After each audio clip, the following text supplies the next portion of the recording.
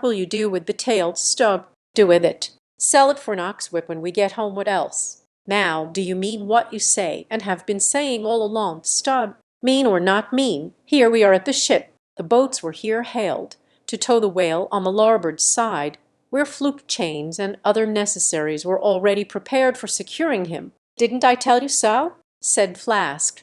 Yes, you will soon see this right whale's head hoisted up opposite that Palmasetti's. In good time, Flask's saying proved true. As before, the Pequod steeply leaned over towards the sperm whale's head. Now, by the counterpoise of both heads, she regained her even keel, though sorely strained, you may well believe. So when on one side you hoist in Locke's head, you go over that way, but now on the other side hoist in Kant's, and you come back again, but in very poor plight. Thus some minds forever keep trimming boat. Oh, ye foolish! Throw all these thunderheads overboard, and then you will float light and right, in disposing of the body of a right whale.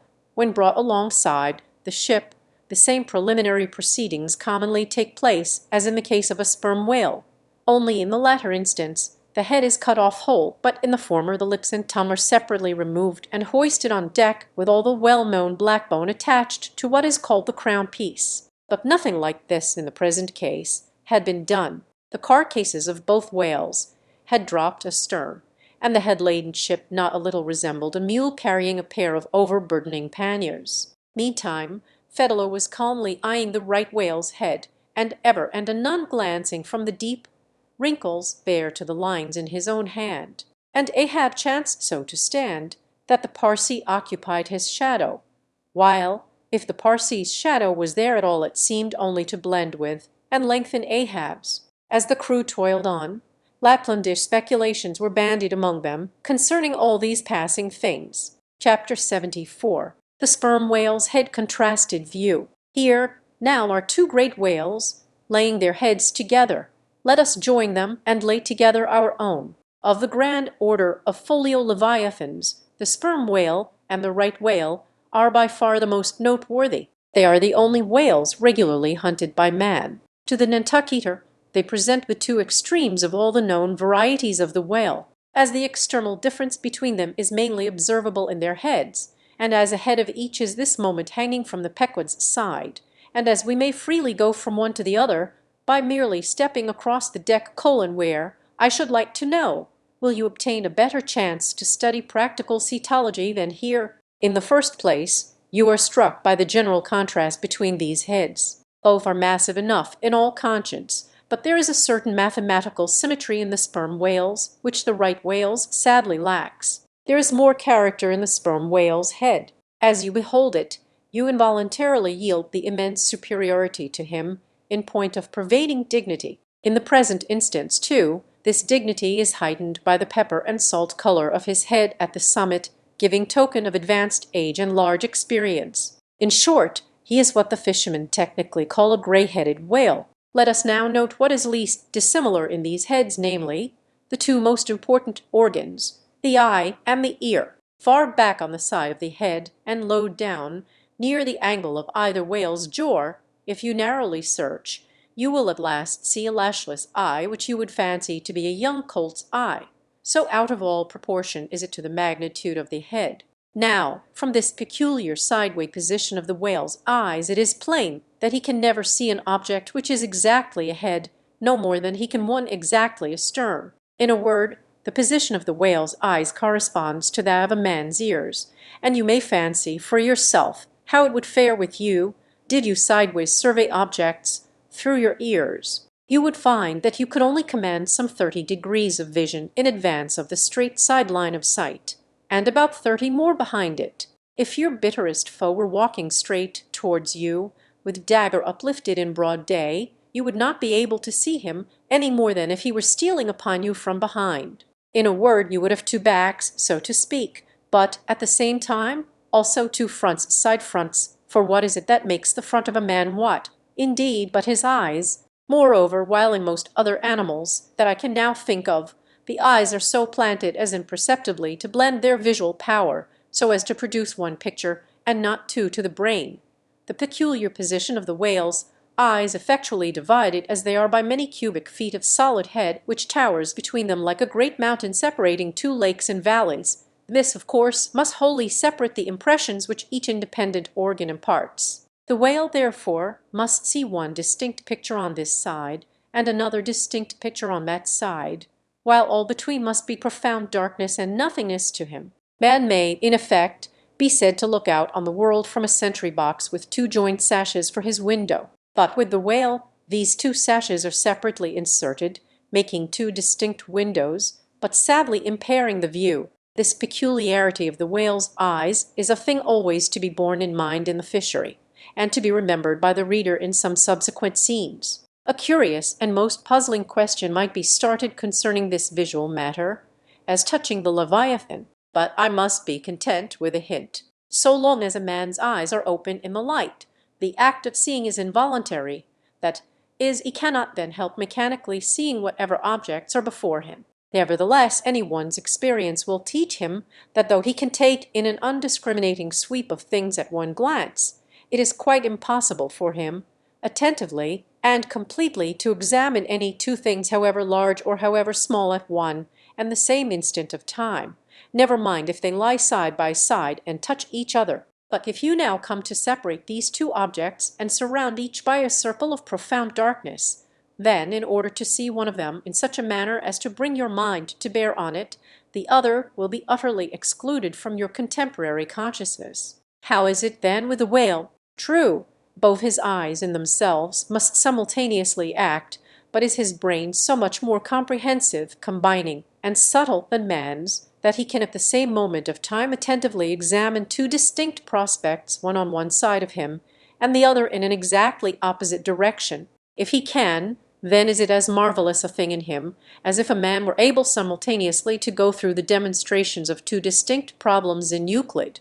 Nor, strictly investigated, is there any incongruity in this comparison. It may be but an idle whim, but it has always seemed to me that the extraordinary vacillations of movement displayed by some whales when beset by 3 or 4 boats, the timidity and liability to queer frights so common to such whales, I think that all this indirectly proceeds from the helpless perplexity of volition in which their divided and diametrically opposite powers of vision must involve them. But the ear of the whale is full as curious as the eye. If you are an entire stranger to their race, you might hunt over these two heads for hours and never discover that organ. The ear has no external leaf whatever, and into the hole itself you can hardly insert a quill, so wondrously minute is it. It is lodged a little behind the eye. With respect to their ears, this important difference is to be observed between the sperm whale and the right. While the ear of the former has an external opening, that of the latter is entirely and evenly covered over with a membrane, so as to be quite imperceptible from without.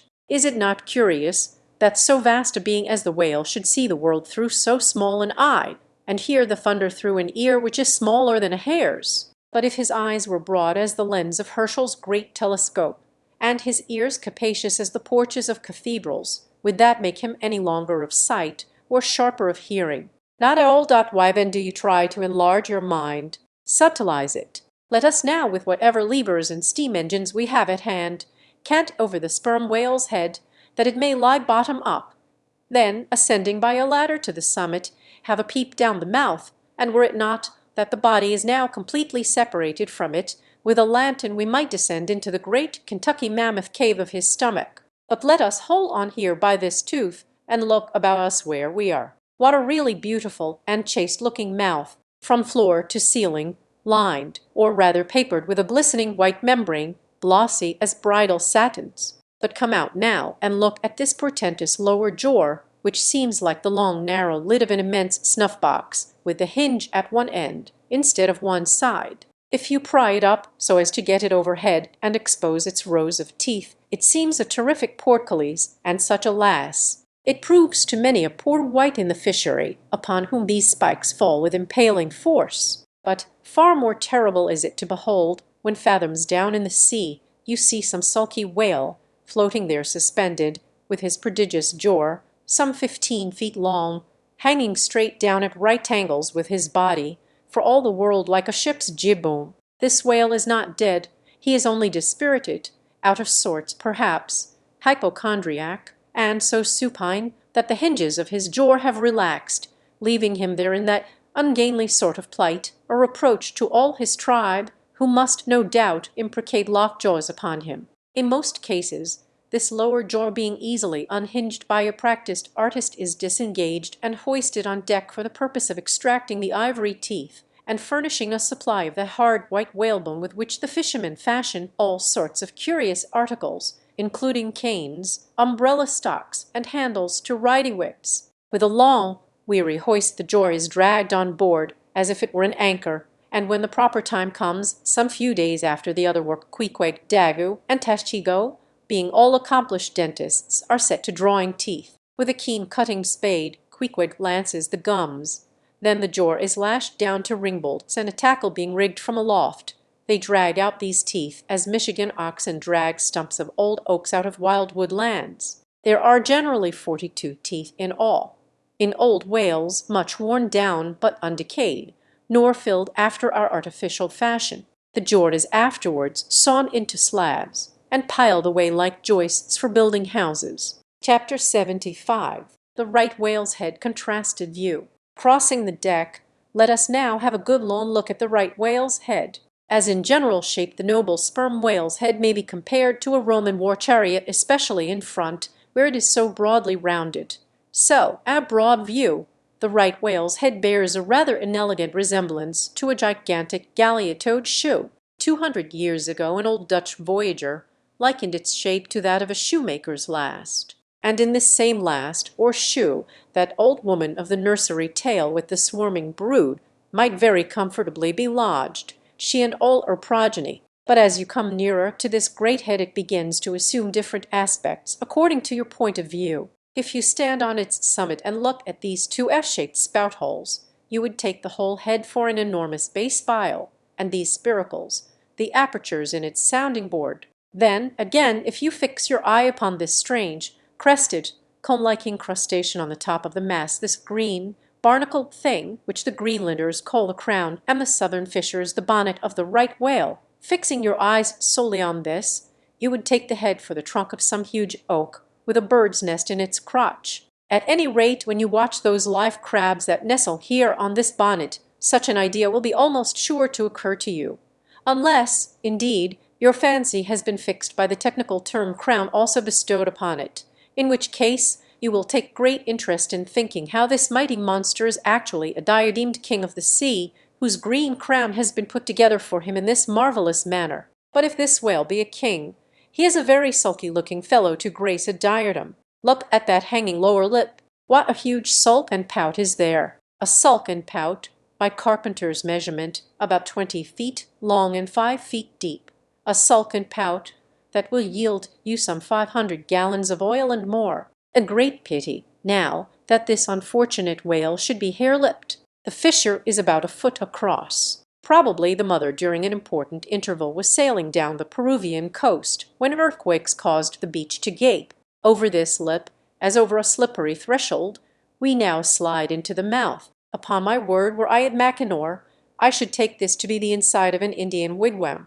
Good Lord, is this the road that Jonah went? The roof is about 12 feet high and runs to a pretty sharp angle as if there were a regular ridge-hole there, while these ribbed, arched, hairy sides present us with those wondrous, half-vertical, cinder-shaped slats of whalebone, say 300 on a side, which, depending from the upper part of the head or crown bone, form those Venetian blinds which have elsewhere been cursorily mentioned. The edges of these bones are fringed with hairy fibers, through which the right whale strains the water, and in whose intricacies he retains the small fish when open-mouthed he goes through the seas of Brit in feeding time. In the central blinds of bone, as they stand in their natural order, there are certain curious marks, curves, hollows, and ridges, whereby some whalemen calculate the creature's age as the age of an oak by its circular reins. Though the certainty of this criterion is far from demonstrable, yet it has the savour of analogical probability. At any rate, if we yield to it, we must grant a far greater age to the right whale than at first glance will seem reasonable. In old times there seem to have prevailed the most curious fancies concerning these blinds. One voyager in Purchers calls them the wondrous whiskers inside of the whale's mouth, asterisk another, Hobbs' bristles. A third old gentleman in hack-like uses the following elegant language: there are about 250 fins growing on each side of his upper chop, which arch over his tongue on each side of his mouth. Asterisk this reminds us that the right whale really has a sort of whisker, or rather a moustache, consisting of a few scattered white hairs on the upper part of the outer end of the lower jaw. Sometimes these tufts impart a rather brigandish expression to his otherwise solemn countenance. As everyone knows, these same Hobbs' bristles, fins, whiskers, blinds, or whatever you please, furnish to the ladies their busks and other stiffening contrivances. But in this particular the demand has long been on the decline. It was in Queen Anne's time that the bone was in its glory, the farthingale being then all the fashion, and as those ancient dames moved about gaily, though in the jaws of the whale, as you may say, even so, in a shower, with the like thoughtlessness, do we nowadays fly under the same jaws for protection, the umbrella being a tent spread over the same bone. But now forget all about blinds and whiskers for a moment, and, standing in the right whale's mouth, look around you afresh. Seeing all these colonnades of bones so methodically ranged about, would you not think you were inside of the great Harlem organ, and gazing upon its 1,000 pipes? For a carpet to the organ we have a rub of the softest turkey, the tongue, which is glued,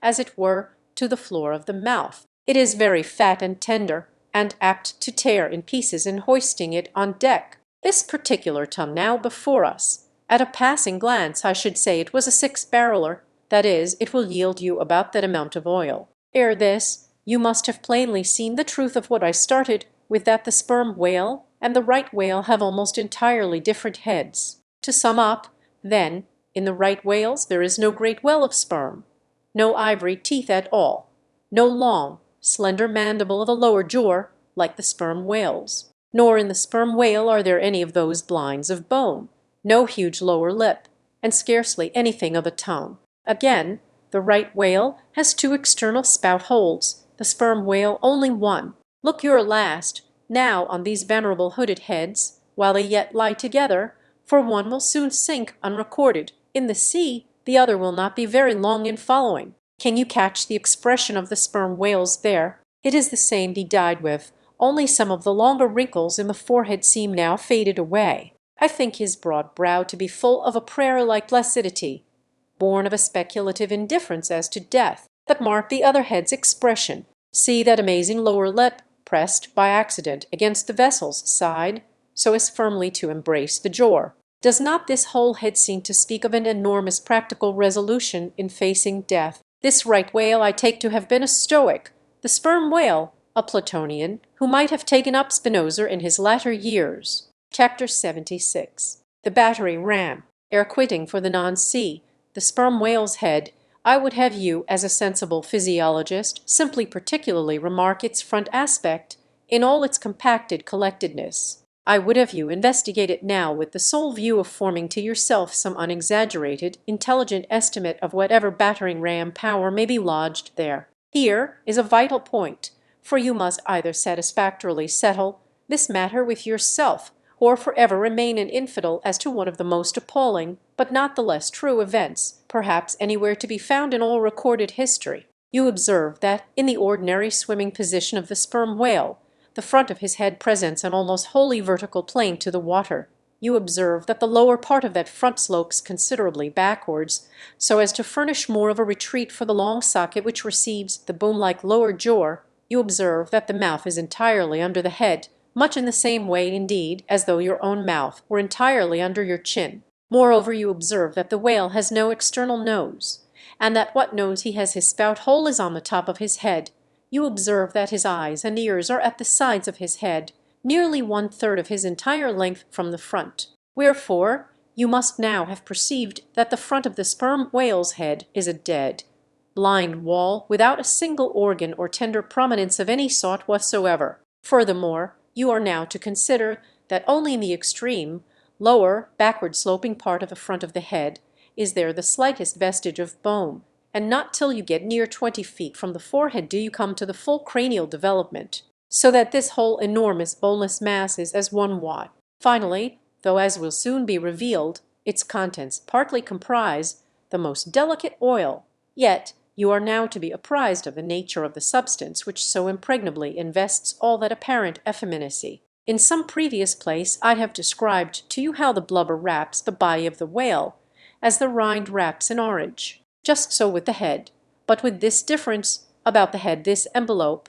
though not so thick, is of a boneless toughness, inestimable by any man who has not handled it. The severest pointed harpoon, the sharpest lance darted by the strongest human arm, impotently rebounds from it. It is as though the forehead of the sperm whale were paved with horses' hoofs. I do not think that any sensation lurks in it. Bethink yourself also of another thing. When two large, loaded Indiamen chance to crowd and crush towards each other in the docks, what do the sailors do? They do not suspend between them, at the point of coming contact, any merely hard substance, like iron or wood. No, they hold there a large, round wad of tow and caulk, enveloped in the thickest and toughest of ox hide, that bravely and uninjured takes the jam which would have snapped all their oaken handspikes and iron crowbars. By itself this sufficiently illustrates the obvious fact I drive at. But supplementary to this, it has hypothetically occurred to me that as ordinary fish possess what is called a swimming bladder in them, capable at will of distension or contraction, and as the sperm whale, as far as I know, has no such provision in him, considering, too, the otherwise inexplicable manner in which he now depresses his head altogether beneath the surface and anon swims with it high elevated out of the water, considering the unobstructed elasticity of its envelope, considering the unique interior of his head, it has hypothetically occurred to me, I say, that those mystical lung-celled honeycombs there may possibly have some hitherto unknown and unsuspected connection with the outer air, so as to be susceptible to atmospheric distension and contraction. If this be so, fancy the irresistibleness of that might to which the most impalpable and destructive of all elements contributes. Now mark, unerringly impelling this dead, impregnable, uninjurable wall, and this most buoyant thing within, there swims behind it all a mass of tremendous life, only to be adequately estimated as piled wood is by the cord, and all obedient to one volition as the smallest insect, so that when I shall hereafter detail to you all the specialities and concentrations of potency everywhere lurking in this expansive monster, when I shall show you some of his more inconsiderable braining feats, I trust you will have renounced all ignorant incredulity, and be ready to abide by this, that though the sperm whale stove a passage through the Isthmus of Darien, and mixed the Atlantic with the Pacific, you would not elevate one hair of your eyebrow, for unless you own the whale, you are but a provincial and sentimentalist in truth. But clear truth is a thing for salamander giants only to encounter. How small the chances for the provincials then! What befell the weakling youth lifting the dread goddess's veil at Lydes? Chapter 77. The great Heidelberg Tun. Now comes the bailing of the case, but to comprehend it aright, you must know something of the curious internal structure of the thing operated upon. Regarding the sperm whale's head as a solid oblong, you may on an inclined plane sideways divide it into two coins asterisk, whereof the lower is the bony structure, forming the cranium and jaws, and the upper an unctuous mass wholly free from bones, its broad forward end forming the expanded vertical apparent forehead of the whale. At the middle of the forehead horizontally subdivide this upper coin, and then you have two almost equal parts, which before were naturally divided by an internal wall of a thick tendinous substance. Asterisk coin is not a Euclidean term. It belongs to the pure nautical mathematics. I know not that it has been defined before. A coin is a solid which differs from a wedge in having its sharp end formed by the steep inclination of one side, instead of the mutual tapering of both sides. The lower subdivided part, called the junk, is one immense honeycomb of oil, formed by the crossing and recrossing into 10,000 infiltrated cells of tough elastic white fibers throughout its whole extent. The upper part, known as the case, may be regarded as the great Heidelberg Tun of the sperm whale, and as that famous great tierce is mystically carved in front, so the whale's vast-plated forehead forms innumerable strange devices for the emblematical adornment of his wondrous tun. Moreover, as that of Heidelberg was always replenished with the most excellent of the wines of the Rhenish valleys, so the tun of the whale contains by far the most precious of all his oily vintages, namely, the highly prized spermaceti in its absolutely pure limpid, and odoriferous state, nor is this precious substance found unalloyed in any other part of the creature. Though in life it remains perfectly fluid, yet, upon exposure to the air, after death, it soon begins to concrete, sending forth beautiful crystalline shoots as when the first thin delicate ice is just forming in water. A large whale's case generally yields about 500 gallons of sperm, though from unavoidable circumstances considerable of it is spilled, leaks and dribbles away, or is otherwise irrevocably lost in the ticklish business of securing what you can. I know not with what fine and costly material the Heidelberg tun was coated within, but in superlative richness that coating could not possibly have compared with the silk and pearl-colored membrane, like the lining of a fine pellis, forming the inner surface of the sperm whale's case. It will have been seen that the Heidelberg tun of the sperm whale embraces the entire length of the entire top of the head, and since, as has been elsewhere set forth, the head embraces 1/3 of the whole length of the creature, then setting that length down at 80 feet for a good-sized whale, you have more than 26 feet for the depth of the tun, when it is lengthwise hoisted up and down against a ship's side.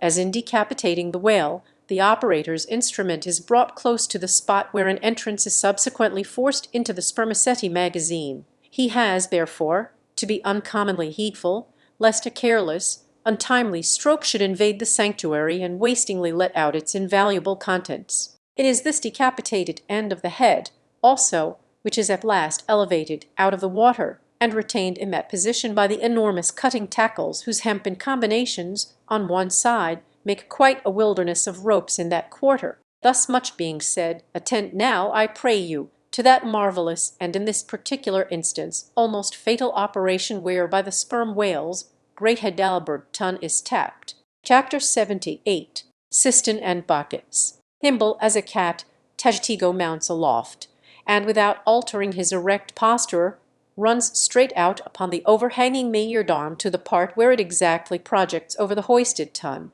He has carried with him a light tackle called a whip, consisting of only 2 parts, travelling through a single sheaved block. Securing this block so that it hangs down from the yard-arm, he swings one end of the rope till it is caught and firmly held by a hand on deck.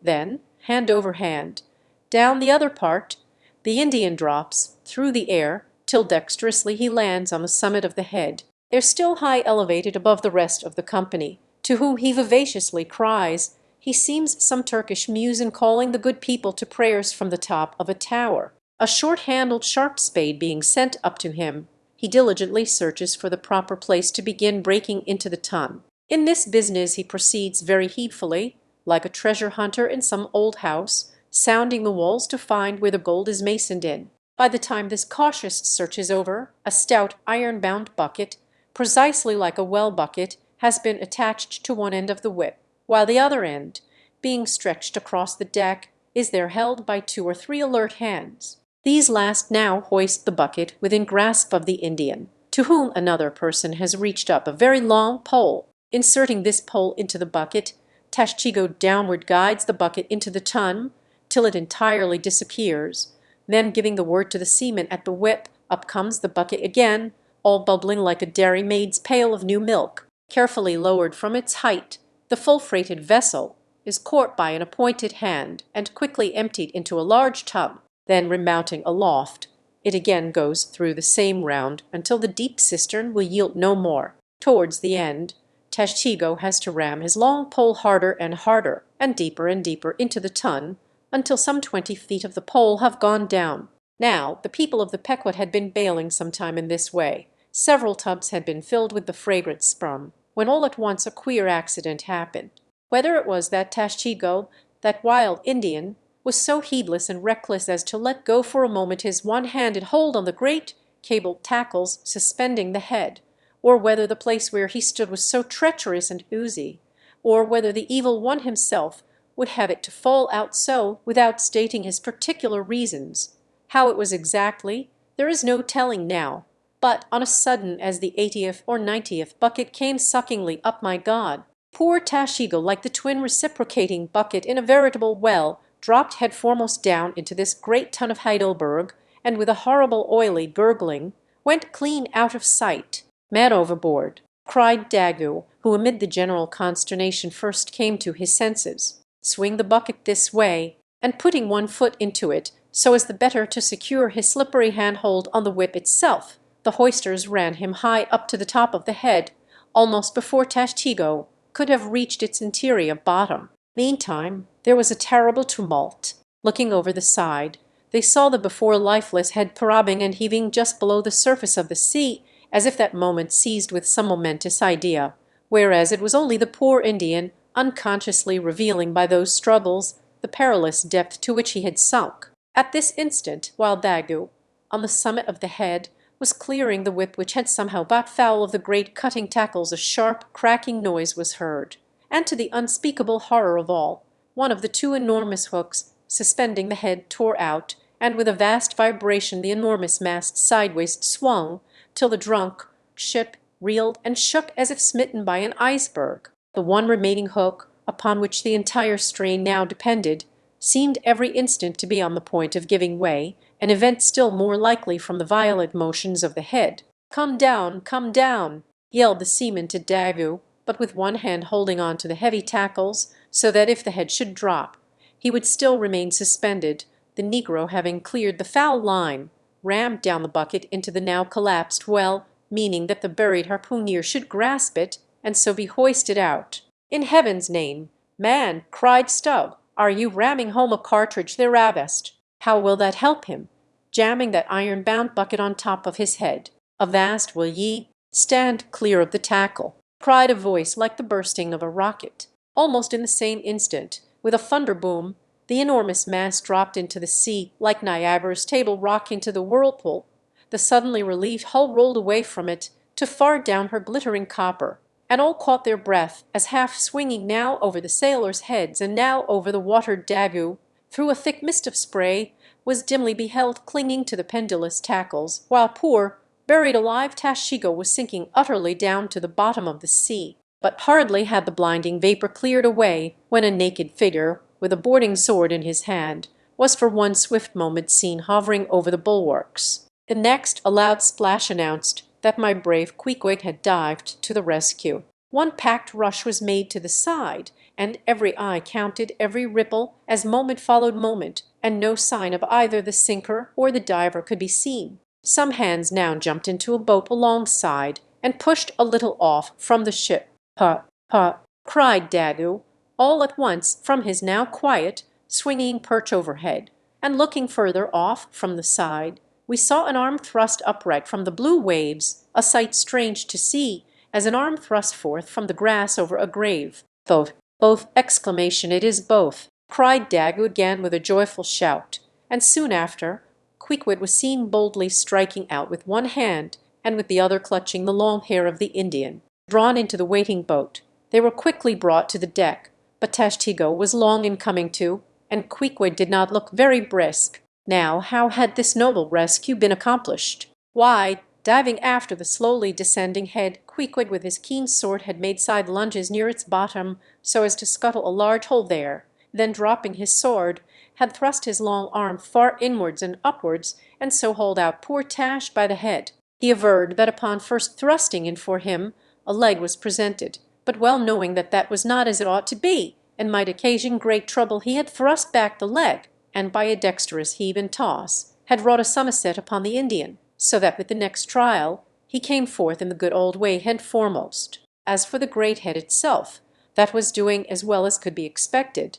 and thus, through the courage and great skill in obstetrics of Queequeg, the deliverance, or rather delivery of Tashtego, was successfully accomplished, in the teeth, too, of the most untoward and apparently hopeless impediments, which is a lesson by no means to be forgotten. Midwifery should be taught in the same course with fencing and boxing, riding and rowing. I know that this queer adventure of the gay headers will be sure to seem incredible to some landsmen, though they themselves may have either seen or heard of some one's falling into a cistern ashore, an accident which not seldom happens, and with much less reason too than the Indians, considering the exceeding slipperiness of the curb of the sperm whales. Well, but peradventure it may be sagaciously urged, how is this? We thought the tissued, infiltrated head of the sperm whale was the lightest and most caulky part about him, and yet thou makest it sink in an element of a far greater specific gravity than itself. We have thee there. Not at all. But I have ye. For at the time poor Tash fell in, the case had been nearly emptied of its lighter contents, leaving little but the dense tendinous wall of the well, a double-welded Hammond substance, as I have before said, much heavier than the sea water, and the lump of which sinks in it like lead almost. But the tendency to rapid sinking in this substance was in the present instance materially counteracted by the other parts of the head remaining undetached from it, so that it sank very slowly and deliberately indeed, affording Queequeg a fair chance for performing his agile obstetrics on the run, as you may say. Yes, it was a running delivery, so it was. Now, had Tashtego perished in that head, it had been a very precious perishing, smothered in the very whitest and daintiest of fragrant spermaceti, coffined, hearsed, and tombed in the secret inner chamber and sanctum sanctorum of the whale. Only one sweeter end can readily be recalled: the delicious death of an Ohio honey hunter, who, seeking honey in the crotch of a hollow tree, found such exceeding store of it, that leaning too far over it sucked him in, so that he died embalmed. How many, think ye, have likewise fallen into Plato's honey head, and sweetly perished there? Chapter 79. The prairie. To scan the lines of his face, or feel the bumps on the head of this Leviathan. This is a thing which no physiognomist or phrenologist has as yet undertaken. Such an enterprise would seem almost as hopeful as for Lavater to have scrutinized the wrinkles on the rock of Gibraltar, or for Bull to have mounted a ladder and manipulated the dome of the Pantheon. Still, in that famous work of his, Lavater not only treats of the various faces of men, but also attentively studies the faces of horses, birds, serpents, and fish, and dwells in detail upon the modifications of expression discernible therein. Nor have Gall and his disciple Spurzheim failed to throw out some hints touching the phrenological characteristics of other beings than man. Therefore, though I am but ill qualified for a pioneer in the application of these two semi-sciences to the whale, I will do my endeavor. I try all things. I achieve what I can. Physiognomically regarded, the sperm whale is an anomalous creature. He has no proper nose, and since the nose is the central and most conspicuous of the features, and since it perhaps most modifies and finally controls their combined expression, hence it would seem that its entire absence as an external appendage must very largely affect the countenance of the whale, for as in landscape gardening, a spire, cupolar monument, or tower of some sort, is deemed almost indispensable to the completion of the scene, so no face can be physiognomically in keeping without the elevated openwork belfry of the nose. Dash the nose from Phidias's marble Jove, and what a sorry remainder! Nevertheless, Leviathan is of so mighty a magnitude, all his proportions are so stately, that the same deficiency which in the sculptured Jove were hideous in him is no blemish at all. Nay, it is an added grandeur. A nose to the whale would have been impertinent. As on your physiognomical voyage you sail round his vast head in your jolly boat, your noble conceptions of him are never insulted by the reflection that he has a nose to be pulled. A pestilent conceit, which so often will insist upon obtruding even when beholding the mightiest royal beadle on his throne.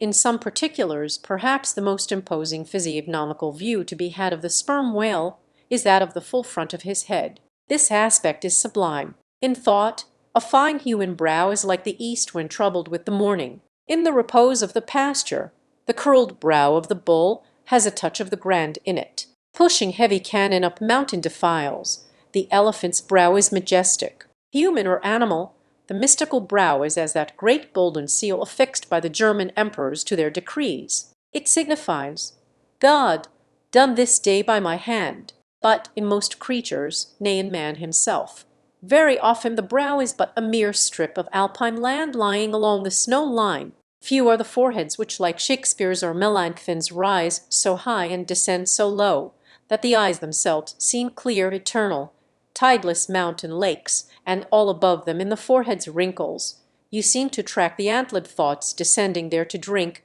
as the Highland hunters track the snow prints of the deer. But in the great sperm whale, this high and mighty godlike dignity inherent in the brow is so immensely amplified that gazing on it in that full front view you feel the deity and the dread powers more forcibly than in beholding any other object in living nature, for you see no one point precisely, not one distinct feature is revealed, no nose, eyes, ears, or mouth, no face, he has none proper, nothing but that one broad firmament of a forehead, pleated with riddles, dumbly lowering with the doom of boats and ships and men.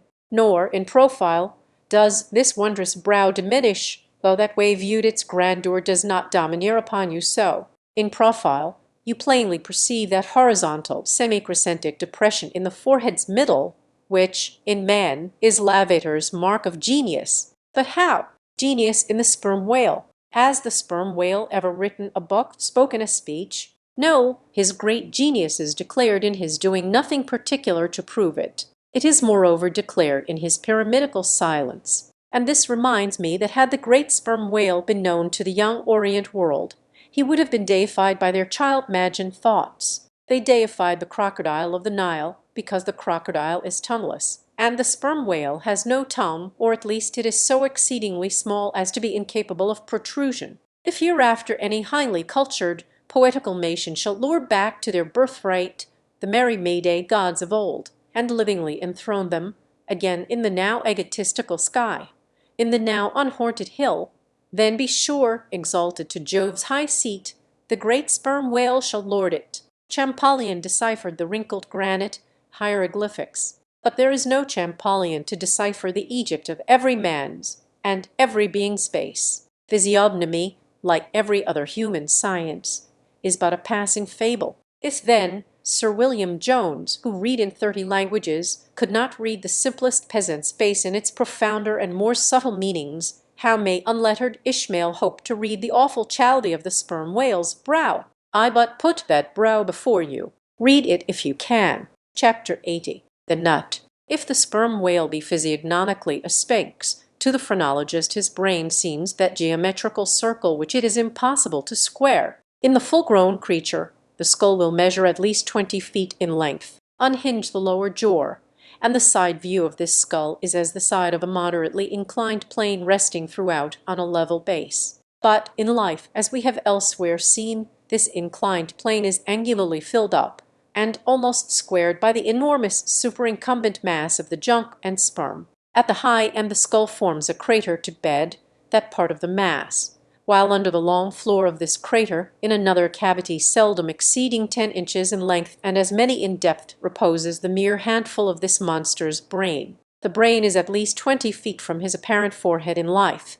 It is hidden away behind its vast outworks, like the innermost citadel within the amplified fortifications of Quebec. So like a choice casket is it secreted in him, that I'd have known some whalemen who peremptorily deny that the sperm whale has any other brain than that palpable semblance of one formed by the cubic yards of his sperm magazine, lying in strange folds, courses, and convolutions to their apprehensions. It seems more in keeping with the idea of his general might to regard that mystic part of him as the seat of his intelligence. It is plain, then, that phrenologically the head of this leviathan in the creature's living intact state is an entire delusion. As for his true brain, you can then see no indications of it, nor feel any. The whale, like all things that are mighty, wears a false brow to the common world. If you unload his skull of its spermy heaps and then take a rear view of its rear end, which is the high end, you will be struck by its resemblance to the human skull, beheld in the same situation and from the same point of view. Indeed, place this reversed skull scaled down to the human magnitude among a plate of men's skulls, and you would involuntarily confound it with them, and remarking the depressions on one part of its summit, in phrenological phrase you would say this man had no self-esteem and no veneration. And by those negations, considered along with the affirmative fact of his prodigious bulk and power, you can best form to yourself the truest, though not the most exhilarating conception of what the most exalted potency is. But if from the comparative dimensions of the whale's proper brain you deem it incapable of being adequately charted, then I have another idea for you. If you attentively regard almost any quadruped's spine, you will be struck with the resemblance of its vertebrae to a strung necklace of dwarfed skulls, all bearing rudimental resemblance to the skull proper. It is a German conceit that the vertebrae are absolutely undeveloped skulls. But the curious external resemblance, I take it the Germans were not the first men to perceive. A foreign friend once pointed it out to me in the skeleton of a foe he had slain, and with the vertebrae of which he was inlaying in a sort of bass relievo, the beaked prow of his canoe. Now, I consider that the phrenologists had omitted an important thing in not pushing their investigations from the cerebellum through the spinal canal, for I believe that much of a man's character will be found betokened in his backbone. I would rather feel your spine than your skull, whoever you are. A thin joist of a spine never yet upheld a full and noble soul. I rejoice in my spine as in the firm, audacious staff of that flag which I fling half out to the world.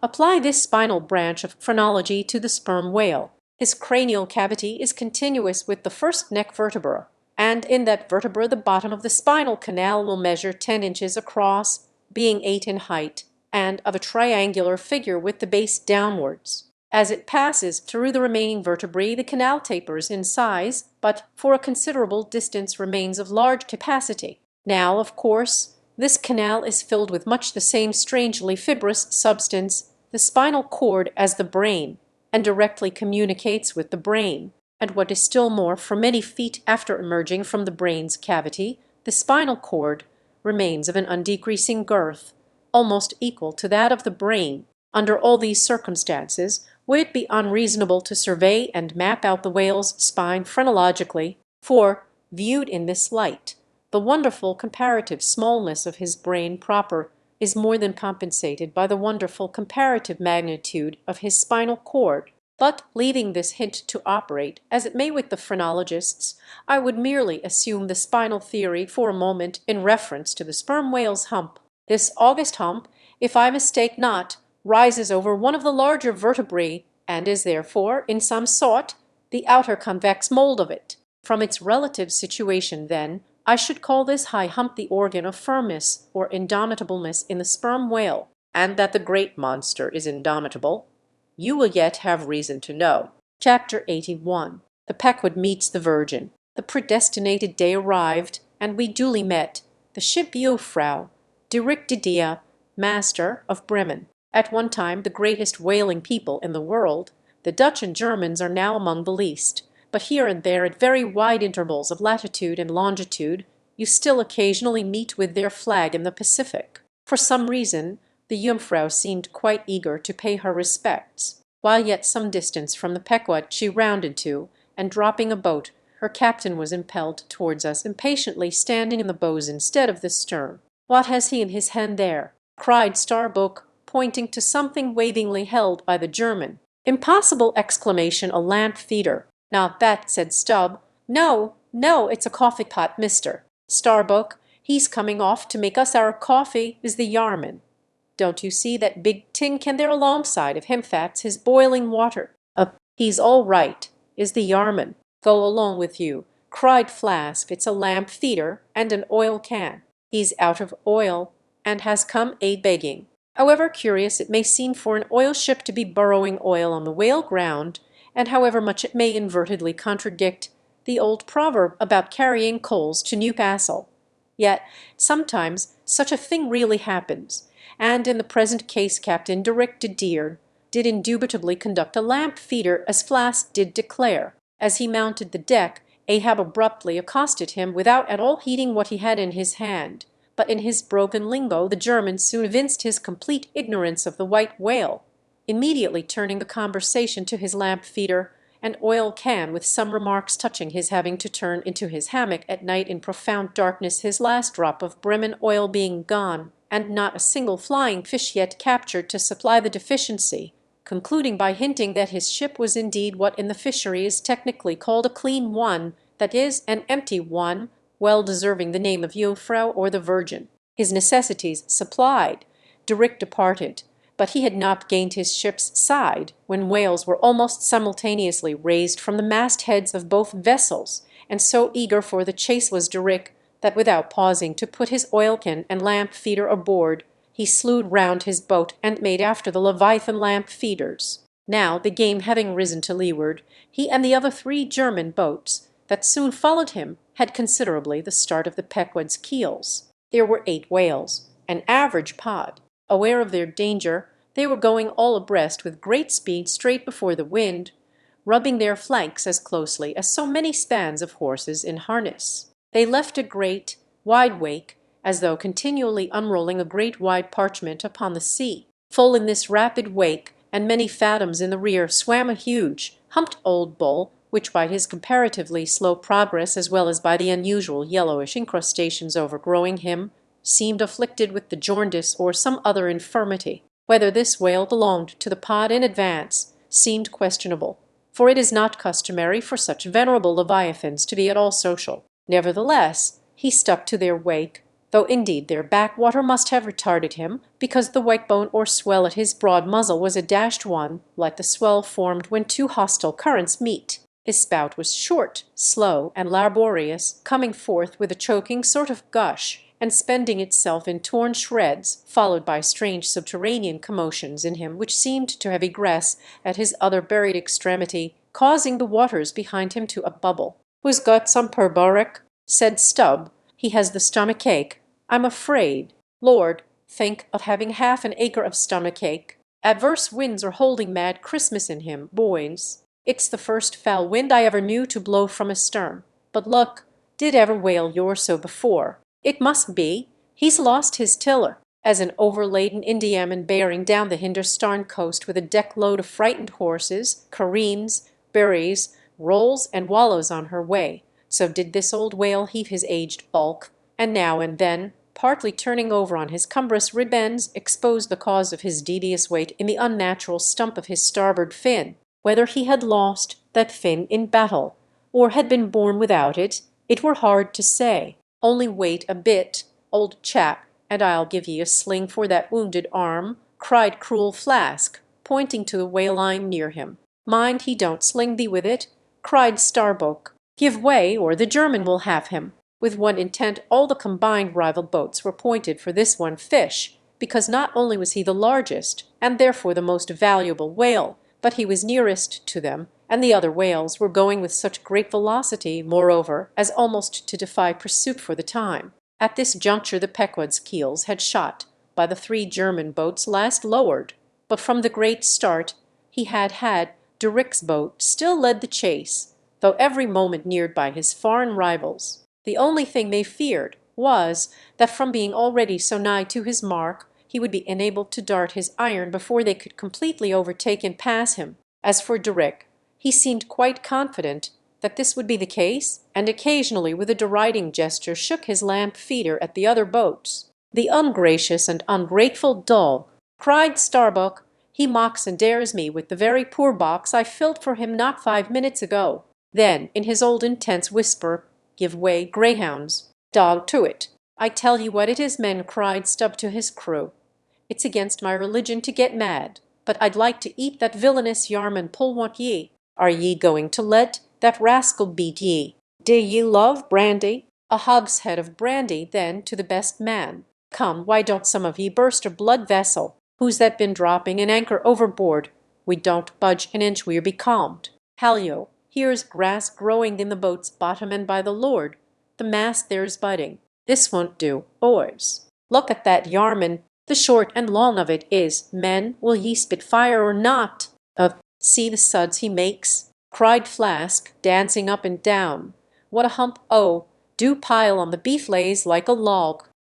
My lads, do spring slapjacks and quahaugs for supper. You know, my lads, baked clams and muffins. Oh, do spring, he's 100-barreler, don't lose him now, don't, oh, don't exclamation, see that Yarman, oh, won't he pull for your duff, my lads, such a sog, such a sogger. Don't he love sperm? There goes, $3,000, men exclamation, a bank exclamation, a whole bank. The Bank of England exclamation, oh, do exclamation. What's that Yarman about now? At this moment Durick was in the act of pitching his lamp feeder at the advancing boats, and also his oil can, perhaps with the double view of retarding his rival's way, and at the same time economically accelerating his own by the momentary impetus of the backward toss. "The unmannerly Dutch dauber!" cried Stubb. "Pull now, men, like 50,000 line up battleship loads of red-haired devils. What d'yer say, Tashtego?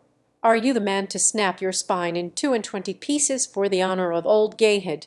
What d'yer say? I say, pull like God damn!" cried the Indian. Fiercely, but evenly incited by the taunts of the German, the Pequods 3 boats now began ranging almost abreast, and, so disposed, momentarily neared him.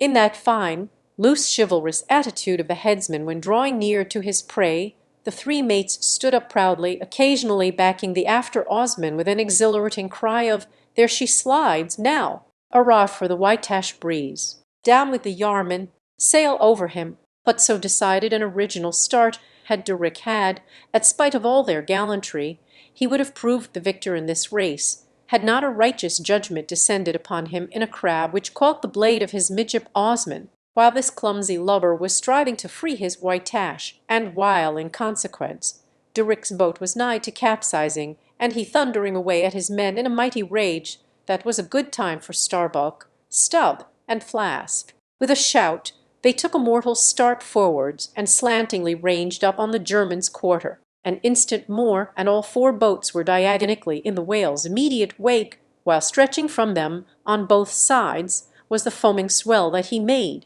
It was a terrific, most pitiable, and maddening sight. The whale was now going head out, and sending his spout before him in a continual tormented jet, while his one poor fin beat his side in an agony of fright. Now to this hand, now to that he yawed in his faltering flight, and still at every billow that he broke, he spasmodically sank in the sea, or sideways rolled towards the sky his one beating fin. So have I seen a bird with clipped wing making affrighted broken circles in the air, vainly striving to escape the piratical hawks. But the bird has a voice, and with plaintive cries will make known her fear. But the fear of this vast dumb brute of the sea was chained up and enchanted in him. He had no voice, save that choking respiration through his spiracle, and this made the sight of him unspeakably pitiable, while still in his amazing bulk, portcullis jaw, and omnipotent tail, there was enough to appall the stoutest man who so pitied. Seeing now that but a very few moments more would give the Pequod's boats the advantage, and rather than be thus foiled of his game, Dirk chose to hazard what to him must have seemed a most unusually long dart, ere the last chance would forever escape. But no sooner did his harpooneer stand up for the stroke than all 3 tigers, Queequeg, Tashtego, Daggoo, instinctively sprang to their feet, and standing in a diagonal row, simultaneously pointed their barbs, and darted over the head of the German harpooneer. Their 3 Nantucket irons entered the whale, blinding vapours of foam and white fire. The 3 boats, in the first fury of the whale's headlong rush, bumped the Germans aside with such force that both Dirk and his baffled harpooneer were spilled out and sailed over by the 3 flying keels. "Don't be afraid, my butter boxes," cried Stubb, casting a passing glance upon them as he shot by. "Ye'll be picked up presently all right.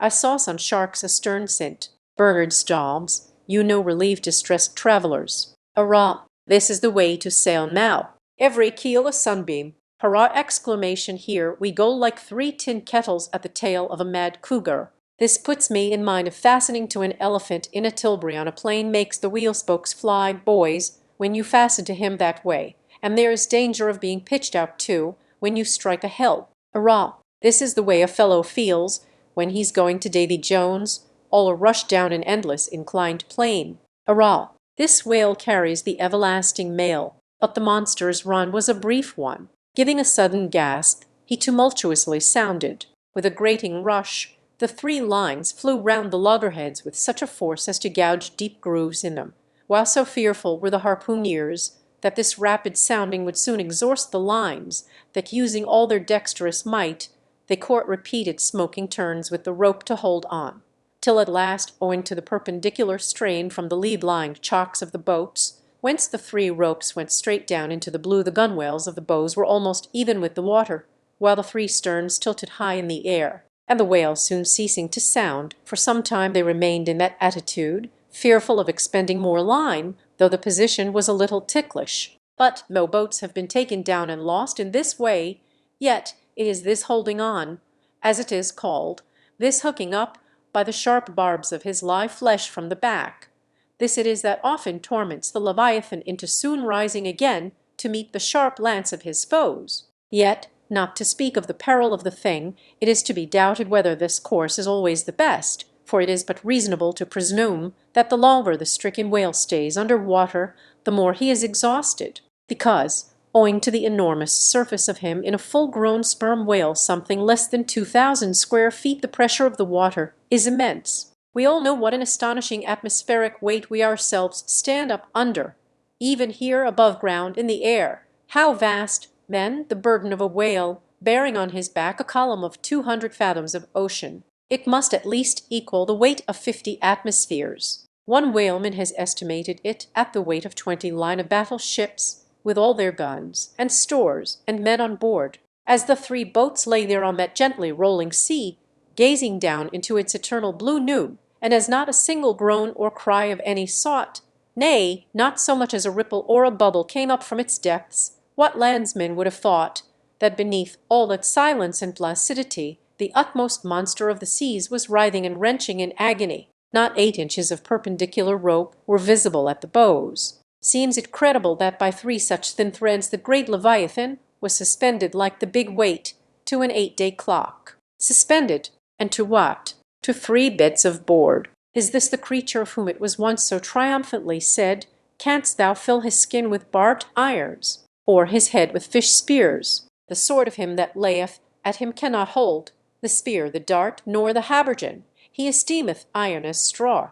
The arrow cannot make him flee. Darts are counted as stubble. He laugheth at the shaking of a spear." This the creature, this he, that unfulfillments should follow the prophets. For with the strength of 1,000 thighs in his tail, Leviathan had run his head under the mountains of the sea to hide him from the Pequod's fish spears. In that sloping afternoon sunlight, the shadows that the 3 boats sent down beneath the surface must have been long enough and broad enough to shade half Xerxes' army. Who can tell how appalling to the wounded whale must have been such huge phantoms flitting over his head?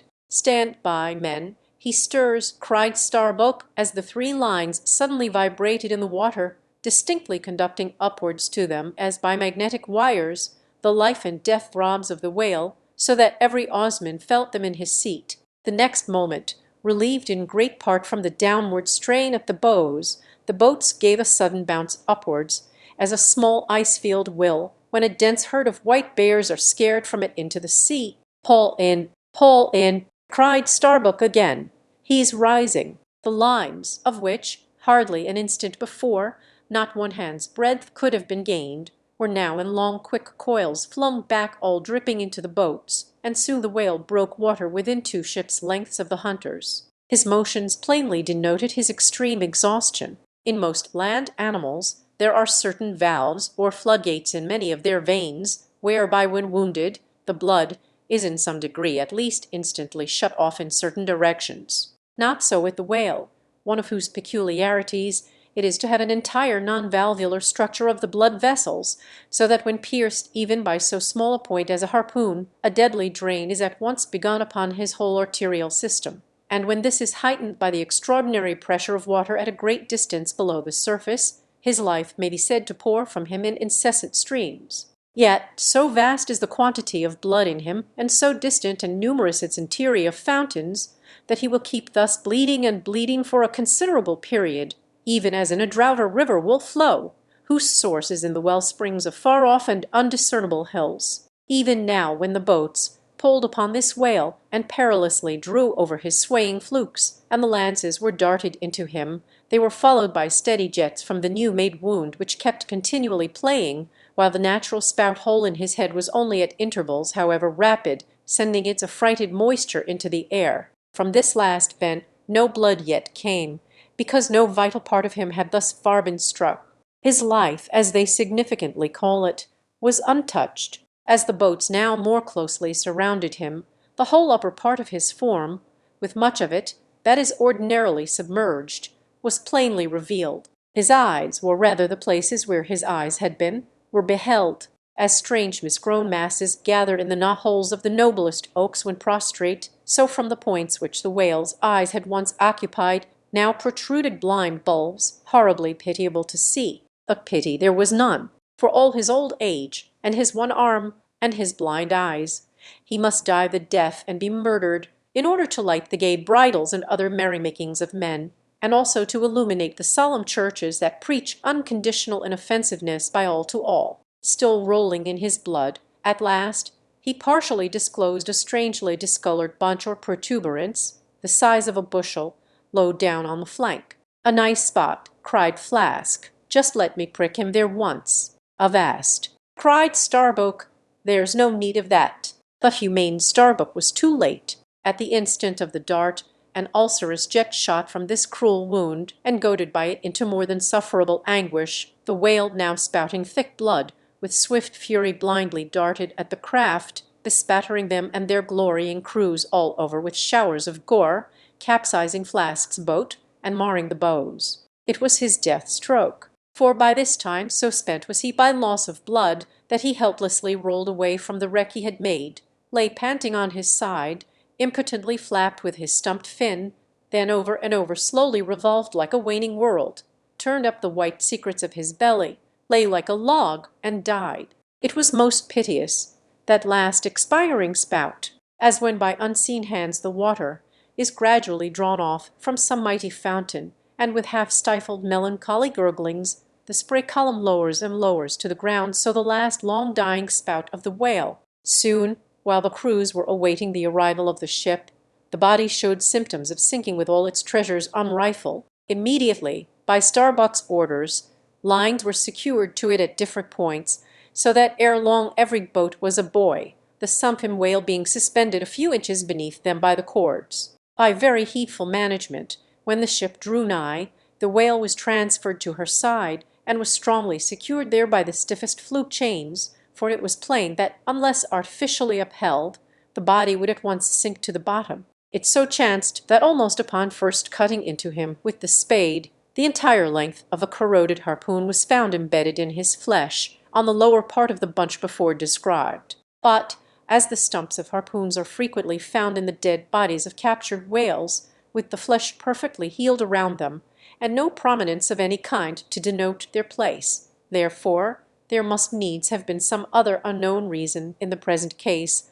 fully to account for the ulceration alluded to. But still more curious was the fact of a lance head of stone being found in him, not far from the buried iron, the flesh perfectly firm about it. Who had darted that stone lance? And when? It might have been darted by some Nor'west Indian long before America was discovered. What other marvels might have been rummaged out of this monstrous cabinet, there is no telling. But a sudden stop was put to further discoveries by the ship's being unprecedentedly dragged over sideways to the sea, owing to the body's immensely increasing tendency to sink. However, Starbuck, who had the ordering of affairs, hung on to it to the last, hung on to it so resolutely indeed that when at length the ship would have been capsized, if still persisting in locking arms with the body.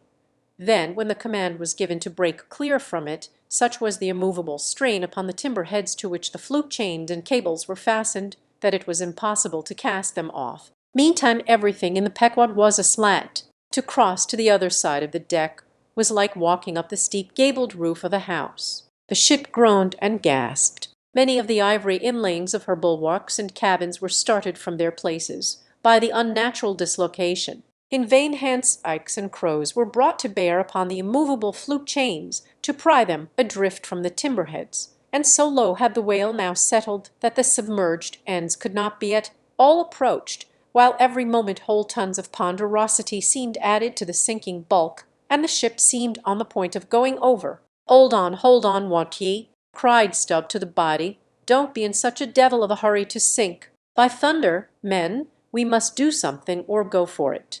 No use prying there.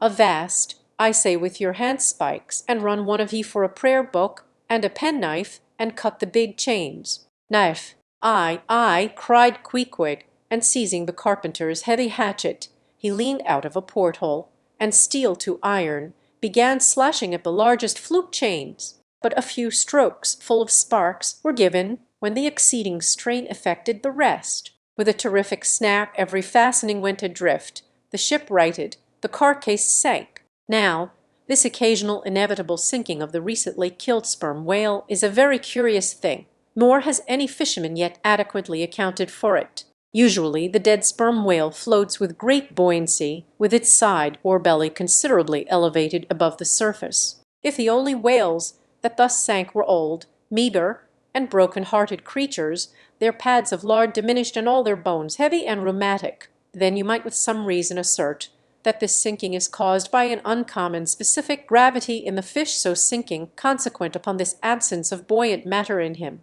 But it is not so, for young whales in the highest health, and swelling with noble aspirations, prematurely cut off in the warm flush and May of life, with all their panting lard about them, even these brawny, buoyant heroes do sometimes sink. Be it said, however, that the sperm whale is far less liable to this accident than any other species, where one of that sort go down, 20 right whales do. This difference in the species is no doubt imputable in no small degree to the greater quantity of bone in the right whale, his Venetian blinds alone sometimes weighing more than a ton. From this encumbrance the sperm whale is wholly free, but there are instances where, after the lapse of many hours or several days, the sunken whale again rises, more buoyant than in life. But the reason of this is obvious. Gases are generated in him. He swells to a prodigious magnitude, becomes a sort of animal balloon. A line of battle ship could hardly keep him under then. In the shore whaling on soundings among the bays of New Zealand, when a right whale gives token of sinking, they fasten buoys to him with plenty of rope, so that when the body has gone down they know where to look for it when it shall have ascended again. It was not long after the sinking of the body that a cry was heard from the Pequod's mastheads announcing that the Jungfrau was again lowering her boats, though the only spout in sight was that of a finback, belonging to the species of uncapturable whales because of its incredible power of swimming. Nevertheless, the finback's spout is so similar to the sperm whale's that by unskilful fishermen it is often mistaken for it, and consequently De Rick and all his host were now in valiant chase of this unknearable brute, the Virgin crowding all sail, made after her 4 young keels, and thus they all disappeared far to leeward, still in bold, hopeful chase. Many are the finbacks, and many are the De Ricks, my friend. Chapter 82.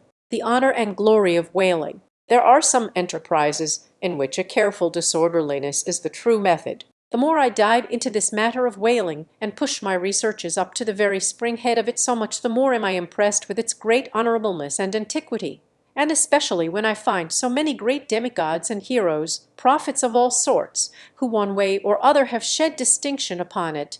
I am transported with the reflection that I myself belong, though but subordinately, to so emblazoned a fraternity. The gallant Perseus, a son of Jupiter, was the first whaleman, and to the eternal honor of our calling be it said, that the first whale attacked by our brotherhood was not killed with any sordid intent.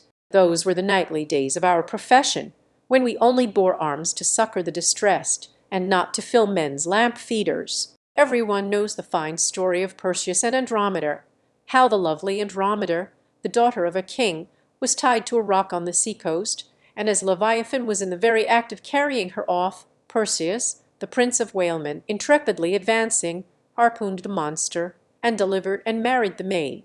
It was an admirable artistic exploit, rarely achieved by the best harpooneers of the present day, inasmuch as this Leviathan was slain at the very first dart. And let no man doubt this archite story, for in the ancient Joppa, now Jaffa on the Syrian coast, in one of the pagan temples, there stood for many ages the vast skeleton of a whale, which the city's legends and all the inhabitants asserted to be the identical bones of the monster that Perseus slew. When the Romans took Joppa, the same skeleton was carried to Italy in triumph. What seems most singular and suggestively important in this story is this: it was from Joppa that Jonah set sail, akin to the adventure of Perseus and Andromeda indeed, by some supposed to be indirectly derived from it is that famous story of St. George and the dragon, which dragon I maintain to have been a whale, for in many old chronicles whales and dragons are strangely jumbled together, and often stand for each other. Thou art as a lion of the waters and as a dragon of the sea, saith Ezekiel,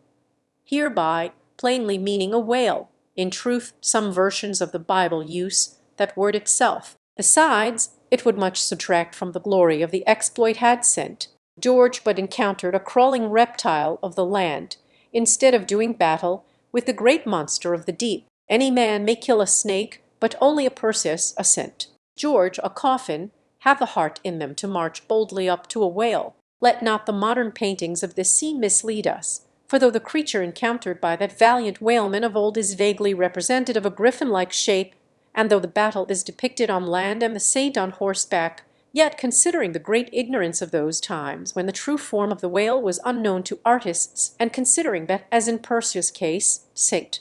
George's whale might have crawled up out of the sea on the beach, and considering that the animal ridden by St. George might have been only a large seal or sea-horse, bearing all this in mind, it will not appear altogether incompatible with the sacred legend and the ancientest drafts of the scene to hold this so-called dragon no other than the great Leviathan himself. In fact, placed before the strict and piercing truth, this whole story will fare like that fish, flesh, and foul idol of the Philistines, Dagon by name, who being planted before the ark of Israel, his horse's head and both the palms of his hands fell off from him, and only the stump or fishy part of him remained. Thus, then, one of our own noble stamp, even a whaleman, is the tutelary guardian of England, and by good rights we harpooneers of Nantucket should be enrolled in the most noble order of St. George, and therefore let not the knights of that honourable company, none of whom, I venture to say, have ever had to do with a whale like their great patron, let them never eye a Nantucketer with disdain, since even in our woolen frocks and tarred trousers we are much better entitled to St.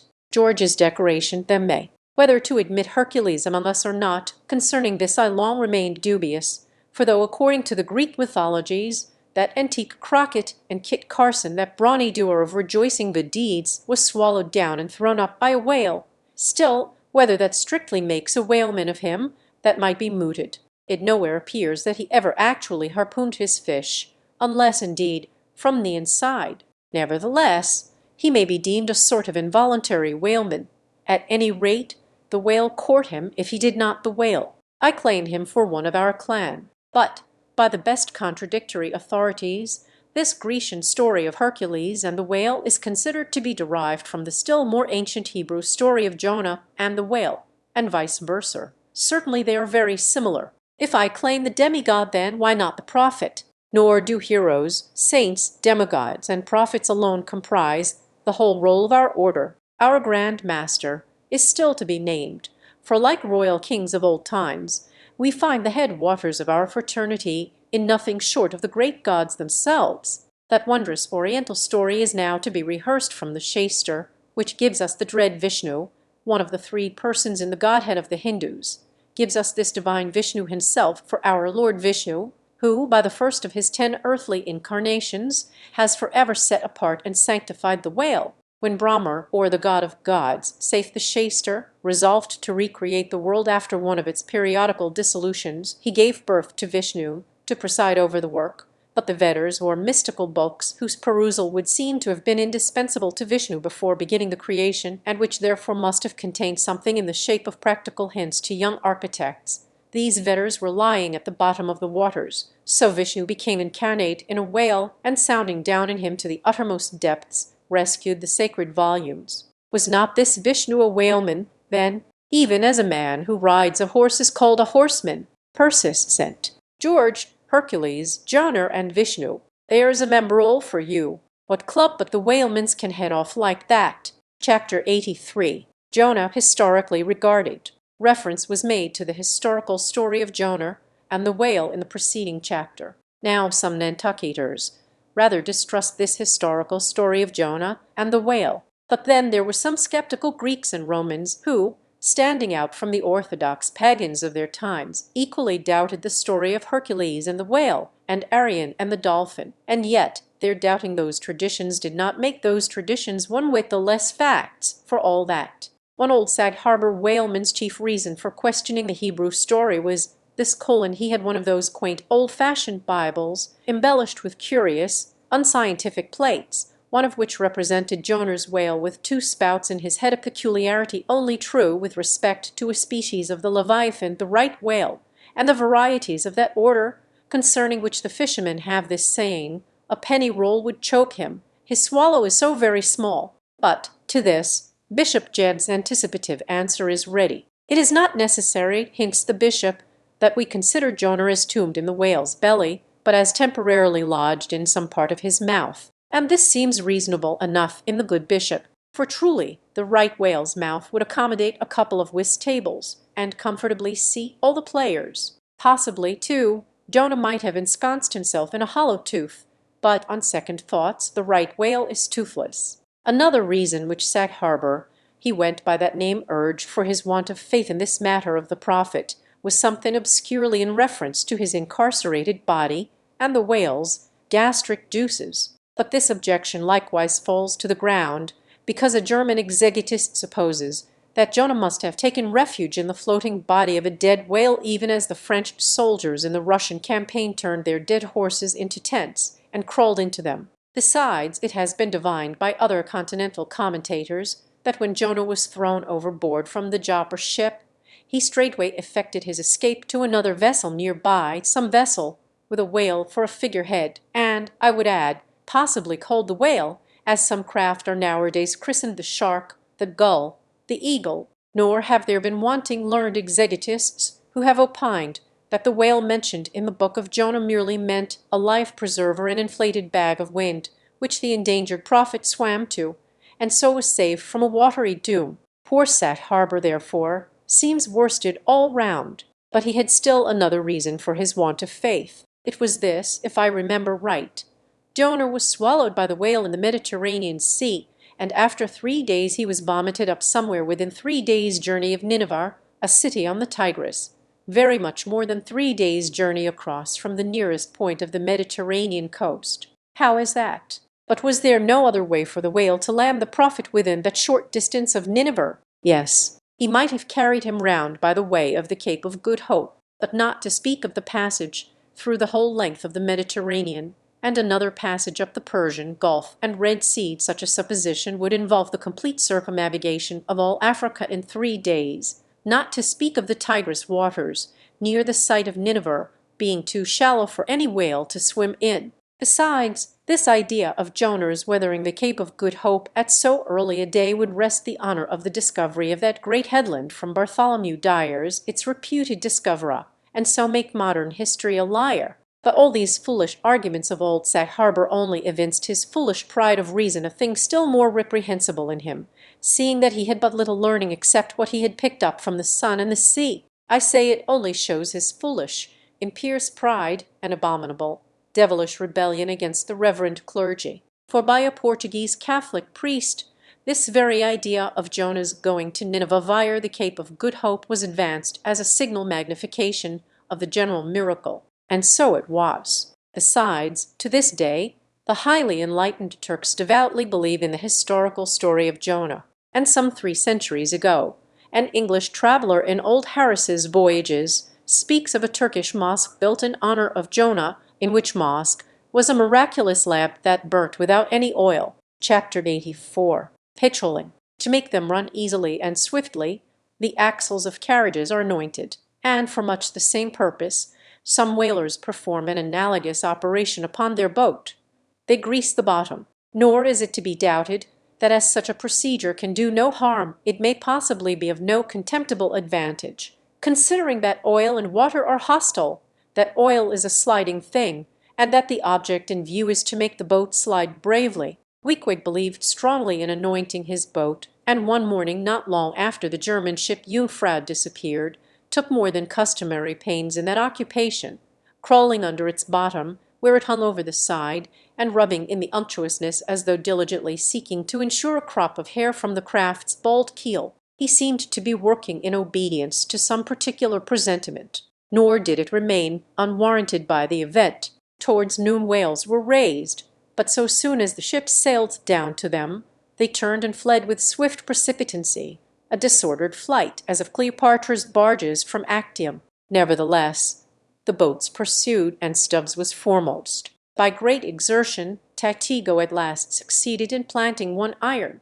but the stricken whale, without at all sounding, still continued his horizontal flight, with added fleetness. Such unintermitted strainings upon the planted iron must sooner or later inevitably extract it. It became imperative to lance the flying whale, or be content to lose him. But to haul the boat up to his flank was impossible. He swam so fast and furious. What then remained? Of all the wondrous devices and dexterities the sleights of hand and countless subtleties to which the veteran whaleman is so often forced, none exceed that fine manoeuvre with the lance called pitchholing. Small sword, or broad sword, in all its exercises boasts nothing like it. It is only indispensable with an inveterate running whale. Its grand fact and feature is the wonderful distance to which the long lance is accurately darted from a violently rocking, jerking boat, under extreme headway. Steel and wood included, the entire spear is some 10 or 12 feet in length. The staff is much slighter than that of the harpoon and also of a lighter material, pine. It is furnished with a small rope called a warp of considerable length, by which it can be hauled back to the hand after darting. But before going further, it is important to mention here that though the harpoon may be pitchholed in the same way with the lance, yet it is seldom done, and when done is still less frequently successful on account of the greater weight and inferior length of the harpoon as compared with the lance, which in effect become serious drawbacks. As a general thing, therefore, you must first get fast to a whale before any pitchholing comes into play. Look now at Stubb, a man who from his humorous, deliberate coolness and equanimity in the direst emergencies was specially qualified to excel in pitchholing. Look at him. He stands upright in the tossed bow of the flying boat. Wrapped in fleecy foam, the towing whale is 40 feet ahead, handling the long lance lightly, glancing twice or thrice along its length to see if it be exactly straight. Stubb whistlingly gathers up the coil of the warp in one hand so as to secure its free end in his grasp, leaving the rest unobstructed. Then, holding the lance full before his waistband's middle, he levels it at the whale, when, covering him with it, he steadily depresses the butt end in his hand, thereby elevating the point till the weapon stands fairly balanced upon his palm, 15 feet in the air. He minds you somewhat of a juggler, balancing a long staff on his chin. Next moment, with a rapid, nameless impulse, in a superb lofty arch the bright steel spans the foaming distance and quivers in the life spot of the whale. Instead of sparkling water, he now spouts red blood that drove the spigot out of him. Cried Stubb, "'Tis July's immortal 4th. All fountains must run wine today. Would now it were old Orleans whiskey, or old Ohio, or unspeakable old Monoraheller. Then, Tashigo, lad, I'd have ye hold a cannikin to the jet, and we'd drink round it. Yea, verily, hearts alive, we'd brew choice punch in the spread of his spout hole there, and from that live punch bowl quaff the living stuff." Again and again, to such gamesome talk, the dexterous dart is repeated, the spear returning to its master like a greyhound held in skilful leash. The agonized whale goes into his flurry, the tow line is slackened, and the pitchholer, dropping astern, folds his hands and mutely watches the monster die. Chapter 85. A fountain that for 6,000 years and no one knows how many millions of ages before the great whales should have been spouting all over the sea and sprinkling and mystifying the gardens of the deep, as with so many sprinkling or mystifying pots, and that for some centuries back thousands of hunters should have been close by the fountain of the whale, watching these sprinklings and spoutings, that all this should be, and yet that down to this blessed minute 15 and a quarter minutes past 1 o'clock p.m. of this 16th day of December, A.D. 1851, it should still remain a problem whether these spoutings are, after all, really water or nothing but vapor. This is surely a noteworthy thing. Let us, then, look at this matter, along with some interesting items contingent. Every one knows that by the peculiar cunning of their gills, the finny tribes in general breathe the air which at all times is combined with the element in which they swim. Hence, a herring or a cod might live a century and never once raise its head above the surface. But owing to his marked internal structure, which gives him regular lungs, like a human being's, the whale can only live by inhaling the disengaged air in the open atmosphere, wherefore the necessity for his periodical visits to the upper world. But he cannot in any degree breathe through his mouth, for in his ordinary attitude the sperm whale's mouth is buried at least 8 feet beneath the surface, and what is still more, his windpipe has no connection with his mouth. No, he breathes through his spiracle alone, and this is on the top of his head. If I say that in any creature breathing is only a function indispensable to vitality, inasmuch as it withdraws from the air a certain element which being subsequently brought into contact with the blood imparts to the blood its vivifying principle, I do not think I shall err. though I may possibly use some superfluous scientific words. Assume it, and it follows that if all the blood in a man could be aerated with one breath, he might then seal up his nostrils and not fetch another for a considerable time. That is to say, he would then live without breathing. Anomalous as it may seem, this is precisely the case with the whale who systematically lies, by intervals, his full hour and more when at the bottom without drawing a single breath, or so much as in any way inhaling a particle of air. For remember, he has no gills. How is this? Between his ribs and on each side of his spine, he is supplied with a remarkable involved cretin labyrinth of vermicelli-like vessels, which vessels, when he quits the surface, are completely distended with oxygenated blood, so that for an hour or more, 1,000 fathoms in the sea, he carries a surplus stock of vitality in him, just as the camel crossing the waterless desert carries a surplus supply of drink for future use in its 4 supplementary stomachs. The anatomical fact of this labyrinth is indisputable, and that the supposition founded upon it is reasonable and true, seems the more cogent to me when I consider the otherwise inexplicable obstinacy of that Leviathan in having his spoutings out, as the fishermen phrase it. This is what I mean. If unmolested, upon rising to the surface, the sperm whale will continue there for a period of time exactly uniform with all his other unmolested risings. Say he stays 11 minutes and jets 70 times,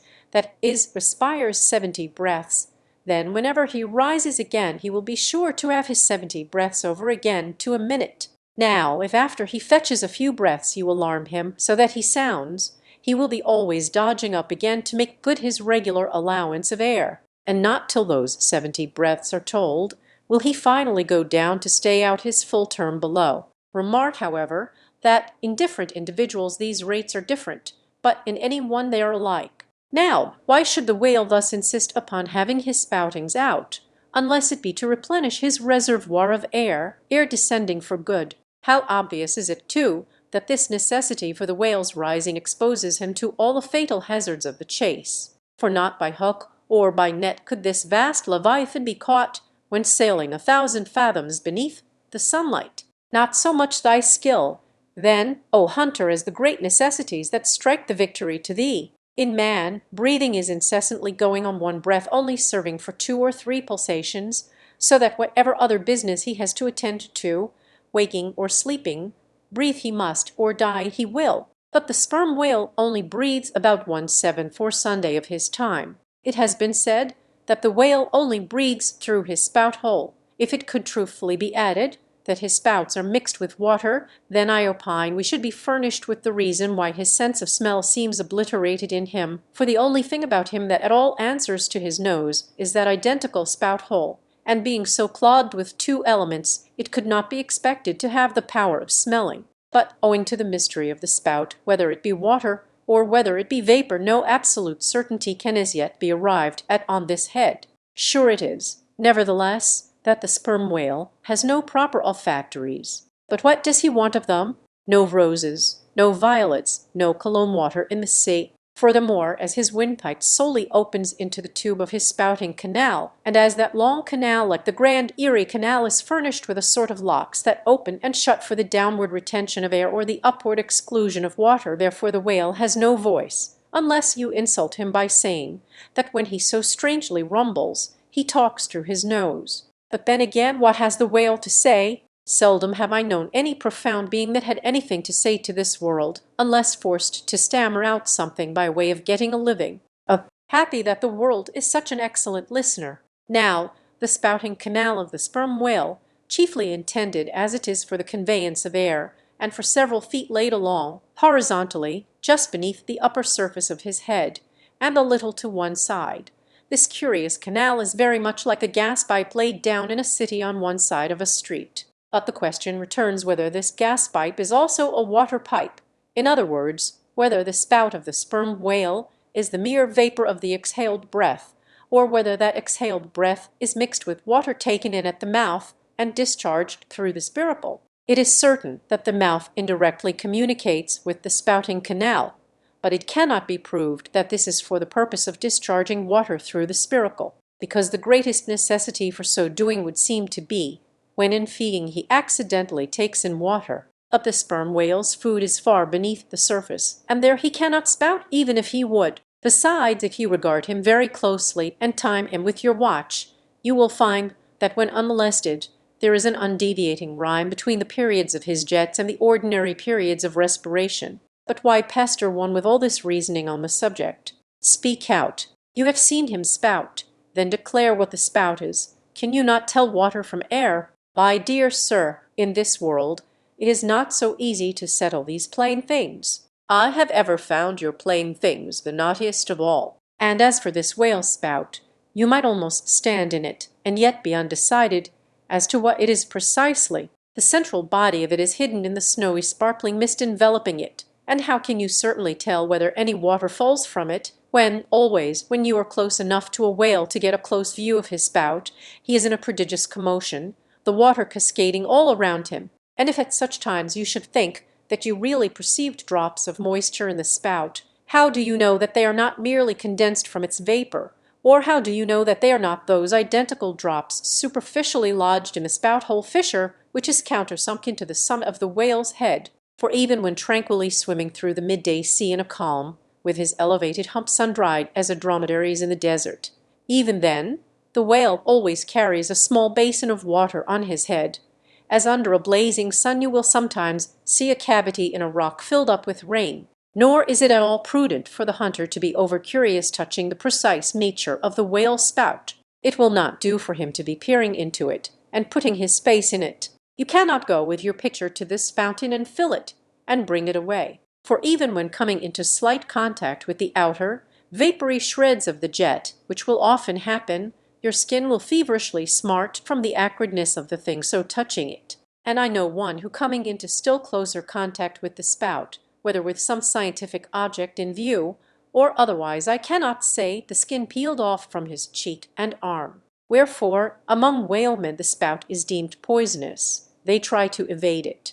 Another thing, I have heard it said, and I do not much doubt it, that if the jet is fairly spouted into your eyes it will blind you. The wisest thing the investigator can do then, it seems to me, is to let this deadly spout alone. Still, we can hypothesize, even if we cannot prove and establish. My hypothesis is this, that the spout is nothing but mist. And, besides other reasons, to this conclusion I am impelled by considerations touching the great inherent dignity and sublimity of the sperm whale.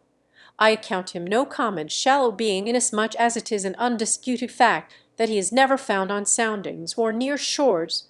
All other whales sometimes are. He is both ponderous and profound, and I am convinced that from the heads of all ponderous, profound beings, such as Plato, Peiho, the devil Jupiter, Dante, and so on, there always goes up a certain semi-visible steam while in the act of thinking deep thoughts. While composing a little treatise on eternity, I had the curiosity to place a mirror before me, and ere long saw reflected there a curious involved warming and undulation in the atmosphere over my head, the invariable moisture of my hair, while plunged in deep thought, after 6 cups of hot tea in my thin shingled attic of an August noon.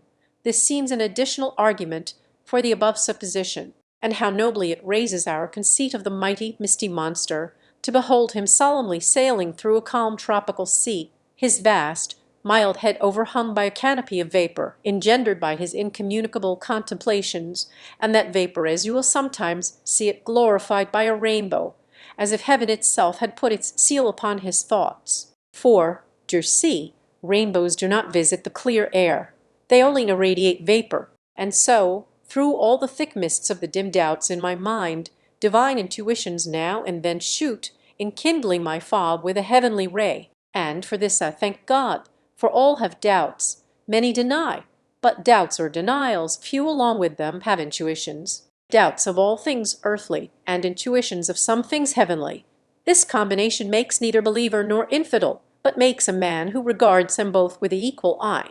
Chapter 86. The Tail. Other poets have warbled the praises of the soft eye of the antelope, and the lovely plumage of the bird that never alights. Less celestial, I celebrate a tail, reckoning the largest sized sperm whale's tail to begin at that point of the trunk where it tapers to about the girth of a man. It comprises upon its upper surface alone an area of at least 50 square feet. The compact round body of its rout expands into two broad, firm, flat palms or flukes, gradually shoaling away to less than an inch in thickness. At the crotch or junction, these flukes slightly overlap, then sideways recede from each other like wings, leaving a wide vacancy between. In no living thing are the lines of beauty more exquisitely defined than in the crescentic borders of these flukes. At its utmost expansion in the full-grown whale, the tail will considerably exceed 20 feet across. The entire member seems a dense webbed bed of welded sinews, but cut into it, and you find that three distinct strata compose it: an upper, middle, and lower. The fibers in the upper and lower layers are long and horizontal, those of the middle one very short and running crosswise between the outside layers. This triune structure, as much as anything else, imparts power to the tail. To the student of old Roman walls, the middle layer will furnish a curious parallel to the thin course of tiles, always alternating with the stone in those wonderful relics of the antique, and which undoubtedly contribute so much to the great strength of the masonry. But as if this vast local power in the tendinous tail were not enough, the whole bulk of the Leviathan is knit over with a warp and woof of muscular fibers and filaments, which, passing on either side the loins and running down into the flukes, insensibly blend with them and largely contribute to their might, so that in the tail the confluent measureless force of the whole whale seems concentrated to a point. Could annihilation occur to matter, this were the thing to do it. Nor does this its amazing strength at all tend to cripple the graceful flexion of its motions, where infantileness of ease undulates through a titanism of power. On the contrary, those motions derive their most appalling beauty from it. Real strength never impairs beauty or harmony, but it often bestows it. And in everything imposingly beautiful, strength has much to do with the magic. Take away the tied tendons that all over seem bursting from the marble in the carved Hercules, and its charm would be gone. As devout Eckermann lifted the linen sheet from the naked corpse of Gove, he was overwhelmed with the massive chest of the man that seemed as a Roman triumphal arch. When Angelo paints, even God the Father in human form, mark what robustness is there. And whatever they may reveal of the divine love in the Son, the soft, curled, hermaphroditical Italian pictures in which his idea has been most successfully embodied, these pictures, so destitute as they are of all brawniness, hint nothing of any power, but the mere negative, feminine one of submission and endurance, which on all hands, it is conceded, form the peculiar practical virtues of his teachings. Such is the subtle elasticity of the organ I treat of, that whether wielded in sport, or in earnest, or in anger, whatever be the mood it be in, its flexions are invariably marked by exceeding grace. Therein no fairy's arm can transcend it. 5 great motions are peculiar to it. First, when used as a fin for progression. Second, when used as a mason battle. Third, in sweeping. Fourth, in lop-tailing. Fifth, in peaking flukes. First, being horizontal in its position, the Leviathan's tail acts in a different manner from the tails of all other sea creatures. It never wriggles. In man or fish, wriggling is a sign of inferiority. To the whale, his tail is the sole means of propulsion. Scroll-wise coiled forwards beneath the body, and then rapidly sprung backwards, it is this which gives that singular darting, leaping motion to the monster when furiously swimming. His side fins only serve to steer by. Second, it is a little significant that while one sperm whale only fights another sperm whale with his head and jaw, nevertheless in his conflicts with man he chiefly and contemptuously uses his tail. In striking at a boat, he swiftly curves away his flukes from it, and the blow is only inflicted by the recoil. If it be made in the unobstructed air, especially if it descend to its mark, the stroke is then simply irresistible. No rids of man or boat can withstand it. Your only salvation lies in eluding it. But if it comes sideways through the opposing water, then partly owing to the light buoyancy of the whale-boat and the elasticity of its materials, a cracked rib or a dashed plank or two, a sort of stitch in the side, is generally the most serious result. These submerged side blows are so often received in the fishery that they are accounted mere child's play. Someone strips off a frock, and the whole is stopped. Third, I cannot demonstrate it, but it seems to me that in the whale the sense of touch is concentrated in the tail, for in this respect There is a delicacy in it only equalled by the daintiness of the elephant's trunk. This delicacy is chiefly evinced in the action of sweeping, when in maidenly gentleness the whale with a certain soft slowness moves his immense flukes from side to side upon the surface of the sea. And if he feel a sailor's whisker, woe to that sailor, whiskers and all. What tenderness there is in that preliminary touch! Had this tale any prehensile power, I should straightway bethink me of Darminode's elephant, that so frequented the flower market, and with low salutations presented nosegays to damsels, and then caressed their zones. On more accounts than one, a pity it is that the whale does not possess this prehensile virtue in his tail, for I have heard of yet another elephant, that when wounded in the fight, curved round his trunk, and extracted the dart. Fourth, stealing unawares upon the whale in the fancied security of the middle of solitary seas, you find him unbent from the vast corpulence of his dignity, and kitten-like he plays on the ocean as if it were a hearth, but still you see his power in his play. The broad palms of his tail are flirted high into the air.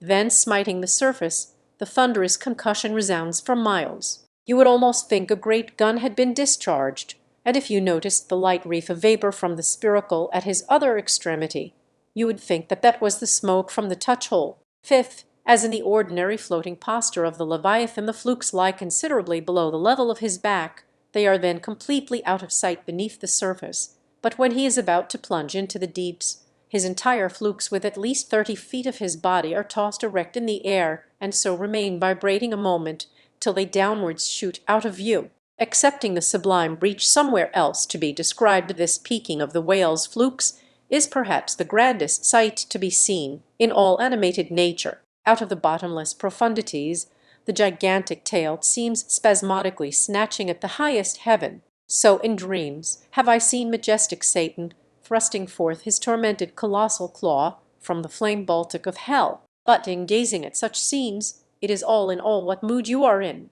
If in the Dantean, the devils will occur to you. If in that of Isaiah, the archangels. Standing at the masthead of my ship during a sunrise that crimsoned sky and sea, I once saw a large herd of whales in the east, all heading towards the sun, and for a moment vibrating in concert with peaked flukes. As it seemed to me at the time, such a grand embodiment of adoration of the gods was never beheld, even in Persia, the home of the fire worshippers. As Ptolemy Philopater testified of the African elephant, I then testified of the whale, pronouncing him the most devout of all beings. For according to King Juba, the military elephants of antiquity often hailed the morning with their trunks uplifted in the profoundest silence. The chance comparison in this chapter between the whale and the elephant, so far as some aspects of the tail of the one and the trunk of the other are concerned, should not tend to place those two opposite organs on an equality, much less the creatures to which they respectively belong. For as the mightiest elephant is but a terrier to Leviathan, so, compared with Leviathan's tail, his trunk is but the stalk of a lily. The most direful blow from the elephant's trunk, or as the playful tap of a fan, compared with the measureless crush and crash of the sperm whale's ponderous flukes, which in repeated instances have one after the other hurled entire boats with all their oars and crews into the air, very much as an Indian juggler tosses his bowls. Though all comparison in the way of general bulk between the whale and the elephant is preposterous, inasmuch as in that particular the elephant stands in much the same respect to the whale that a dog does to the elephant. Nevertheless, there are not wanting some points of curious similitude. Among these is the spout. It is well known that the elephant will often draw up water or dust in his trunk, and then elevating it, jet it forth in a stream. The more I consider this mighty tail, the more do I deplore my inability to express it. At times there are gestures in it which, though they would well grace the hand of man, remain wholly inexplicable. In an extensive herd so remarkable, occasionally are these mystic gestures, that I have heard hunters who have declared them akin to Freemason signs and symbols, that the whale, indeed, by these methods intelligently conversed with the world. Nor are there wanting other motions of the whale in his general body, full of strangeness and unaccountable to his most experienced assailant. Dissect him how I may, then I but go skin deep. I know him not, and never will. But if I know not even the tail of this whale, how understand his head? Much more how comprehend his face, when face he has none. Thou shalt see my back parts, my tail, he seems to say, but my face shall not be seen. But I cannot completely make out his back parts, and hint what he will about his face. I say again, he has no face. Chapter 87. The Grand Armada. The long and narrow peninsula of Malapert, extending southeastward from the territories of Burma, forms the most southerly point of all Asia. In a continuous line from that peninsula stretch the long islands of Sumatra, Java, Borneo, and Timor, which, with many others, form a vast mole, or rampart, lengthwise connecting Asia with Australia, and dividing the long unbroken Indian Ocean from the thickly studded Oriental archipelagos. This rampart is pierced by several sally ports for the convenience of ships and whales, conspicuous among which are the Straits of Sunda and Malapert. By the Straits of Sunda, chiefly, vessels bound to China from the west emerge into the China seas. Those narrow Straits of Sunda divide Sumatra from Java, and standing midway in that vast rampart of islands, buttressed by that bold green promontory, known to seamen as Java Head, they not a little correspond to the central gateway opening into some vast walled empire, and considering the inexhaustible wealth of spices and silks and jewels and gold and ivory with which the thousand islands of that oriental sea are enriched, it seems a significant provision of nature that such treasures, by the very formation of the land, should at least bear the appearance, however ineffectual, of being guarded from the all-grasping Western world. The shores of the Straits of Sunda are unsupplied with those domineering fortresses which guard the entrances to the Mediterranean, the Baltic, and the Propontis. Unlike the Danes, these Orientals do not demand the obsequious homage of lowered top sails from the endless procession of ships before the wind which for centuries past, by night and by day, have passed between the islands of Sumatra and Java, freighted with the costliest cargoes of the East. But while they freely waive a ceremonial like this, they do by no means renounce their claim to more solid tribute. Time out of mind the piratical proas of the Malays, lurking among the low-shaded coves and islets of Sumatra, have sallied out upon the vessels sailing through the straits, fiercely demanding tribute at the point of their spears. Though by the repeated bloody chastisements they have received at the hands of European cruisers, the audacity of these corsairs has of late been somewhat repressed. Yet, even at the present day, we occasionally hear of English and American vessels which, in those waters, have been remorselessly boarded and pillaged. With a fair, fresh wind, the Pequod was now drawing nigh to these straits, Ahab purposing to pass through them into the Jarvan Sea, and thence, cruising northwards over waters known to be frequented here and there by the sperm whale, sweep inshore by the Philippine Islands, and gain the far coast of Japan in time for the great whaling season there. By these means, the circumnavigating Pequod would sweep almost all the known sperm whale cruising grounds of the world, previous to descending upon the line in the Pacific, where Ahab, though everywhere else foiled in his pursuit, firmly counted upon giving battle to Moby Dick in the sea he was most known to frequent, and at a season when he might most reasonably be presumed to be haunting it. But how now? In this zoned quest, does Ahab touch no land?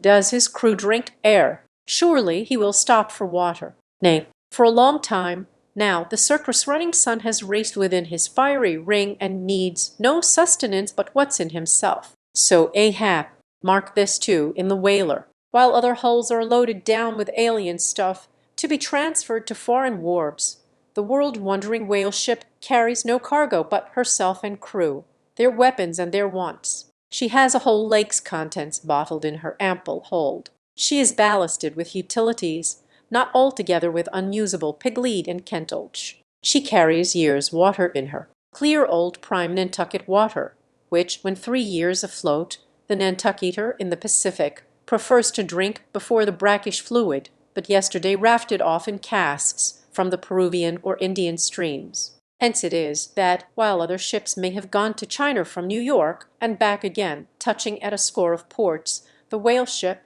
in all that interval, may not have sighted one grain of soil, her crew having seen no man but floating seamen like themselves. So that did you carry them the news that another flood had come, they would only answer, "Well, boys, here's the ark." Now, as many sperm whales had been captured off the western coast of Java in the near vicinity of the Straits of Sunda, indeed, as most of the ground round about was generally recognized by the fishermen as an excellent spot for cruising, therefore, As the Pequod gained more and more upon Jarver Head, the lookouts were repeatedly hailed and admonished to keep wide awake. But though the green palmy cliffs of the land soon loomed on the starboard bow, and with delighted nostrils the fresh cinnamon was snuffed in the air, yet not a single jet was descried. Almost renouncing all thought of falling in with any gang hereabouts, the ship had well nigh entered the straits, when the customary cheering cry was heard from aloft, and ere long a spectacle of singular magnificence saluted us.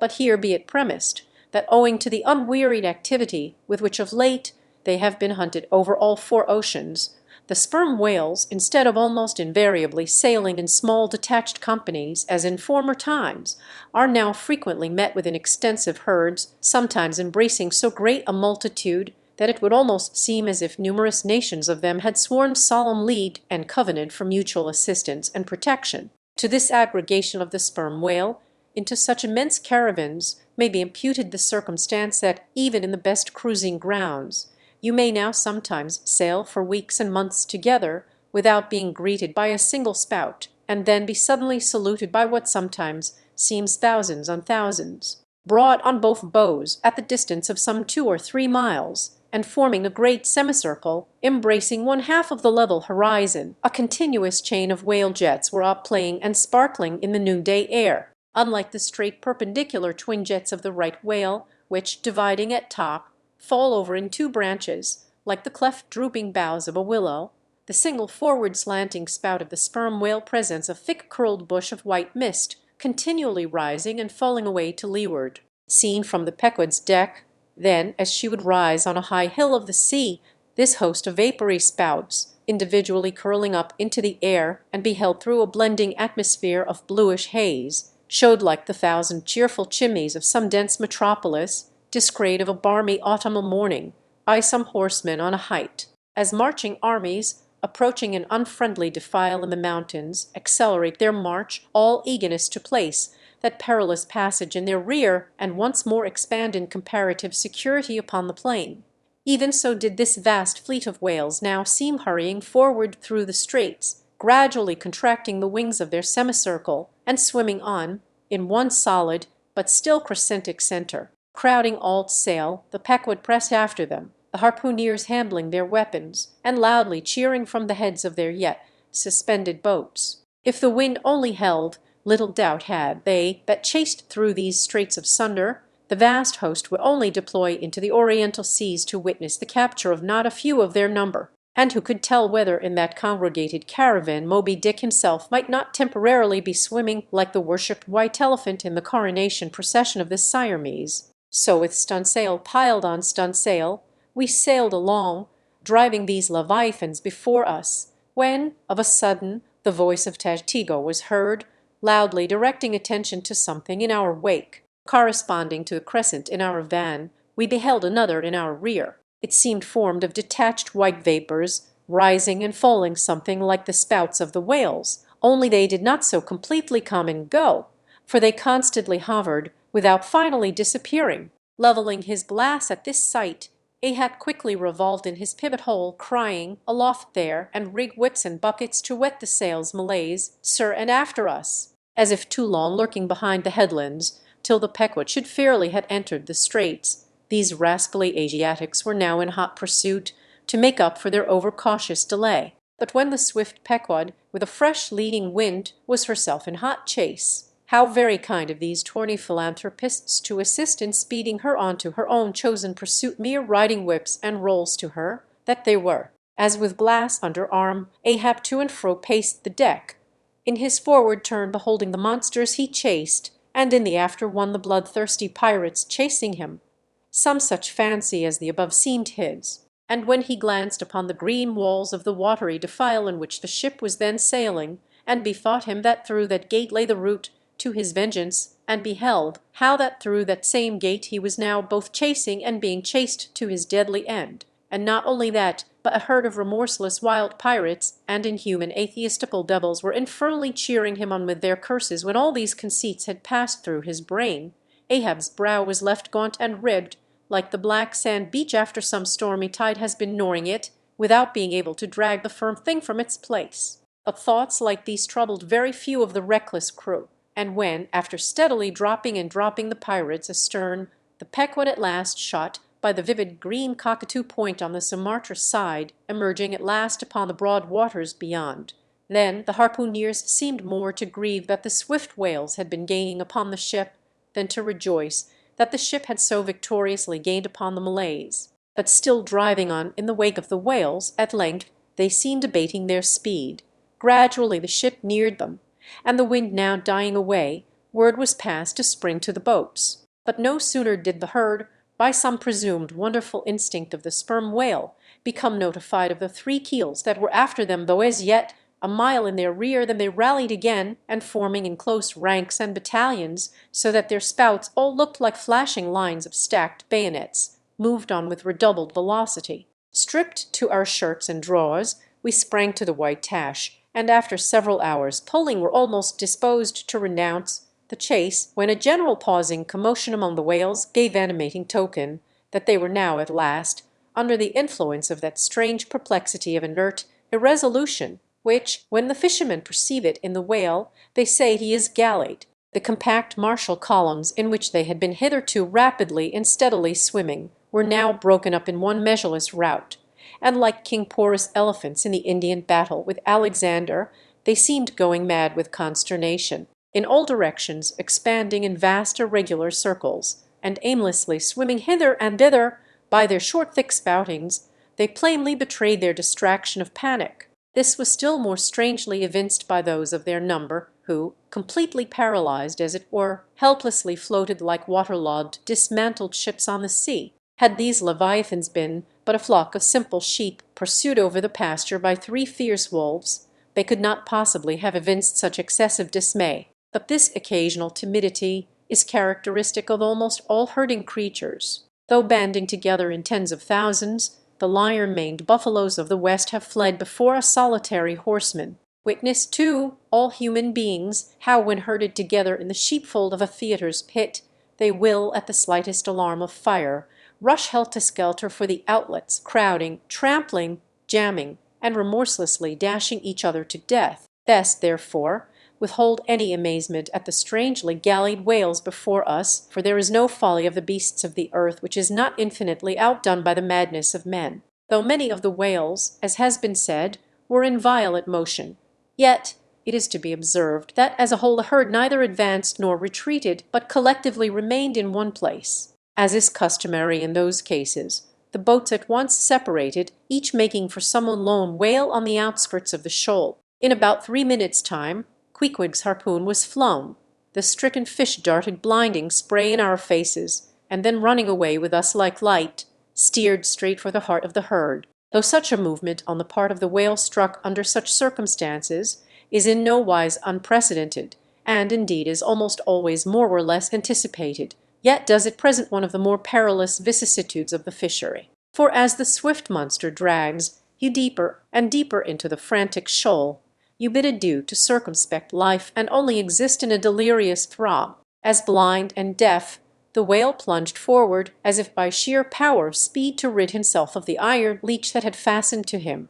As we thus tore a white gash in the sea, on all sides menaced as we flew by the crazed creatures to and fro rushing about us.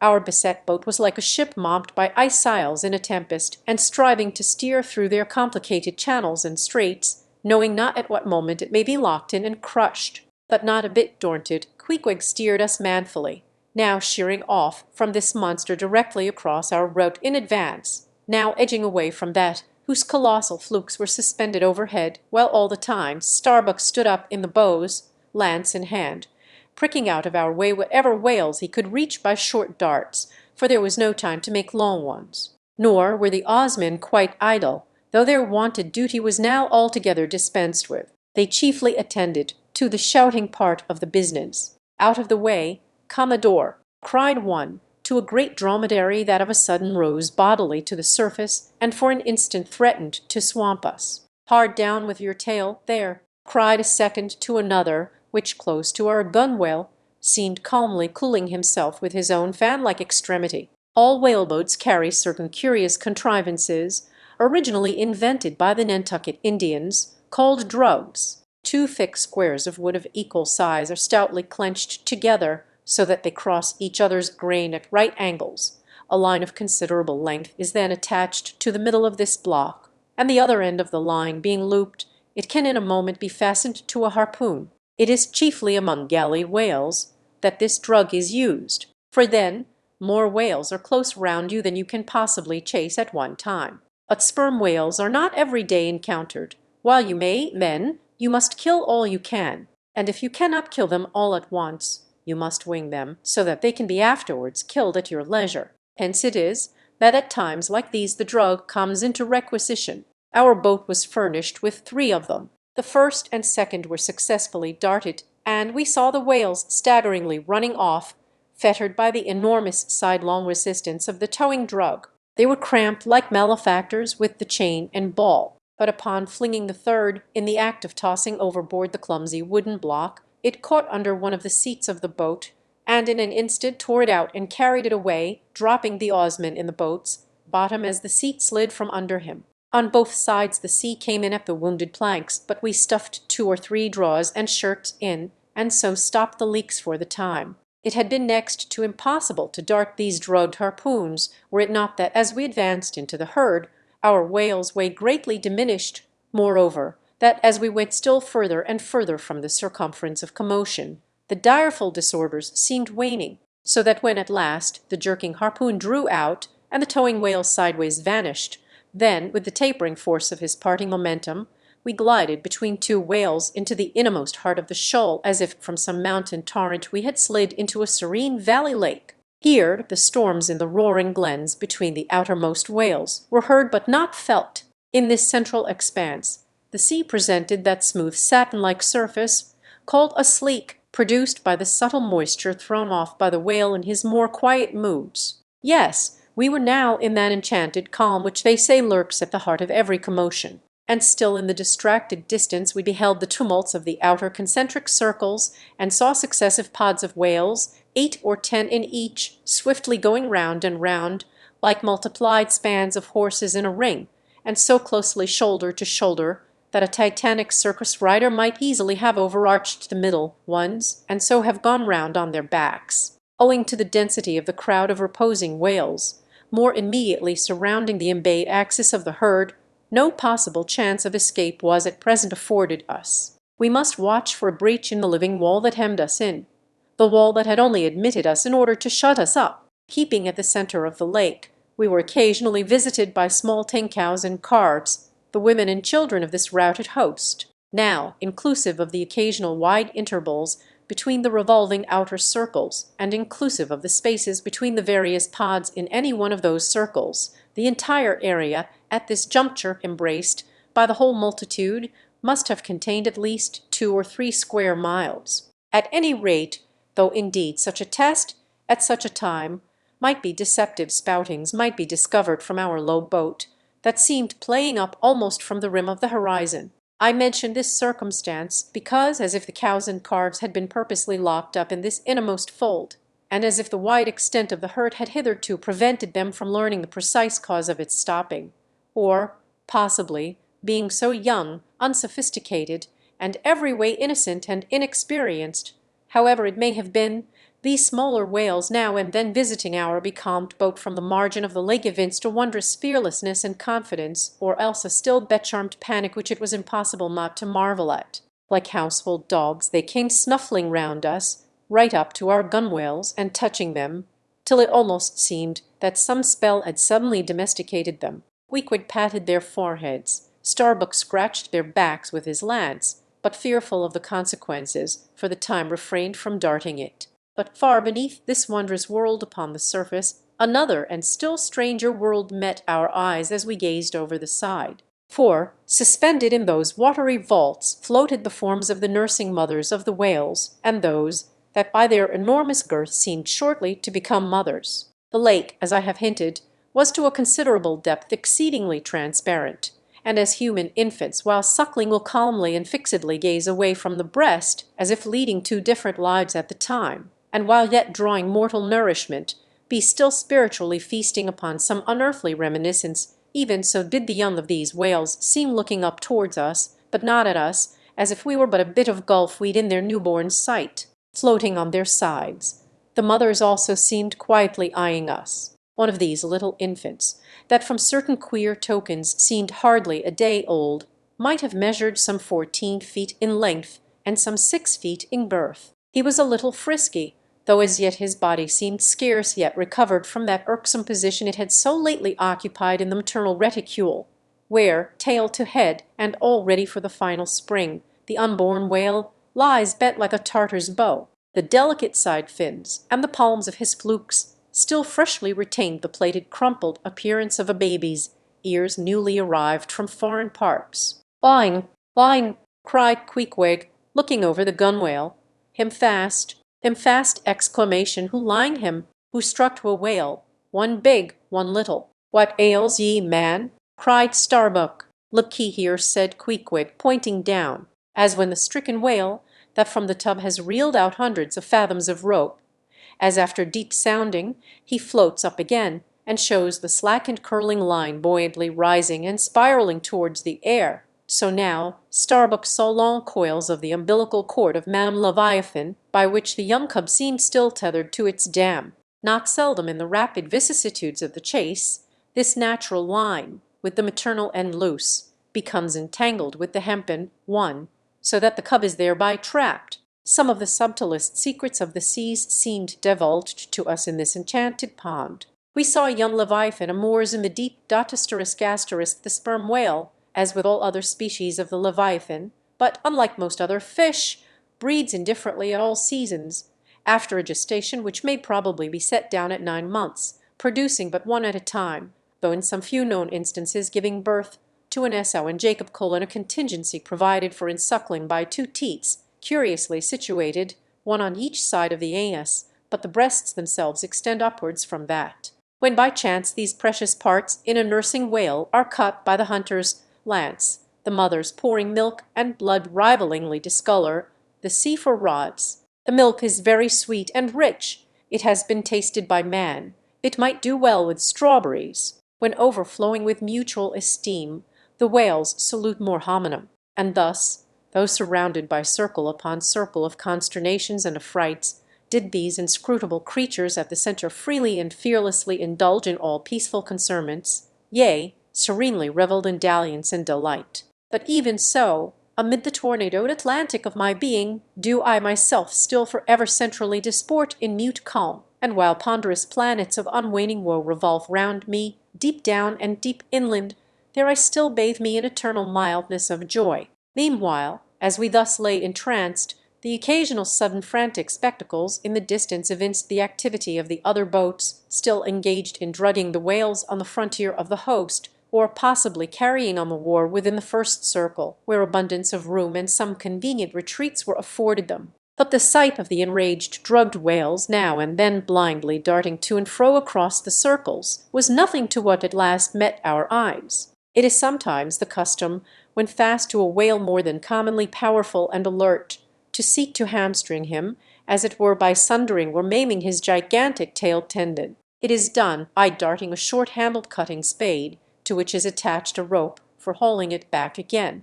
A whale wounded, as we afterwards learned in this part, but not effectually, as it seemed, had broken away from the boat, carrying along with him half of the harpoon line, and in the extraordinary agony of the wound, he was now dashing among the revolving circles like the lone mounted desperado Arnold at the Battle of Saratoga, carrying dismay wherever he went. But agonizing as was the wound of this whale, and an appalling spectacle enough any way, yet the peculiar horror with which he seemed to inspire the rest of the herd was owing to a cause which at first the intervening distance obscured from us. But at length we perceived that by one of the unimaginable accidents of the fishery, this whale had become entangled in the harpoon line that he towed. He had also run away with the cutting spade in him, and while the free end of the rope attached to that weapon had permanently caught in the coils of the harpoon line round his tail, the cutting spade itself had worked loose from his flesh, so that tormented to madness he was now churning through the water, violently flailing with his flexible tail, and tossing the keen spade about him, wounding and murdering his own comrades. This terrific object seemed to recall the whole herd from their stationary fright. First, the whales forming the margin of our lake began to crowd a little and tumble against each other, as if lifted by half-spent billows from afar. Then the lake itself began faintly to heave and swell. The submarine bridal chambers and nurseries vanished. In more and more contracting orbits the whales, in the more central circles, began to swim in thickening clusters. Yes, the long calm was departing. A low advancing hum was soon heard, and then, like to the tumultuous masses of block ice when the great river Hudson breaks up in spring, the entire host of whales came tumbling upon their inner centre, as if to pile themselves up in one common mountain. Instantly Starbuck and Queequeg changed places, Starbuck taking the stern. "Oars, oars," he intensely whispered, seizing the helm. "Gripe your oars and clutch your souls, now! My God, men, stand by! Shove him off! You Queequeg the whale their exclamation prick him, exclamation hit him. Stand up, and stay so! Spring, men, pull, men, never mind their backs, scrape them, exclamation scrape away!" The boat was now all but jammed between two vast black bulks, leaving a narrow Dardanelles between their long lengths. But by desperate endeavour we at last shot into a temporary opening, men giving way rapidly, and at the same time earnestly watching for another outlet.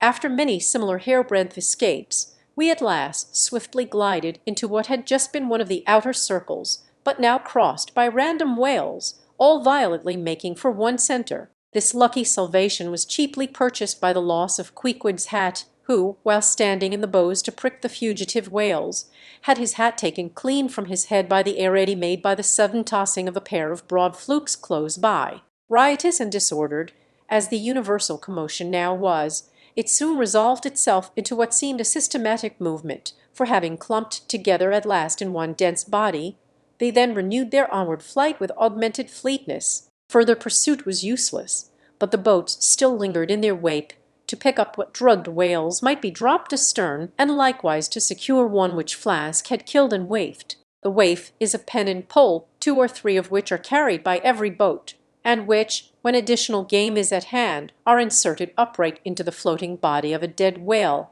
both to mark its place on the sea, and also as token of prior possession, should the boats of any other ship draw near. The result of this lowering was somewhat illustrative of that sagacious saying in the fishery, "The more whales, the less fish." Of all the drugged whales, only one was captured. The rest contrived to escape for the time, but only to be taken, as will hereafter be seen, by some other craft than the Pequod.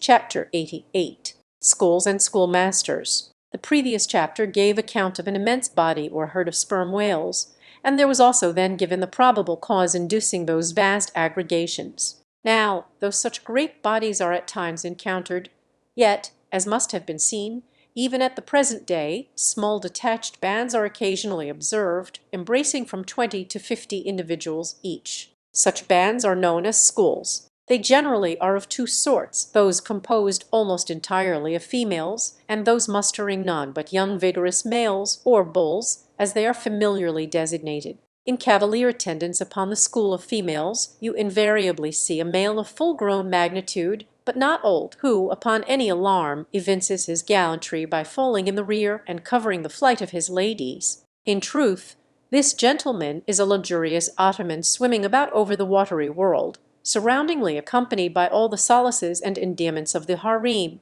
The contrast between this Ottoman and his concubines is striking, because while he is always of the largest leviathanic proportions, the ladies, even at full growth, are not more than 1/3 of the bulk of an average-sized male. They are comparatively delicate, indeed, I dare say not to exceed 6 yards round the waist. Nevertheless, it cannot be denied that upon the whole they are hereditarily entitled to en bon point. It is very curious to watch this harem and its lord in their indolent ramblings. Like fashionables, they are forever on the move in leisurely search of variety. You meet them on the line in time for the full flower of the equatorial feeding season, having just returned, perhaps, from spending the summer in the northern seas, and so cheating summer of all unpleasant weariness and warmth. By the time they have lounged up and down the promenade of the equator a while, they start for the oriental waters in anticipation of the cool season there, and so evade the other excessive temperature of the year. When serenely advancing on one of these journeys, if any strange suspicious sights are seen, my Lord Whale keeps a wary eye on his interesting family. Should any unwarrantably pert young leviathan coming that way presume to draw confidentially close to one of the ladies, with what prodigious fury the bashaw assails him and chases him away! High times, indeed, if unprincipled young rakes like him are to be permitted to invade the sanctity of domestic bliss. Though do what the bashaw will, he cannot keep the most notorious Lothario out of his bed, for, alas! all fished bed in common. As ashore, the ladies often cause the most terrible duels among their rival admirers, just so with the whales, who sometimes come to deadly battle, and all for love. They fence with their long lower jaws, sometimes locking them together, and so striving for the supremacy like elks that warringly interweave their antlers. Not a few are captured having the deep scars of these encounters, furrowed heads, broken teeth, scalloped fins, and in some instances wrenched and dislocated mouths. But supposing the invader of domestic bliss to betake himself away at the first rush of the harem's lord, then is it very diverting to watch that lord. Gently he insinuates his vast bulk among them again and revels there a while, still in tantalizing vicinity to young Lothario, like pious Solomon devoutly worshipping among his 1,000 concubines. Granting other whales to be in sight, the fisherman will seldom give chase to one of these Grand Turks, for these Grand Turks are too lavish of their strength, and hence their unctuousness is small. As for the sons and the daughters they beget, why, those sons and daughters must take care of themselves, at least, with only the maternal help. For like certain other omnivorous roving lovers that might be named, my Lord Whale has no taste for the nursery, however much for the bower. And so, being a great traveller, he leaves his anonymous babies all over the world, every baby an exotic. In good time, nevertheless, as the ardour of youth declines, as years and dumps increase, as reflection lends her solemn pauses, in short, as a general lassitude overtakes the sated Turk, then a love of ease and virtue supplants the love for maidens. Our Ottoman enters upon the impotent, repentant, admonitory stage of life, forswears, disbands the harem, and grown to an exemplary, sulky old soul, goes about all alone among the meridians and parallels, saying his prayers and warning each young leviathan from his amorous errors. Now, as the harem of Wales is called by the fishermen a school, so is the lord and master of that school technically known as the schoolmaster. It is therefore not in strict character, however admirably satirical, that after going to school himself, he should then go abroad inculcating not what he learned there, but the folly of it. His title, schoolmaster, would very naturally seem derived from the name bestowed upon the harem itself, but some have surmised that the man who first thus entitled this sort of Ottoman whale must have read the memoirs of Vidocq and informed himself what sort of a country schoolmaster that famous Frenchman was in his younger days, and what was the nature of those occult lessons he inculcated into some of his pupils. The same secludedness and isolation to which the schoolmaster whale betakes himself in his advancing years is true of all aged sperm whales. Almost universally, a lone whale as a solitary leviathan is called proves an ancient one. Like venerable moss-bearded Daniel Boone, he will have no one near him but nature herself, and her he takes to wife in the wilderness of waters, and the best of wives she is, though she keeps so many moody secrets. The schools composing none but young and vigorous males, previously mentioned, offer a strong contrast to the harem schools, for while those female whales are characteristically timid, the young males, or 40-barrel bulls as they call them, are by far the most pugnacious of all leviathans and proverbially the most dangerous to encounter. Excepting those wondrous grey-headed, grizzled whales sometimes met, and these will fight you like grim fiends exasperated by a penal gout. The 40-barrel bull schools are larger than the harem schools. Like a mob of young collegians, they are full of fight, fun, and wickedness, tumbling round the world at such a reckless, rollicking rate that no prudent underwriter would insure them any more than he would a riotous lad at Yale or Harvard. They soon relinquish this turbulence, though, and when about 3/4 grown, break up, and separately go about in quest of settlements, that is, harems. Another point of difference between the male and female schools is still more characteristic of the sexes. Say you strike a 40-barrel bull, poor devil, all his comrades quit him, but strike a member of the harem school, and her companions swim around her with every token of concern, sometimes lingering so near her and so long as themselves to fall a prey. Chapter 89. Fast Fish and Loose Fish. The allusion to the waif and waif poles in the last chapter, but one, necessitates some account of the laws and regulations of the whale fishery, of which the waif may be deemed the grand symbol and badge. It frequently happens that when several ships are cruising in company, a whale may be struck by one vessel, then escape, and be finally killed and captured by another vessel. And herein are indirectly comprised many minor contingencies, all partaking of this one grand feature. For example, after a weary and perilous chase and capture of a whale, the body may get loose from the ship by reason of a violent storm, and drifting far away to leeward, be retaken by a second whaler, who in a calm snugly tows it alongside, without risk of life or lime. Thus the most vexatious and violent disputes would often arise between the fishermen, were there not some written or unwritten, universal, undisputed law applicable to all cases. Perhaps the only formal whaling code authorized by legislative enactment was that of Holland. It was decreed by the States General in A.D. 1695. But though no other nation has ever had any written whaling law, yet the American fishermen have been their own legislators and lawyers in this matter. They have provided a system which for terse comprehensiveness surpasses Justinian's Pandects and the bylaws of the Chinese Society for the suppression of meddling with other people's business. Yes, these laws might be engraven on a Queen Anne's farthing or the barb of a harpoon, and worn round the neck, so small are they. A fast fish belongs to the party fast to it. II.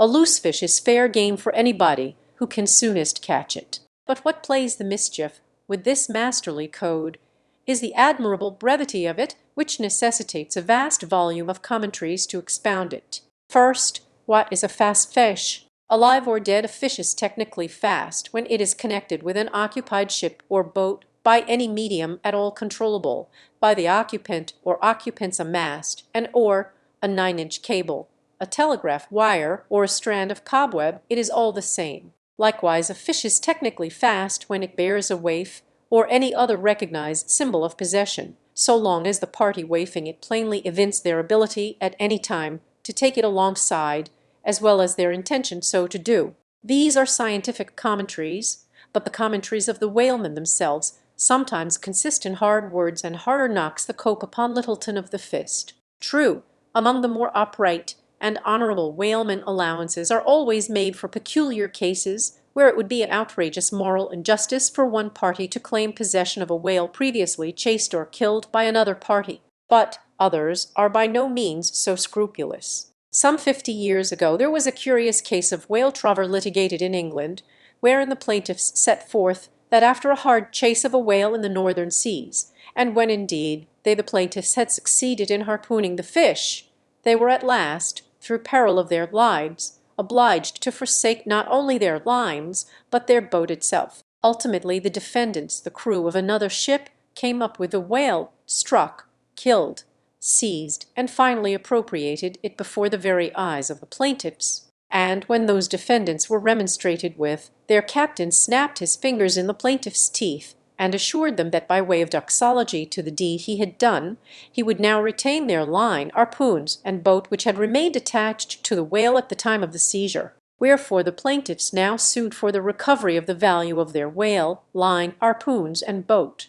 Mr. Erskine was counsel for the defendants. Lord Ellenborough was the judge. In the course of the defence, the witty Erskine went on to illustrate his position by alluding to a recent crim. Con. case, wherein a gentleman, after in vain trying to bridle his wife's viciousness, had at last abandoned her upon the seas of life, but, in the course of years, repenting of that step, he instituted an action to recover possession of her.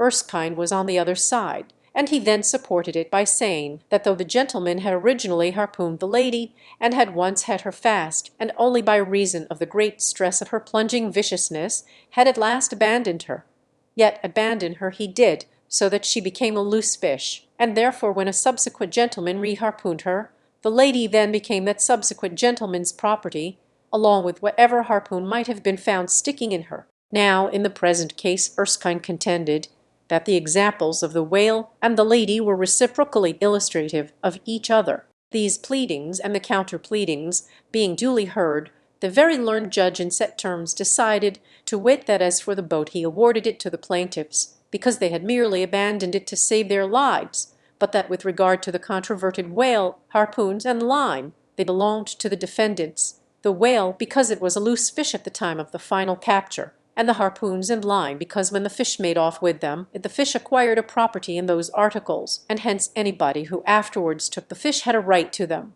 Now the defendants afterwards took the fish, ergo, the aforesaid articles were theirs. A common man looking at this decision of the very learned judge might possibly object to it, but ploughed up to the primary rock of the matter, the two great principles laid down in the twin whaling laws previously quoted, and applied and elucidated by Lord Ellenborough in the above cited case. These two laws touching fast fish and loose fish, I say, will, on reflection, be found the fundamentals of all human jurisprudence, for notwithstanding its complicated tracery of sculpture, the temple of the law, like the temple of the Philistines, has but two props to stand on. Is it not a saying in every one's mouth, possession is half of the law? That is, regardless of how the thing came into possession, but often possession is the whole of the law. What are the sinews and souls of Russian serfs and Republican slaves but fast fish, whereof possession is the whole of the law? What to the rapacious landlord is the widow's last mite but a fast fish? What is yonder undetected villain's marble mansion with a door-plate for a waif? What is that but a fast fish? What is the ruinous discount which Mordecai the broker gets from poor Woebegone, the bankrupt, on a loan to keep Woebegone's family from starvation? What is that ruinous discount but a fast fish? What is the Archbishop of Savesol's income of £100,000 seized from the scant bread and cheese of hundreds of thousands of broken-backed labourers, all sure of heaven without any of Savesol's help? What is Bedglobular £100,000 but a fast fish? What are the Duke of Dunder's hereditary towns and hamlets but fast fish? What to that redoubted harpooneer, John Bull, is poor Ireland but a fast fish? What to that apostolic lancer, Brother Jonathan, is Texas but a fast fish? And concerning all these, is not possession the whole of the law? But if the doctrine of fast fish be pretty generally applicable, the kindred doctrine of loose fish is still more widely so. That is internationally and universally applicable. What was America in 1492 but a loose fish, in which Columbus struck the Spanish standard by way of waifing it for his royal master and mistress? What was Poland to the Tsar? What Greece to the Turk? What India to England? What at last will Mexico be to the United States? All loose fish. What are the rights of man and the liberties of the world but loose fish? What all men's minds and opinions but loose fish? What is the principle of religious belief in them but a loose fish? What to the ostentatious smuggling verbalists are the thoughts of thinkers but loose fish? What is the great globe itself but a loose fish? And what are you, reader, but a loose fish and a fast fish too? Chapter 90. Heads were tails. De baelner viro sufficit, si rex habet caput, et regener cordum. Bracton L. Freed C. 3 Latin from the books of the laws of England, which taken along with the context, means that of all whales captured by anybody on the coast of that land, the king as honorary grand harpooneer must have the head and the queen be respectfully presented with the tail, a division which, in the whale, is much like halving an apple. There is no intermediate remainder. Now, as this law, under a modified form, is to this day in force in England, and as it offers in various respects a strange anomaly touching the general law of fast and loose fish, it is here treated of in a separate chapter, on the same courteous principle that prompts the English railways to be at the expense of a separate car, specially reserved for the accommodation of royalty. In the first place, in curious proof of the fact that the above-mentioned law is still in force, I proceed to lay before you a circumstance that happened within the last 2 years. It seems that some honest mariners of Dover, or Sandwich, or some one of the Cinque Ports, had after a hard chase succeeded in killing and beaching a fine whale which they had originally descried afar off from the shore. Now the Cinque Ports are partially or somehow under the jurisdiction of a sort of policeman or beadle, called a Lord Warden, holding the office directly from the Crown, I believe. All the royal emoluments incident to the Cinque Port territories become by assignment his. By some writers this office is called a sinecure, but not so. because the Lord Warden is busily employed at times in fobbing his perquisites, which are his chiefly by virtue of that same fobbing of them. Now when these poor sunburnt mariners, barefooted and with their trousers rolled high up on their eely legs, had wearily hauled their fat fish high and dry, promising themselves a good pound 150 from the precious oil and bone, and in fantasy sipping rare tea with their wives and good ale with their cronies, upon the strength of their respective shares, up steps a very learned and most Christian and charitable gentleman with a copy of Blackstone under his arm, and laying it upon the whale's head, he says, hands off, this fish, my master's, is a fast fish. I seize it as the Lord Warden's. Upon this the poor mariners, in their respectful consternation, so truly English knowing not what to say, fall to vigorously scratching their heads all round, meanwhile ruefully glancing from the whale to the stranger. But that did in no wise mend the matter, or at all soften the hard heart of the learned gentleman with the copy of Blackstone. At length one of them, after long scratching about for his ideas, made bold to speak. Please, sir, who is the Lord Warden? The Duke. But the Duke had nothing to do with taking this fish. It is his. We have been at great trouble and peril and some expense, and is all that to go to the Duke's benefit. We getting nothing at all for our pains, but our blisters. It is his. Is the Duke so very poor as to be forced to this desperate mode of getting a livelihood? It is his. I thought to relieve my old bedridden mother by part of my share of this whale. It is his. Will the Duke be content with a quarter or a half? It is his. In a word, the whale was seized and sold, and his Grace, the Duke of Wellington, received the money, thinking that viewed in some particular lights, the case might by a bare possibility in some small degree be deemed, under the circumstances, a rather hard one.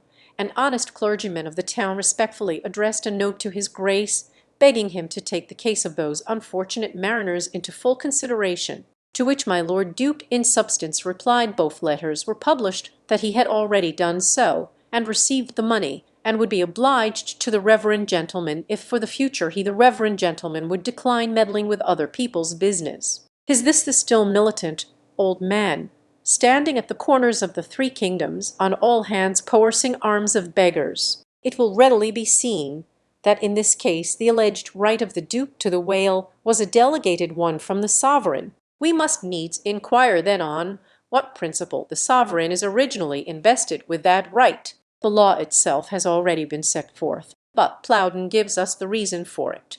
Says Plowden, the whale so court belongs to the king and queen because of its superior excellence, and by the soundest commentators this has ever been held a cogent argument in such matters. But why should the king have the head and the queen the tail? A reason for that, ye lawyers. In his treatise on Queen Gold or Queen Pinmoney, an old King's Bench author, one William Prynne, thus discourseth, ye tail is ye queen's, that ye queen's wardrobe may be supplied with ye whalebone. Now this was written at a time when the black limber bone of the Greenland or right whale was largely used in ladies' bodices. But this same bone is not in the tail.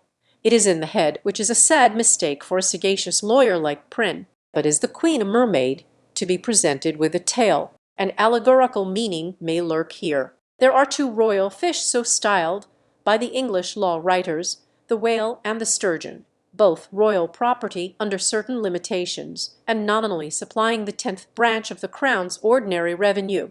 I know not that any other author has hinted of the matter, but by inference it seems to me that the sturgeon must be divided in the same way as the whale, the king receiving the highly dense and elastic head peculiar to that fish, which, symbolically regarded, may possibly be humorously grounded upon some presumed congeniality. And thus there seems a reason in all things, even in law. Chapter 91. The pequod meets the rosebud. In vain it was to rate for ambergris in the paunch of this leviathan, insufferable fetter denying not inquiry. Sir T. Brown v. It was a week or two after the last whaling scene recounted, and when we were slowly sailing over a sleepy, vapory, midday sea, that the many noses on the Pequod's deck proved more vigilant discoverers than the 3 pairs of eyes aloft. A peculiar and not very pleasant smell was smelt in the sea. I will bet something now, said Stubb, that somewhere hereabouts are some of those drugged whales we tickled the other day. I thought they would keel up before long. Presently the vapors in advance slid aside, and there in the distance lay a ship whose furled sails betokened that some sort of whale must be alongside. As we glided nearer, the stranger showed French colours from his peak, and by the eddying cloud a vulture sea-fowl that circled, and hovered, and swooped around him. It was plain that the whale alongside must be what the fishermen call a blasted whale, that is, a whale that has died unmolested on the sea, and so floated an unappropriated corpse. It may well be conceived what an unsavory odor such a mass must exhale, worse than an Assyrian city in the plague, when the living are incompetent to bury the departed. So intolerable, indeed, is it regarded by some, that no cupidity could persuade them to moor alongside of it. Yet are there those who will still do it, notwithstanding the fact that the oil obtained from such subjects is of a very inferior quality, and by no means of the nature of attar of rose. Coming still nearer with the expiring breeze, we saw that the Frenchman had a second whale alongside, and this second whale seemed even more of a nosegay than the first. In truth, it turned out to be one of those problematical whales that seem to dry up and die with a sort of prodigious dyspepsia or indigestion, leaving their defunct bodies almost entirely bankrupt of anything like oil. Nevertheless, in the proper place we shall see that no knowing fisherman will ever turn up his nose at such a whale as this, however much he may shun blasted whales in general. The Pequod had now swept so nigh to the stranger that Stubb vowed he recognized his cutting spade pole entangled in the lines that were knotted round the tail of one of these whales. "There's a pretty fellow, now," he banteringly laughed, "standing in the ship's bows. There's a jackal for ye. I well know that these crappos of Frenchmen are but poor devils in the fishery, sometimes lowering their boats for breakers, mistaking them for sperm whale spouts. Yes, and sometimes sailing from their port with their hold full of boxes of tallow candles and cases of snuffers, foreseeing that all the oil they will get won't be enough to dip the captain's wick into. Ay, we all know these things. But look ye, here is a crapple that is content with our leavings, the drugged whale there, I mean. Ay, and is content too with scraping the dry bones of that other precious fish he has there. Poor devil! I say, pass round a hat, someone, and let's make him a present of a little oil for dear charity's sake. For what oil he'll get from that drugged whale there wouldn't be fit to burn in a jail. No, not in a condemned cell. And as for the other whale, why, I'll agree to get more oil by chopping up and trying out these 3 masts of ours than he'll get from that bundle of bones. Though, now that I think of it, it may contain something worth a good deal more than oil. Yes, ambergris. I wonder now if our old man has thought of that. It's worth trying. Yes, I'm for it."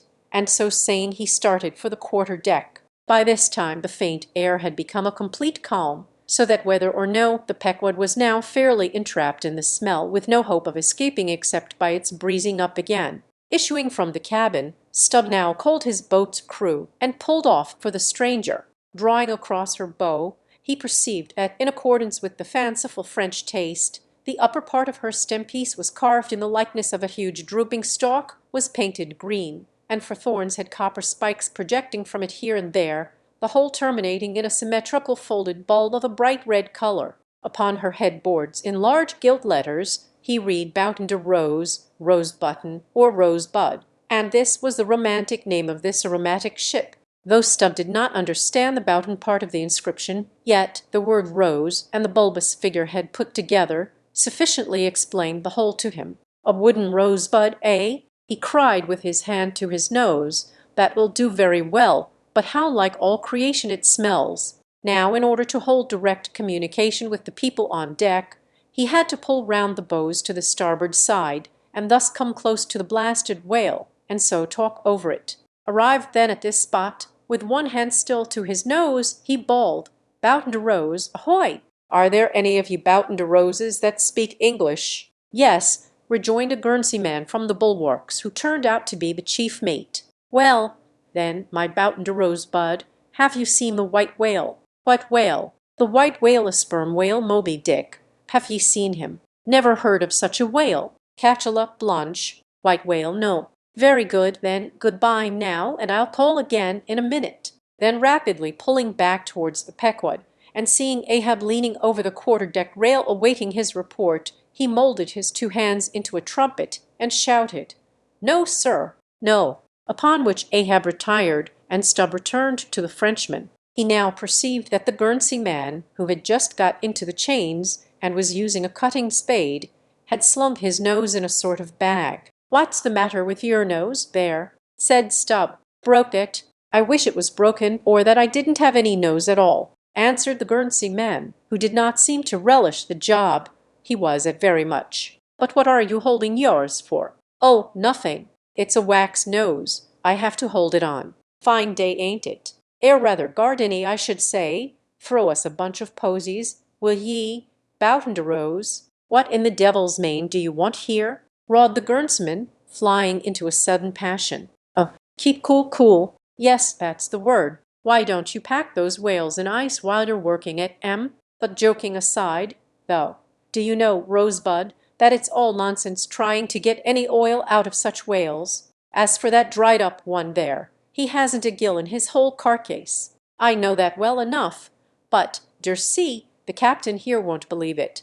This is his first voyage. He was a cologne manufacturer before, but come aboard, and mayhap he'll believe you if he won't me, and so I'll get out of this dirty scrape." "Anything to oblige ye, my sweet and pleasant fellow," rejoined Stubb, and with that he soon mounted to the deck. There a queer scene presented itself. The sailors in tasselled caps of red worsted were getting the heady tackles in readiness for the whales, but they worked rather slow and talked very fast, and seemed in anything but a good humour, all their noses upwardly projected from their faces like so many jib-booms. Now and then pairs of them would drop their work and run up to the masthead to get some fresh air, some thinking they would catch the plague, dipped oakum in coal tar, and at intervals held it to their nostrils. Others, having broken the stems of their pipes almost short off at the bowl, were vigorously puffing tobacco smoke, so that it constantly filled their olfactories. Stubb was struck by a shower of outcries and anathemas proceeding from the captain's roundhouse abaft,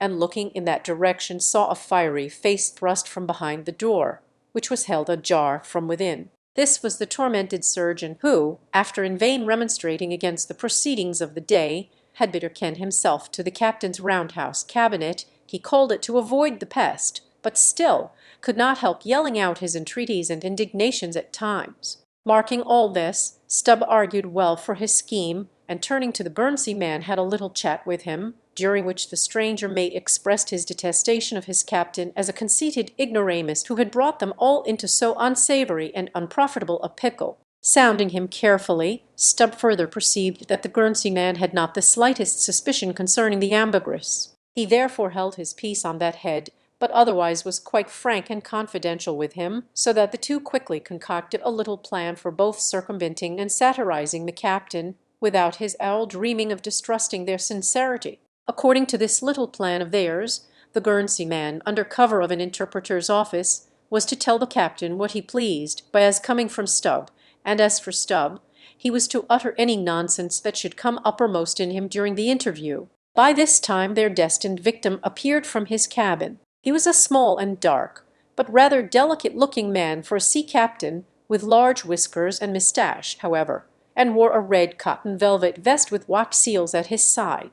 To this gentleman Stubb was now politely introduced by the Guernsey man, who at once ostentatiously put on the aspect of interpreting between them. "What shall I say to him first?" said he. "Why," said Stubb, eyeing the velvet vest and the watch and seals, "you may as well begin by telling him that he looks a sort of babyish to me, though I don't pretend to be a judge. He says, monsieur," said the Guernsey man in French, turning to his captain, "that only yesterday his ship spoke a vessel whose captain and chief mate, with 6 sailors, had all died of a fever caught from a blasted whale they had brought alongside."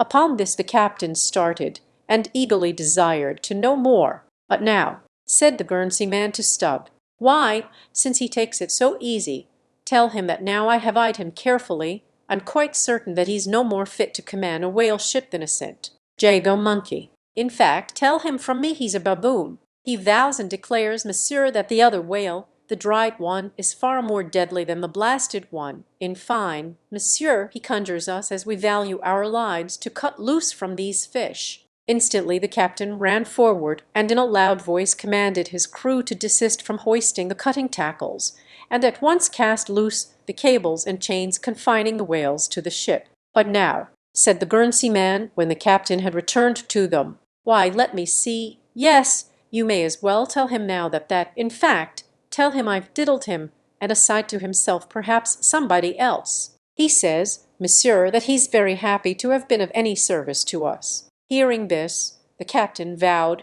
that they were the grateful parties, meaning himself and mate, and concluded by inviting Stubb down into his cabin to drink a bottle of Bordeaux. "He wants you to take a glass of wine with him," said the interpreter. "Thank him heartily, but tell him it's against my principles to drink with the man I've diddled. In fact, tell him I must go. He says, monsieur, that his principles won't admit of his drinking, but that if monsieur wants to live another day to drink, then monsieur had best drop all 4 boats and pull the ship away from these whales, for it's so calm they won't drift." By this time Stubb was over the side, and getting into his boat, hailed the Guernsey man to this effect, that having a long tow line in his boat, he would do what he could to help them by pulling out the lighter whale of the 2 from the ship's side. While the Frenchman's boats, then, were engaged in towing the ship one way, Stubb benevolently towed away at his whale the other way, ostentatiously slacking out a most unusually long tow line. Presently a breeze sprang up. Stubb feigned to cast off from the whale. Hoisting his boats, the Frenchman soon increased his distance, while the Pequod slid in between him and Stubb's whale, whereupon Stubb quickly pulled to the floating body, and hailing the Pequod to give notice of his intentions, at once proceeded to reap the fruit of his unrighteous cunning. Seizing his sharp boat spade, he commenced an excavation in the body, a little behind the side fin. You would almost have thought he was digging a cellar there in the sea, and when at length his spade struck against the gaunt ribs, it was like turning up old Roman tiles and pottery buried in fat English loam. His boat's crew were all in high excitement, eagerly helping their chief, and looking as anxious as gold hunters. And all the time numberless fowls were diving and ducking and screaming and yelling and fighting around them. Stubb was beginning to look disappointed, especially as the horrible nosegay increased, when suddenly from out the very heart of this plaid there stole a faint stream of perfume, which flowed through the tide of bad smells without being absorbed by it, as one river will flow into and then along with another, without at all blending with it for a time. "I have it! I have it!" cried Stubb with delight, striking something in the subterranean regions, a purse. A purse! Dropping his spade, he thrust both hands in and drew out handfuls of something that looked like ripe Windsor soap or rich mottled old cheese, very unctuous and savory without. You might easily dent it with your thumb. It is of a hue between yellow and ash color, and this, good friends, is ambergris, worth a gold guinea an ounce to any druggist. Some 6 handfuls were obtained, but more was unavoidably lost in the sea, and still more, perhaps, might have been secured were it not for impatient Ahab's loud command to Stubb to desist and come on board, else the ship would bid them good-bye. Chapter 92. Ambergris. Now this ambergris is a very curious substance, and so important as an article of commerce, that in 1791 a certain Nantucket-born Captain Coffin was examined at the bar of the English House of Commons on that subject. For at that time, and indeed until a comparatively late day, the precise origin of ambergris remained, like amber itself, a problem to the learned. Though the word ambergris is but the French compound for grey amber, yet the 2 substances are quite distinct. For amber, though at times found on the sea-coast, is also dug up in some far inland soils, whereas ambergris is never found except upon the sea. Besides, amber is a hard, transparent, brittle, odorless substance, used for mouthpieces to pipes, for beads and ornaments, but ambergris is soft, waxy, and so highly fragrant and spicy that it is largely used in perfumery and pastils, precious candles, hair powders, and pomatum. The Turks use it in cooking, and also carry it to Mecca, for the same purpose that frankincense is carried to St. Peter's in Rome. Some wine merchants drop a few grains into claret to flavor it. Who would think, then, that such fine ladies and gentlemen should regale themselves with an essence found in the inglorious bowels of a sick whale? Yet so it is. By some, ambergris is supposed to be the cause, and by others the effect, of the dyspepsia in the whale. How to cure such a dyspepsia it were hard to say, unless by administering 3 or 4 boat-loads of Brandreth's pills, and then running out of harm's way, as labourers do in blasting rocks. I have forgotten to say that there were found in this ambergris certain hard, round, bony plates, which at first Stubb thought might be sailors' trousers buttons, but it afterwards turned out that they were nothing more than pieces of small squid bones embalmed in that manner. Now that the incorruption of this most fragrant ambergris should be found in the heart of such decay, is this nothing? Bethink thee of that saying of St. Paul in Corinthians about corruption and incorruption, how that we are sown in dishonour but raised in glory, and likewise call to mind that saying of Paracelsus about what it is that maketh the best musk. Also forget not the strange fact that of all things of ill savour, cologne water in its rudimental manufacturing stages is the worst. I should like to conclude the chapter with the above appeal, but cannot, owing to my anxiety to repel a charge often made against whalemen, and which, in the estimation of some already biased minds, might be considered as indirectly substantiated by what has been said of the Frenchman's 2 whales. Elsewhere in this volume the slanderous aspersion has been disproved that the vocation of whaling is throughout a slatternly, untidy business. But there is another thing to rebut. They hint that all whales always smell bad. Now how did this odious stigma originate? I opine that it is plainly traceable to the first arrival of the Greenland whaling ships in London more than 2 centuries ago, because those whalemen did not then, and do not now, try out their oil at sea as the southern ships have always done, but cutting up the fresh blubber in small bits, thrust it through the bung-holes of large casks, and carry it home in that manner.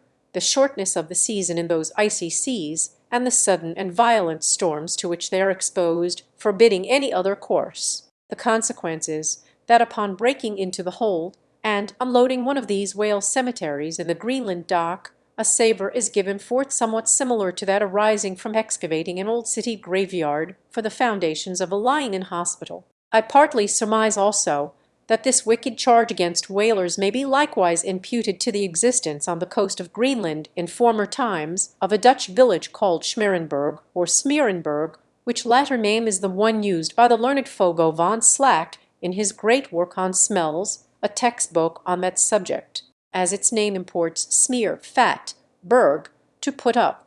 This village was founded in order to afford a place for the blubber of the Dutch whale fleet to be tried out without being taken home to Holland for that purpose. It was a collection of furnaces, fat kettles, and oil sheds, and when the works were in full operation certainly gave forth no very pleasant savour. But all this is quite different with a South Sea sperm whaler, which in a voyage of 4 years perhaps, after completely filling her hold with oil, does not perhaps consume 50 days in the business of boiling out, and in the state that it is casked, the oil is nearly scentless. The truth is that living or dead, if but decently treated, whales as a species are by no means creatures of ill odour, nor can whalemen be recognized as the people of the Middle Ages affected to detect a Jew in the company by the nose. Nor indeed can the whale possibly be otherwise than fragrant when as a general thing he enjoys such high health, taking abundance of exercise, always out of doors, though, it is true, seldom in the open air. I say that the motion of a sperm whale's flukes above water dispenses a perfume, as when a musk-scented lady rustles her dress in a warm parlour. What then shall I liken the sperm whale to for fragrance? Considering his magnitude, must it not be to that famous elephant with jewelled tusks and redolent with myrrh, which was led out of an Indian town to do honour to Alexander the Great? Chapter 93. The Castaway. It was but some few days after encountering the Frenchman that most significant event befell the most insignificant of the Pequod's crew, an event most lamentable, and which ended in providing the sometimes madly merry and predestinated craft with a living and ever-accompanying prophecy of whatever shattered sequel might prove her own. Now, in the whale ship, it is not every one that goes in the boats. Some few hands are reserved, called shipkeepers, whose province it is to work the vessel while the boats are pursuing the whale. As a general thing, these shipkeepers are as hardy fellows as the men comprising the boat's crews. But if there happen to be an unduly slender, clumsy, or timorous wight in the ship, that wight is certain to be made a shipkeeper. It was so in the Pequod with the little negro Pippin, by nickname, Pip by abbreviation. Poor Pip, ye have heard of him before. Ye must remember his tambourine on that dramatic midnight, so gloomy jolly. In outer aspect, Pip and Doughboy made a match, like a black pony and a white one, of equal developments, though of dissimilar color, driven in one eccentric span. But while hapless Doughboy was by nature dull and torpid in his intellects, Pip, though over tender-hearted, was at bottom very bright, with that pleasant, genial, jolly brightness peculiar to his tribe, a tribe which ever enjoy all holidays and festivities with finer, freer relish than any other race. For blacks, the year's calendar should show naught but 365 Fourth of Julys and New Year's days, nor smile so, while I write that this little black was brilliant, for even blackness has its brilliancy. Behold yon lustrous ebony, panelled in kings' cabinets. But Pip loved life, and all life's peaceable securities, so that the panic-striking business in which he had somehow unaccountably become entrapped had most sadly blurred his brightness, though as ere long will be seen what was thus temporarily subdued in him in the end was destined to be luridly illumined by strange wild fires that fictitiously showed him off to 10 times the natural lustre with which in his native Toland county in Connecticut he had once enlivened many a fiddler's frolic on the green, and at melodious eventide, with his gay har-har, had turned the round horizon into one star-bell tambourine. So, though in the clear air of day, suspended against a blue-veined neck, the pure-watered diamond drop will healthful glow, yet when the cunning jeweller would show you the diamond in its most impressive lustre, he lays it against a gloomy ground, and then lights it up, not by the sun, but by some unnatural gases. Then come out those fiery effulgences infernally superb.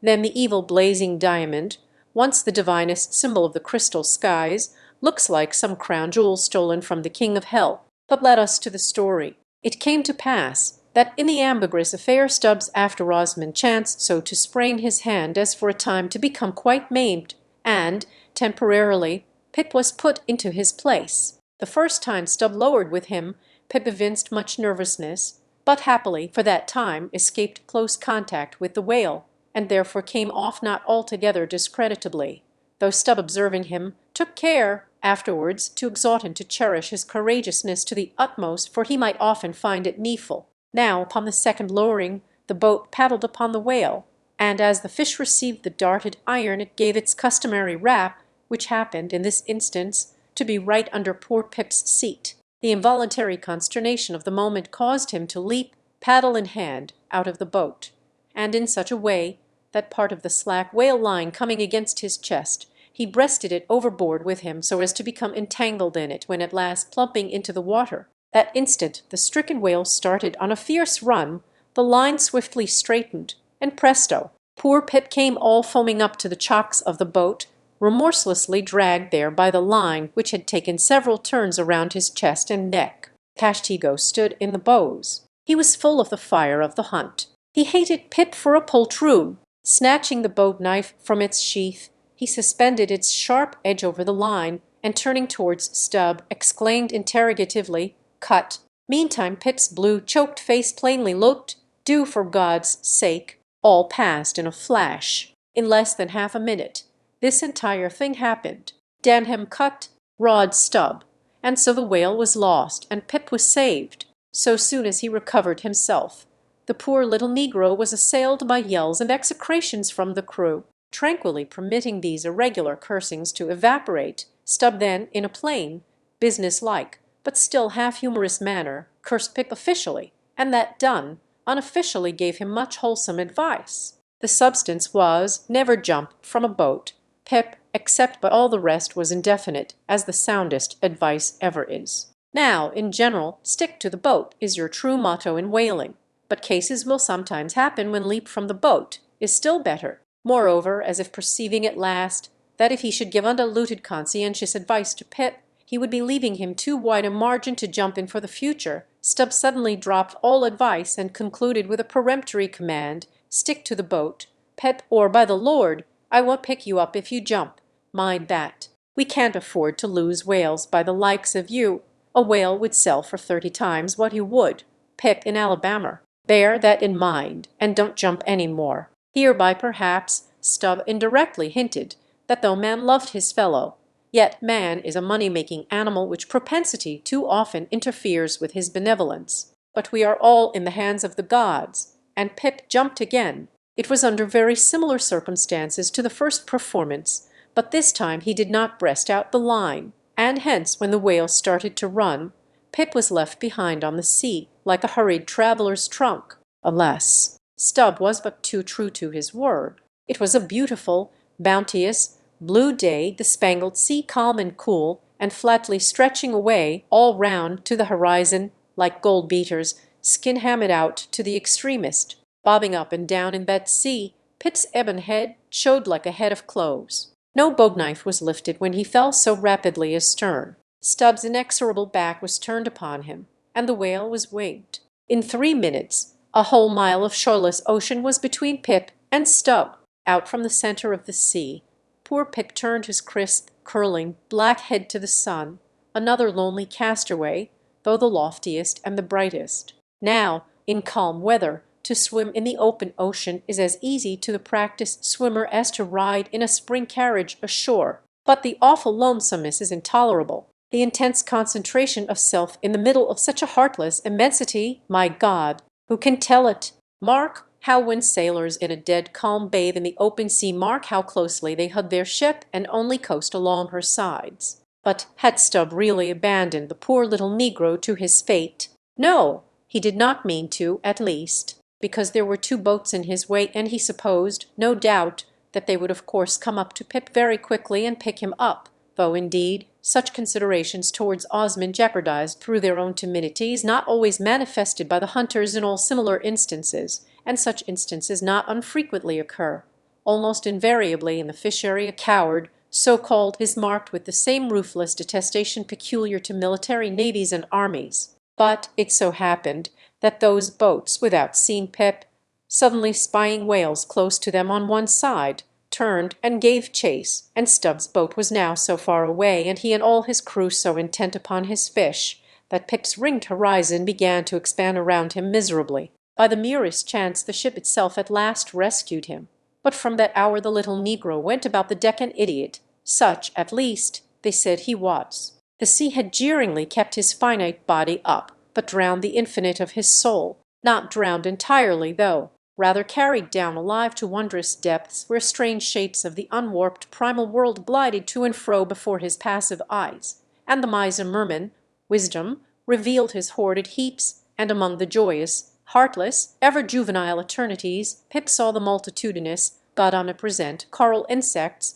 that out of the firmament of waters heaved the colossal orbs. He saw God's foot upon the treadle of the loom, and spoke it, and therefore his shipmates called him mad. So man's insanity is heaven's sense, and wandering from all mortal reason, man comes at last to that celestial thought, which to reason is absurd and frantic, and weal or woe feels then uncompromised, indifferent as his God. For the rest, blame not Stubb too hardly. The thing is common in that fishery, and in the sequel of the narrative it will then be seen what like abandonment befell myself. Chapter 94. A squeeze of the hand. That whale of Stubb's, so dearly purchased, was duly brought to the Pequod's side, where all those cutting and hoisting operations previously detailed were regularly gone through, even to the bailing of the Heidelberg tun or case. While some were occupied with this latter duty, others were employed in dragging away the larger tubs so soon as filled with the sperm, and when the proper time arrived, this same sperm was carefully manipulated ere going to the try-works, of which anon. It had cooled and crystallized to such a degree that when, with several others, I sat down before a large Constantine's bath of it, I found it strangely concreted into lumps, here and there rolling about in the liquid part. It was our business to squeeze these lumps back into fluid, a sweet and unctuous duty. No wonder that in old times this sperm was such a favorite cosmetic, such a clearer, such a sweetener, such a softener, such a delicious mollifier. After having my hands in it for only a few minutes, my fingers felt like eels and began, as it were, to serpentine and spiralize. As I sat there at my ease, cross-legged on the deck, after the bitter exertion at the windlass, under a blue tranquil sky, the ship under indolent sail, and gliding so serenely along, as I bathed my hands among those soft, gentle globules of infiltrated tissues, woven almost within the hour, as they richly broke to my fingers and discharged all their opulence, like fully ripe grapes their wine, as I snuffed up that uncontaminated aroma literally and truly like the smell of spring violets. I declare to you that for the time I live as in a musky meadow, I forgot all about our horrible oath. In that inexpressible sperm, I washed my hands and my heart of it. I almost began to credit the old Paracelsian superstition that sperm is of rare virtue in allaying the heat of anger. While bathing in that bath, I felt divinely free from all ill will, or petulance, or malice of any sort whatsoever. Squeeze, squeeze, squeeze, all the morning long. I squeezed that sperm till I myself almost melted into it. I squeezed that sperm till a strange sort of insanity came over me, and I found myself unwittingly squeezing my co-laborers' hands in it, mistaking their hands for the gentle globules. Such an abounding, affectionate, friendly, loving feeling did this avocation beget, that at last I was continually squeezing their hands and looking up into their eyes sentimentally, as much as to say, "Oh, my dear fellow beings, why should we longer cherish any social acerbities or know the slightest ill humor or envy? Come, let us squeeze hands all round. Nay, let us all squeeze ourselves into each other. Let us squeeze ourselves universally into the very milk and sperm of kindness." Would that I could keep squeezing that sperm forever! For now, since by many prolonged, repeated experiences I have perceived that in all cases man must eventually lower or at least shift his conceit of attainable felicity, not placing it anywhere in the intellect or the fancy, but in the wife, the heart, the bed, the table, the saddle, the fireside, the country, now that I have perceived all this, I am ready to squeeze case eternally. In thoughts of the visions of the night, I saw long rows of angels in paradise, each with his hands in a jar of spermaceti. Now, while discoursing of sperm, it behooves to speak of other things akin to it in the business of preparing the sperm whale for the try-works. First comes white horse, so called, which is obtained from the tapering part of the fish, and also from the thicker portions of his flukes. It is tough with congealed tendons, a wad of muscle, but still contains some oil.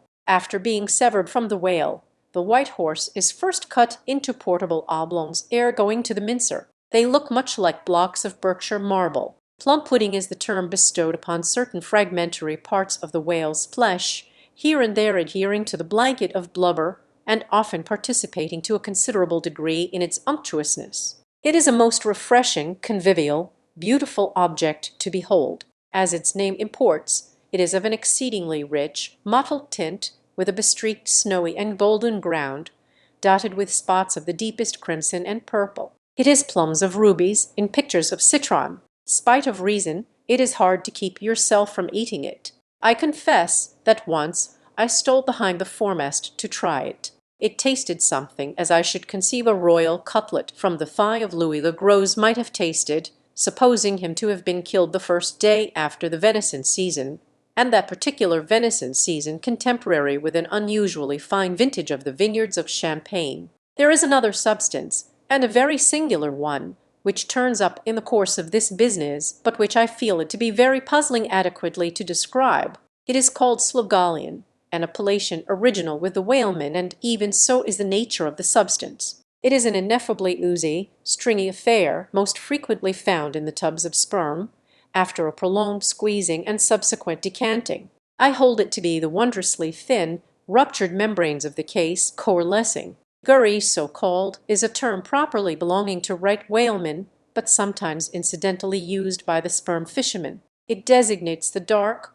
glutinous substance which is scraped off the back of the Greenland or right whale, and much of which covers the decks of those inferior souls who hunt that ignoble leviathan. Nippers. Strictly this word is not indigenous to the whale's vocabulary, but as applied by whalemen it becomes so. A whaleman's nipper is a short, firm strip of tendinous stuff cut from the tapering part of leviathan's tail. It averages an inch in thickness, and for the rest is about the size of the iron part of a hoe. Edgewise moved along the oily deck, it operates like a leathern squilgee, and by nameless blandishments as of magic, allures along with it all impurities. But to learn all about these recondite matters, your best way is at once to descend into the blubber room and have a long talk with its inmates. This place has previously been mentioned as the receptacle for the blanket pieces, when stripped and hoisted from the whale, when the proper time arrives for cutting up its contents.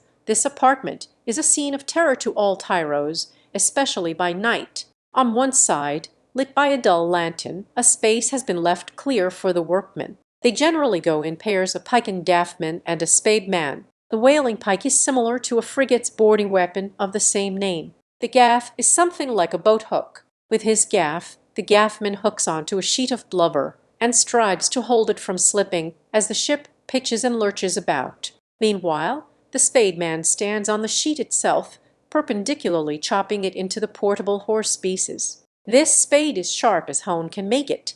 The spademan's feet are shoeless.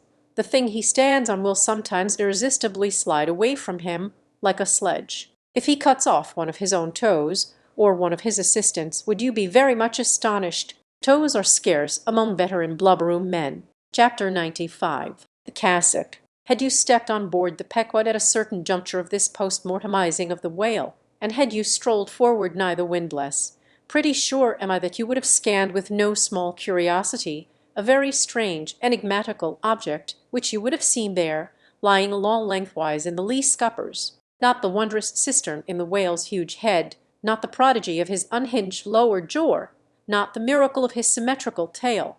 None of these would so surprise you as half a glimpse of that unaccountable cone longer than a Kentuckian is tall, nigh a foot in diameter at the base, and jet black as Yojo, the ebony idol of Queequeg. And an idol, indeed, it is, or rather in old times its likeness was. Such an idol as that found in the secret groves of Queen Marcher in Judea, and for worshipping which King Asa, her son, did depose her, and destroyed the idol, and burnt it for an abomination at the brook Kedron, as darkly set forth in the 15th chapter of the first book of Kings. Look at the sailor, called the mincer, who now comes along, and assisted by two allies, heavily backs the grandissimus, as the mariners call it, and with bowed shoulders staggers off with it as if he were a grenadier carrying a dead comrade from the field. Extending it upon the forecastle deck, he now proceeds cylindrically to remove its dark pelt, as an African hunter the pelt of a boer. This done, he turns the pelt inside out, like a pantaloon leg,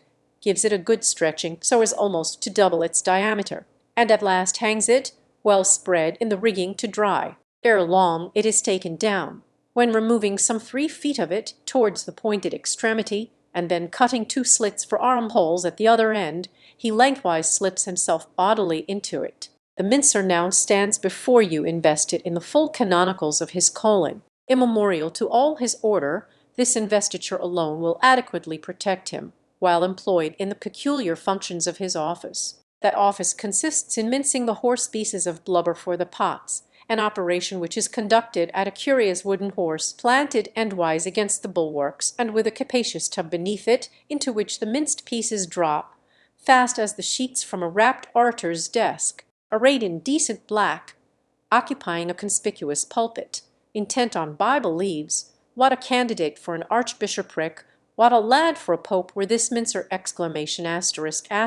Bible leaves, Bible leaves. This is the invariable cry from the mates to the mincer. It enjoins him to be careful and cut his work into as thin slices as possible, inasmuch as by so doing the business of boiling out the oil is much accelerated, and its quantity considerably increased, besides perhaps improving it in quality. Chapter 96. The try-works. Besides her hoisted boats, an American whaler is outwardly distinguished by her try-works. She presents the curious anomaly of the most solid masonry joining with oak and hemp in constituting the completed ship.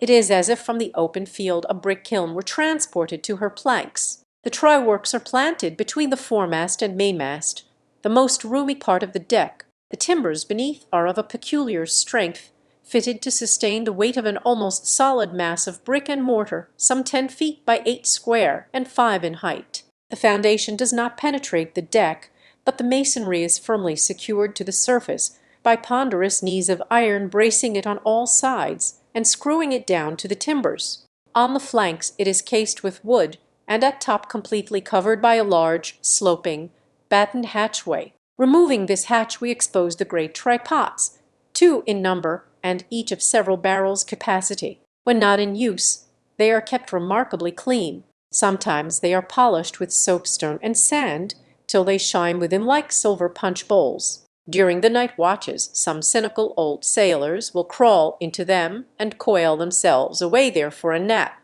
While employed in polishing them, one man in each pot, side by side, many confidential communications are carried on over the iron lips. It is a place also for profound mathematical meditation. It was in the left-hand tripod of the Pequod, with the soapstone diligently circling round me, that I was first indirectly struck by the remarkable fact that in geometry all bodies gliding along the cycloid, my soapstone, for example, will descend from any point in precisely the same time. Removing the fireboard from the front of the try-works, the bare masonry of that side is exposed, penetrated by the two iron mouths of the furnaces, directly underneath the pots. These mouths are fitted with heavy doors of iron. The intense heat of the fire is prevented from communicating itself to the deck by means of a shallow reservoir extending under the entire enclosed surface of the works. By a tunnel inserted at the rear, this reservoir is kept replenished with water as fast as it evaporates. There are no external chimneys. They open direct from the rear wall.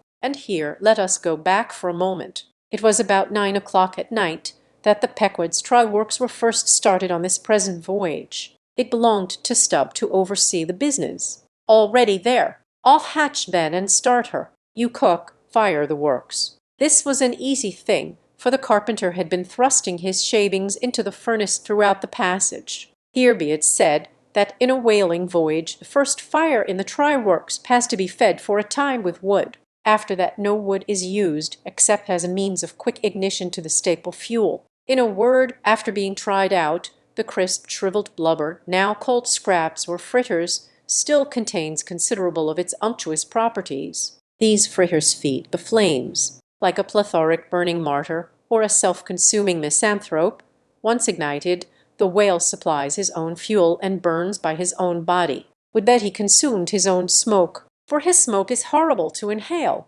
and inhale it you must, and not only that, but you must live in it for the time. It has an unspeakable, wild, Hindu odor about it, such as may lurk in the vicinity of funereal pyres. It smells like the left wing of the Day of Judgment. It is an argument for the pit. By midnight the works were in full operation. We were clear from the carcase. Sail had been made. The wind was freshening. The wild ocean darkness was intense, but that darkness was licked up by the fierce flames which at intervals forked forth from the sooty flues and illuminated every lofty rope in the rigging as with the famed Greek fire. The burning ship drove on, as if remorselessly commissioned to some vengeful deed. So the pitch and sulphur-freighted brigs of the bold Hydriote, Canaris, issuing from their midnight harbours with the broad sheets of flame for sails, bore down upon the Turkish frigates and folded them in conflagrations. The hatch, removed from the top of the works, now afforded a wide hearth in front of them. Standing on this were the Tartarian shapes of the pagan harpooneers, always the whaleship's stokers. With huge pronged poles they pitched hissing masses of blubber into the scalding pots, or stirred up the fires beneath, till the snaky flames darted, curling out of the doors, to catch them by the feet. The smoke rolled away in sullen heaps. To every pitch of the ship there was a pitch of the boiling oil,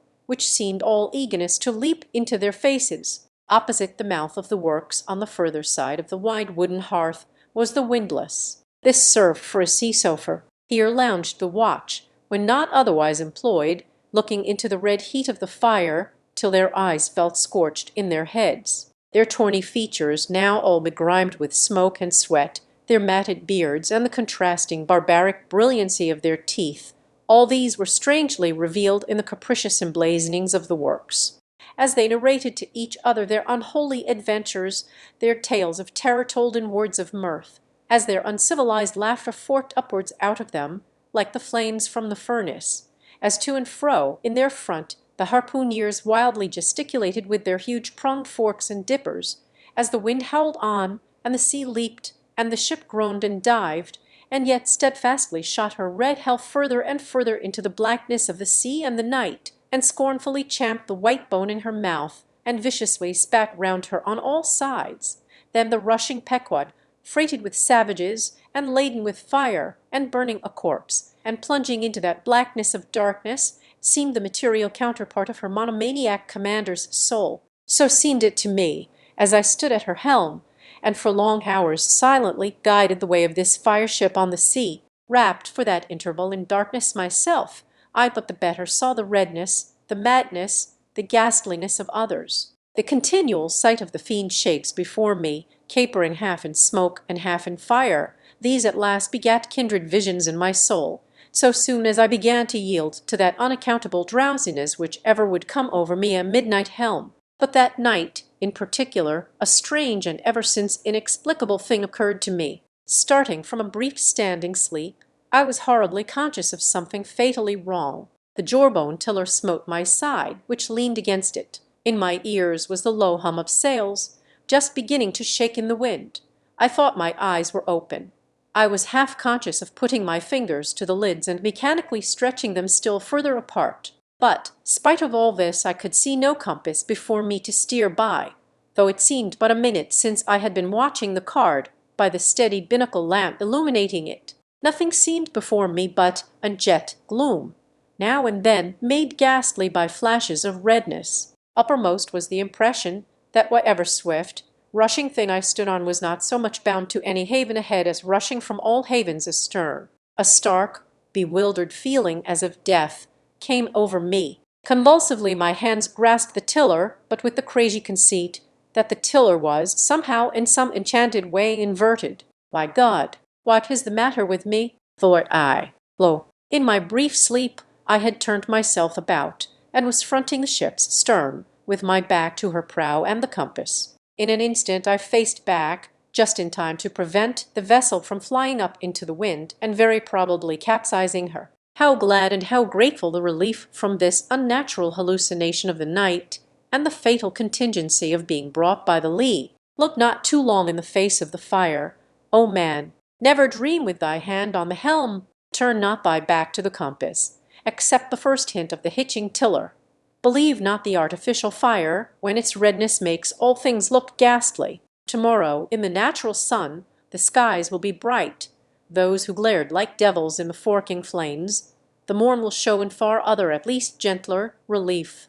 The glorious, golden, glad sun, the only true lamp, all others but liars. Nevertheless the sun hides not Virginia's dismal swamp, nor Rome's accursed Campagna, nor wide Sahara, nor all the millions of miles of deserts and of griefs beneath the moon. The sun hides not the ocean, which is the dark side of this earth, and which is 2/3 of this earth. So therefore, that mortal man who hath more of joy than sorrow in him, that mortal man cannot be true not true, or undeveloped. With books the same. The truest of all men was the man of sorrows, and the truest of all books is Solomon's, and Ecclesiastes is the fine hammered steel of woe. All is vanity. But this wilful world hath not got hold of unchristian Solomon's wisdom yet. But he who dodges hospitals and jails, and walks fast crossing graveyards, and would rather talk of operas than hell, calls Cowper, Young, Pascal, Rousseau, poor devils, old sick men, and throughout a carefree lifetime swears by Rabelais as passing wise, and therefore jolly not that man is fitted to sit down on tombstones and break the green damp mould with unfathomably wondrous Solomon.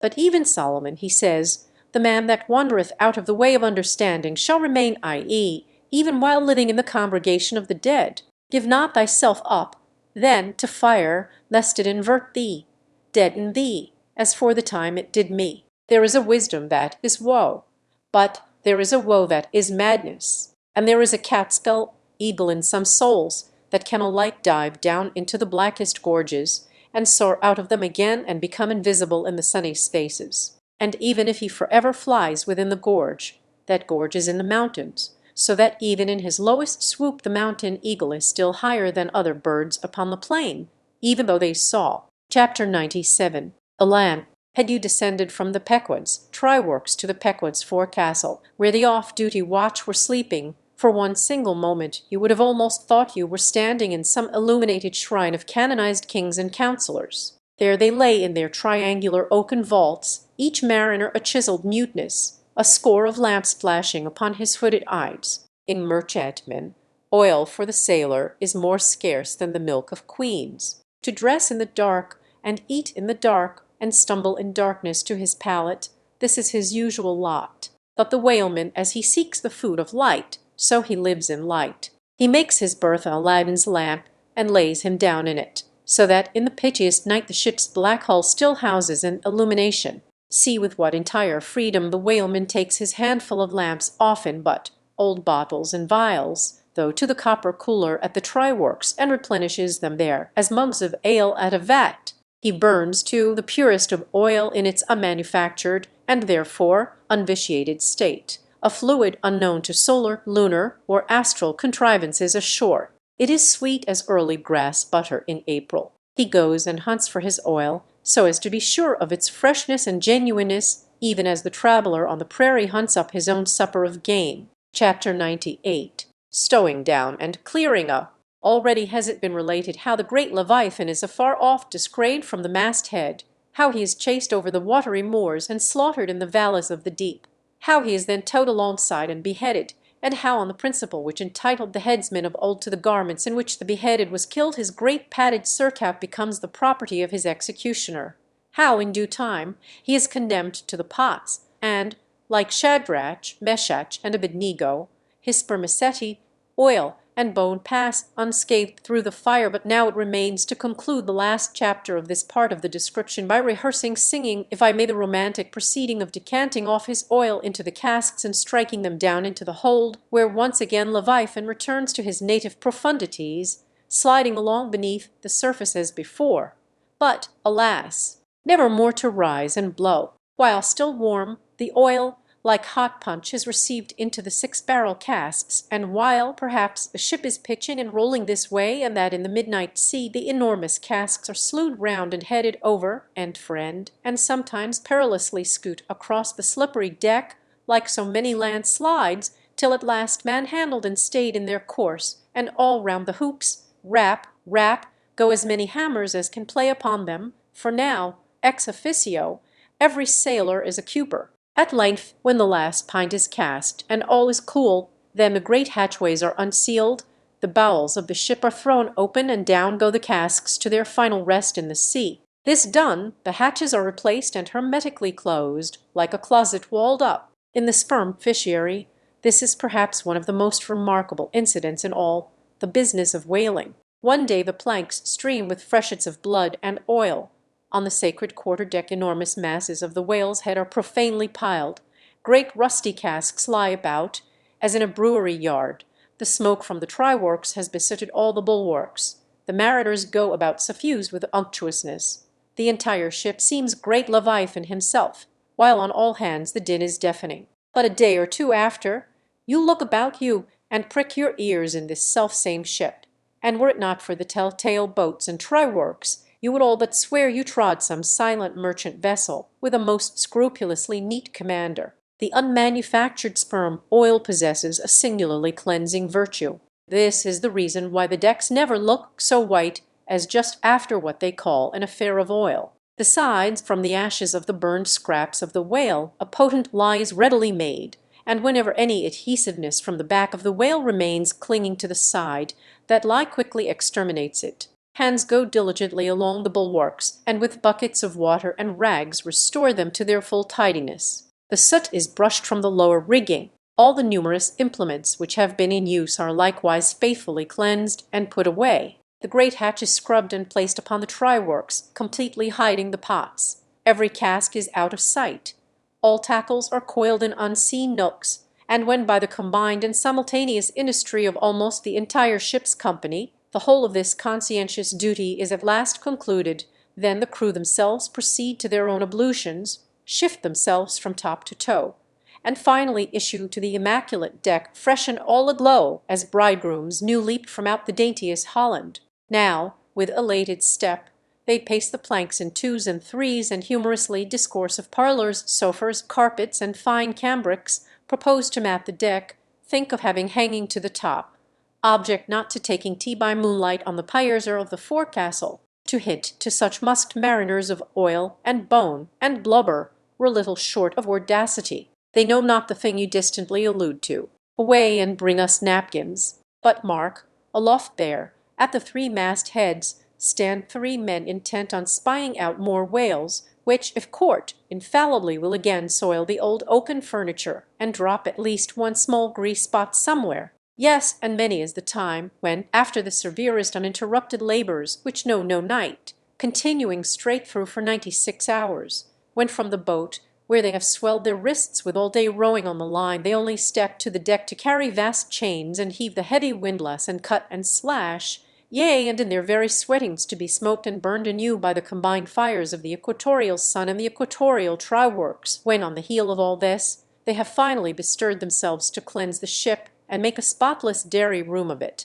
Many is the time the poor fellows, just buttoning the necks of their clean frocks, are startled by the cry of their she blows, and away they fly to fight another whale, and go through the whole weary thing again. Ay, friends, but this is man-killing, yet this is life. For hardly have we mortals, by long toilings extracted from this world's vast bulk its small but valuable sperm, and then, with weary patience, cleansed ourselves from its defilements, and learned to live here in clean tabernacles of the soul. Hardly is this done, when there she blows exclamation, the ghost is spouted up, and away we sail to fight some other world, and go through young life's old routine again. The metempsychoses of Pythagoras, that in bright Greece 2000 years ago did die so good, so wise, so mild. I sailed with thee along the Peruvian coast last voyage, and foolish as I am taught thee, a green simple boy, how to splice a rope. Chapter 99. The doubloon. Ere now it has been related how Ahab was wont to pace his quarter-deck, taking regular turns at either limit, the binnacle and mainmast, but in the multiplicity of other things requiring narration it has not been added how that sometimes in these walks, when most plunged in his mood, he was wont to pause in turn at each spot, and stand there strangely eyeing the particular object before him. When he halted before the binnacle, with his glance fastened on the pointed needle in the compass, that glance shot like a javelin with the pointed intensity of his purpose, and when resuming his walk he again paused before the mainmast, then, as the same riveted glance fastened upon the riveted gold coin there, he still wore the same aspect of nailed firmness, only dashed with a certain wild longing, if not hopefulness. But one morning, turning to pass the doubloon, he seemed to be newly attracted by the strange figures and inscriptions stamped on it, as though now for the first time beginning to interpret for himself in some monomaniac way whatever significance might lurk in them. And some certain significance lurks in all things, else all things are little worth, and the round world itself but an empty cipher, except to sell by the cartload, as they do hills about Boston, to fill up some morass in the Milky Way. Now this doubloon was of purest virgin gold, raked somewhere out of the heart of gorgeous hills, whence, east and west over golden sands, the headwaters of many a Pactolus flows. And though now nailed amidst all the rustiness of iron bolts and the verdigris of copper spikes, yet untouchable and immaculate to any foulness, it still preserved its Quito glow, nor, though placed amongst a ruthless crew, and every hour passed by ruthless hands, and through the livelong nights shrouded with thick darkness which might cover any pilfering approach, nevertheless every sunrise found the doubloon where the sunset left it last, for it was set apart and sanctified to one awe-striking end, and however wanton in their sailor ways, one and all, the mariners revered it as the white whale's talisman. Sometimes they talked it over in the weary watch by night, wondering whose it was to be at last, and whether he would ever live to spend it. Now those noble golden coins of South America are as medals of the sun and tropic token pieces. Here palms, alpacas, and volcanoes, sun's discs and stars, ecliptics, horns aplenty, and rich banners waving are in luxuriant profusion stamped, so that the precious gold seems almost to derive an added preciousness and enhancing glories by passing through those fancy mints so Spanishly poetic. It so chanced that the doubloon of the Pequod was a most wealthy example of these things. On its round border it bore the letters Republica del Ecuador, Quito. So this bright coin came from a country planted in the middle of the world, and beneath the great equator, and named after it, and it had been cast midway up the Andes in the unwaning clime, that knows no autumn. Zoned by those letters you saw the likeness of 3 Andes summits, from one aflame, a tower on another, on the third a crowing cock, while arching over all was a segment of the partition zodiac, the signs all marked with their usual cabalistics, and the keystone sun entering the equinoctial point at Libra. Before this equatorial coin, Ahab, not unobserved by others, was now pausing, There's something ever egotistical in mountain tops and towers and all other grand and lofty things. Look here, three peaks as proud as Lucifer, the firm tower that is Ahab, the volcano that is Ahab, the courageous, the undaunted, and victorious spowl that, too, is Ahab. All are Ahab. And this round gold is but the image of the rounder glow, which, like a magician's glass to each and every man in turn, but mirrors back his own mysterious self. Great pains, small gains for those who ask the world to solve them. It cannot solve itself. Methinks now this coined sun wears a ruddy face. But see, he enters the sign of storms, the equinox, and but 6 months before he wheeled out of a former equinox at Aries. From storm to storm. So be it, then. Born in throes, 'tis fit that man should live in pains and die in pangs. So be it, then. Here's stout stuff for woe to work on. So be it, then. No fairy fingers can have pressed the gold, but devil's claws must have left their mouldings there since yesterday, murmured Starbuck to himself, leaning against the bulwarks. The old man seems to read Belshazzar's awful writing. I have never marked the coin inspectingly. He goes below. Let me read. A dark valley between three mighty, heaven-abiding peaks that almost seem the Trinity in some faint earthly symbol. So in this vale of death God girds us round, and over all our gloom the sun of righteousness still shines a beacon and a hope. If we bend down our eyes, the dark veil shows her mouldy soil, but if we lift them, the bright sun meets our glance halfway to cheer. Yet, oh, the great sun is no fixture, and if at midnight we would fain snatch some sweet solace from him, we gaze for him in vain. This coin speaks wisely, mildly, truly, but still sadly to me. I will quit it, lest truth shake me falsely. There now's the old mogul, soliloquist Stubb by the try-works. He's been twigging it. And there goes Starbuck from the same, and both with faces which I should say might be somewhere within 9 fathoms long, and all from looking at piece of gold, which did I have it now on Negro Hill, or in Coller's Hook, I'd not look at it very long ere spending it. Umph! In my poor, insignificant opinion, I regard this as queer. I have seen doubloons before now in my voyagings. Your doubloons of old Spain, your doubloons of Peru, your doubloons of Chile, your doubloons of Bolivia, your doubloons of Popayan, with plenty of gold moidores and pistols and joes and half-joes and quarter-joes. What then should there be in this doubloon of the equator that is so killing wonderful? By Golconda, let me read it once. A lower. Here signs and wonders truly. That, now, is what old Bowditch in his epitome calls the zodiac, and what my almanac below calls ditto. I'll get the almanac, and as I have heard devils can be raised with Dabble's arithmetic, I'll try my hand at raising a meaning out of these queer curvicues here with the Massachusetts calendar. Here's the book. Let's see now. Signs and wonders. And the sun?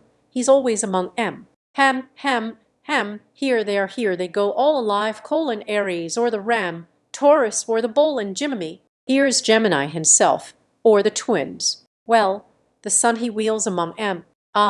Here on the coin he's just crossing the threshold between 2 of 12 sitting rooms all in a ring. Book, you lie there. The fact is, you books must know your places. You'll do to give us the bare words and facts, but we come in to supply the thoughts. That's my small experience so far as the Massachusetts calendar and Bowditch's navigator and Dabble's arithmetic go. Signs and wonders, Pity if there is nothing wonderful in signs and significant in wonders. There's a clue somewhere. Wait a bit. Hist hark. By Jove, I have it. Look you, doubloon. Your zodiac here is the life of man in one round chapter. And now I'll read it off, straight out of the book. Come, almanac. To begin, there's Aries, or the ram lecherous dog, he begets us. Then Taurus, or the bull, he bumps us the first thing. Then Gemini, or the twins, that is, virtue and vice. We try to reach virtue, when lo! Comes Cancer the crab and drags us back, and here, going from virtue, Leo, a roaring lion, lies in the path. He gives a few fierce bites and surly dabs with his paw. We escape and hail Virgo, the Virgin. That's our first love. We marry and think to be happy for aye when pop comes Libra, or the scales happiness weighed and found wanting. And while we are very sad about that, Lord, how we suddenly jump as Scorpio or the scorpion stings us in the rear, we are curing the wound when wang come the arrows all round. Sagittarius or the archer is amusing himself as we pluck out the shafts. Stand aside, here's the battering ram Capricornus, or the goat, full tilt, he comes rushing, then headlong we are tossed, when Aquarius, or the water-bearer, pours out his whole deluge and drowns us. And to wind up with Pisces or the fishes, we sleep. There's a sermon now writ in high heaven, and the sun goes through it every year, and yet comes out of it all alive and hearty. Jollily he, aloft there, wheels through toil and trouble, and so, alow here, does jolly Stubb. Oh, jolly's the word for aye. Adieu, doubloon. But stop! Here comes little King Post. Dodge round the try-works now, and let's hear what he'll have to say. There, he's before it. He'll out with something presently. So, he's beginning. I see nothing here but a round thing made of gold, and whoever raises a certain whale, this round thing belongs to him. So what's all this staring been about? It is worth $16, that's true. And at 2 cents the cigar, that's 960 cigars. I won't smoke dirty pipes like Stubb, but I like cigars, and here's 960 of them. So here goes flask aloft to spy 'em out.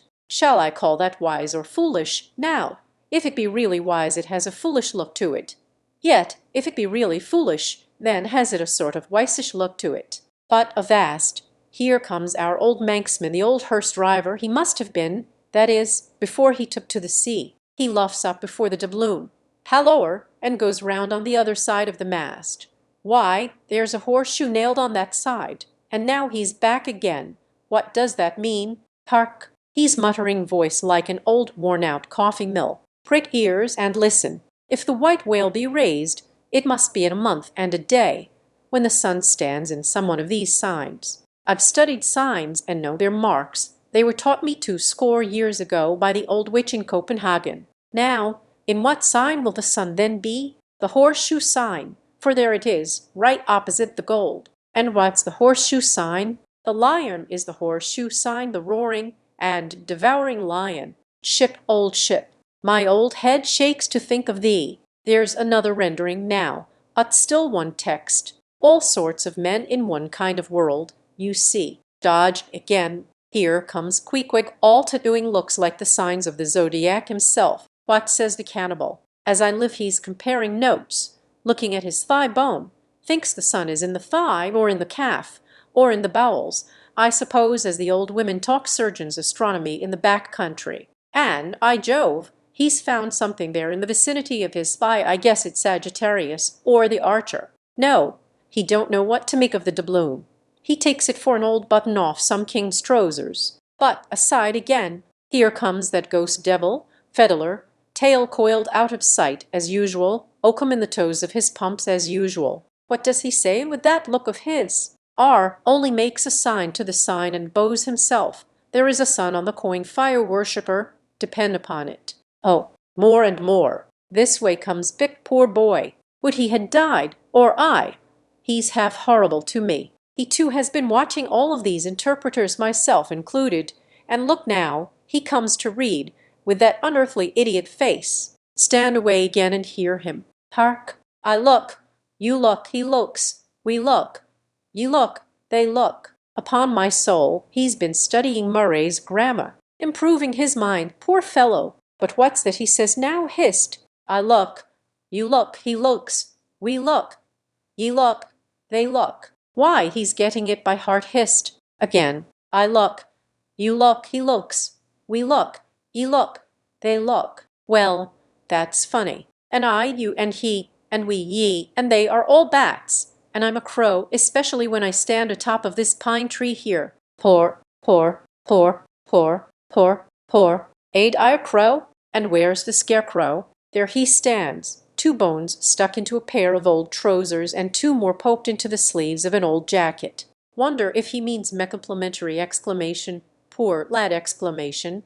I could go hang myself. Anyway, for the present, I'll quit Pitt's vicinity. I can stand the rest, for they have plain wits, but he's too crazy witty for my sanity. So I leave him muttering. Here's the ship's navel, this doubloon here, and they're all on fire to unscrew it. But unscrew your navel, and what's the consequence? Then again, if it stays here, that is ugly too, for when art's nailed to the mast it's a sign that things grow desperate. Har, old Ahab, the white whale, he'll nail ye. This is a pine tree. My father in old Toland County cut down a pine tree once and found a silver ring grown over in it, some old darky's wedding ring. How did it get there? And so they'll say in the resurrection, when they come to fish up this old mast and find a doubloon lodged in it, with bedded oysters for the shaggy bark. Oh, the gold, the precious, precious gold! The green miser'll hoard ye soon. Ish, hish, God goes mong the world's blackberrying. Hook, oh cook, and cook us, Jenny. Hey, hey, hey, hey, hey, Jenny, Jenny, and get your hoe cake done. Chapter 100. Leg and Arm. The Pequod of Nantucket meets the Samuel Enderby of London. Ship ahoy! Haste seen the white whale. So cried Ahab, once more hailing a ship showing English colors, bearing down under the stern. Trumpet to mouth, the old man was standing in his hoisted quarter-boat, his ivory leg plainly revealed to the stranger captain, who was carelessly reclining in his own boat's bow. He was a dark-tanned, burly, good-natured, fine-looking man of 60 or thereabouts, dressed in a spacious roundabout that hung round him in festoons of blue pila cloth, and one empty arm of this jacket streamed behind him like the broidered arm of a hussar's surcoat. Haste seen the white whale. See you this? And withdrawing it from the folds that had hidden it, he held up a white arm of sperm whale bone, terminating in a wooden head like a mallet. Man my boat, cried Ahab impetuously and tossing about the oars near him. Stand by to lower. In less than a minute, without quitting his little craft, he and his crew were dropped to the water, and were soon alongside of the stranger. But here a curious difficulty presented itself. In the excitement of the moment, Ahab had forgotten that since the loss of his leg, he had never once stepped on board of any vessel at sea but his own, and then it was always by an ingenious and very handy mechanical contrivance peculiar to the Pequod, and a thing not to be rigged and shipped in any other vessel a moment's warning. Now, it is no very easy matter for anybody except those who are almost hourly used to it, like whalemen, to clamber up a ship's side from a boat on the open sea, for the great swells now lift the boat high up towards the bulwarks, and then instantaneously drop it half-way down to the kelson. So, deprived of one leg, and the strange ship, of course, being altogether unsupplied with the kindly invention, Ahab now found himself abjectly reduced to a clumsy landsman again, hopelessly eyeing the uncertain changeful height he could hardly hope to attain. It has before been hinted, perhaps, that every little untoward circumstance that befell him, and which indirectly sprang from his luckless mishap, almost invariably irritated or exasperated Ahab, and in the present instance all this was heightened by the sight of the two officers of the strange ship, leaning over the side, by the perpendicular ladder of nailed cleats there, and swinging towards him a pair of tastefully ornamented man-ropes, for at first they did not seem to bethink them that a one-legged man must be too much of a cripple to use their sea banisters.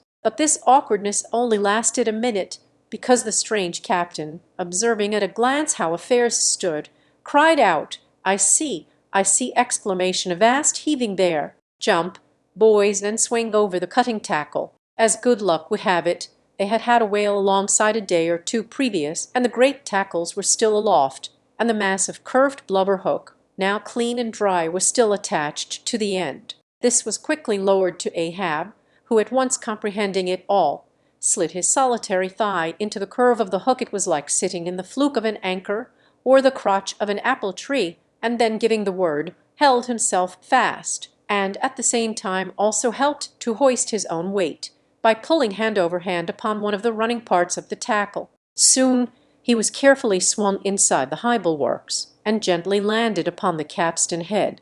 With his ivory arm frankly thrust forth in welcome, the other captain advanced, and Ahab, putting out his ivory leg and crossing the ivory arm like two swordfish blades, cried out in his walrus way, "Aye, hearty! Let us shake bones together!" Exclamation an arm, and a leg! Exclamation an arm that never can shrink, der see, and a leg that never can run. Where didst thou see the white whale? How long ago? The white whale, said the Englishman, pointing his ivory arm towards the east and taking a rueful sight along it, as if it had been a telescope.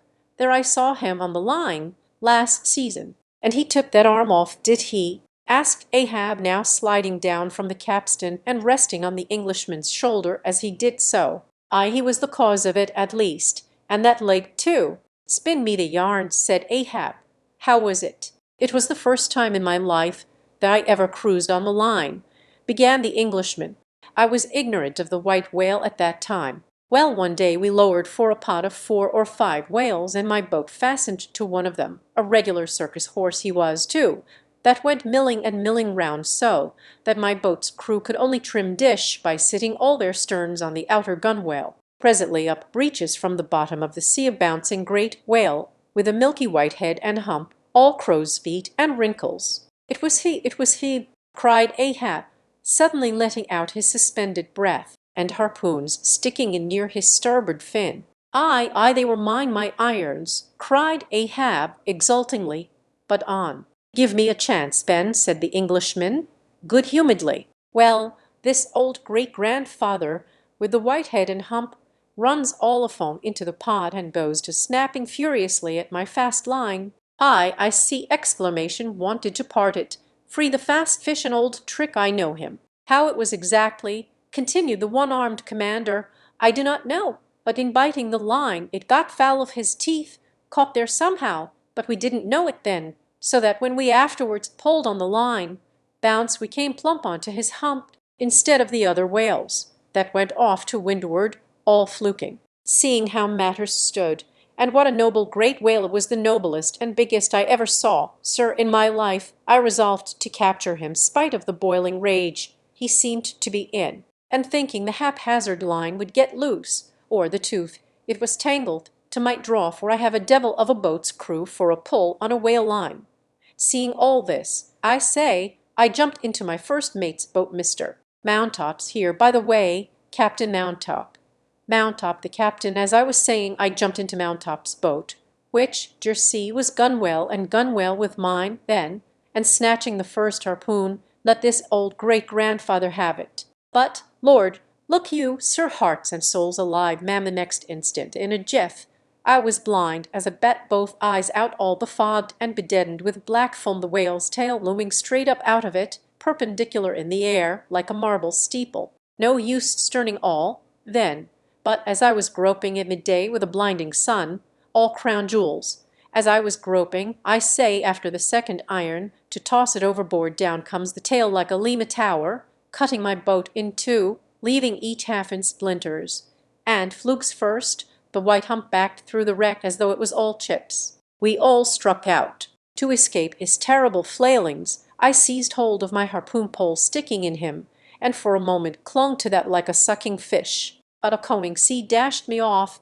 and at the same instant the fish, taking one good dart forwards, went down like a flash, and the barb of that cursed second iron towing along near me caught me here, clapping his hand just below his shoulder. Yes, caught me just here, I say, and bore me down to hell's flames. I was thinking, when, all of a sudden, thank the good God, the barb ricked its way along the flesh clear along the whole length of my arm, came out nigh my wrist, and up I floated, and that gentleman there will tell you the rest. By the way, Captain Doctor, Bunger, ship's surgeon, Bunger, my lad the captain. Now, Bunger boy, spin your part of the yarn." The professional gentleman thus familiarly pointed out had been all the time standing near them, with nothing specific visible to denote his gentlemanly rank on board. His face was an exceedingly round but sober one. He was dressed in a faded blue woolen frock or shirt and patched trousers, and had thus far been dividing his attention between a marling spike he held in one hand and a pill-box held in the other, occasionally casting a critical glance at the ivory limbs of the two crippled captains. But at his superior's introduction of him to Ahab, he politely bowed, and straightway went on to do his captain's bidding. "It was a shocking bad wound," began the whale surgeon, "and, taking my advice, Captain Boomer here, stood our old Sammy." "Samuel Enderby is the name of my ship," interrupted the one-armed captain, addressing Ahab. "Go on, boy." "Stood our old Sammy off to the northward, to get out of the blazing hot weather there on the line. But It was no use, I did all I could. Sat up with him nights, was very severe with him in the matter of diet.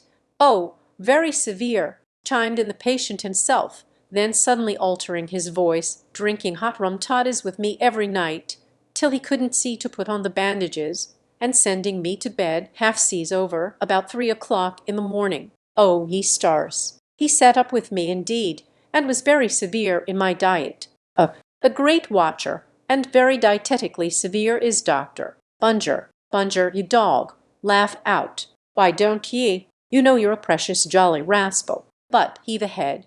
Boy, I'd rather be killed by you than kept alive by any other man. By captain, you must have ere this perceived, respected sir, said the imperturbable god-looking Bunger, slightly bowing to Ahab, is apt to be facetious at times. He spins us many clever things of that sort. But I may as well say in passant, as the French remark, that I myself, that is to say, Jack Bunger, late of the reverend clergy, am a strict total abstinence man. I never drink water, cried the captain. He never drinks it. It's a sort of fits to him. Fresh water throws him into the hydrophobia. But go on with the arm story. Yes, I may as well, said the surgeon, coolly. I was about observing, sir, before Captain Boomer's facetious interruption, that spite of my best and severest endeavours, the wound kept getting worse and worse. The truth was, sir, it was as ugly gaping wound as surgeon ever saw, more than 2 feet and several inches long. I measured it with the lead line. In short, it grew black. I knew what was threatened, and off it came. But I had no hand in shipping that ivory arm there. That thing is against all rule, pointing at it with the marling spike. That is the captain's work, not mine. He ordered the carpenter to make it. He had that club hammer there put to the end, to knock someone's brains out with, I suppose, as he tried mine once. He flies into diabolical passions sometimes. Do ye see this dent, sir, removing his hat and brushing aside his hair and exposing a bowl-like cavity in his skull, but which bore not the slightest scary trace or any token of ever having been a wound? Well, the captain there will tell you how that came here. He knows. No, I don't, said the captain, but his mother did. He was born with it. Oh, you solemn rogue, you Bunger! Was there ever such another Bunger in the watery world? Bunger, when you died, you ought to die in pickle, you dog. You should be preserved to future ages, you rascal. What became of the white whale? Now, cried Ahab, who thus far had been impatiently listening to this by-play between the 2 Englishmen. Cried the one-armed captain. Oh, yes. Well, after he sounded, we didn't see him again for some time. In fact, as I before hinted, I didn't ben know what whale it was that had served me such a trick, till some time afterwards, when coming back to the line, we heard about Moby Dick, as some called him, and then I knew it was he. Didst thou cross his wake again? Twice. But could not fasten. Didn't want to try to. Ain't one limb enough. What should I do without this other arm? And I'm thinking Moby Dick doesn't bite so much as he swallows. Well then, interrupted Bunger, give him your left arm for bait to get the right. Do you know, gentlemen, very gravely and mathematically bowing to each captain in succession, do you know, gentlemen, that the digestive organs of the whale are so inscrutably constructed by divine providence that it is quite impossible for him to completely digest even a man's arm, and he knows it too. So that what you take for the white whale's malice is only his awkwardness. For he never means to swallow a single limb. He only thinks to terrify by feints. But sometimes he is like the old juggling fellow, formerly a patient of mine in Ceylon, that making believe swallow jack-knives, once upon a time let one drop into him in good earnest, and there it stayed for 12 months or more, when I gave him an emetic, and he heaved it up in small tacks, d'ye see. No possible way for him to digest that jackknife and fully incorporate it into his general bodily system. Yes, Captain Boomer, if you are quick enough about it, and have a mind to pawn one arm for the sake of the privilege of giving decent burial to the other, why in that case the arm is yours. Only let the whale have another chance at you shortly, that's all. No, thank ye, Bunger, said the English captain, he's welcome to the arm he has, since I can't help it, and didn't know him then, but not to another one. No more white whales for me. I've lowered for him once, and that has satisfied me. There would be great glory in killing him, I know that, and there is a shipload of precious sperm in him, but, hark ye, he's best let alone. Don't you think so, captain? Glancing at the ivory leg. He is. but he will still be hunted, for all that. What is best let alone? That accursed thing is not always what least allures. He's all a magnet. How long since thou saw'st him last? Which way heading? Bless my soul, and curse the foul fiends, cried Bunger, stoopingly walking round Ahab, and like a dog, strangely snuffing. This man's blood bring the thermometer! Exclamation, it's at the boiling point! Exclamation, his pulse makes these planks beat! Exclamation, sir, taking a lancet from his pocket, and drawing near to Ahab's arm. Avast! Roared Ahab, dashing him against the bulwarks. Man the boat. Which way heading? Boat, God! cried the English captain, to whom the question was put. What's the matter? It was heading east. I think dot is your captain crazy, whispering Fedler. But Fedler, putting a finger on his lip, slid over the bulwarks to take the boat's steering oar, and Ahab, swinging the cutting tackle towards him, commanded the ship's sailors to stand by to lower. In a moment he was standing in the boat's stern, and the Manila men were springing to their oars. In vain the English captain hailed him. With back to the stranger's ship, and face set like a flint to his own, Ahab stood upright, till alongside of the Pequod. Chapter 101. The Decanter. Ere the English ship fades from sight, be it set down here that she hailed from London, and was named after the late Samuel Enderby, merchant of that city, the original of the famous whaling house of Enderby and Sons, a house which in my poor whaleman's opinion comes not far behind the united royal houses of the Tudors and Bourbons in point of real historical interest. How long, prior to the year of our Lord 1775, this great whaling house was in existence, my numerous fish arguments do not make plain, but in that year 1775 it fitted out the first English ships that ever regularly hunted the sperm whale, though for some score of years previous, ever since 1726, our valiant coffins and machies of Nantucket and the Vineyard Head in large fleets pursued that Leviathan, but only in the North and South Atlantic, not elsewhere. Be it distinctly recorded here that the Nantucketers were the first among mankind to harpoon with civilized steel the great sperm whale, and that for half a century they were the only people of the whole globe who so harpooned him. In 1778, a fine ship, the Amelia, fitted out for the express purpose, and at the sole charge of the vigorous Enderbys, boldly rounded Cape Horn, and was the first among the nations to lower a whale boat of any sort in the great South Sea. The voyage was a skilful and lucky one, and returning to her berth with her hold full of the precious sperm, the Amelia's example was soon followed by other ships, English and American, and thus the vast sperm whale grounds of the Pacific were thrown open. But not content with this good deed, the indefatigable house again bestirred itself. Samuel and all his sons, how many, their mother only knows, and under their immediate auspices, and partly, I think, at their expense, the British government was induced to send the sloop of war Rattler on a whaling voyage of discovery into the South Sea. Commanded by a naval post-captain, the Rattler made a rattling voyage of it, and did some service. How much does not appear. But this is not all. In 1819, the same house fitted out a discovery whale ship of their own, to go on a tasting cruise to the remote waters of Japan. That ship, well called the Siren, made a noble experimental cruise, and it was thus that the great Japanese whaling ground first became generally known. The Siren in this famous voyage was commanded by a Captain Coffin, a Nantucketer. All honor to the Enderbys, therefore, whose house, I think, exists to the present day, though doubtless the original Samuel must long ago have slipped his cable for the great South Sea of the other world.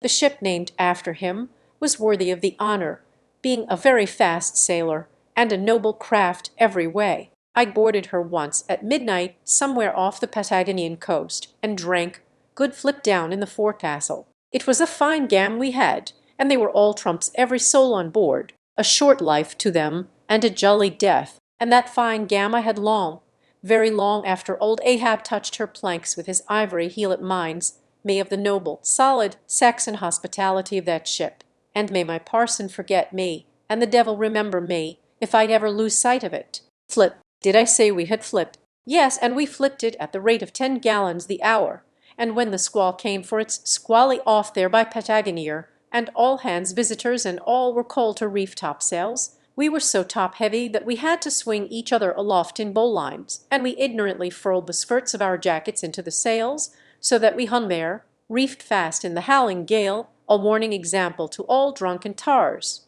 However, the masts did not go overboard, and by we scrambled down, so sober that we had to pass the flip again, though the savage salt spray bursting down the forecastle scuttle rather too much diluted and pickled it to my taste. The beef was fine tough, but with body in it. They said it was bull beef, others that it was dromedary beef, but I do not know for certain how that was. They had dumplings too, small, but substantial, symmetrically globular and indestructible dumplings. I fancied that you could feel them, and roll them about in you after they were swallowed. If you stooped over too far forward, you risked their pitching out of you like billiard balls. The bread, but that couldn't be helped. Besides, it was an antiscorbutic. In short, the bread contained the only fresh fare they had. But the forecastle was not very light, and it was very easy to step over into a dark corner when you ate it. But all in all, taking her from truck to helm, considering the dimensions of the cook's boilers, including his own life parchment boilers, fore and aft, I say the Samuel Enderby was a jolly ship, of good fare and plenty, fine flip and strong, crack fellows all, and capital from boot heels to hat band. But why was it, think ye, that the Samuel Enderby and some other English whalers I know of not all, though were such famous, hospitable ships, that passed round the beef and the bread and the can and the joke, and were not soon weary of eating and drinking and laughing? I will tell you. The abounding good cheer of these English whalers is matter for historical research, nor have I been at all sparing of historical whale research when it has seemed needed. The English were preceded in the whale fishery by the Hollanders, Zealanders, and Danes, from whom they derived many terms still extant in the fishery, and what is yet more, their fat old fashions touch in plenty to eat and drink. For, as a general thing, the English merchant ship scrimps her crew, but not so the English whaler. Hence, in the English, this thing of whaling good cheer is not normal and natural, but incidental and particular, and therefore must have some special origin, which is here pointed out, and will be still further elucidated. During my researches in the Leviathanic histories, I stumbled upon an ancient Dutch volume, which, by the musty whaling smell of it, I knew must be about whalers. The title was Dan Koopman, wherefore I concluded that this must be the invaluable memoirs of some Amsterdam Cooper in the fishery, as every whale ship must carry its Cooper. I was reinforced in this opinion by seeing that it was the production of one Fitz Swackhammer. But my friend Dr.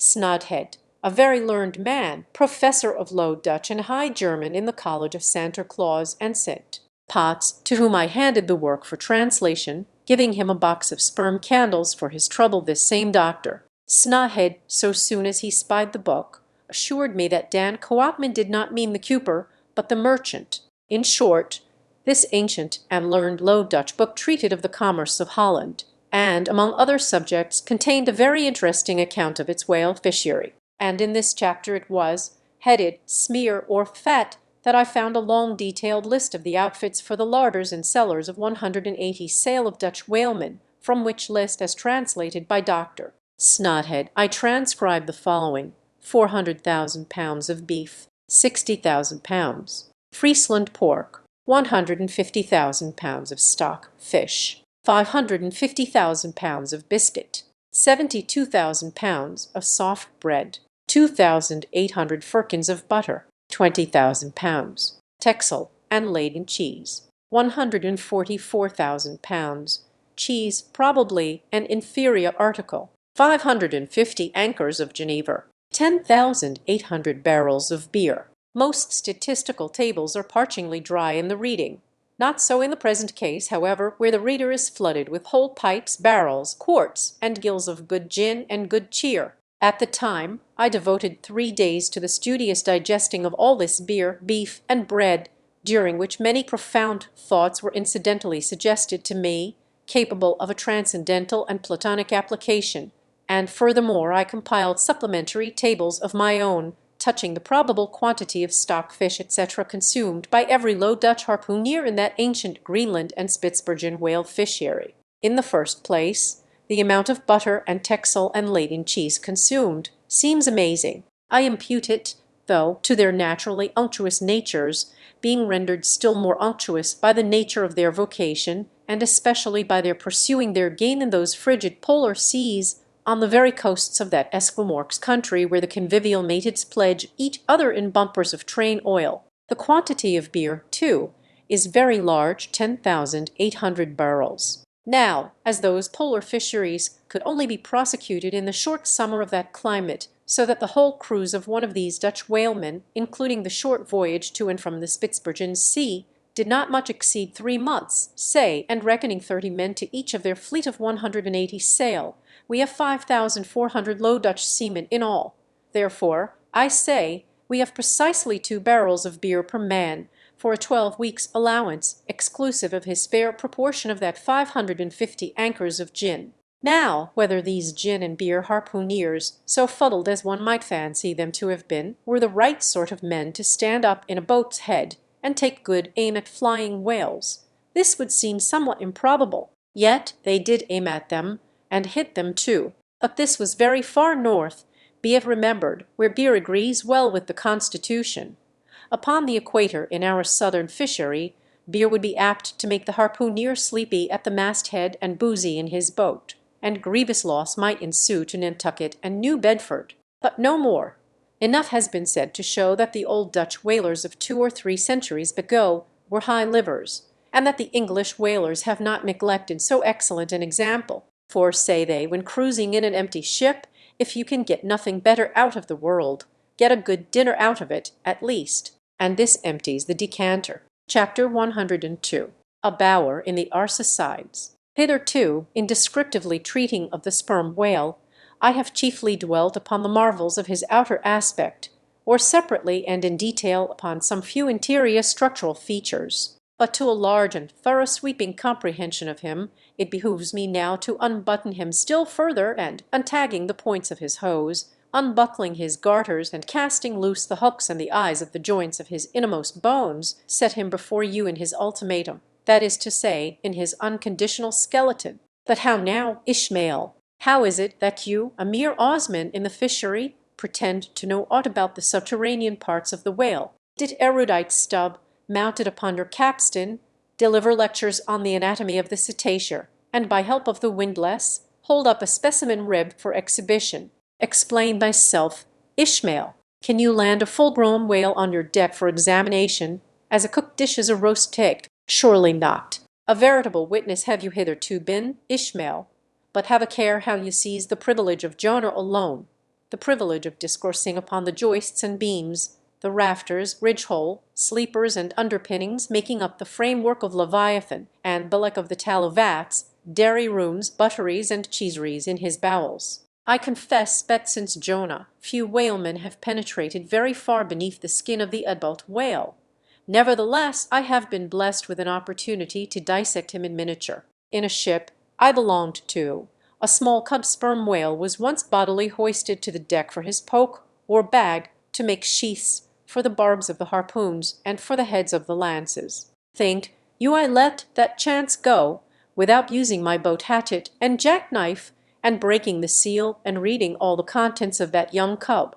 And as for my exact knowledge of the bones of the Leviathan in their gigantic, full-grown development, for that rare knowledge I am indebted to my late royal friend Tranquo, King of Trank, one of the Arsacides. For being at Trank years ago, when attached to the trading ship Day of Algiers, I was invited to spend part of the Arsacidean holidays with the Lord of Trank at his retired palm villa at Pupeller, a seaside glen not very far distant from what our sailors called Bamboo Town, his capital. Among many other fine qualities, my royal friend Tranquo, being gifted with a devout love for all matters of barbaric virtue, had brought together in Pupeller whatever rare things the more ingenious of his people could invent, chiefly carved woods of wonderful devices, chiseled shells, inlaid spears, costly paddles, aromatic canoes, and all these distributed among whatever natural wonders the wonder-freighted, tribute-rendering wades had cast upon his shores.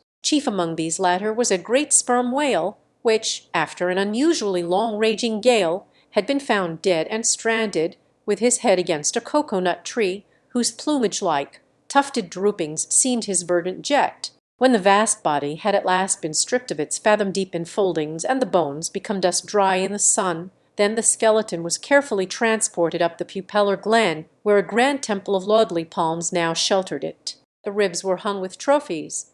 The vertebrae were carved with Arsacidean annals in strange hieroglyphics. In the skull, the priests kept up an unextinguished aromatic flame, so that the mystic head again sent forth its vapory spout, while, suspended from a bough, the terrific lower jaw vibrated over all the devotees, like the hair-hung sword that so affrighted Damocles. It was a wondrous sight. The wood was green as mosses of the Acy glen.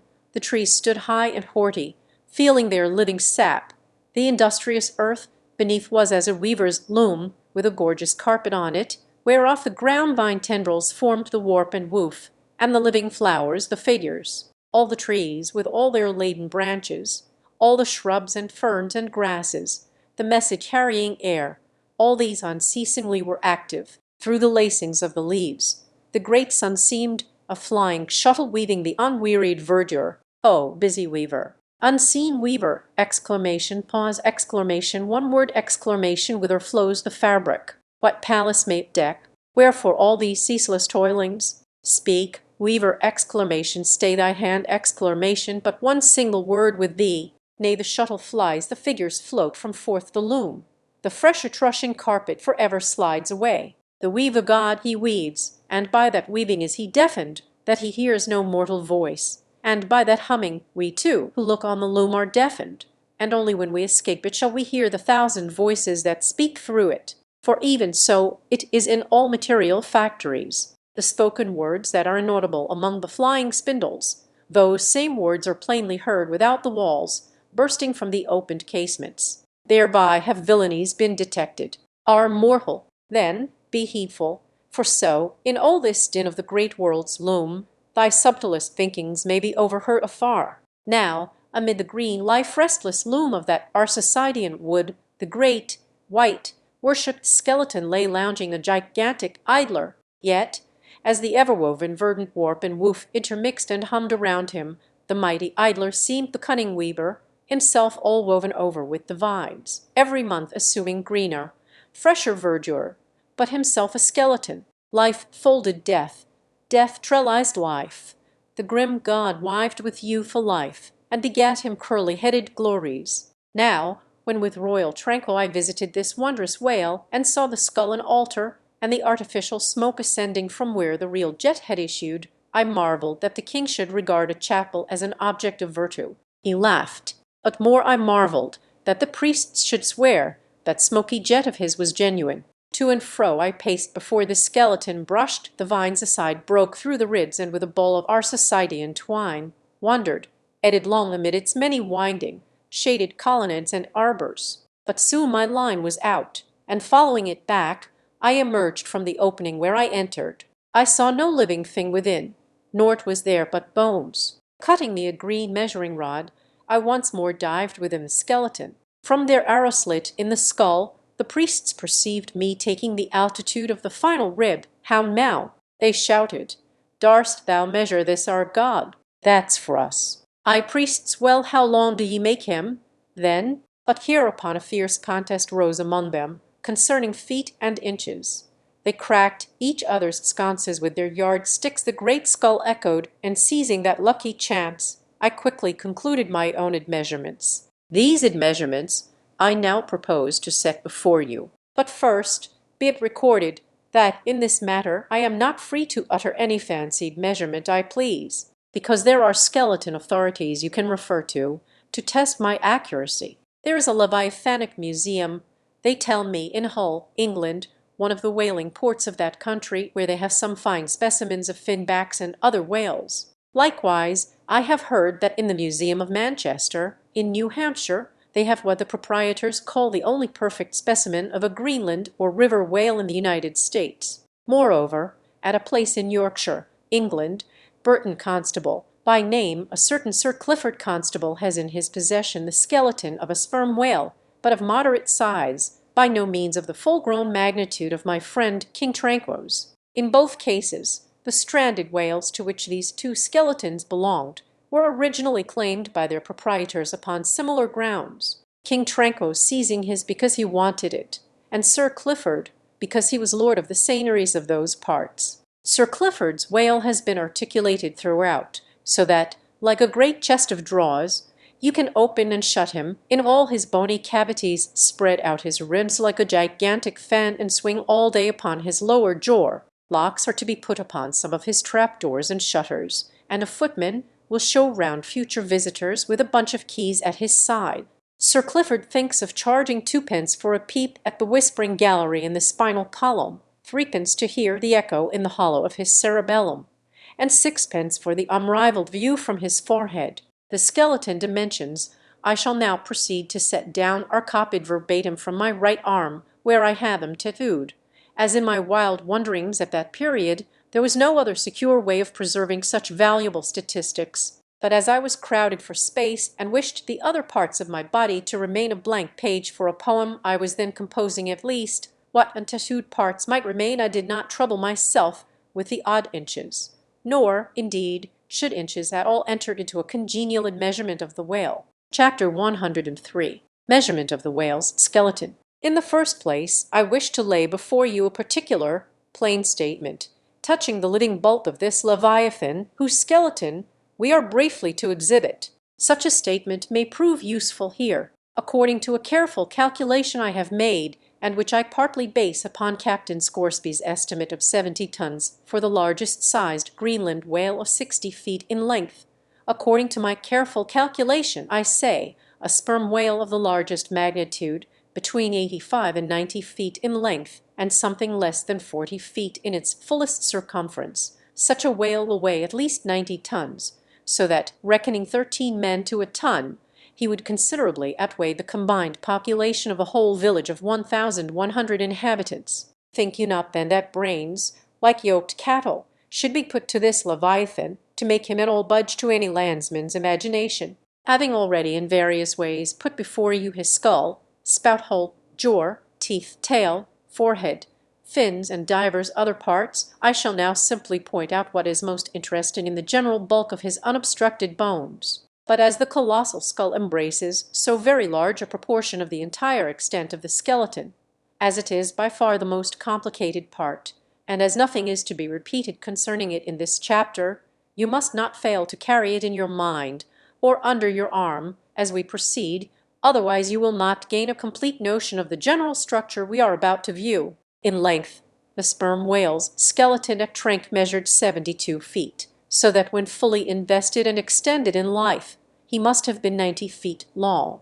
For in the whale, the skeleton loses about 1/5 in length compared with the living body. Of this 72 feet, his skull and jaw comprise some 20 feet, leaving some 50 feet of plain backbone. Attached to this backbone, for something less than a third of its length, was the mighty circular basket of ribs which once enclosed his vitals. To me this vast ivory-ribbed chest, with the long, unrelieved spine, extending far away from it in a straight line, not a little resembled the hull of a great ship new laid upon the stocks, where only some 20 of her naked bow ribs are inserted, and the keel is otherwise, for the time, but a long, disconnected timber. The ribs were 10 on a side. The first, to begin from the neck, was nearly 6 feet long.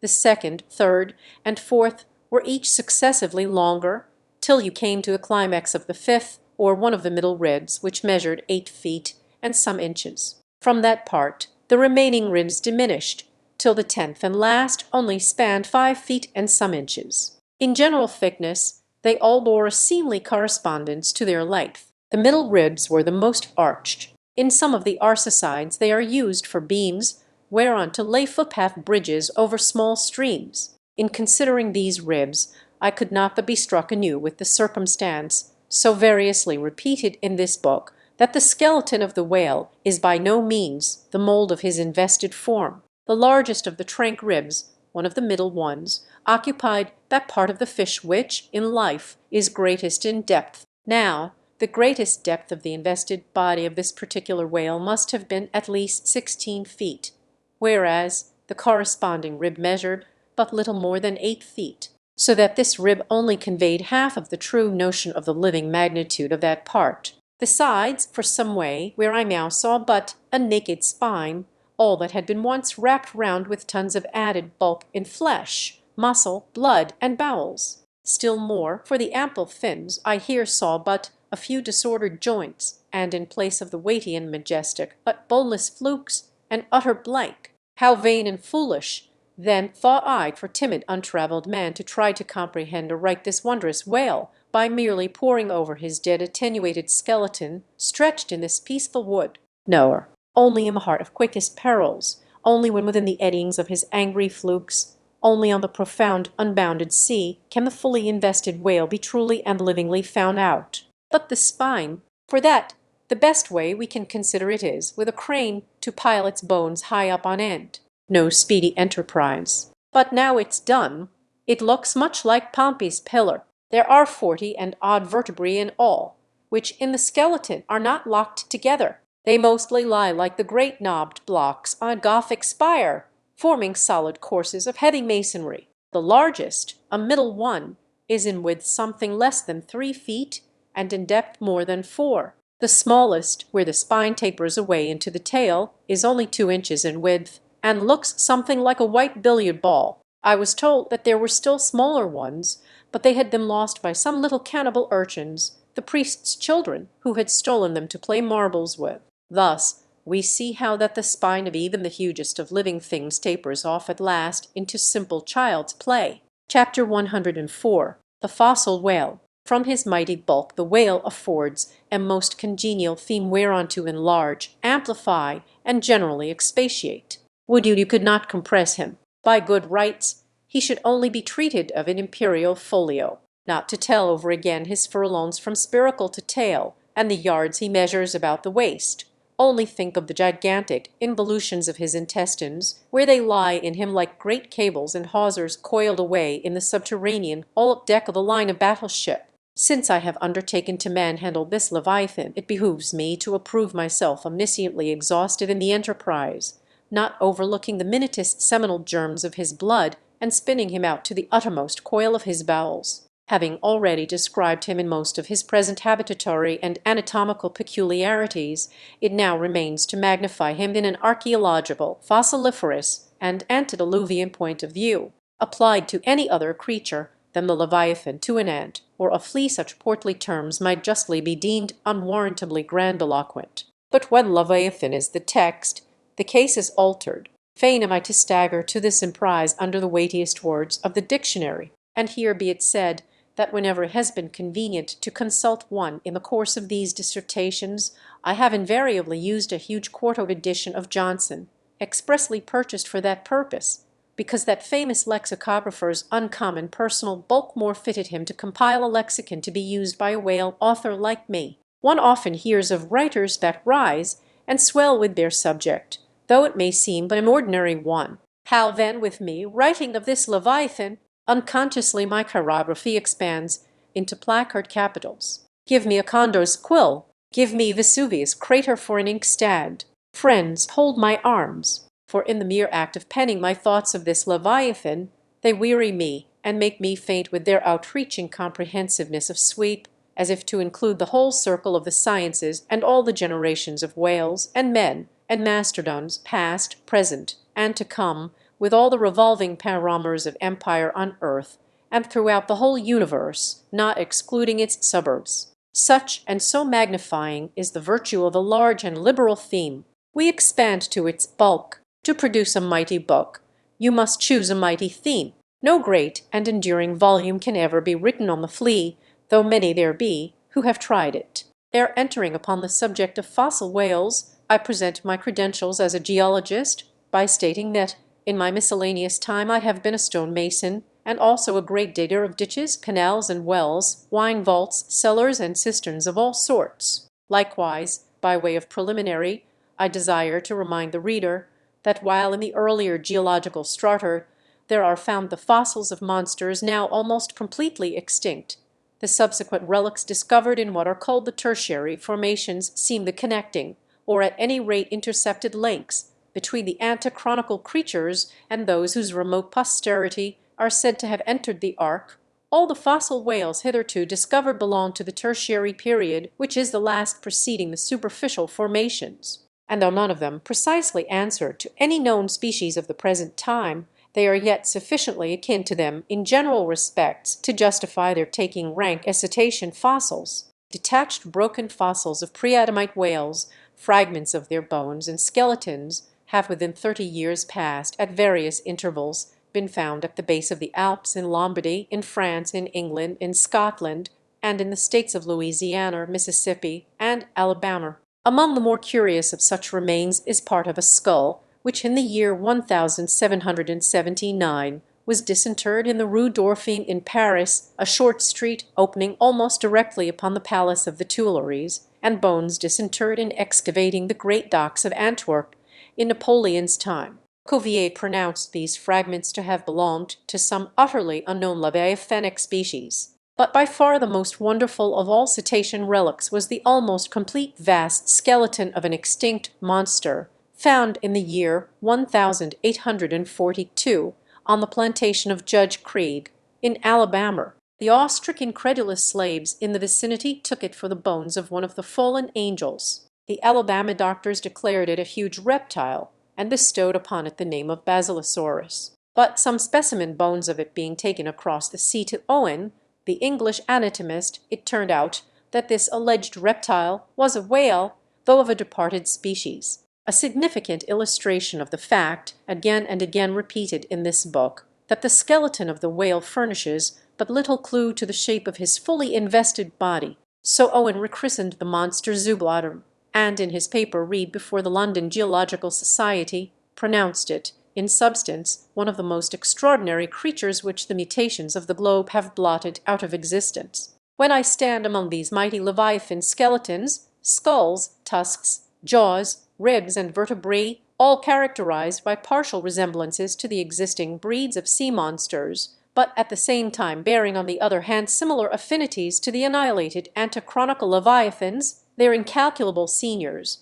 I am, by a flood, borne back to that wondrous period ere time itself can be said to have begun, for time began with man. Here Saturn's grey chaos rolls over me, and I obtain dim, shuddering glimpses into those polar eternities, when wedged bastions of ice pressed hard upon what are now the tropics, and in all the 25,000 miles of this world's circumference, not an inhabitable hand's breadth of land was visible. Then the whole world was the whale's, and, king of creation, he left his wake along the present lines of the Andes and the Himalayas. Who can show a pedigree like Leviathan? Ahab's harpoon had shed older blood than the Pharaoh's. Methuselah seems a schoolboy. I look round to shake hands with Shem. I am horror-struck at this antimosaic, unsauced existence of the unspeakable terrors of the whale, which, having been before all time, must needs exist after all humane ages are over. But not alone has this Leviathan left his pre-Adamite traces in the stereotype plates of nature,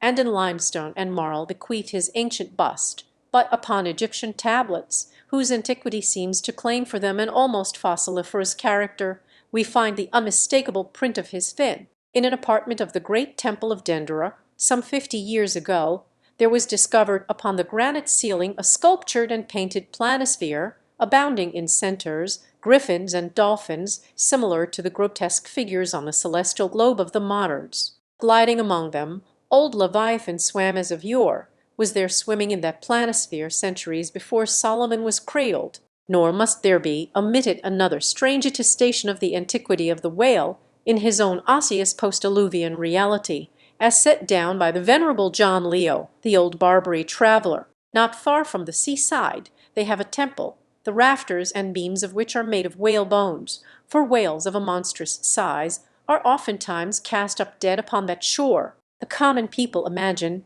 that by a secret power bestowed by God upon the temple, no whale can pass it without immediate death. But the truth of the matter is that on either side of the temple there are rocks that shoot 2 miles into the sea and wound the whales when they light upon them. They keep a whale's rib of an incredible length for a miracle, which lying upon the ground with its convex part uppermost, makes an arch, the head of which cannot be reached by a man upon a camel's back. This rib, says John Leo, is said to have lain there 100 years before I saw it. Their historians affirm that a prophet who prophesied of Mahomet came from this temple, and some do not stand to assert that the prophet Jonas was cast forth by the whale at the base of the temple. In this Afric temple of the whale I leave you, reader, and if you be a Nantucketer and a whaleman, you will silently worship there. Chapter 105. Does the whale's magnitude diminish, will he perish? Inasmuch, then, as this Leviathan comes floundering down upon us from the headwaters of the eternities, it may be fitly inquired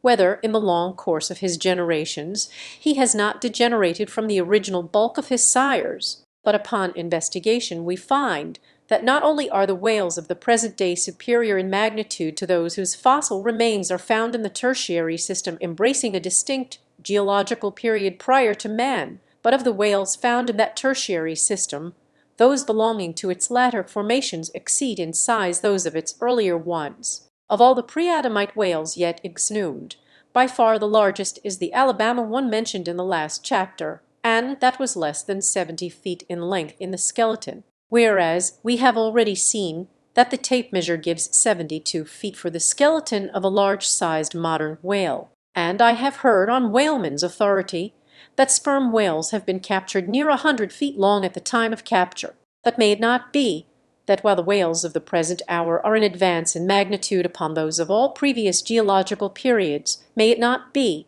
that since Adam's time they have degenerated? Assuredly, we must conclude so, if we are to credit the accounts of such gentlemen as Pliny and the ancient naturalists generally. For Pliny tells us of whales that embraced acres of living bulk, and Aldrovandus of others, which measured 800 feet in length, rope walks and Thames tunnels of whales. And even in the days of Banks and Solander, Cook's naturalists, we find a Danish member of the Academy of Sciences setting down certain Iceland whales Radensisker or wrinkled bellas at 120 yards, that is 360 feet, and Lacépède, the French naturalist, in his elaborate history of whales, in the very beginning of his work, page 3, sets down the right whale at 100 meters, 328 feet. And this work was published so late as A.D. 1825. But will any whaleman believe these stories? No. The whale of today is as big as his ancestors in Pliny's time.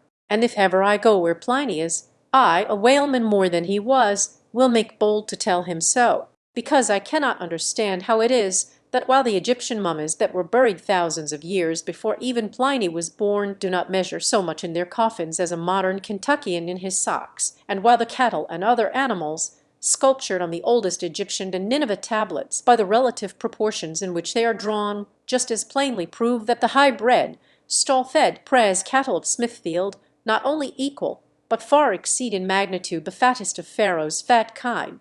In the face of all this, I will not admit that of all animals the whale alone should have degenerated. But still another inquiry remains, one often agitated by the more recondite Nantucketers, whether owing to the almost omniscient lookouts at the mastheads of the whale ships, now penetrating even through Bering's Straits and into the remotest secret draws and lockers of the world, and the thousand harpoons and lances darted along all continental coasts, the moot point is, whether Leviathan can long endure so wide a chase and so remorseless a havoc, whether he must not at last be exterminated from the waters, and the last whale, like the last man, smoke his last pipe, and then himself evaporate in the final puff. Comparing the humped herds of whales with the humped herds of buffalo, which, not 40 years ago, overspread by tens of thousands the prairies of Illinois and Missouri, and shook their iron manes and scowled with their thunder-clotted brows upon the sites of populous river capitals, where now the polite broker sells eland at $1 an inch. In such a comparison an irresistible argument would seem furnished to show that the hunted whale cannot now escape speedy extinction. But you must look at this matter in every light. Though so short a period ago, not a good lifetime, the census of the buffaloing Illinois exceeded the census of men now in London, and though at the present day not one horn or hoof of them remains in all that region, and though the cause of this wondrous extermination was the spear of man, yet the far different nature of the whale hunt peremptorily forbids so inglorious an end to the Leviathan. 40 men in one ship, hunting the sperm whales for 48 months, think they have done extremely well, and thank God, if at last they carry home the oil of 40 fish. whereas in the days of the old Canadian and Indian hunters and trappers of the West, when the far West in whose sunset suns still rise was a wilderness and a virgin, the same number of moccasined men for the same number of months, mounted on horse instead of sailing in ships, would have slain not 40, but 40,000 and more buffaloes, a fact that, if need were, could be statistically stated. Nor, considered aright, does it seem any argument in favor of the gradual extinction of the sperm whale, for example, that in former years, the latter part of the last century, say these leviathans in small pods, were encountered much oftener than at present, and, in consequence, the voyages were not so prolonged, and were also much more remunerative, because, as has been elsewhere noticed, those whales, influenced by some views to safety, now swim the seas in immense caravans, so that to a large degree the scattered solitaries, yolks, and pods and schools of other days are now aggregated into vast but widely separated, unfrequent armies. That is all. And equally fallacious seems the conceit that because the so-called whalebone whales no longer haunt many grounds in former years abounding with them, hence that species also is declining, for they are only being driven from promontory to cape. And if one coast is no longer enlivened with their jets, then, be sure, some other and remoter strand has been very recently startled by the unfamiliar spectacle. Furthermore, concerning these last-mentioned leviathans, they have two firm fortresses which, in all human probability, will forever remain impregnable, and as upon the invasion of their valleys, the frosty Swiss have retreated to their mountains, so, hunted from the savannahs and glades of the middle seas, the whalebone whales can at last resort to their polar citadels, and diving under the ultimate glassy barriers and walls there, come up among icy fields and floes, and in a charmed circle of everlasting December bid defiance to all pursuit from man. But as perhaps 50 of these whalebone whales are harpooned for one catch-a-lot, some philosophers of the forecastle have concluded that this positive havoc has already very seriously diminished their battalions, that though for some time past a number of these whales, not less than 13,000, have been annually slain on the northwest coast by the Americans alone, yet there are considerations which render even this circumstance of little or no account as an opposing argument in this matter. Natural as it is to be somewhat incredulous concerning the populousness of the more enormous creatures of the globe, yet what shall we say to Harto, the historian of Goa, when he tells us that at one hunting the king of Siam took 4,000 elephants, that in those regions elephants are numerous as droves of cattle in the temperate climes, and there seems no reason to doubt that if these elephants, which have now been hunted for thousands of years, by Semiramis, by Porus, by Hannibal, and by all the successive monarchs of the East, if they still survive there in great numbers, much more may the great whale outlast all hunting, since he has a pasture to expatiate in which is precisely twice as large as all Asia, both Americas, Europe, and Africa, New Holland, and all the isles of the sea combined. Moreover, we are to consider that from the presumed great longevity of whales, their probably attaining the age of a century and more, therefore at any one period of time several distinct adult generations must be contemporary, and what that is we may soon gain some idea of by imagining all the graveyards, cemeteries, and family vaults of creation yielding up the live bodies of all the men, women, and children who were alive 75 years ago, and adding this countless host to the present human population of the globe. Wherefore, for all these things, we account the whale immortal in his species, however perishable in his individuality. He swam the seas before the continents broke water. He once swam over the site of the Tuileries and Windsor Castle, and the Kremlin. In Noah's flood he despised Noah's Ark, and if ever the world is to be again flooded, like the Netherlands, to kill off its rats, then the eternal whale will still survive, and rearing upon the topmost crest of the equatorial flood, spout his frothed defiance to the skies. Chapter 106. Ahab's Lake. The precipitating manner in which Captain Ahab had quitted the Samuel Enderby of London had not been unattended with some small violence to his own person. He had lighted with such energy upon a thwart of his boat that his ivory leg had received a half-splintering shock, and when after gaining his own deck and his own pibot-hole there, he so vehemently wheeled round with an urgent command to the steersman, it was, as ever, something about his not steering inflexibly enough. Then the already shaken ivory received such an additional twist and wrench that though it still remained entire, and to all appearances lusty, Yet Ahab did not deem it entirely trustworthy, and, indeed, it seemed small matter for wonder that for all his pervading, mad recklessness, Ahab did at times give careful heed to the condition of that dead bone upon which he partly stood, for it had not been very long prior to the Pequod's sailing from Nantucket that he had been found one night lying prone upon the ground, and insensible, by some unknown and seemingly inexplicable, unimaginable casualty, his ivory limb having been so violently displaced that it had stakewise smitten and all but pierced his groin. Nor was it without extreme difficulty that the agonizing wound was entirely cured, nor, at the time, had it failed to enter his monomaniac mind that all the anguish of that then present suffering was but the direct issue of a former woe, and he too plainly seemed to see that as the most poisonous reptile of the marsh perpetuates his kind as inevitably as the sweetest songster of the grove, so, equally with every felicity, all miserable events do naturally beget their like. Yea, more than equally, thought Ahab, since both the ancestry and posterity of grief go further than the ancestry and posterity of joy. For, not to hint of this, that it is an inference from certain canonic teachings that while some natural enjoyments here shall have no children born to them for the other world, but, on the contrary, shall be followed by the joy childlessness of all hell's despair, whereas some guilty mortal miseries shall still fertilely beget to themselves an eternally progressive progeny of griefs beyond the grave. Not at all to hint of this, there still seems an inequality in the deeper analysis of the thing. For, thought Ahab, while even the highest earthly felicities ever have a certain unsignifying pettiness lurking in them, but, at bottom, all heart woes a mystic significance, and, in some men, an archangelic grandeur, so do their diligent tracings out not belie the obvious deduction. To trail the genealogies of these high mortal miseries carries us at last among the sourceless promonitors of the gods, so that, in the face of all the glad, haymaking suns and soft cymballing, round harvest moons, we must needs give in to this, that the gods themselves are not for ever glad. The ineffaceable, sad birthmark in the brow of man is but the stamp of sorrow in the signers. Unwittingly here a secret has been divulged, which perhaps might more properly in set way have been disclosed before, with many other particulars concerning Ahab. Always had it remained a mystery to some why it was that for a certain period, both before and after the sailing of the Pequod, he had hidden himself away with such grand Lorme-like exclusiveness, and for that one interval sought speechless refuge, as it were, among the marble senate of the dead. Captain Peleg's bruited reason for this thing appeared by no means adequate, though, indeed, as touching all Ahab's deeper part, every revelation partook more of significant darkness than of explanatory light. But, in the end, it all came out.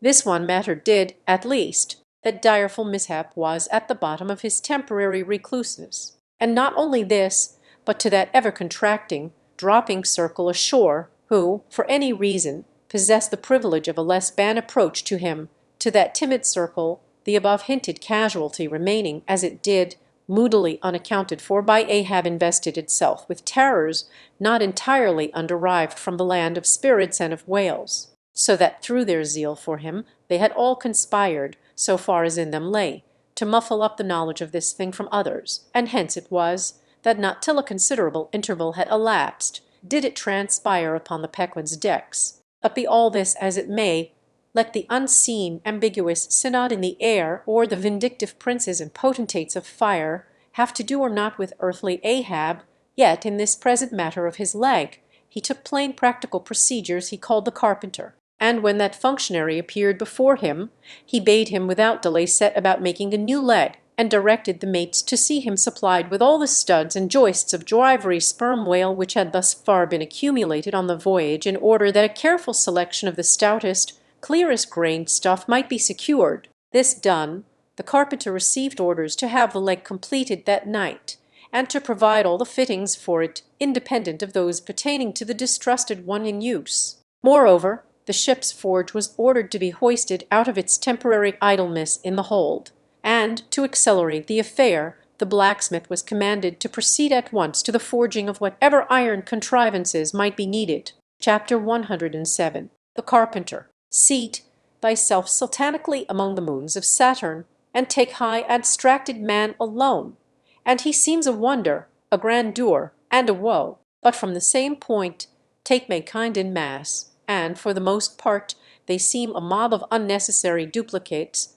both contemporary and hereditary. But most humble though he was, and far from furnishing an example of the high humane abstraction, the Pequod's carpenter was no duplicate. Hence he now comes in person on this stage. Like all sea-going ship carpenters, and more especially those belonging to whaling vessels, he was, to a certain off-handed, practical extent, alike experienced in numerous trades and callings collateral to his own, the carpenter's pursuit being the ancient and outbranching trunk of all those numerous handicrafts which more or less have to do with wood as an auxiliary material. But besides the application to him of the generic remark above, this carpenter of the Pequod was singularly efficient in those thousand nameless mechanical emergencies continually recurring in a large ship upon a 3 or 4 years' voyage in uncivilized and far distant seas. For not to speak of his readiness in ordinary duties, repairing stove boats, sprung spars, reforming the shape of clumsy bladed oars, inserting bull's eyes in the deck, or new tree nails in the side planks, and other miscellaneous matters more directly pertaining to his special business. He was moreover unhesitatingly expert in all manner of conflicting aptitudes, both useful and capricious. The one grand stage where he enacted all his various parts so manifold was his vice bench, a long rude ponderous table furnished with several vices of different sizes, and both of iron and of wood. At all times except when whales were alongside, this bench was securely lashed athwarts against the rear of the try-works. A belaying pin is found too large to be easily inserted into its hole. The carpenter claps it into one of his ever-ready vices, and straightway files it smaller. A lost land bird of strange plumage strays on board, and is made a captive. Out of clean-shaved rods of right whale bone, and crossbeams of sperm whale ivory, the carpenter makes a pagoda-looking cage for it. An Osman sprains his wrist, the carpenter concocts a soothing lotion. Stubb longed for vermilion stars to be painted upon the blade of his every oar. Spruing each oar in his big vise of wood, the carpenter symmetrically supplies the constellation. A sailor takes a fancy to wear sharp-bone earrings. The carpenter drills his ears. Another has the toothache. The carpenter outpincers, and clapping one hand upon his bench bids him be seated there.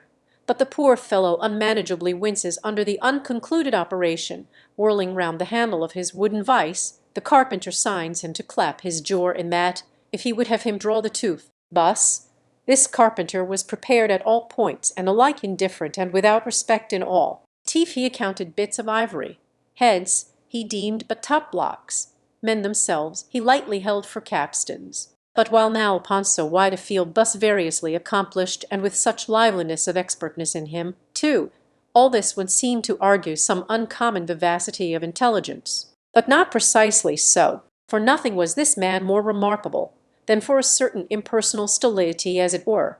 Impersonal, I say, for it so shaded off into the surrounding infinite of things that it seemed one with the general stolidity discernible in the whole visible world, which, while pauselessly active in uncounted modes, still eternally holds its peace and ignores you, though you dig foundations for cathedrals. Yet was this half-horrible stolidity in him involving, too, as it appeared, an all-ramifying harplessness, yet was it oddly dashed at times with an old, crutch-like, antediluvian, wheezing humorousness, not unstreaked now and then with a certain grizzled witness, such as might have served to pass the time during the midnight watch on the bearded forecastle of Noah's Ark. Was it that this old carpenter had been a lifelong wanderer, whose much rolling to and fro not only had gathered no moss, but what is more, had rubbed off whatever small outward clingings might have originally pertained to him? He was a strict abstract, an unfractioned integral, uncompromised as a newborn babe, living without premeditated reference to this world or the next. You might almost say that this strange uncompromisedness in him involved a sort of unintelligence, for in his numerous trades he did not seem to work so much by reason or by instinct, or simply because he had been tutored to it, or by any intermixture of all these, even or uneven, but merely by a kind of deaf and dumb, spontaneous literal process. He was a pure manipulator. His brain, if he had ever had one, must have early oozed along into the muscles of his fingers. He was like one of those unreasoning but still highly useful, multum in parvo, Sheffield contrivances, assuming the exterior though a little swelled of a common pocket knife, but containing not only blades of various sizes, but also screwdrivers, corkscrews, tweezers, awls, pens, rulers, nail filers, countersinkers. So if his superiors wanted to use the carpenter for a screwdriver, all they had to do was to open that part of him, and the screw was fast, or if for tweezers, take him up by the legs, and there they were. Yet, as previously hinted, this amatooled open and shut carpenter was, after all, no mere machine of an automaton. If he did not have a common soul in him, he had a subtle something that somehow anomalously did its duty. What that was, whether essence of quicksilver, or a few drops of hartshorn, there is no telling. But there it was, and there it had abided for now some 60 years or more. And this it was, this same unaccountable, cunning life principle in him, this it was that kept him a great part of the time soliloquizing, but only like an unreasoning wheel which also hummingly soliloquizes, or rather his body was a sentry box and this soliloquizer on guard there and talking all the time to keep himself awake. Chapter 108. Ahab and the Carpenter, the deck first night watch. Carpenter standing before his vice bench, and by the light of 2 lanterns busily filing the ivory joist for the leg, which joist is firmly fixed in the vice. Slabs of ivory, leather straps, pads, screws, and various tools of all sorts, lying about the bench. Forward, the red flame of the forge is seen, where the blacksmith is at work. Drat the file, and drat the bone. That is hard which should be soft, and that is soft which should be hard. So we go, who file old jaws and shin bones. Let's try another. Now, this works better sneezes. Helloer, this bone dust is sneezes. Why, it sneezes, yes, it sneezes, bless my soul, it won't let me speak. This is what an old fellow gets now for working in dead lumber. Saw a live tree, and you don't get this dust. Amputate a live bone, and you don't get it sneezes. Come, come, you old smut there, bear a hand, and let's have that ferrule and buckle screw. I'll be ready for them presently. Looking now sneezes there's no knee joint to make. That might puzzle a little. But a mere shin bone, why, it's easy as making hot poles. Only I should like to put a good finish on. Time. If I but only had the time, I could turn him out as neat a leg now as ever sneezes scraped to a lady in a parlor. Those buckskin legs and calves of legs I've seen in shop windows wouldn't compare at all. They soak water, they do, and of course get rheumatic and have to be doctored sneezes with washes and lotions just like live legs. There. Before I saw it off now, I must call his old mobile ship and see whether the length will be all right. Too short, if anything, I guess. That's the heel. We are in luck. Here he comes, or is somebody else, that's certain. Ahab advancing. During the ensuing scene, the carpenter continues, sneezing at times. Well, man-maker. Just in time, sir, if the captain pleases. I will now mark the length. Let me measure, sir. Measured for a leg. Good. Well, it's not the first time. About it. There, keep thy finger on it. This is a cogent vice thou hast here, carpenter. Let me feel its grip once. So, it does pinch some. Oh, sir, it will break bones. Beware. No fear. I like a good grip. I like to feel something in this slippery world that can hold man. What's Prometheus about their blacksmith? I mean, what's he about? He must be forging the buckle screw, sir, now. Right. It's a partnership.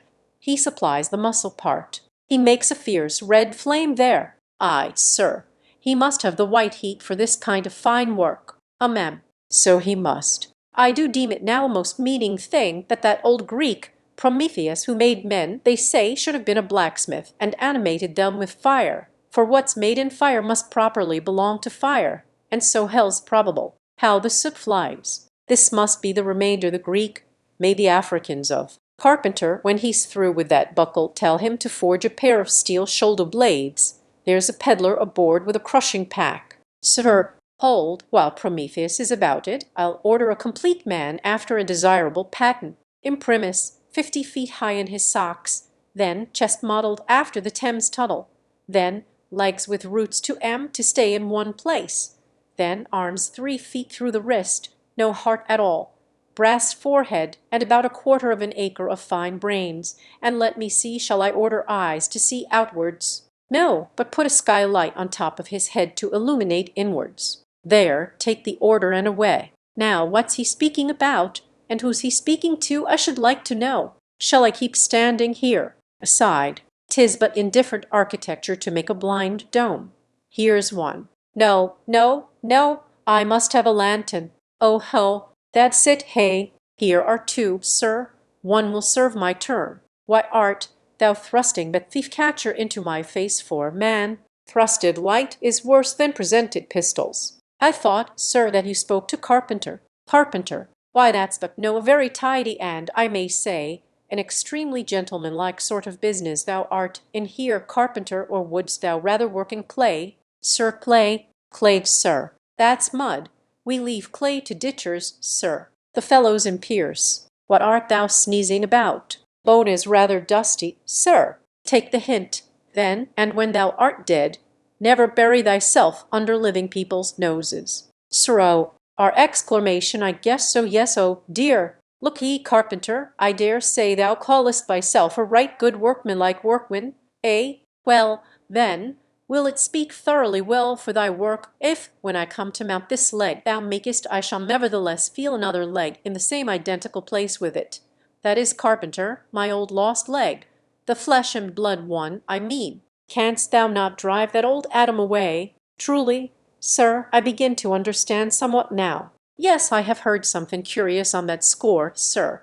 How that a dismasted man never entirely loses the feeling of his old spar, but it will be still pricking him at times. May I humbly ask if it be really so, sir? It is, man. Look, put thy live leg here in the place where mine once was. So, now, here is only one distinct leg to the eye, yet two to the soul, where thou feelest tingling life. There, exactly there to a hair do I. Is't a riddle? I should humbly call it a poser, sir. His Ben, how dost thou know that some entire living thinking thing may not be invisibly and uninterpenetratingly standing precisely where thou now standest, ay, and standing there in thy spite, in thy most solitary hours?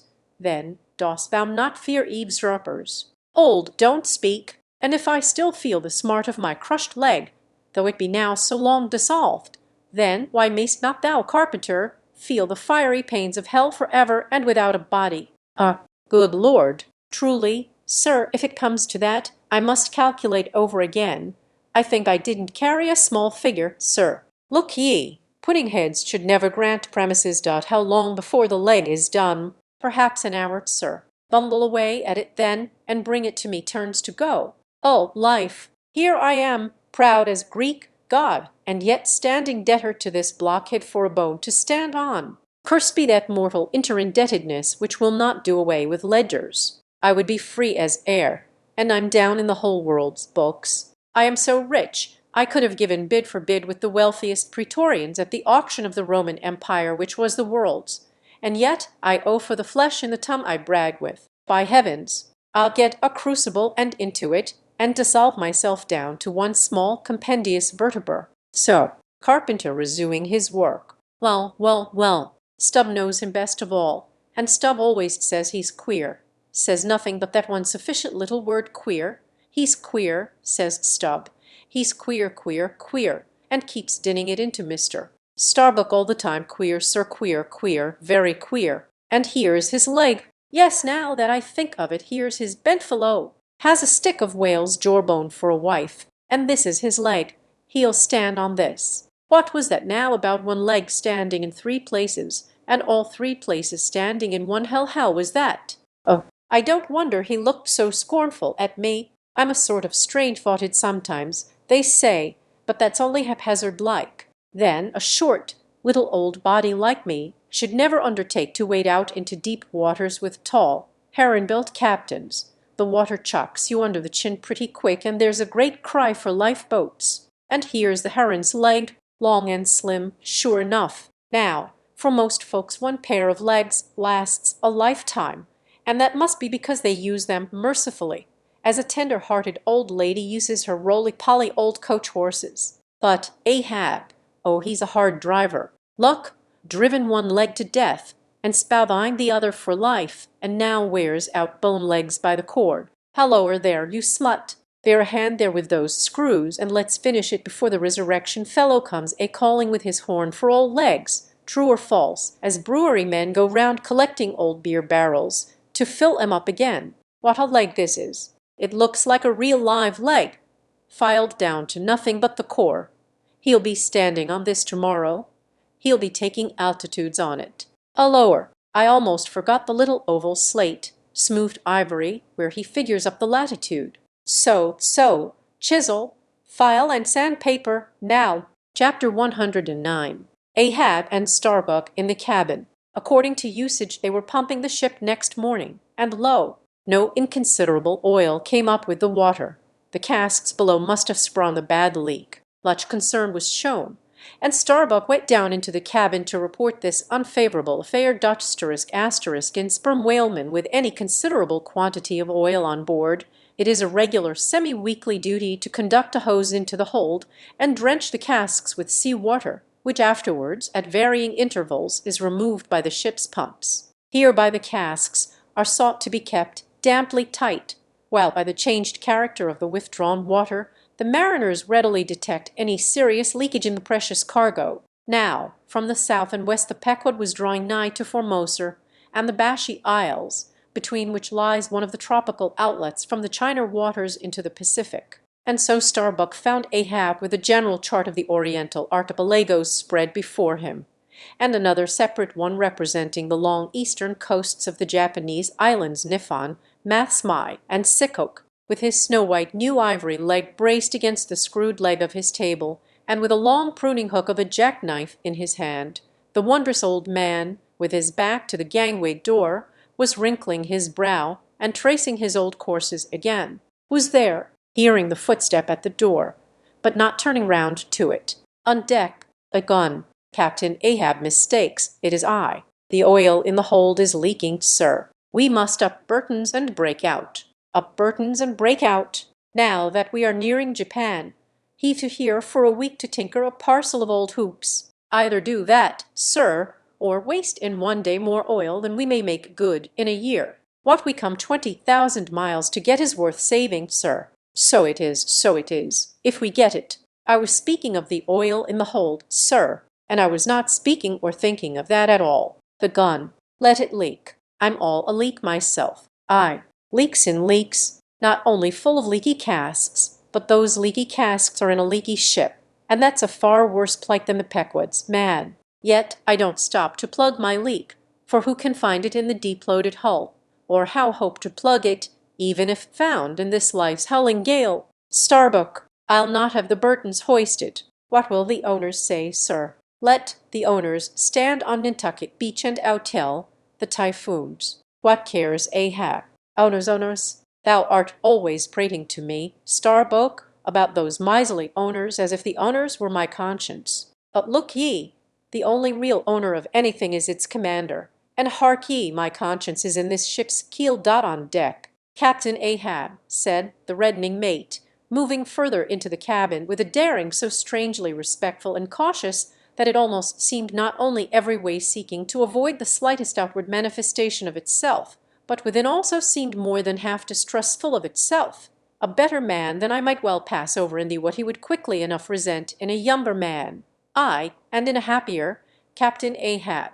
Devils, dost thou then so much as dare to critically think of me on deck? Nay, sir, not yet.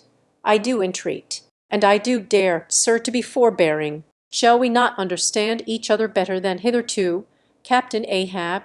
Ahab seized a loaded musket from the rack forming part of most South Seamen's cabin furniture, and pointing it towards Starbuck, exclaimed, "There is one God that is Lord over the earth, and one Captain that is Lord over the Pequod." On deck, for an instant, in the flashing eyes of the mate and his fiery cheeks, you would have almost thought that he had really received the blaze of the level tube. But, mastering his emotion, he half calmly rose, and as he quitted the cabin, paused for an instant and said, "Thou hast outraged, not insulted me, sir, but for that I ask thee not to beware of Starbuck. Thou wouldst but laugh. But let Ahab beware of Ahab. Beware of thyself, old man. He waxes brave, but nevertheless obeys. Most careful bravery that," murmured Ahab as Starbuck disappeared. "What's that?" he said. "Ahab, beware of Ahab, there's something there." Then, unconsciously using the musket for a staff, with an iron brow he paced to and fro in the little cabin. But presently the thick plates of his forehead relaxed, and returning the gun to the rack, he went to the deck. "Thou art but too good a fellow, Starbuck," he said lowly to the mate. Then raising his voice to the crew, "Furl the t-gallant sails and close reef the topsails, fore and aft. Back the main yard, up Burton and break out in the main hold." It were perhaps vain to surmise exactly why it was that, as respecting Starbuck, Ahab thus acted. It may have been a flash of honesty in him, or mere prudential policy which, under the circumstance, imperiously forbade the slightest symptom of open disaffection, however transient, in the important chief officer of his ship. However it was, his orders were executed, and the Burtons were hoisted. Chapter 110. Queequeg in his coffin. Upon searching, it was found that the casks last struck into the hold were perfectly sound, and that the leak must be further off. So, it being calm weather, they broke out deeper and deeper, disturbing the slumbers of the huge ground-tier butts, and from that black midnight sending those gigantic moles into the daylight above. So deep did they go, and so ancient and corroded and weedy the aspect of the lowermost puncheons, that you almost looked next for some mouldy cornerstone cask containing coins of Captain Noah, with copies of the posted placards vainly warning the infatuated old world from the flood.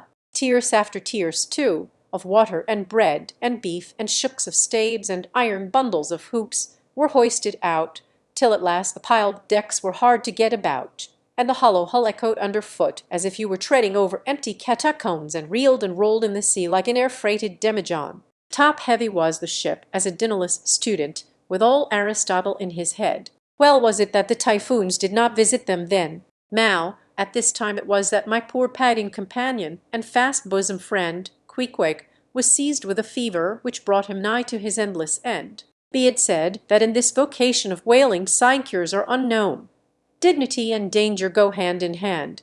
Till you get to be captain, the higher you rise, the harder you toil. So with poor Queequeg, who, as harpooneer, must not only face all the rage of the living whale, but, as we have elsewhere seen, mount his dead back in a rolling sea, and finally descend into the gloom of the hold, and bitterly sweating all day in that subterraneous confinement, resolutely manhandle the clumsiest casks and see to their stowage. To be short, among whalemen, the harpooneers are the holders, so called. Poor Queequeg, when the ship was about half disembowelled, you should have stooped over the hatchway and peered down upon him there, where, stripped to his woolen drawers, the tattooed savage was crawling about amid that dampness and slime like a green-spotted lizard at the bottom of a well. And a well, or an ice-house, it somehow proved to him, poor pagan, where, strange to say, for all the heat of his sweatings, he caught a terrible chill which lapsed into a fever, and at last, after some days' suffering, laid him in his hammock close to the very sill of the door of death.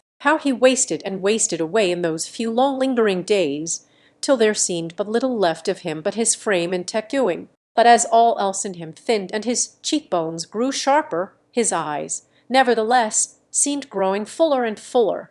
They became of a strange softness of lustre, and mildly but deeply looked out at you there from his sickness, a wondrous testimony to that immortal health in him which could not die or be weakened.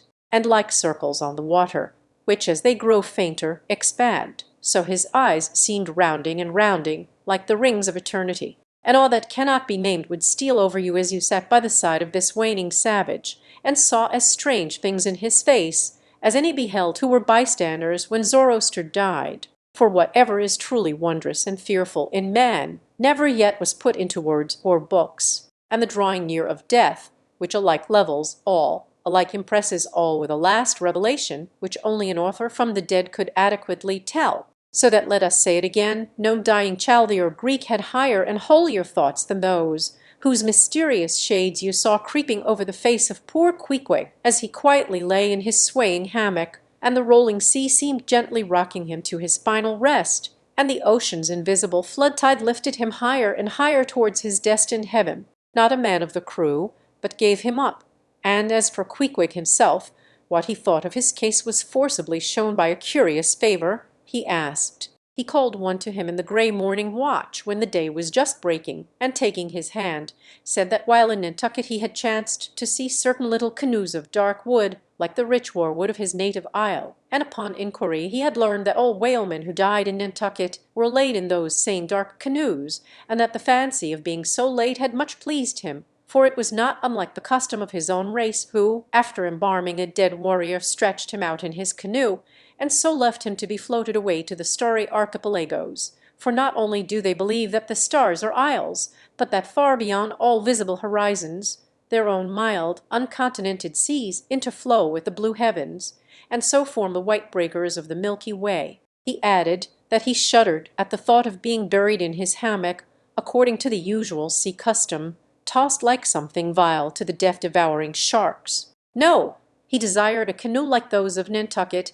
all the more congenial to him, being a whaleman, that like a whaleboat these coughing canoes were without a keel, though that involved but uncertain steering, and much leeway adown the dim ages. Now, when this strange circumstance was made known aft, the carpenter was at once commanded to do Queequeg's bidding, whatever it might include. There was some heathenish, coffin-coloured old lumber aboard, which, upon a long previous voyage, had been cut from the aboriginal groves of the Lackaday Islands, and from these dark planks the coffin was recommended to be made. No sooner was the carpenter apprised of the order than, taking his rule, he forthwith, with all the indifferent promptitude of his character, proceeded into the forecastle, and took Queequeg's measure with great accuracy, regularly chalking Queequeg's person as he shifted the rule. Poor fellow, he'll have to die now," ejaculated the Long Island sailor, going to his vice-bench. The carpenter, for convenience sake and general reference, now transferringly measured on it the exact length the coffin was to be, and then made the transfer permanent by cutting 2 notches at its extremities. This done, he marshalled the planks and his tools, and to work. When the last nail was driven, and the lid duly planed and fitted, he lightly shouldered the coffin and went forward with it, inquiring whether they were ready for it yet in that direction. Overhearing the indignant but half-humorous cries with which the people on deck began to drive the coffin away, Queequeg, to every one's consternation, commanded that the thing should be instantly brought to him, nor was there any denying him, seeing that of all mortals some dying men are the most tyrannical, and certainly, since they will shortly trouble us so little for evermore, the poor fellows ought to be indulged. Leaning over in his hammock, Queequeg long regarded the coffin with an attentive eye. He then called for his harpoon, had the wooden stock drawn from it, and then had the iron part placed in the coffin along with one of the paddles of his boat, all by his own request. Also, biscuits were then ranged round the sides within, a flask of fresh water was placed at the head, and a small bag of woody earth scraped up in the hold at the foot, and a piece of sailcloth being rolled up for a pillow. Queequeg now entreated to be lifted into his final bed, that he might make trial of its comforts, if any it had. He lay without moving a few minutes, then told one to go to his bag and bring out his little god, Yojo. Then, crossing his arms on his breast with Yojo between, he called for the coffin lid hatch. He called it to be placed over him, the head part turned over with a leather hinge, and there lay Queequeg in his coffin with little but his composed countenance in view. "Rama, it will do. It is easy," he murmured at last, and signed to be replaced in his hammock. But ere this was done, Pip, who had been slyly hovering near by all this while, drew nigh to him where he lay, and with soft sobbings took him by the hand, in the other holding his tambourine. "Poor rover, will ye never have done with all this weary roving? Where go ye now? But if the currents carry ye to those sweet Antilles, where the beaches are only beat with water lilies, will ye do one little errand for me? Seek out one Pip, who's now been missing Lol. I think he's in those far Antilles. If ye find him, then comfort him, for he must be very sad, for look, he's left his tambourine behind. I found it. Rig-a-dick. Now, Queequeg, die, and I'll beat your dying march. I have heard," murmured Starbuck, gazing down the scuttle, "that in violent fevers men, all ignorance, have talked in ancient tongues, and that when the mystery is probed, it turns out always that in their wholly forgotten childhood those ancient tongues had been really spoken in their hearing by some lofty scholars. So, to my fond faith, poor Pet, in this strange sweetness of his lunacy, brings heavenly vouchers of all our heavenly homes. Where learned he that? But there hark! He speaks again, but more wildly now. Form 2 and 2. Let's make a general of him. Ho, where's his harpoon? Lay it across here.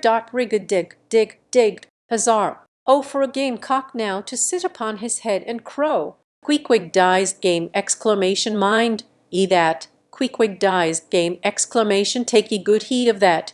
Queequeg dies game. I say game, game, game. But base little Pip, he died a coward.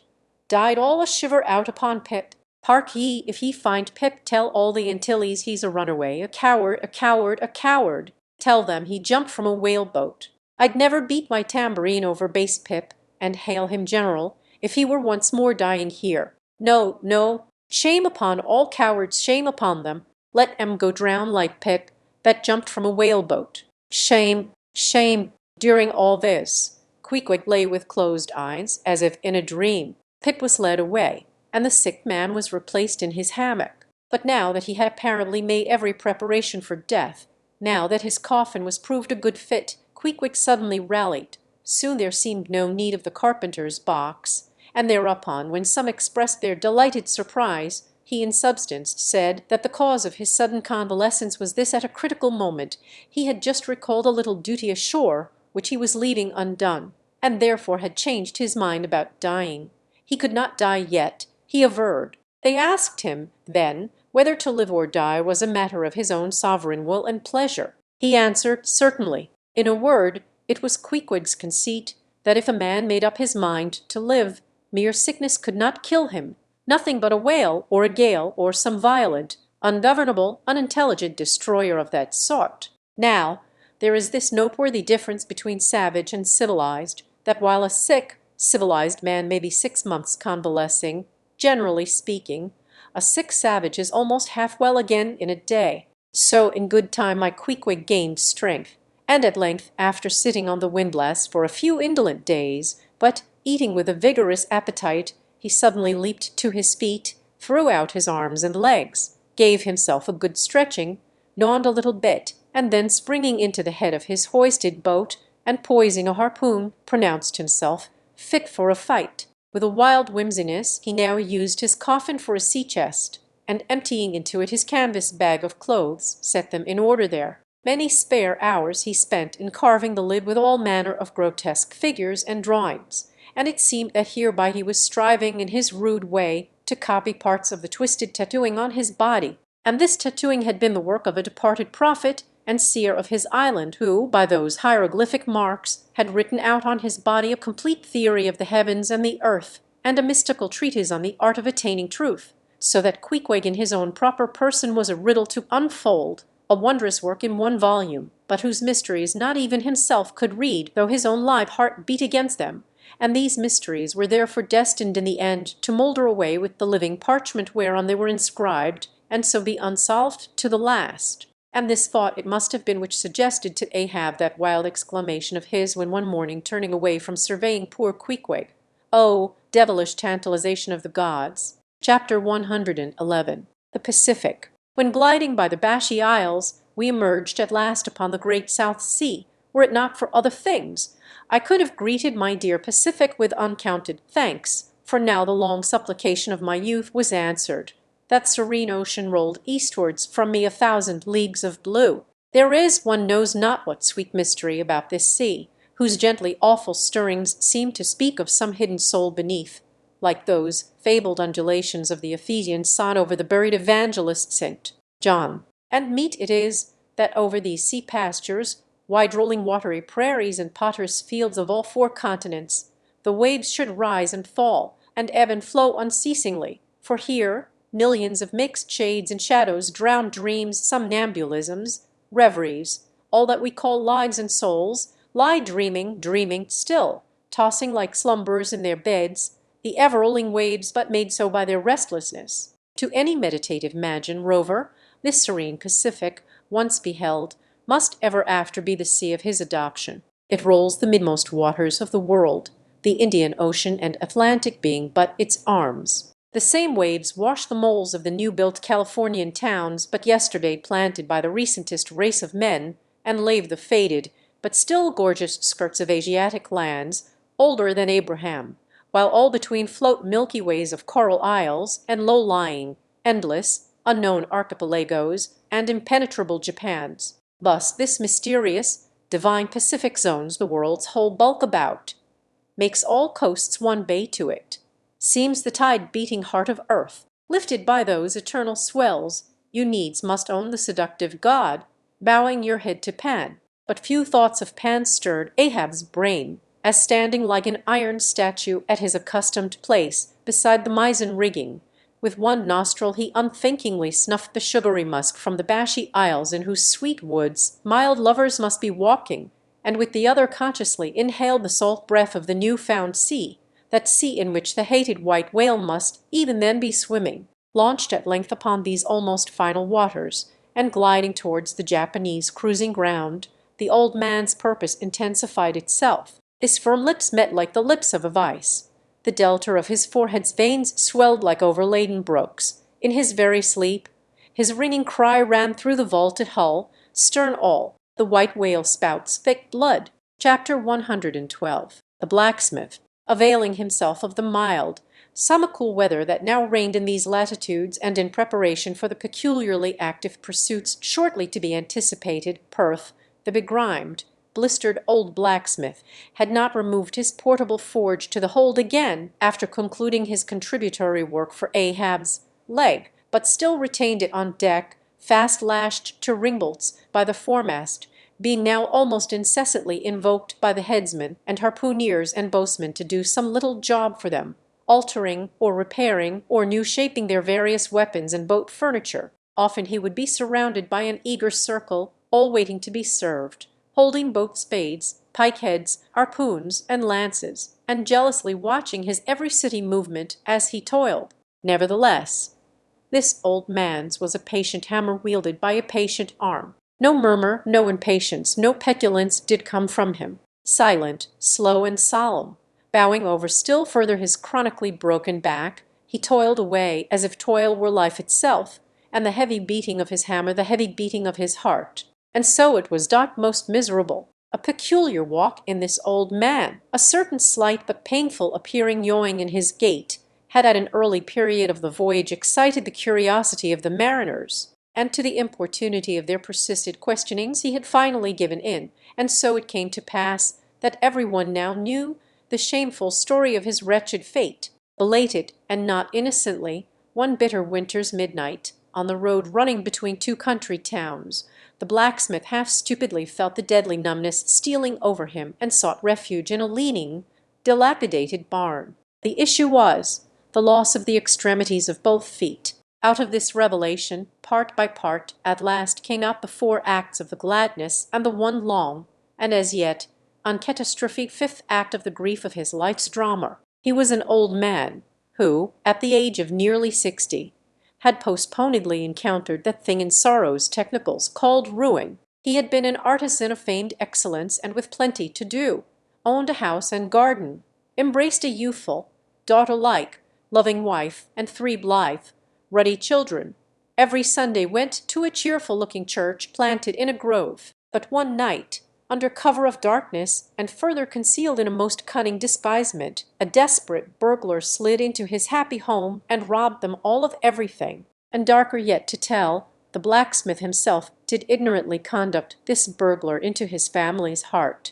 It was the bottle conjurer. Upon the opening of that fatal caulk, forth flew the fiend and shrivelled up his home. Now, for prudent, most wise, and economic reasons, the blacksmith's shop was in the basement of his dwelling, but with a separate entrance to it, so that always had the young and loving healthy wife listened with no unhappy nervousness, but with vigorous pleasure, to the stout ringing of her young-armed old husband's hammer, whose reverberations, muffled by passing through the floors and walls, came up to her, not unsweetly in her nursery, and so to stout labour's iron lullaby the blacksmith's infants were rocked to slumber. Oh, woe and woe! Oh, death! Why canst thou not sometimes be timely? Hadst thou taken this old blacksmith to thyself ere his full ruin came upon him, then had the young widow had a delicious grief, and her orphans a truly venerable, legendary sire to dream of in their after years, and all of them a care-killing competency. But death plucked down some virtuous elder brother on whose whistling daily toil solely hung the responsibilities of some other family, and left the worse than useless old man standing, till the hideous rot of life should make him easier to harvest. Why tell the whole? The blows of the basement hammer every day grew more and more between, and each blow every day grew fainter than the last. The wife sat frozen at the window, with tearless eyes, glitteringly gazing into the weeping faces of her children. The bellows fell, the forge choked up with cinders, the house was sold, the mother dived down into the long churchyard grass, her children twice followed her thither, and the houseless, familyless old man staggered off a vagabond in crape, his every woe unreverenced, his grey head a scorn to flaxen curls. Death seems the only desirable sequel for a career like this, but death is only a launching into the region of the strange untried. It is but the first salutation to the possibilities of the immense remote, the wild, the watery, the unshored. Therefore, to the death-longing eyes of such men who still have left in them some interior compunctions against suicide, does the all-contributed and all-receptive ocean alluringly spread forth his whole plain of unimaginable, taking terrors and wonderful, new-life adventures, and from the hearts of infinite Pacifics the thousand mermaids sing to them, "Come hither, broken-hearted, here is another life, without the guilt of intermediate death.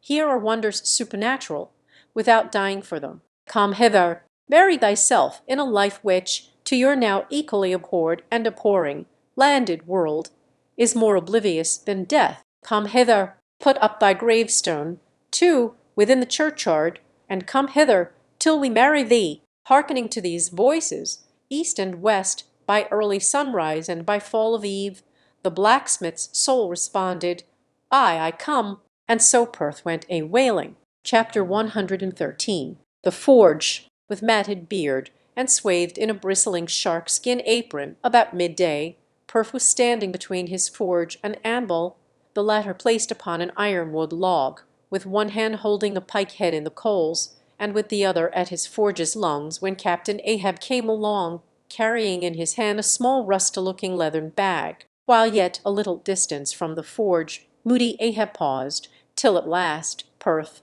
withdrawing his iron from the fire, began hammering it upon the anvil, the red mass sending off the sparks in thick hovering flights, some of which flew close to Ahab. "Are these thy mother Carey's chickens, Perth? They are always flying in thy wake. Birds of good omen, too, but not to all look here, they burn. But thou liv'dst among them without a scorch." "Because I am scorched all over, Captain Ahab," answered Perth, resting for a moment on his hammer. "I am past scorching. Not easily canst thou scorch a scar." "Well, well, no more. Thy shrunk voice sounds too calmly, sanely woeful to me. In no paradise myself, I am impatient of all misery in others. That is not mad. Thou shouldst go mad, blacksmith. Say, why dost thou not go mad? How canst thou endure without being mad? Do the heavens yet hate thee, that thou canst not go mad? What wert thou making there? Welding an old pike-head, sir. There were seams and dents in it. And canst thou make it all smooth again, blacksmith, after such hard usage as it had? I think so, sir. And I suppose thou canst smooth almost any seams and dents. Never mind how hard the metal. Blacksmith. "Ay, sir, I think I can. All seams and dents but one." "Look ye here, then," cried Ahab, passionately advancing and leaning with both hands on Perth's shoulders. "Look ye here, can ye smooth out a seam like this, blacksmith?" sweeping one hand across his ribbed brow. "If thou couldst, blacksmith, glad enough would I lay my head upon thy anvil and feel thy heaviest hammer between my eyes. Answer, canst thou smooth this seam?" "That is the one, sir. Said I not all seams and dents but one?" "Ay, blacksmith, it is the one. Ay, man, it is unsmoothable. For though thou only seest it here in my flesh, it has worked down into the bone of my skull that is all wrinkles. But away with child's play. No more gaps and pikes to-day. Look ye here," jingling the leathern bag as if it were full of gold coins. "I, too, want a harpoon made, one that 1,000 yoke of fiends could not part, Perth, something that will stick in a whale like his own fin bone. There's the stuff," flinging the pouch upon the anvil. "Look ye, blacksmith, these are the gathered nail stubs of the steel shoes of racing horses. Poor shoe stubs, sir. Why, Captain Ahab, thou hast here, then, the best and stubbornest stuff we blacksmiths ever work. I know it, old man. These stubs will weld together like glue from the melted bones of murderers. Quick, forge me the harpoon, and forge me first 12 rods for its shank. Then wind and twist and hammer these 12 together like the yarns and strands of a tow line. Quick, I'll blow the fire. When at last the 12 rods were made, Ahab tried them, one, by spiraling them with his own hand round a long, heavy iron bolt, off floor, rejecting the last one. Work that over again, Perth. This done, Perth was about to begin welding the 12 into one, when Ahab stayed his hand, and said he would weld his own iron. As then, with regular, gasping hems, he hammered on the anvil, Perth passing to him the glowing rods, one after the other, and the hard-pressed forge shooting up its intense straight flame, the Parsee passed silently, and bowing over his head towards the fire, seemed invoking some curse or some blessing on the toil. But as Ahab looked up, he slid aside. "What's that bunch of lucifers dodging about there for?" muttered Stubb, looking on from the forecastle. "That Parsee smells fire like a fusee, and smells of it himself like a hot musket's powder pan." At last the shank, in one complete rod, received its final heat, and as Perth, to temper it, plunged it all hissing into the cask of water near by, the scalding steam shot up into Ahab's bent face. "Wouldst thou brand me, Perth?" Wincing for a moment with the pain. "Have I been but forging my own branding iron?" Then, "Pray God, not that. Yet I fear something, Captain Ahab. Is not this harpoon for the white whale, for the white fiend? But now for the barbs. Thou must make them thyself, man. Here are my razors the best of steel. Here, and make the barbs sharp as the needle sleet of the icy sea." For a moment the old blacksmith eyed the razors as though he would fain not use them. "Take them, man, I have no need for them, for I now neither shave, sup, nor pray till but here to work." Fashioned at last into an arrowy shape, and welded by Perth to the shank, the steel soon pointed the end of the iron, and as the blacksmith was about giving the barbs their final heat, prior to tempering them, he cried to Ahab to place the water cask near. "No, no water for that.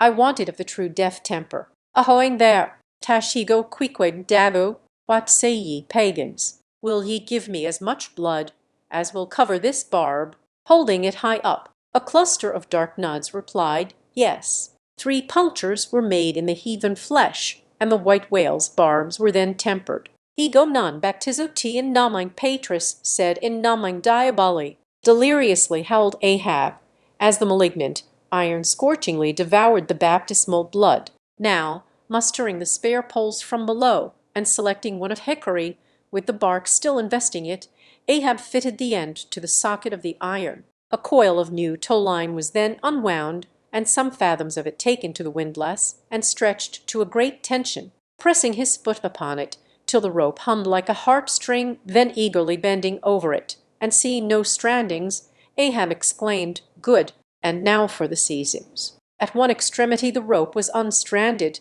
and the separate sprayed yarns were all braided and woven round the socket of the harpoon. The pole was then driven hard up into the socket. From the lower end the rope was traced halfway along the pole's length, and firmly secured so, with intertwistings of twine. This done, pole, iron, and rope, like the 3 fates, remained inseparable, and Ahab moodily stalked away with the weapon, the sound of his ivory leg, and the sound of the hickory pole, both hollowly ringing along every plank. But ere he entered his cabin, light, unnatural, half bantering, yet most piteous sound was heard. "O Pet, thy wretched laugh, thy idle but unresting eye, all thy strange mummeries not unmeaningly blended with the black tragedy of the melancholy ship, and mocked it." Chapter 114. The Gilder. Penetrating further and further into the heart of the Japanese cruising ground, the Pequod was soon all astir in the fishery. Often in mild, pleasant weather, for 12, 15, 18, and 20 hours on the stretch, they were engaged in the boats, steadily pulling or sailing or paddling after the whales, or for an interlude of 60 or 70 minutes calmly awaiting their uprising, though with but small success for their pains. At such times, under an abated sun, afloat all day upon smooth, slow-heaving swells, seated in his boat light as a birch canoe, and so sociably mixing with the soft waves themselves that like hearthstone cats they purr against the gunwale. These are the times of dreamy quietude when beholding the tranquil beauty and brilliancy of the ocean's skin one forgets the tiger heart that pants beneath it, and would not willingly remember that this velvet pore but conceals a remorseless fang. These are the times when in his whaleboat the rover softly feels a certain filial, confident, land-like feeling towards the sea, that he regards it as so much flowery earth, and the distant ship, revealing only the tops of her masts, seems struggling forward, not through high rolling waves, but through the tall grass of a rolling prairie, as when the western emigrants' horses only show their erected ears while their hidden bodies widely wade through the amazing verdure, the long-drawn virgin vales, the mild blue hillsides, as over these there steals the hush, the hum. You almost swear that play-wearied children lie sleeping in these solitudes in some glad Maytime when the flowers of the woods are plucked. And all this mixes with your most mystic mood, so that fact and fancy, halfway meeting, interpenetrate, and form one seamless whole. Nor did such soothing scenes, however temporary, fail of at least as temporary an effect on Ahab. But if these secret golden keys did seem to open in him his own secret golden treasuries, yet did his breath upon them prove but tarnishing. O grassy glades! O ever vernal endless landscapes in the soul! Indeed, though long parched by the dead drought of the earthy life in ye, men yet may roll, like young horses in new morning clover, and for some few fleeting moments feel the cool dew of the life immortal on them. Would to God these blessed calms would last! But the mingling threads of life are woven by warp and woof, calms crossed by storms, a storm for every calm. There is no steady, unretracing progress in this life. We do not advance through fixed gradations, and at the last one pause through infancy's unconscious spell, boyhood's thoughtless faith, adolescence doubt the common doom, then skepticism, then disbelief, resting at last in manhood's pondering repose of it. But, once gone through, we trace the round again, and are infants, boys and men, and if eternally. Where lies the final harbour, whence we unmoor no more? In what rapt ether sails the world, of which the weariest will never weary? Where is the foundling's father hidden? Our souls are like those orphans whose unwedded mothers die in bearing them. The secret of our paternity lies in their grave, and we must there to learn it. And that same day, too, gazing far down from his boat's side into that same golden sea, Starbuck lowly murmured, "Loveliness unfathomable, as ever lover saw in his young bride's eye!" Exclamation, tell me not of thy teeth-tiered sharks and thy kidnapping cannibal ways. Let faith oust fact, let fancy oust memory. I look deep down and do believe. And Stubb, fish-like, with sparkling scales, leaped up in that same golden light. I am Stubb, and Stubb has his history. But here Stubb takes oaths that he has always been jolly. Chapter 115. The Pequod Meets the Bachelor. And jolly enough were the sights and the sounds that came bearing down before the wind, some few weeks after Ahab's harpoon had been welded. It was a Nantucket ship, the Bachelor, which had just wedged in her last cask of oil and bolted down her bursting hatches, and now, in glad holiday apparel, was joyously, though somewhat vaingloriously, sailing round among the widely separated ships on the ground, previous to pointing her prow for home. The three men at her masthead wore long streamers of narrow red bunting at their hats. From the stern a whaleboat was suspended, bottom down, and hanging captive from the bowsprit was seen the long lower jaw of the last whale they had slain. Signals, ensigns, and jacks of all colours were flying from her rigging on every side. Sideways lashed in each of her three basketed tops were two barrels of sperm, above which, in her topmast cross-trees, you saw slender breakers of the same precious fluid, and nailed to her main truck was a brazen lamp. As was afterwards learned, the Bachelor had met with the most surprising success, all the more wonderful, for that while cruising in the same seas numerous other vessels had gone entire months without securing a single fish. Not only had barrels of beef and bread been given away to make room for the far more valuable sperm, but additional supplemental casks had been bartered for from the ships she had met, and these were stowed along the deck and in the captain's and officers' state-rooms. Even the cabin table itself had been knocked into kindling wood, and the cabin mess dined off the broad head of an oil butt, lashed down to the floor for a centerpiece. In the forecastle, the sailors had actually caulked and pitched their chests and filled them. It was humorously added that the cook had clapped a head on his largest boiler and filled it, that the steward had plugged his spare coffee-pot and filled it, that the harpooneers had headed the sockets of their irons and filled them, that indeed everything was filled with sperm, except the captain's pantaloons pockets, and those he reserved to thrust his hands into in self-complacent testimony of his entire satisfaction. As this glad ship of good luck bore down upon the moody Pequod, the barbarian sound of enormous drums came from her forecastle, and drawing still nearer, a crowd of her men were seen standing round her huge tripods, which, covered with the parchment-like poke or stomach skin of the black fish, gave forth a loud roar to every stroke of the clenched hands of the crew. On the quarter-deck the mates and harpooneers were dancing with the olive-hued girls who had eloped with them from the Polynesian Isles, while suspended in an ornamented boat, firmly secured aloft between the foremast and mainmast, 3 Long Island negroes with glittering fiddle bows of whale ivory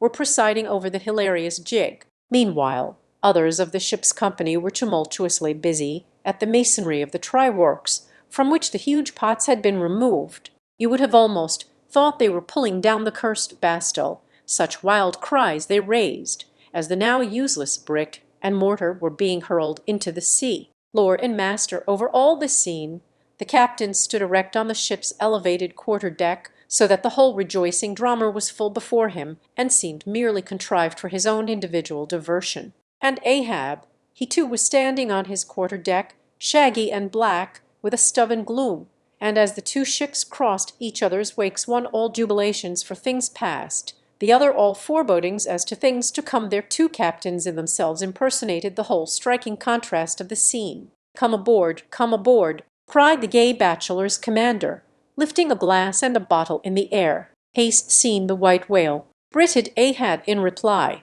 "No, only heard of him, but don't believe in him at all," said the other good-humouredly. "Come aboard, thou art too damned jolly. Sail on. Hast lost any men?" "Not enough to speak of 2 islanders. That's all but come aboard. Old Hearty, come along. I'll soon take that black from your brow. Come along. Will ye marry's the play? A full ship and homeward bound." "How wondrous familiar is a fool," muttered Ahab. Then aloud, "Thou art a full ship and homeward bound, thou say'st.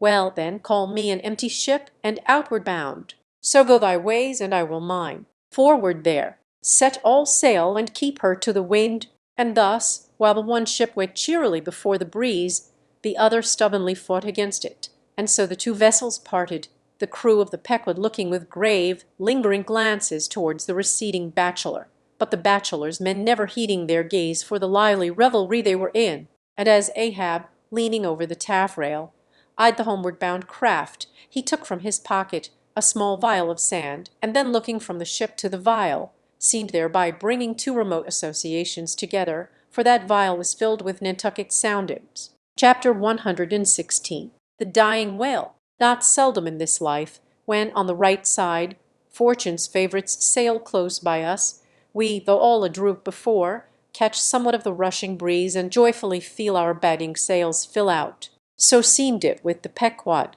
for next day after encountering the gay bachelor, whales were seen and 4 were slain, and one of them by Ahab. It was far down the afternoon, and when all the spearings of the crimson fight were done, and floating in the lovely sunset sea and sky, sun and whale both stilly died together, then such a sweetness and such plaintiveness, such enwreathing orisons curled up in that rosy air, that it almost seemed as if far over from the deep green convent valleys of the Manillar Isles, the Spanish land breeze, wantonly turned sailor, had gone to sea, freighted with these vesper hymns. Soothed again, but only soothed to deeper gloom, Ahab, who had sterned off from the whale, sat intently watching his final wanings from the now tranquil boat. For that strange spectacle observable in all sperm whales dying the turning sunwards of the head, and so expiring, that strange spectacle, beheld of such a placid evening, somehow to Ahab conveyed a wondrousness unknown before. He turns and turns into it, how slowly, but how steadfastly, his homage rendering and invoking brow with his last dying motions. He too worships fire, most faithful, broad, baronial vassal of the sun exclamation, oh, that these two favouring eyes should see these two favouring sights. Look, here, far water-locked, beyond all hum of hue and wheel or woe, in these most candid and impartial seas, where to traditions no rocks furnish tablets, where for long Chinese ages the billows have still rolled on speechless and unspoken too, as stars that shine upon the Niger's unknown source. Here, too, life dies sunwards full of faith, but see, no sooner dead than death whirls round the corpse and it hence some other way. O, thou dark Hindu half of nature, who of drowned bones haste builded thy separate throne somewhere in the heart of these unverdured seas. Thou art an infidel, thou queen, and too truly speakest to me in the wide slaughtering typhoon, and the hushed burial of its after calm. Nor has this thy whale sunwards turned his dying head, and then gone round again, without a lesson to me. O trebly hooped and welded hip of power! O high aspiring, rainbow jet exclamation, that one strivest, this one jettest all in vain, in vain. O whale, dost thou seek intercedings with yon all-quickening sun, that only calls forth life, but gives it not again? Yet dost thou, darker half, rock me with a prouder, if a darker faith. All thy unnameable imminglings float beneath me here. I am buoyed by breaths of once living things, exhaled as air, but water now. Then hail, forever hail, O sea, in whose eternal tossings the wild fowl finds his only rest. Born of earth, yet suckled by the sea, though hill and valley mothered me, the billows are my foster brothers. Chapter 117. The Whale Watch. The 4 whales slain that evening had died wide apart. One far to windward, one less distant, to leeward, one ahead, one astern. These last 3 were brought alongside ere nightfall, but the windward one could not be reached till morning, and the boat that had killed it lay by its side all night, and that boat was Ahab's. The waif-pole was thrust upright into the dead whale's spout-hole, and the lantern hanging from its top cast a troubled flickering glare upon the black, glossy back and far out upon the midnight waves, which gently chafed the whale's broad flank like soft surf upon a beach. Ahab and all his boat's crew seemed asleep, but the Parsee, who crouching in the bow, sat watching the sharks that spectrally played round the whale, and tapped the light cedar planks with their tails. A sound like the moaning in squadrons over asphaltites of unforgiven ghosts of Gomorrah ran shuddering through the air. Started from his slumbers, Ahab, face to face, saw the Parsee, and hooped round by the gloom of the night. They seemed the last men in a flooded world. I have dreamed it again, said he, of the hearses. Have I not said, old man, that neither hearse nor coffin can be thine, and who are hearsed that die on the sea? But I said, old man, that ere thou couldst die on this voyage, 2 hearses must verily be seen by thee on the sea, the first not made by mortal hands, and the visible wood of the last one must be grown in America. Ay, ay, a strange sight, that Parsifal hearse and its plumes floating over the ocean with the waves for the pall-bearers. Such a sight we shall not soon see. Believe it or not, thou canst not die till it be seen, old man. And what was that saying about thyself? Though it come to the last, I shall still go before thee thy pilot. And when thou art so gone before, if that ever befall, then ere I can follow, thou must still appear to me, to pilot me still, were it not so. Well, then did I believe all ye say, O my pilot. I have here 2 pledges that I shall yet slay Moby Dick and survive it. Take another pledge, old man, said the Parsee, as his eyes lighted up like fireflies in the gloom. Hemp only can kill thee. The gallows, ye mean dot I am immortal then, on land and on sea, cried Ahab, with a laugh of derision. Immortal on land and on sea. Both were silent again, as one man. The grey dawn came on, and the slumbering crew arose from the boat's bottom, and ere noon the dead whale was brought to the ship. Chapter 118. The quadrant. The season for the line at length drew near, and every day when Ahab, coming from his cabin, cast his eyes aloft, the vigilant helmsman would ostentatiously handle his spokes, and the eager mariners quickly run to the braces, and would stand there with all their eyes centrally fixed on the nailed doubloon, impatient for the order to point the ship's prow for the equator. In good time the order came. It was hard upon high noon, and Ahab, seated in the bows of his high-hoisted boat, was about taking his wonted daily observation of the sun to determine his latitude. Now, in that Japanese sea, the days in summer are as freshets of effulgences. That unblinkingly vivid Japanese sun seems the blazing focus of the glassy ocean's immeasurable burning glass. The sky looks lacquered. Clouds there are none.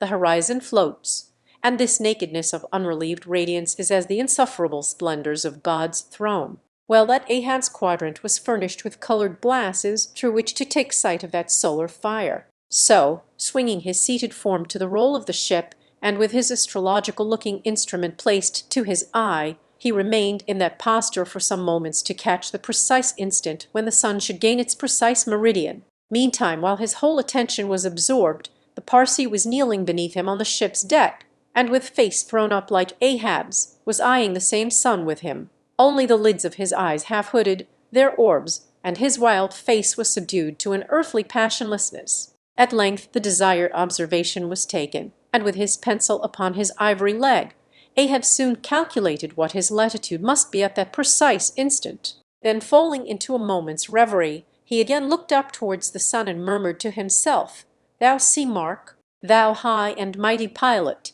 thou tellest me truly where I am, but canst thou cast the least hint where I should be? Or canst thou tell where some other thing besides me is this moment living? Where is Moby Dick? This instant thou must be eyeing him. These eyes of mine look into the very eye that is even now beholding him.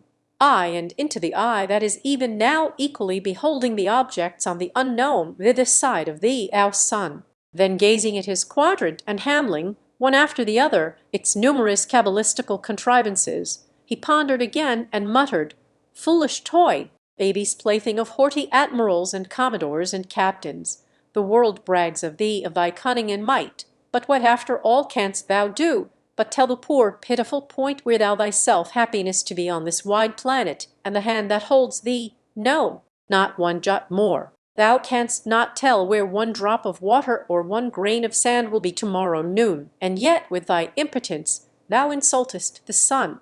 Science, curse thee, thou vain toy, and curse be all the things that cast man's eyes aloft to that heaven whose live vividness but scorches him, as these old eyes are even now scorched with thy light, O sun! Level by nature to this earth's horizon are the glances of man's eyes, not shot from the crown of his head, as if God had meant him to gaze on his firmament. Curse thee, thou quadrant! Dashing it to the deck, no longer will I guide my earthly way by thee. The level ship's compass and the level dead reckoning by log and by line.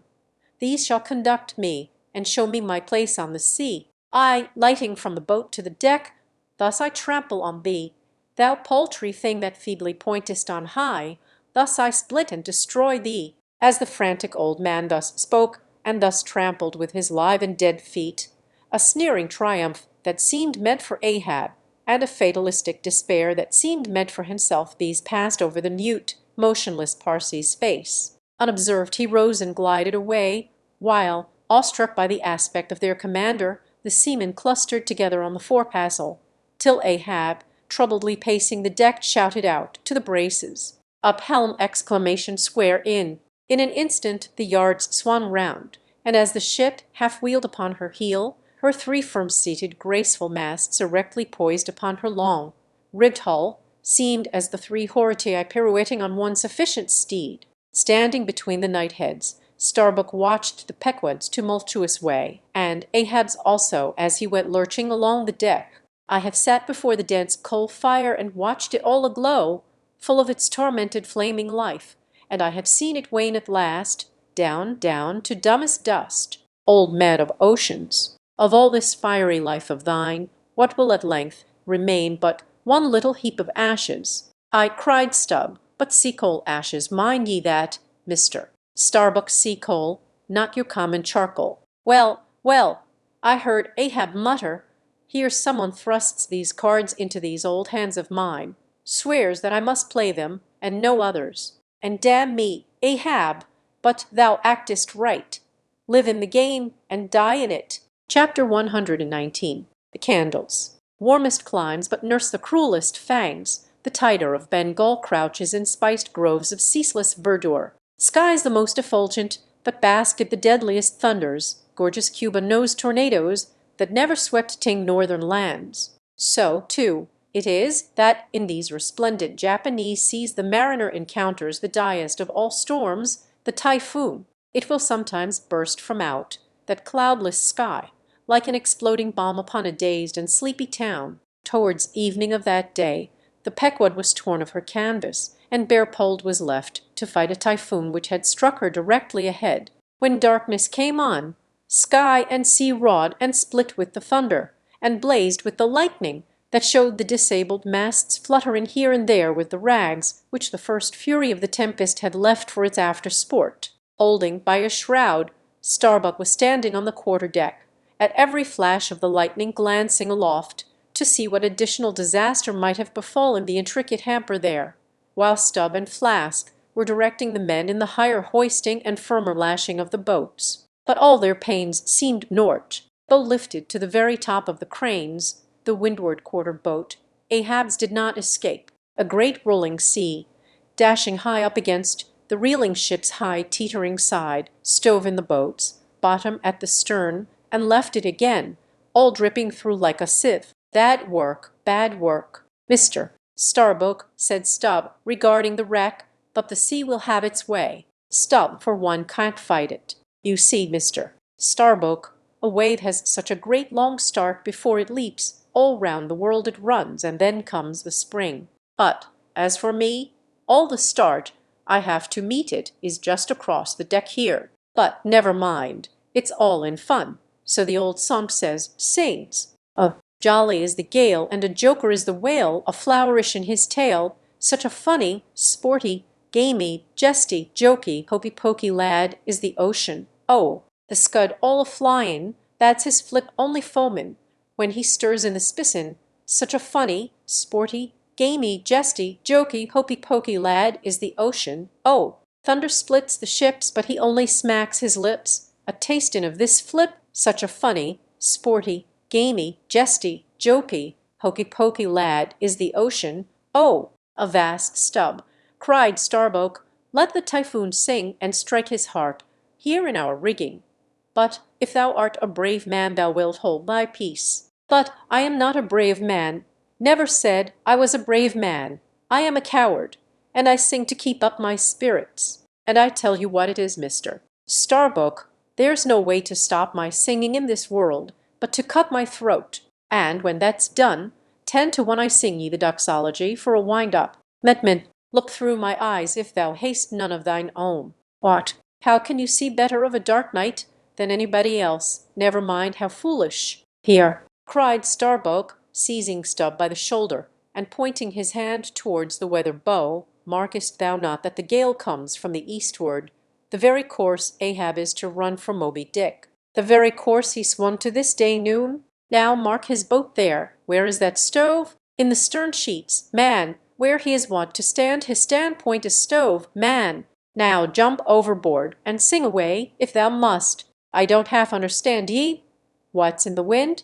Yes, round the Cape of Good Hope is the shortest way to Nantucket, soliloquized Starbuck suddenly, heedless of Stubb's question. The gale that now hammers at us to stave us, we can turn it into a fair wind that will drive us towards home. Yonder to windward all is blackness of doom, but to leeward, homeward I see it lightens up there, but not with the lightning. At that moment, in one of the intervals of profound darkness following the flashes, a voice was heard at his side, and almost at the same instant a volley of thunder peals rolled overhead. "Who's there?" "Old Thunder," said Ahab, groping his way along the bulwarks to his pivot-hole, but suddenly finding his path made plain to him by elbowed lances of fire. Now, as the lightning rod to aspire on shore is intended to carry off the perilous fluid into the soil, so the kindred rod which at sea some ships carry to each mast is intended to conduct it into the water. But as this conductor must descend to considerable depth, that its end may avoid all contact with the hull, and as moreover, if kept constantly towing there, it would be liable to many mishaps, besides interfering not a little with some of the rigging, and more or less impeding the vessel's way in the water, Because of all this, the lower parts of a ship's lightning rods are not always overboard, but are generally made in long slender links so as to be the more readily hauled up into the chains outside, or thrown down into the sea, as occasion may require. The rods, cried Starbuck to the crew, suddenly admonished to vigilance by the vivid lightning that had just been darting Flambeau, to light Ahab to his post. Are they overboard? Drop them over fore and aft. Quick, avast, cried Ahab. Let's have fair play here, though we be the weaker side. Yet I'll contribute to raise rods on the Himails and Andes, that all the world may be secured, but out on privileges. Let them be, sir. Look aloft, cried Starbuck. The corpusants, the corpusants. All the yardarms were tipped with a pallid fire, and touched at each tri-pointed lightning rod end with 3 tapering white flames. Each of the 3 tall masts was silently burning a sulphurous air, like 3 gigantic wax tapers before an altar. Last the boat. Let it go, cried Stubb at this instant, as a swashing sea heaved up under his own little craft, so that its gunwale violently jammed his hand as he was passing a lashing. Last it. But slipping backward on the deck, his uplifted eyes caught the flames, and immediately shifting his tone, he cried, "The corpusants have mercy on us all. To sailors oaths are household words. They will swear in the trance of the calm, and in the teeth of the tempest. They will imprecate curses from the topsail yardarms when most they teeter over to a seething sea. But in all my voyagings seldom have I heard a common oath when God's burning finger has been laid on the ship, when his mean tekel a parson has been woven into the shrouds and the cordage." While this pallidness was burning aloft, few words were heard from the enchanted crew, who in one thick cluster stood on the forecastle, all their eyes gleaming in that pale phosphorescence, like a far-away constellation of stars, relieved against the ghostly light.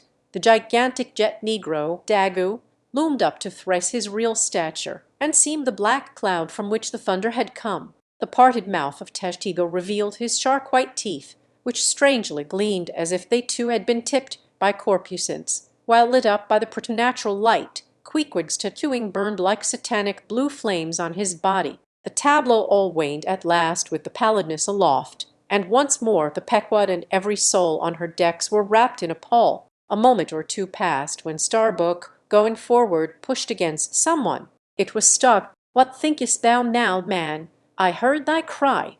It was not the same in the song. "No, no, it wasn't. I said the corpusants have mercy on us all, and I hope they will still. But do they only have mercy on long face, have they no bowels for a laugh? And look ye, Mr. Starbuck, but it's too dark to look. Hear me, then.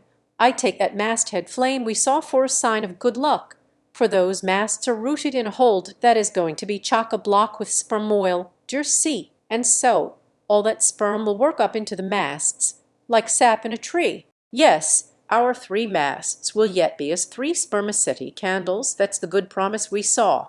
At that moment Starbuck caught sight of Stubb's face slowly beginning to glimmer into sight. Glancing upwards, he cried, "See, sit!" And once more the high tapering flames were beheld with what seemed redoubled supernaturalness in their pallor. "The corpusants have mercy on us all," cried Stubb again. At the base of the mainmast, full beneath the doubloon and the flame, the Parsee was kneeling in Ahab's front, but with his head bowed away from him, while near by, from the arched and overhanging rigging where they had just been engaged securing a spar, a number of the seamen, arrested by the glare, now cohered together and hung pendulous, like a knot of numbed wasps from a drooping orchard twig, in various enchanted attitudes, like the standing or stepping or running skeletons in Herculaneum. Others remained rooted to the deck, but all their eyes upcast. "Aye, aye, men," cried Ahab. "Look up at it. Mark it well. The white flame but lights the way to the white whale. Hand me those mainmast links there. I would fain feel this pulse, and let mine beat against it. Blood against fire. So." Then turning the last link held fast in his left hand, he put his foot upon the Parsee, and with fixed upward eye and high-flung right arm, he stood erect before the lofty tri-pointed trinity of flames. "Thou clear spirit of clear fire, whom on these seas I as Persian once did worship, till in the sacramental act so burned by thee, that to this hour I bear the scar.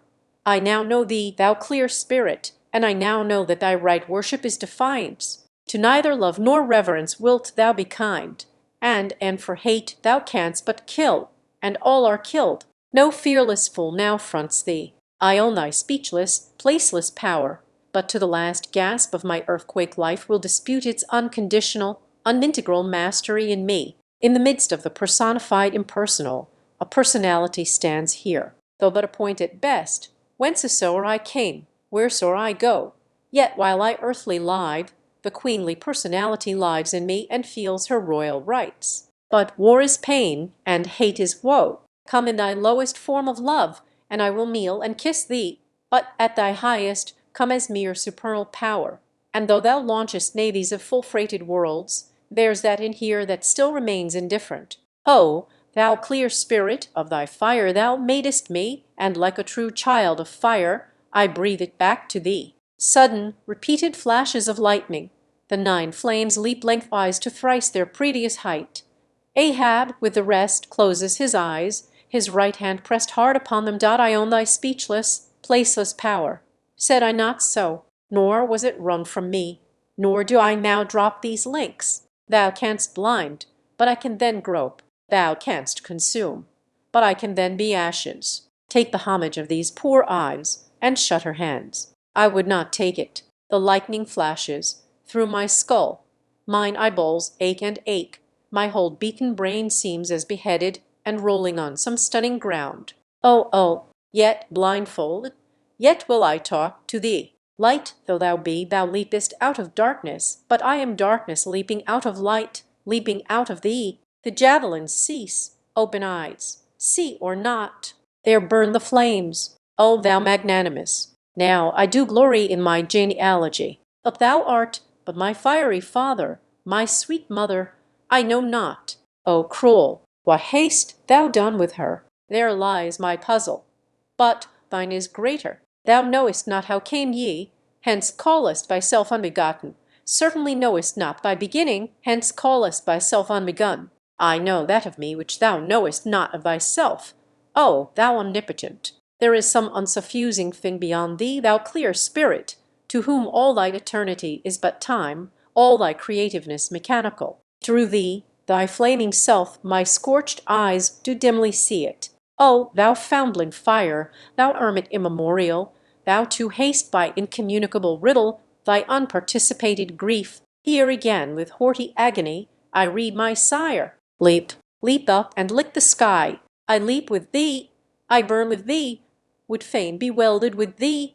Defyingly I worship thee. The boat, cried Starbuck. Look at thy boat, old man. Ahab's harpoon, the one forged at Perth's fire, remained firmly lashed in its conspicuous crotch, so that it projected beyond his whaleboat's bow. But the sea that had stove its bottom had caused the loose leather sheath to drop off, and from the keen steel barb there now came a levelled flame of pale, forked fire. As the silent harpoon burned there like a serpent's tongue, Starbuck grasped Ahab by the arm. God is against thee, old man. Forbear. 'Tis an ill voyage, ill begun, ill continued. Let me square the yards while we may, old man, and make a fair wind of it homewards, to go on a better voyage than this. Overhearing Starbuck, the panic-stricken crew instantly ran to the braces, though not a sail was left aloft. For the moment, all the aghast mates' thoughts seemed theirs. They raised a half-mutinous cry, but, dashing the rattling lightning links to the deck, and snatching the burning harpoon, Ahab waved it like a torch among them, swearing to transfix with it the first sailor that but cast loose a rope's end. Petrified by his aspect, and still more shrinking from the fiery dart that he held, the men fell back in dismay, and Ahab again spoke. All your oaths to hunt the white whale are as binding as mine, and heart, soul, and body, lungs and life, old Ahab is bound. And that he may know to what tomb this heart beats, look ye here, thus I blow out the last fear. And with one blast of his breath he extinguished the flame. As in the hurricane that sweeps the plain, men fly the neighborhood of some lone, gigantic elm, whose very height and strength but render it so much the more unsafe, because so much the more a mark for thunderbolts, So at those last words of Ahab's many of the mariners did run from him in a terror of dismay. Chapter 120. The deck towards the end of the first night watch. Ahab standing by the helm. Starbuck approaching him. We must send down the maintop sail yard, sir. The band is working loose, and the lee lift is half stranded. Shall I strike it, sir? Strike nothing. Lash it. If I had skysail poles, I'd sway them up now. Sir! Exclamation. In God's name! Exclamation, sir. Well, the anchors are working, sir. Shall I get them inboard? Strike nothing and stir nothing, but lash everything. The wind rises, but it has not got up to my tablelands yet. Quick, and see to it. By masts and keels. He takes me for the hunchbacked skipper of some coasting smack. Send down my maintop sail yard. Ho, glue pots! Loftiest trucks were made for wildest winds, and this brain truck of mine now sails amid the cloud scud. Shall I strike that? Oh, none but cowards send down their brain trucks in tempest time. What a horush aloft there! I would take it for sublime, did I not know that the colic is a noisy malady. Oh, take medicine, take medicine. Chapter 121. Midnight. The forecastle bulwarks. Stub and Flask mounted on them, and passing additional lashings over the anchors there hanging. No, Stub, you may pound that not there as much as you please, but you will never pound into me what you were just now saying. And how long ago is it since you said the very contrary? Didn't you once say that whatever ship had sails in, that ship should pay something extra on its insurance policy, just as though it were loaded with powder barrels aft and boxes of lucifers forward? Stop, now. Didn't you say so? Well, suppose I did. What then? I've part changed my flesh since that time. Why not my mind? Besides, supposing we are loaded with powder barrels aft and lucifers forward, how the devil could the lucifers get afire in this drenching spray here? Why, my little man, you have pretty red hair, but you couldn't get a fire now. Shake yourself. Your Aquarius or the water-bearer, Flask, might fill pitchers at your coat collar. Don't you see, then, that for these extra risks the marine insurance companies have extra guarantees? Here are hydrants, Flask. But hark again, and I'll answer ye the other thing. First take your leg off from the crown of the anchor here, though, so I can pass the rope. Now listen. What's the mighty difference between holding a mast's lightning rod in the storm and standing close by a mast that hasn't got any lightning rod at all in a storm? Don't you see, you timberhead, that no harm can come to the holder of the rod unless the mast is first struck? What are you talking about, then? Not one ship in 100 carries rods, and Ahab, man, and all of us were in no more danger then, in my poor opinion, than all the crews in 10,000 ships now sailing the seas. Why, you king post, I suppose you would have every man in the world go about with a small lightning rod running up the corner of his hat like a militia officer's skewered feather, and trailing behind like his sash. Why don't he be sensible, Flask? It's easy to be sensible. Why don't ye, then? Any man with half an eye can be sensible. I don't know that, Stub. You sometimes find it rather hard. Yes, when a fellow's soaked through, it's hard to be sensible. That's a fact. And I am about drenched with this spray. Never mind. Catch the turn there and pass it. Seems to me we are lashing down these anchors now as if they were never going to be used again. Tying these two anchors here, Flask, seems like tying a man's hands behind him. And what big generous hands they are, to be sure. These are your iron fists, hey? What a hold they have, too. I wonder, Flask, whether the world is anchored anywhere. If she is, she swings with an uncommon long cable, though. There. Hammer that knot down, and we've done. So, next to touching land, lighting on deck is the most satisfactory. I say, just wring out my jacket skirts, will ye? Thank ye. They laugh at long tongs, so, Flask. But seems to me, a long-tailed coat ought always to be worn in all storms afloat. The tails tapering down that way serve to carry off the water to sea. Same with cocked hats. The cocks form gable-end troughs, Flask. No more monkey jackets and tarpaulins for me. I must mount a swallowtail and drive down a beaver. So, a lower. Phew, there goes my tarpaulin overboard. Lord, Lord, that the winds that come from heaven should be so unmannerly. This is a nasty night.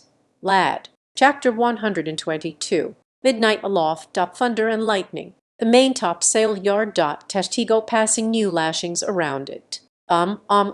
Stop that thunder. Plenty too much thunder up here. What's the use of thunder? We don't want thunder. We want rum. Give us a glass of rum. Chapter 123. The Musket. During the most violent shocks of the typhoon, the man at the Pequod's jawbone tiller had several times been reelingly hurled to the deck by its spasmodic motions, even though preventer tackles had been attached to it, for they were slack because some play to the tiller was indispensable. In a severe gale like this, while the ship is but a tossed shuttlecock to the blast, it is by no means uncommon to see the needles in the compasses, at intervals, go round and round. It was thus with the Pequods. At almost every shock the helmsman had not failed to notice the whirling velocity with which they revolved upon the cards. It is a sight that hardly anyone can behold without some sort of unwonted emotion. Some hours after midnight, the typhoon abated so much that through the strenuous exertions of Starbuck and Stubb, one engaged forward and the other aft, the shivered remnants of the jib and fore and maintop sails were cut adrift from the spars and went eddying away to leeward, like the feathers of an albatross, which sometimes are cast to the winds when that storm-tossed bird is on the wing. The 3 corresponding new sails were now bent and reefed, and a storm trysail was set further aft, so that the ship soon went through the water with some precision again, and the course for the present, east-southeast, which he was to steer, if practicable, was once more given to the helmsman, for during the violence of the gale he had only steered according to its vicissitudes. But as he was now bringing the ship as near her course as possible, watching the compass meanwhile, lo, a good sign, the wind seemed coming round astern. Aye, the foul breeze became fair. Instantly the yards were squared to the lively song of Ho, the fair wind. O-e-ho, cheerly men exclamation, the crew singing for joy that so promising an event should so soon have falsified the evil portents preceding it. In compliance with the standing order of his commander to report immediately, and at any one of the 24 hours, any decided change in the affairs of the deck, Starbuck had no sooner trimmed the yards to the breeze, however reluctantly and gloomily, than he mechanically went below to apprise Captain Ahab of the circumstance. Ere knocking at his stateroom, he involuntarily paused before it a moment, the cabin lamp taking long swings this way and that was burning fitfully, and casting fitful shadows upon the old man's bolted door, a thin one, with fixed blinds inserted in place of upper panels. The isolated subterraneousness of the cabin made a certain humming silence to reign there, though it was hooped round by all the roar of the elements. The loaded muskets in the rack were shiningly revealed, as they stood upright against the forward bulkhead. Starbuck was an honest, upright man, but out of Starbuck's heart at that instant when he saw the muskets, there strangely evolved an evil thought, but so blent with its neutral or good accompaniments that for the instant he hardly knew it for itself. "He would have shot me once," he murmured. "Yes, there's the very musket that he pointed at me, that one with the studded stock. Let me touch it, lift it. Strange that I, who have handled so many deadly lances, strange that I should shake so now. Loaded, I must see. Aye, and powder in the pan, that's not good. Best spill it, wait. I'll cure myself of this. I'll hold the musket boldly while I think I come to report a fair wind to him. But how fair? Fair for death and doom. That's fair for Moby Dick. It's a fair wind that's only fair for that accursed fish, the very tube."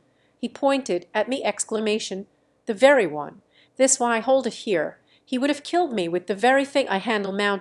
I, and he would fain kill all his crew. Does he not say he will not strike his spars to any gale? Has he not dashed his heavenly quadrant? And in these same perilous seas gropes he not his way by mere dead reckoning of the error-bounding log? And in this very typhoon did he not swear that he would have no lightning rods? But shall this crazed old man be tamely suffered to drag a whole ship's company down to doom with him? It would make him the wilful murderer of 30 men and more, if this ship come to any deadly harm, and come to deadly harm, my soul swears, this ship will, if Ahab have his way. If then he were this instant put aside, but crime would not be his. Huh! Is he muttering in his sleep? Yes, just there and there, he's sleeping. Sleeping, aye, but still alive, and soon awake again. I can't withstand thee, then, old man. Not reasoning, not remonstrance, not entreaty wilt thou hearken to. All this thou scornest. Flat obedience to thy own flat commands. This is all thou breathest. Ay, and say'st the men have vowed thy vow, say'st all of us are Ahabs. Great God forbid! Exclamation. But is there no other way? No lawful way make him a prisoner to be taken home, but hope to wrest this old man's living power from his own living hands. Only a fool would try it. Say he were pinioned even, knotted all over with ropes and hawsers, chained down to ring-bolts on this cabin floor. He would be more hideous than a caged tiger then. I could not endure the sight, could not possibly fly his howlings. All comfort, sleep itself, inestimable reason would leave me on the long intolerable voyage. What then remains? The land is hundreds of leagues away, and locked Japan the nearest. I stand alone here upon an open sea with two oceans and a whole continent between me and law. I, 'tis so is heaven, a murderer when its lightning strikes, a would-be murderer in his bed, tindering sheets, and skin-toed to rend would I be a murderer. Then, if and slowly, stealthily, and half sideways looking, he placed the loaded musket's end against the door. On this level, Ahab's hammock swings within, his head this way. A touch, and Starbuck may survive to hug his wife and child again. Oh, Mary, Mary! Exclamation. Boy, boy, boy! Exclamation. But if I wait thee not to death, old man, who can tell to what unsounded deeps Starbuck's body this day week may sink with all the crew? Great God, where art thou? Shallite wind has gone down and shifted, sir. The fore and main topsails are reefed and set. She heads her course. Stern all. O Moby Dick, I clutch thy heart at last. Such were the sounds that now came hurtling from out the old man's tormented sleep, as if Starbuck's voice had caused the long dumb dream to speak. The yet levelled musket shook like a drunkard's arm against the panel. Starbuck seemed wrestling with an angel, but turning from the door, he placed the death tube in its rack and left the place. He's too sound asleep, mister. Stubb, go thou down and wake him and tell him I must see to the deck here. Thou knowst what to say. Chapter 124. The Needle. Next morning the Nautets at side at sea rolled in long slow billows of mighty bulk, and striving in the Pequod's gurgling track, pushed her on like giants' palms outspread. The strong, unstaggering breeze abounded so that sky and air seemed vast outbellying sails. The whole world boomed before the wind, muffled in the full morning light. The invisible sun was only known by the spread intensity of his place, where his bayonet rays moved on in stacks. Emblazonings as of crowned Babylonian kings and queens reigned over everything. The sea was as a crucible of molten gold that bubblingly leaps with light and heat. Long maintaining an enchanted silence, Ahab stood apart, and every time the tettering ship loweringly pitched down her bowsprit, he turned to eye the bright sun's rays produced ahead, and when she profoundly settled by the stern, he turned behind and saw the sun's rearward place, and how the same yellow rays were blending with his undeviating wake. Har, har, my ship, thou mightest well be taken now for the sea chariot of the sun. Oh ho, all ye nations, before my prow I bring the sun to ye. Yoke on the further billows, hallo, a tandem I drive the sea. But suddenly reined back by some counter thought, he hurried towards the helm, huskily demanding how the ship was heading. East to east, sir, said the frightened steersman. Thou least, smiting him with his clenched fist. Heading east at this hour in the morning, and the sun astern? Upon this every soul was confounded, for the phenomenon just then observed by Ahab had unaccountably escaped every one else, but its very blinding palpableness must have been the cause. Thrusting his head half-way into the binnacle, Ahab caught one glimpse of the compasses. His uplifted arms slowly fell. For a moment he almost seemed to stagger. Standing behind him, Starbuck looked, and lo! the two compasses pointed east, and the Pequod was as infallibly going west. But ere the first wild alarm could get out abroad among the crew, the old man with a rigid laugh exclaimed, I have it. It has happened before. Mister Starbuck, last night's thunder turned our compasses, that's all. Thou hast before now heard of such a thing, I take it. Ay, but never before has it happened to me, sir, said the pale mate, gloomily. Here it must needs be said that accidents like this have in more than one case occurred to ships in violent storms. The magnetic energy, as developed in the mariner's needle, is, as all know, essentially one with the electricity beheld in heaven. Hence it is not to be much marvelled at that such things should be instances where the lightning has actually struck the vessel, so as to smite down some of the spars and rigging.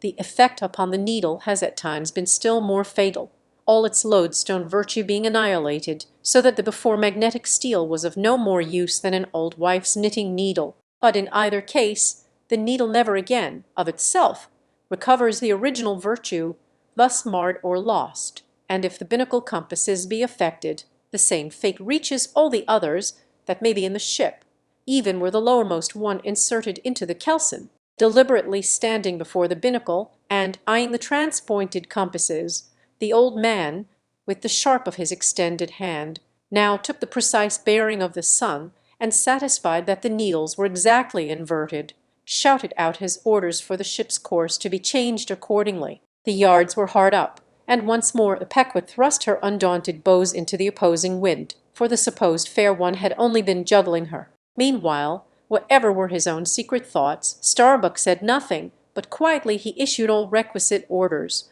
while Stubb and Flask, who in some small degree seemed then to be sharing his feelings, likewise unmurmuringly acquiesced. As for the men, though some of them lowly rumbled, their fear of Ahab was greater than their fear of fate. But as ever before, the pagan harpooneers remained almost wholly unimpressed, or if impressed, it was only with a certain magnetism shot into their congenial hearts from inflexible Ahab's. For a space the old man walked the deck in rolling reveries, but chancing to slip with his ivory heel, he saw the crushed copper sight tubes of the quadrant he had the day before dashed to the deck. "Thou poor, proud Hebendazer and Sons pilot, yesterday I wrecked thee, and today the compasses would fain have wrecked me. So. But Ahab is lord over the level lodestone yet. Mr. Starbuck a lance without a pole, a top-maul, and the smallest of the sailmaker's needles. Quick accessory, perhaps, to the impulse dictating the thing he was now about to do, were certain prudential motives whose object might have been to revive the spirits of his crew by a stroke of his subtile skill in a matter so wondrous as that of the inverted compasses. Besides, the old man well knew that to steer by transpointed needles, though clumsily practicable, was not a thing to be passed over by superstitious sailors without some shudderings and evil portents. "Men," said he steadily, turning upon the crew, as the mate handed him the things he had demanded, "my men, the thunder turned old Ahab's needles, but out of this bit of steel Ahab can make one of his own that will point as true as any." Abashed glances of servile wonder were exchanged by the sailors as this was said, and with fascinated eyes they awaited whatever magic might follow. But Starbuck looked away. With a blow from the top-maul Ahab knocked off the steel head of the lance, and then handing to the mate the long iron rod remaining, bade him hold it upright, without its touching the deck. Then, with the maul, after repeatedly smiting the upper end of this iron rod, he placed the blunted needle endwise on the top of it, and less strongly hammered that several times, the mate still holding the rod as before. Then going through some small strange motions with it, whether indispensable to the magnetizing of the steel, or merely intended to augment the awe of the crew, is uncertain, he called for linen thread, and moving to the binnacle, slipped out the two reversed needles there, and horizontally suspended the sail needle by its middle over one of the compass guards. At first the steel went round and round, quivering and vibrating at either end, but at last it settled to its place, when Ahab, who had been intently watching for this result, stepped frankly back from the binnacle, and pointing his stretched arm towards it, exclaimed, "Look ye for yourselves if Ahab be not lord of the level lodestone. The sun is east, and that compass swears it." One after another they peered in, for nothing but their own eyes could persuade such ignorance as theirs, and one after another they slunk away, in his fiery eyes of scorn and triumph. You then saw Ahab in all his fatal pride. Chapter 125. The Log and Line. While now the fated Pequod had been so long afloat this voyage, the log and line had but very seldom been in use. Owing to a confident reliance upon other means of determining the vessel's place, some merchantmen and many whalemen, especially when cruising, wholly neglect to heave the log, though at the same time, and frequently more for form's sake than anything else, regularly putting down upon the customary slate the course steered by the ship, as well as the presumed average rate of progression every hour. It had been thus with the Pequod. The wooden reel and angular log attached hung, long untouched, just beneath the railing of the after bulwarks. Rains and spray had damped it. Sun and wind had warped it. All the elements had combined to rot a thing that hung so idly. But heedless of all this, his mood seized Ahab as he happened to glance upon the reel not many hours after the magnet scene, and he remembered how his quadrant was no more, and recalled his frantic oath about the level log and line. The ship was sailing plungingly. Astern the billows rolled in rights. Forward, there, heaved the log. Two seamen came, the golden-hued Tahitian and the grizzling Manxman. Take the reel, one of ye, I'll heave. They went towards the extreme stern on the ship's lee side, where the deck, with the oblique energy of the wind, was now almost dipping into the creamy, sidelong rushing sea. The Manxman took the reel, and holding it high up by the projecting handle ends of the spindle, round which the spool of line revolved, so stood with the angular log hanging downwards, till Ahab advanced to him. Ahab stood before him, and was lightly unwinding some 30 or 40 turns to form a preliminary handcoil to toss overboard, when the old Manxman, who was intently eyeing both him and the line, made bold to speak. "Sir, I mistrust it. This line looks far gone. Long heat and wet have spoiled it. 'Twill hold, old gentleman. Long heat and wet have they spoiled thee? Thou seem'st to hold. Or, truer perhaps, life holds thee. Not thou it. I hold the spool, sir, but just as my captain says. With these grey hairs of mine 'tis not worth while disputing, specially with a superior, who'll ne'er confess. What's that? There now's a patched professor in Queen Nature's granite-founded college, but, methinks, he's too subservient. Where wert thou born? In the little rocky Isle of Man, sir. Excellent. Thou'st hit the world by that. I know not, sir, but I was born there. In the Isle of Man, hey? Well, the other way it's good. Here's a man from man. A man born in once independent man, and now a man of man, which is sucked in by what? Up with the reel. The dead, blind wall butts, all inquiring heads at last. Up with it. So, the log was heaved. The loose coils rapidly straightened out in a long dragging line astern, and then, instantly, the reel began to whirl. In turn, jerkingly raised and lowered by the rolling billows, the towing resistance of the log caused the old reelman to stagger strangely. Hold hard, sir. The overstrained line sagged down in one long festoon. The tugging log was gone. I crush the quadrant, the thunder turns the needles, and now the mad sea parts the log line. But Ahab can mend all. All in here, Tahitian. Reel up, Manxman. And look ye, let the carpenter make another log, and mend thou the line. See to it. There he goes now. To him nothing's happened, but to me the skewer seems loosening out of the middle of the world. All in, Tahitian. These lines run whole and whirling out, come in broken and dragging slow. Art Pip come to help? Pip, whom call ye Pip? Pip jumped from the whale-boat. Pip's missing. Let's see now if ye haven't fished him up here. Fisherman, it drags hard. I guess he's holding on. Jerk him, Tahiti, jerk him off. We hole in no cowards here. Ho, there's his arm just breaking water. A hatchet. Cut it off, we haul in no cowards here. Captain Ahab. Sir, here's Pip, trying to get on board again. Peace, thou crazy loon, cried the Manxman, seizing him by the arm. Away from the quarter-deck. The greater idiot ever scolds the lesser, muttered Ahab, advancing. Hands off from that holiness. Where sayest thou Pip was, boy? Astern there, sir, astern. Lo. And who art thou, boy? I see not my reflection in the vacant pupils of thy eyes. O God, that man should be a thing for immortal souls to sift through. Who art thou, boy? Bell-buoyed Sir Ship's Crier. Ding dong, ding. Pip. 100 pounds of clay reward for Pip. 5 feet high looks cowardly, quickest known by that.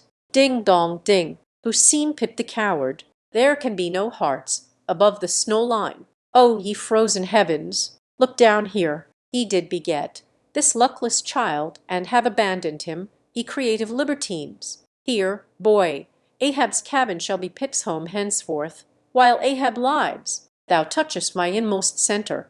Boy, thou art tied to me by cords woven of my heart strings. Come, let's down. What's this? Ears velvet shark skin, intently gazing at Ahab's hand, and feeling it. Now, had poor Pitt but felt so kind a thing as this, perhaps he had ne'er been lost. This seems to me, sir, as a man-rope, something that weak souls may hold by. Oh, sir, let old Perth now come and rivet these two hands together, the black one with the white, for I will not let this go. Oh, boy, nor will I thee, unless I should thereby drag thee to worse horrors than are here. Come then to my cabin. Lo, ye believers in God's all goodness and in man all ill, lo you, see the omniscient gods oblivious of suffering man, and man, though idiotic, and knowing not what he does, yet full of the sweet things of love and gratitude. I feel prouder leading thee by thy black hand than though I grasped an emperor's. There go two daft ones now, muttered the old Manxman, one daft with strength, the other daft with weakness. But here's the end of the rotten line all dripping too. And I think we had best have a new line altogether. I'll see Mr. Stubb about it. Chapter 126. The Lifebuoy. Steering now southeastward by Ahab's levelled steel, and her progress solely determined by Ahab's level lob and line, the Pequod held on her path towards the equator, making so long a passage through such unfrequented waters, descrying no ships, and ere long, sideways impelled by unvarying trade winds, over waves monotonously mild. All these seemed the strange calm things preluding some riotous and desperate scene. At last, when the ship drew near to the outskirts, as it were, of the equatorial fishing ground, and in the deep darkness that goes before the dawn was sailing by a cluster of rocky islets, the watch then headed by Flask was startled by a cry so plaintively wild and unearthly, like half-articulated wailings of the ghosts of all Herod's murdered innocents, that one and all they started from their reveries, and for the space of some moments stood, or sat, or leaned all transfixedly listening, like the carved Roman slave, while that wild cry remained within hearing. The Christian or civilized part of the crew said it was mermaids, and shuddered, but the pagan harpooneers remained unappalled. Yet the grey Manxman, the oldest mariner of all, declared that the wild thrilling sounds that were heard were the voices of newly drowned men in the sea. Below in his hammock, Ahab did not hear of this till grey dawn, when he came to the deck. It was then recounted to him by Flask, not unaccompanied with hinted dark meanings. He hollowly laughed, and thus explained the wonder. Those rocky islands the ship had passed were the resort of great numbers of seals, and some young seals that had lost their dams, or some dams that had lost their cubs, must have risen nigh the ship and kept company with her, crying and sobbing with their human sort of wail. But this only the more affected some of them, because most mariners cherish a very superstitious feeling about seals, arising not only from their peculiar tones when in distress, but also from the human look of their round heads and semi-intelligent faces, seen peeringly uprising from the water alongside. In the sea, under certain circumstances, seals have more than once been mistaken for men, but the bodings of the crew were destined to receive a most plausible confirmation in the fate of one of their number that morning. At sunrise this man went from his hammock to his masthead at the fore, and whether it was that he was not yet half waked from his sleep, for sailors sometimes go aloft in a transition state, whether it was thus with the man, there is now no telling. But, be that as it may, he had not been long at his perch when a cry was heard, a cry and a rushing, and looking up, they saw a falling phantom in the air, and looking down, a little tossed heap of white bubbles in the blue of the sea. The lifebuoy, a long slender cask, was dropped from the stern, where it always hung obedient to a cunning spring, but no hand rose to seize it, and the sun having long beat upon this cask, it had shrunken so that it slowly filled, and that parched wood also filled at its every pore, and the studded iron-bound cask followed the sailor to the bottom, as if to yield him his pillow, though in sooth but a hard one. And thus the first man of the Pequod that mounted the mast to look out for the white whale, on the white whale's own peculiar ground, that man was swallowed up in the deep. But few perhaps thought of that at the time. Indeed, in some sort, they were not grieved at this event, at least as a portent, for they regarded it not as a foreshadowing of evil in the future, but as the fulfillment of an evil already presaged. They declared that now they knew the reason of those wild shrieks they had heard the night before. But again the old Manxman said nay. The lost life-buoy was now to be replaced. Starbuck was directed to see to it, but as no cask of sufficient lightness could be found, and as in the feverish eagerness of what seemed the approaching crisis of the voyage, all hands were impatient of any toil but what was directly connected with its final end, whatever that might prove to be, therefore they were going to leave the ship's stern unprovided with a buoy, when by certain strange signs and innuendos Queequeg hinted a hint concerning his coffin. "A life-buoy of a coffin!" cried Starbuck, starting. "Rather queer that, I should say," said Stubb. "It will make a good enough one," said Flask. "The carpenter here can arrange it easily. Bring it up." "There's nothing else for it," said Starbuck, after a melancholy pause. "Rig it, carpenter. Do not look at me so, the coffin, I mean. Dost thou hear me? Rig it. And shall I nail down the lid, sir?" moving his hand, as with a hammer. "Aye." "And shall I caulk the seams, sir?" moving his hand, as with a caulking iron. "Aye." "And shall I then pay over the same with pitch, sir?" moving his hand, as with a pitch-hot. "Away. What possesses thee to this? Make a life-buoy of the coffin, and no more dot, mister. Stubb, mister. Flask, come forward with me." He goes off in a huff. The whole he can endure, at the parts he balks. Now I don't like this. I make a leg for Captain Ahab, and he wears it like a gentleman. But I make a bandbox for Queequeg, and he won't put his head into it. Are all my pains to go for nothing with that coffin? And now I'm ordered to make a life-buoy of it. It's like turning an old coat. Going to bring the flesh on the other side now. I don't like this cobbling sort of business. I don't like it at all. It's undignified. It's not my place. Let tinkers' brats do tinkerings. We are their betters. I like to take in hand none but clean, virgin, fair and square mathematical jobs, something that regularly begins at the beginning and is at the middle when midway, and comes to an end at the conclusion.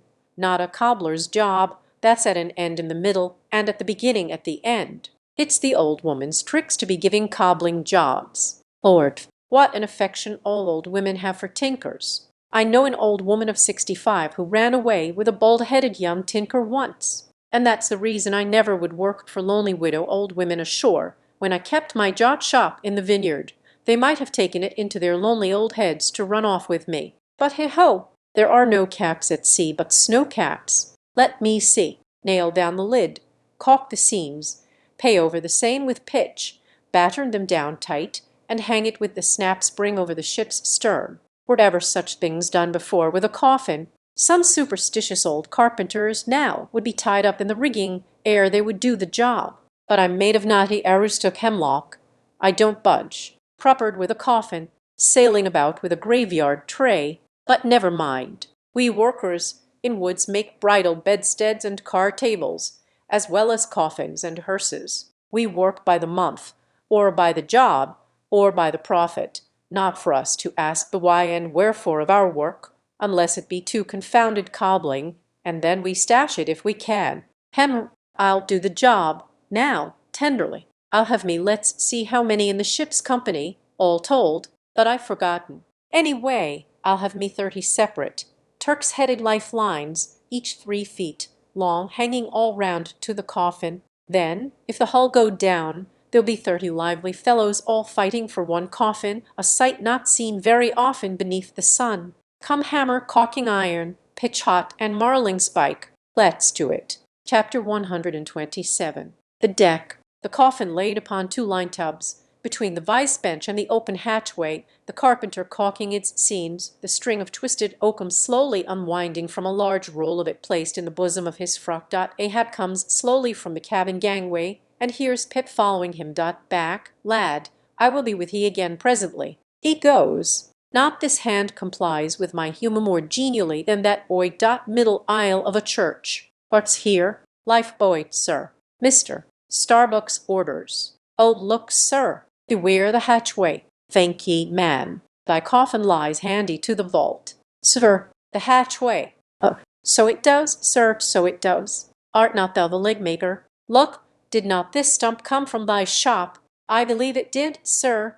Does the ferrule stand, sir? Well enough. But art thou not also the undertaker? "Aye, sir, I patched up this thing here as a coffin for Queequeg, but they've set me now to turning it into something else. Then tell me, art thou not an arrant, all-grasping, intermeddling, monopolizing, heathenish old scamp, to be one day making legs, and the next day coffins to clap them in, and yet again life buoys out of those same coffins? Thou art as unprincipled as the gods, and as much of a jack of all trades. But I do not mean anything, sir. I do as I do. The gods again. Hark ye, dost thou not ever sing working about a coffin? The Titans, they say, hummed snatches when chipping out the craters for volcanoes, and the grave digger in the place sings spade in hand. Dost thou never sing, sir? Do I say? Oh, I'm indifferent enough, sir, for that. But the reason why the grave digger made music must have been because there was none in his spade, sir. But the caulking mallet is full of it.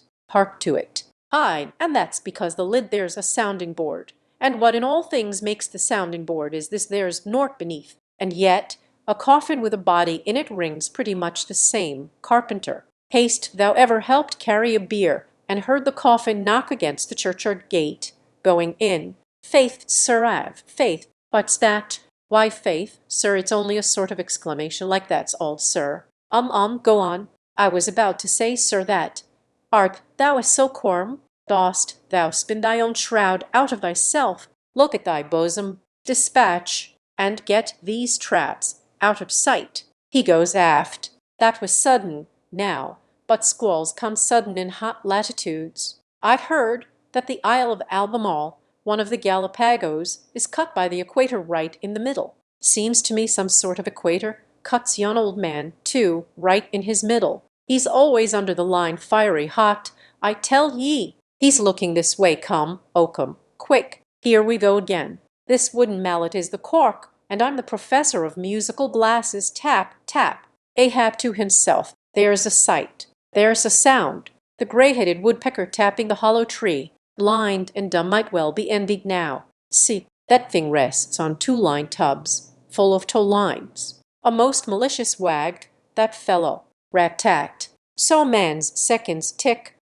How immaterial are all materials! What things real are there but imponderable thoughts? Here now's the very dreaded symbol of grim death, by a mere hap, made the expressive sign of the help and hope of most endangered life. A life-buoy of a coffin. Does it go further? Can it be that in some spiritual sense the coffin is, after all, but an immortality preserver? I'll think of that. But no, so far gone am I in the dark side of earth, that its other side, the theoretic bright one, seems but uncertain twilight to me. Will ye never have done, carpenter, with that accursed sound? I go below.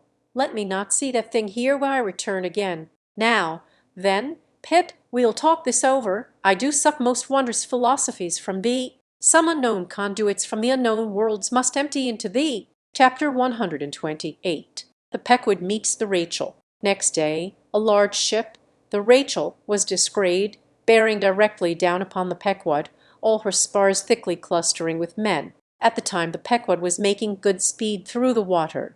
But as the broad-winged windward stranger shot nigh to her, the boastful sails all fell together as blank bladders that are burst, and all life fled from the smitten hull. Bad news, she brings bad news, muttered the old manxman. But ere her commander, who with trumpet to mouth stood up in his boat, ere he could hopefully hail, Ahab's voice was heard. Haste seemed a white whale. Aye, yesterday. Have ye seen a whale-boat adrift? Throttling his joy, Ahab negatively answered this unexpected question, and would then have fain boarded the stranger, when the stranger captain himself, having stopped his vessel's way, was seen descending her side. A few keen pulls, and his boat-hook soon clinched the Pequod's main chains, and he sprang to the deck. Immediately he was recognized by Ahab for a Nantucketer, he knew, but no formal salutation was exchanged. Where was he not killed? Exclamation, not killed,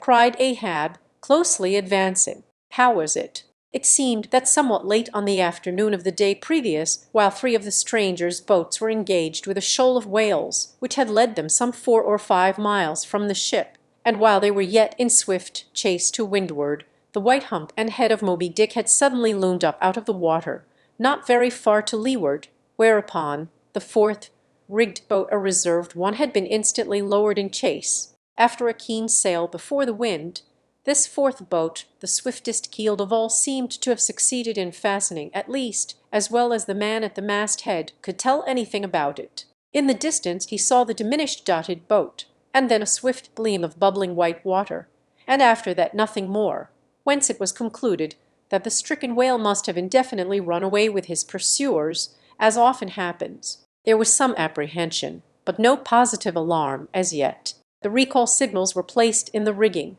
Darkness came on, and forced to pick up her three far to windward boats ere going in quest of the fourth one in the precisely opposite direction, the ship had not only been necessitated to leave that boat to its fate till near midnight, but, for the time, to increase her distance from it. But the rest of her crew being at last safe aboard, she crowded all sail, stunsail, unstunsail after the missing boat, kindling a fire in her trypots for a beacon, and every other man aloft on the lookout. But though when she had thus sailed a sufficient distance to gain the presumed place of the absent ones when last seen, though she then paused to lower her spare boats to pull all around her, and not finding anything, had again dashed on, again paused and lowered her boats, and though she had thus continued doing till daylight, yet not the least glimpse of the missing keel had been seen. The story told, the stranger captain immediately went on to reveal his object in boarding the Pequod. He desired that ship to unite with his own in the search,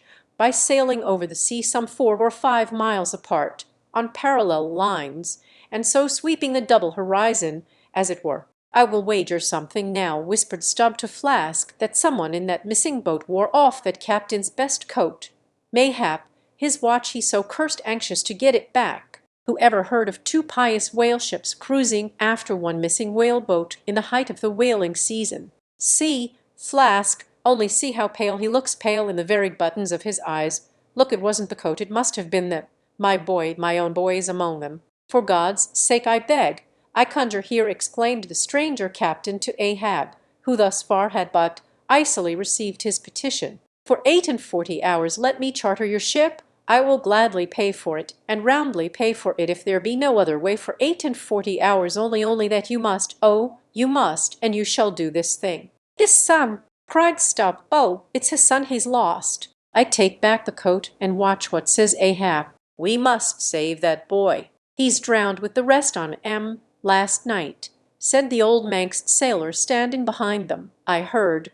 All of ye heard their spirits." Now, as it shortly turned out, what made this incident of the Rachels the more melancholy was the circumstance that not only was one of the captain's sons among the number of the missing boat's crew, but among the number of the other boat's crews at the same time, but on the other hand, separated from the ship during the dark vicissitudes of the chase, there had been still another son, as that for a time the wretched father was plunged to the bottom of the cruelest perplexity, which was only solved for him by his chief mate's instinctively adopting the ordinary procedure of a whale ship in such emergencies, that is, when placed between jeopardized but divided boats, always to pick up the majority first. But the captain, for some unknown constitutional reason, had refrained from mentioning all this, and not till forced to it by Ahab's iciness did he allude to his one yet missing boy, a little lad, but 12 years old, whose father, with the earnest but unmisgiving hardihood of a Nantucketer's paternal love, had thus early sought to initiate him in the perils and wonders of a vocation almost immemorially the destiny of all his race. Nor does it unfrequently occur that Nantucket captains will send a son of such tender age away from them for a protracted 3 or 4 years' voyage in some other ship than their own, so that their first knowledge of a whaleman's career shall be unenervated by any chance display of a father's natural but untimely partiality or undue apprehensiveness and concern. Meantime, now the stranger was still beseeching his poor boon of Ahab, and Ahab still stood like an anvil, receiving every shock, but without the least quivering of his own. "I will not go," said the stranger, "till you say aye to me. Do to me as you would have me do to you in the like case. For you too have a boy, Captain Ahab, though but a child, and nestling safely at home now, a child of your old age too. Yes, yes, you relent.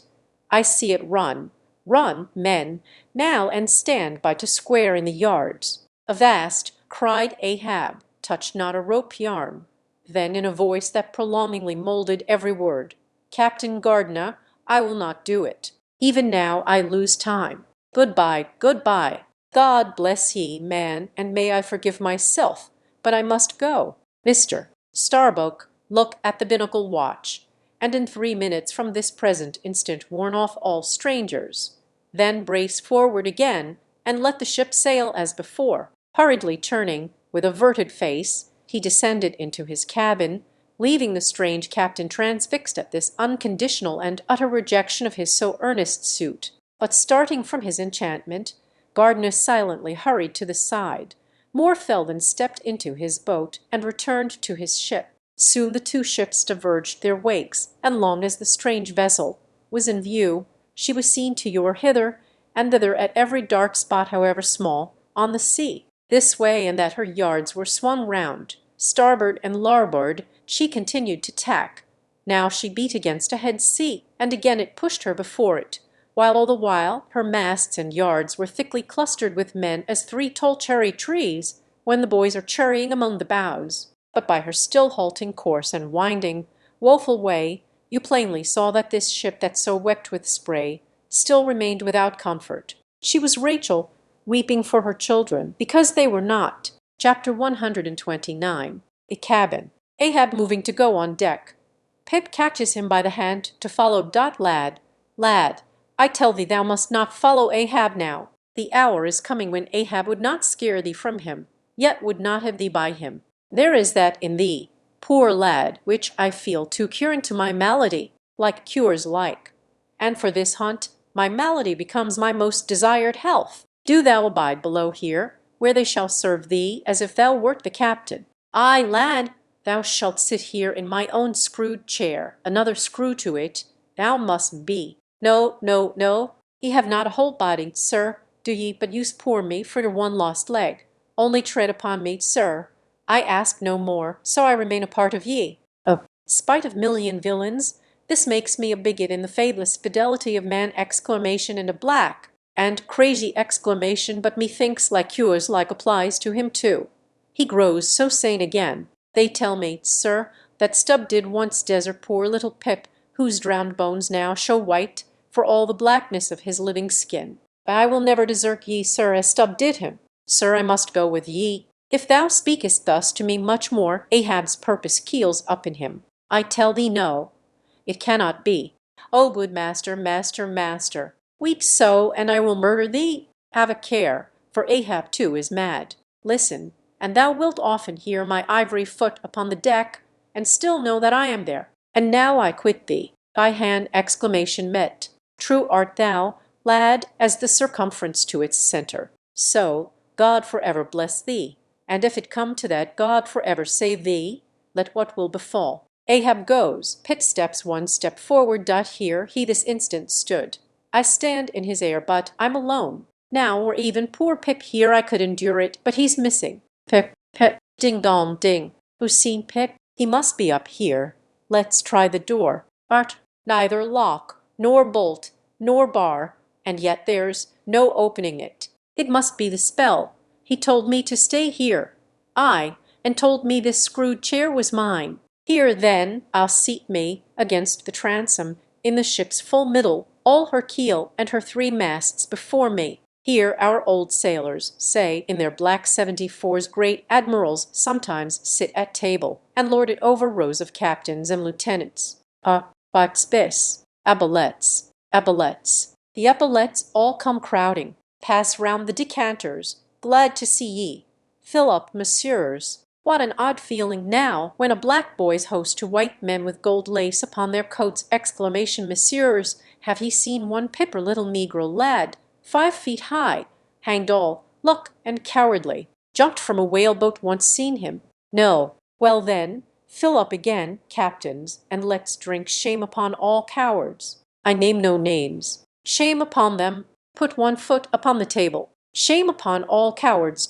Hist. Above there I hear ivory. Oh, master, faster. I am indeed downhearted when you walk over me. But here I'll stay, though this stern strikes rocks, and they bulge through, and oysters come to join me. Chapter 130. The hat. And now that at the proper time and place After so long and wide a preliminary cruise, Ahab all other wailing waters swept seemed to have chased his foe into an ocean fold, to slay him the more securely there, now that he found himself hard by the very latitude and longitude where his tormenting wound had been inflicted, now that a vessel had been spoken which on the very day preceding had actually encountered Moby Dick, and now that all his successive meetings with various ships contrastingly concurred to show the demoniac indifference with which the white whale tore his hunters, whether sinning or sinned against. Now it was that there lurked a something in the old man's eyes which it was hardly sufferable for feeble souls to see, as the unsetting polar star, which through the livelong Arctic 6 months' night sustains its piercing, steady, central gaze, so Ahab's purpose now fixedly gleamed down upon the constant midnight of the gloomy crew. It domineered above them so that all their bodings, doubts, misgivings, fears were fain to hide beneath their souls and not sprout forth a single spear or leaf. In this foreshadowing interval, too, all humour, forced or natural, vanished. Stubb no more strove to raise a smile.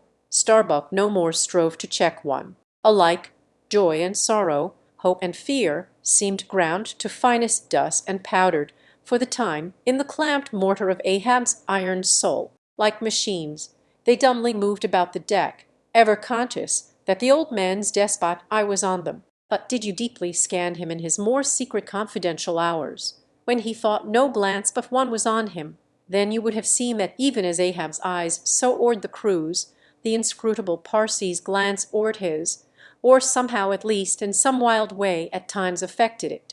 Such an added, blinding strangeness began to invest the thin fiddler now, such ceaseless shudderings shook him, that the men looked dubious at him, half uncertain, as it seemed, whether indeed he were a mortal substance or else a tremulous shadow cast upon the deck by some unseen being's body. And that shadow was always hovering there, for not by night, even, had Fiddler ever certainly been known to slumber or go below. He would stand still for hours, but never sat or leaned.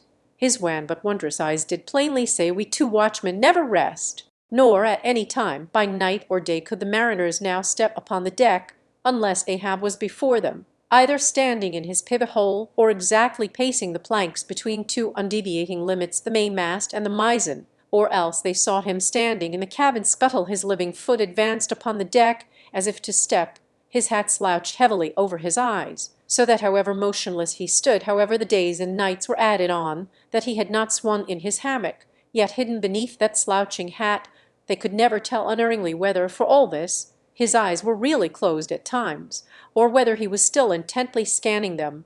No matter, though he stood so in the scuttle for a whole hour on the stretch, and the unheated night damp gathered in beads of dew upon that stone-carved coat and hat, the clothes that the night had wet, the next day's sunshine dried upon him, and so, day after day and night after night, he went no more beneath the planks, whatever he wanted from the cabin that thing he sent for. He ate in the same open air, that is his two only meals, breakfast and dinner. Supper he never touched, nor reaped his beard, which darkly grew all marled, as unearthed roots of trees blown over, which still grow idly on its naked base, though perished in the upper verdure. But though his whole life was now become one watch on deck, and though the Parsee's mystic watch was without intermission as his own, yet these two never seemed to speak one man to the other unless at long intervals some passing unmomentous matter made it necessary, though such a potent spell seemed secretly to join the twain, openly, and to the awestruck crew, they seemed pole-like asunder. If by day they chanced to speak one word, by night dumb men were both, so far as concerned the slightest verbal interchange. At times, for longest hours, without a single hail, they stood far parted in the starlight, Ahab in his scuttle, the Parsee by the mainmast, but still fixedly gazing upon each other, as if in the Parsee Ahab saw his forththrown shadow, in Ahab the Parsee his abandoned substance. And yet, somehow, did Ahab in his own proper self, as daily, hourly, and every instant, commandingly revealed to his subordinates, Ahab seemed an independent lord, the Parsee but his slave. Still again both seemed yoked together, and an unseen tyrant driving them, the lean shade siding the solid rib, for be this Parsee what he may, all rib and keel was solid Ahab. At the first faintest glimmering of the dawn, his iron voice was heard from aft, man the mastheads, and all through the day, till after sunset and after twilight, the same voice every hour, at the striking of the helmsman's bell, was heard, "What d'yer see, Shark? Shark." But when 3 or 4 days had slided by after meeting the children seeking Rachel, and no spout had yet been seen, the monomaniac old man seemed distrustful of his crew's fidelity, at least of nearly all except the pagan harpooneers. He seemed to doubt even whether Stubb and Flask might not willingly overlook the sight he sought. But if these suspicions were really his, he sagaciously refrained from verbally expressing them, however his actions might seem to hint them. "I will have the first sight of the whale myself," he said. Aye, Ahab must have the doubloon, and with his own hands he rigged a nest of basketed bowlines, and sending a hand aloft with a single sheaved block to secure to the mainmast head, he received the 2 ends of the downward reefed rope, and attaching one to his basket prepared a pin for the other end in order to fasten it at the rail. This done, with that end yet in his hand and standing beside the pin, he looked round upon his crew, sweeping from one to the other, pausing his glance long upon Daggoo, Queequeg, Tychigo, but shunning Fedelor, and then settling his firm relying eye upon the chief mate, said, "Take the rope, sir, I give it into thy hands, Starbuck." Then arranging his person in the basket, he gave the word for them to hoist him to his perch, Starbuck being the one who secured the rope at last, and afterwards stood near it. And thus, with one hand clinging round the royal mast, Ahab gazed abroad upon the sea for miles and miles ahead, astern, this side, and that within the wide expanded circle commanded at so great a height, when in working with his hands at some lofty, almost isolated place in the rigging, which chances to afford no foothold, the sailor at sea is hoisted up to that spot, and sustained there by the rope. Under these circumstances, its fastened end on deck is always given in strict charge to some one man who has the special watch of it, because in such a wilderness of running rigging, whose various different relations aloft cannot always be infallibly discerned by what is seen of them at the deck, and when the deck ends of these ropes are being every few minutes cast down from the fastenings, it would be but a natural fatality if, unprovided with a constant watchman, the hoisted sailor should by some carelessness of the crew be cast adrift and fall all swooping to the sea. So Ahab's proceedings in this matter were not unusual.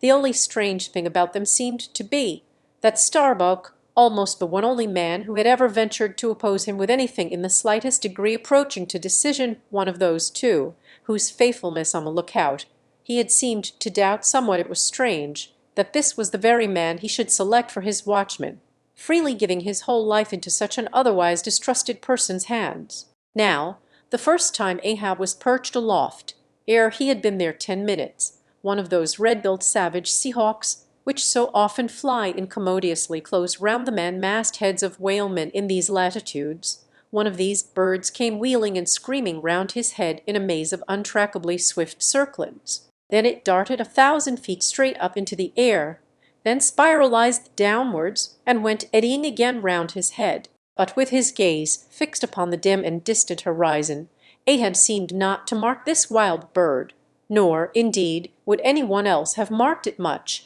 it being no uncommon circumstance. Only now almost the least heedful eye seemed to see some sort of cunning meaning in almost every sight. Your hat, sir!" suddenly cried the Sicilian seaman, who, being posted at the mizzen-mast head, stood directly behind Ahab, though somewhat lower than his level, and with a deep gulf of air dividing them. But already the sable wing was before the old man's eyes, the long hooked bill at his head.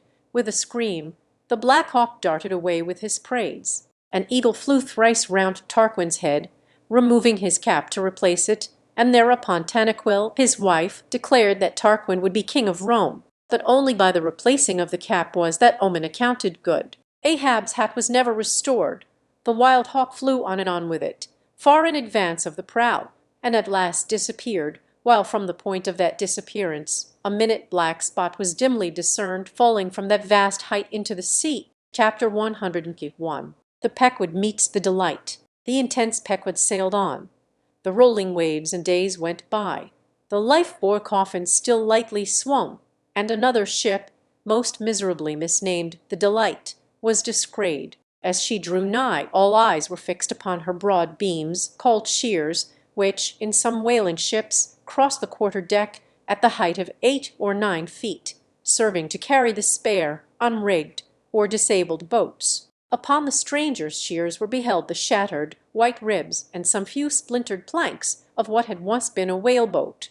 But you now saw through this wreck as plainly as you see through the peeled, half unhinged and bleaching skeleton of a horse. "Hast seen the white whale? Look," replied the hollow-cheeked captain from his taffrail, and with his trumpet he pointed to the wreck. "Hast killed him? The harpoon is not yet forged that ever will do that," answered the other, sadly glancing upon a rounded hammock on the deck, whose gathered sides some noiseless sailors were busy in sewing together. "Not forged." And snatching purse-levelled iron from the crotch, Ahab held it out, exclaiming, "Look ye, Nantucketer, here in this hand I hold his death. Tempered in blood and tempered by lightning are these barbs, and I swear to temper them triply in that hot place behind the fin where the white whale most feels his accursed life. Then God keep thee, old man, seest thou that pointing to the hammock?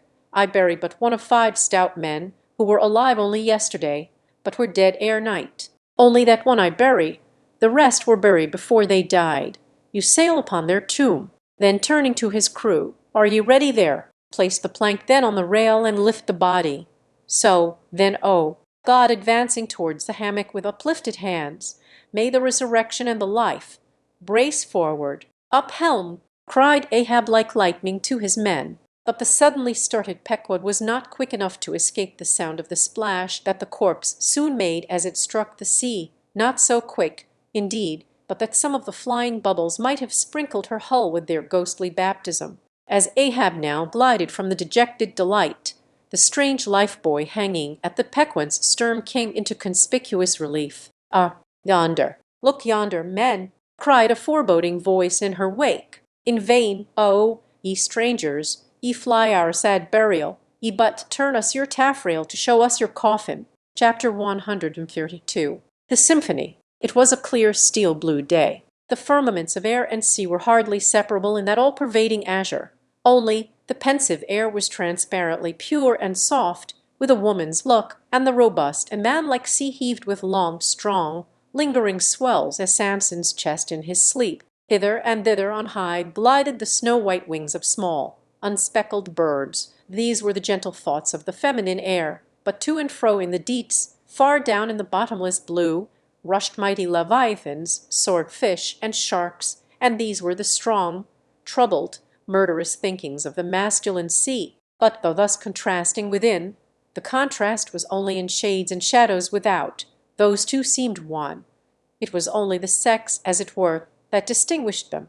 Aloft, like a royal czar and king, the sun seemed giving this gentle air to this bold and rolling sea, even as bride to groom, and at the girdling line of the horizon a soft and tremulous motion most seen here at the equator denoted the fond, throbbing trust, the loving alarms with which the poor bride gave her bosom away, tied up and twisted, gnarled and knotted with wrinkles, haggardly firm and unyielding, his eyes glowing like coals that still glow in the ashes of ruin. Untottering Ahab stood forth in the clearness of the morn, lifting his splintered helmet of a brow to the fair girl's forehead of heaven. Oh, immortal infancy and innocency of the azure! Invisible winged creatures that frolic all round us! Sweet childhood of air and sky! How oblivious were ye of old Ahab's close-coiled woe! But so have I seen little Miriam and Martha, laughing-eyed elves, heedlessly gambol around their old sire, sporting with the circle of singed locks which grew on the marge of that burnt-out crater of his brain. Slowly crossing the deck from the scuttle, Ahab leaned over the side and watched how his shadow in the water sank and sank to his gaze, the more and the more that he strove to pierce the profundity. But the lovely aromas in that enchanted air did at last seem to dispel, for a moment, the cankerous thing in his soul. That glad, happy air, that winsome sky, did at last stroke and caress him. The stepmother world, so long cruel forbidding, now threw affectionate arms round his stubborn neck, and did seem to joyously sob over him as if over one, that however wilful and erring, she could yet find it in her heart to save and to bless. From beneath his slouched hat Ahab dropped a tear into the sea, nor did all the Pacific contain such wealth as that one wee drop. Starbuck saw the old man, saw him, how he heavily leaned over the side, and he seemed to hear in his own true heart the measureless sobbing that stole out of the center of the serenity around. Careful not to touch him, or be noticed by him, he yet drew near to him, and stood there. Ahab turned. "Starbuck, sir, oh, Starbuck, it is a mild, mild wind and a mild-looking sky. On such a day very much such a sweetness as this I struck my first whale, a boy harpooner of 18, 40 years ago, exclamation ago, 40 years of continual whaling, 40 years of privation and peril and storm time, 40 years on the pitiless sea, for 40 years has Ahab forsaken the peaceful land, for 40 years to make war on the horrors of the deep. Ay, and yes, Starbuck, out of those 40 years I have not spent 3 ashore. When I think of this life I have led, the desolation of solitude it has been, the masoned wall town of a captain's exclusiveness which admits but small entrance to any sympathy from the green country without, oh, weariness, heaviness, Guinea coast slavery of solitary command, exclamation, when I think of all this, only half suspected, not so keenly known to me before, and how for 40 years I have fed upon dry salted fare, fit emblem of the dry nourishment of my soil, exclamation, when the poorest landsman has had fresh fruit to his daily hand, and broken the world's fresh bread to my mouldy crusts away, whole oceans away, from that young girl wife I wedded past 50, and sailed for Cape Horn the next day, leaving but one dent in my marriage pillow, wife rather a widow with her husband alive. I widowed that poor girl when I married her, Starbuck, and then the madness, the frenzy, the boiling blood, and the smoking brow with which, for 1,000 lowerings, old Ahab has furiously, foamingly chased his prey, more a demon than a man, exclamation, I, what a 40 years fool, old fool, has old Ahab been. Why this strife of the chase? Why weary and palsy the arm at the oar and the iron and the lance? How the richer or better is Ahab now? Behold, oh, Starbuck, is it not hard that with this weary load I bear, one poor leg should have been snatched from under me? Here, brush this old hair aside, it blinds me, that I seem to weep. Locks so grey did never grow but from out some ashes. But do I look very old, so very, very old, Starbuck? I feel deadly faint, bowed and humped as though I were Adam, staggering beneath the piled centuries since paradise. God, exclamation, crack my heart, exclamation, stave my brain, exclamation, mockery, bitter, biting mockery of grey hairs. Have I lived enough joy to wear ye, and seem and feel thus intolerably old? Stand close to me, Starbuck, let me look into a human eye. It is better than to gaze into sea or sky, better than to gaze upon God. By the green land, by the bright hearthstone, this is the magic glass, man. I see my wife and my child in thine eye. No, no, stay on board, exclamation, lower not when I do. When branded Ahab gives chase to Moby Dick, that hazard shall not be thine. No, no, not with the far-away hole I see in that eye. Oh, my captain, noble soul, grand old heart, after all, why should anyone give chase to that hated fish? Away with me, let us fly these deadly waters. Let us home, wife and child, to our Starbuck's wife and child of his brotherly, sisterly, playfellow youth, even as thine, sir, are the wife and child of thy loving, longing, paternal old age. Away, let us away, exclamation. This instant let me alter the course. How cheerily, how hilariously, oh my captain, would we bowl on our way to see old Nantucket again. I think, sir, they have some such mild blue days, even as this in Nantucket. They have. I have seen them some summer days in the morning. About this time, yes, it is his noon nap now, the boy vivaciously wakes, sits up in bed, and his mother tells him of me, of cannibal old me, how I am abroad upon the deep, but will yet come back to dance him again. 'Tis my Mary herself. She promised that my boy every morning should be carried to the hill to catch the first glimpse of his father's sail. Yes. No more. It is done. We head for Nantucket. Come, my captain, study out the course, and let us away. See, the boy's face from the window, the boy's hand on the hill. But Ahab's glance was averted. Like a blighted fruit tree he shook, and cast his last cindered apple to the soil. What is it? What nameless, inscrutable, unearthly thing is it? What cozening, hidden lord and master, and cruel, remorseless emperor commands me that against all natural lovings and longings I so keep pushing and crowding and jamming myself on all the time, recklessly making me ready to do what in my own proper, natural heart I durst not so much as dare? Is Ahab, Ahab, is it I, God, or who that lifts this arm? But if the great sun move not of himself, but is as an errand boy in heaven, nor one single star can revolve, but by some invisible power, how then can this one small heart beat, this one small brain think thoughts, unless God does that beating, does that thinking, does that living, and not I? By heaven, man, we are turned round and round in this world, like yonder windlass, and fate is the handspike. And all the time, lo, that smiling sky and this unsounded sea, look, see yon albacore, who put it into him to chase and fang that flying fish. Where do murderers go, man,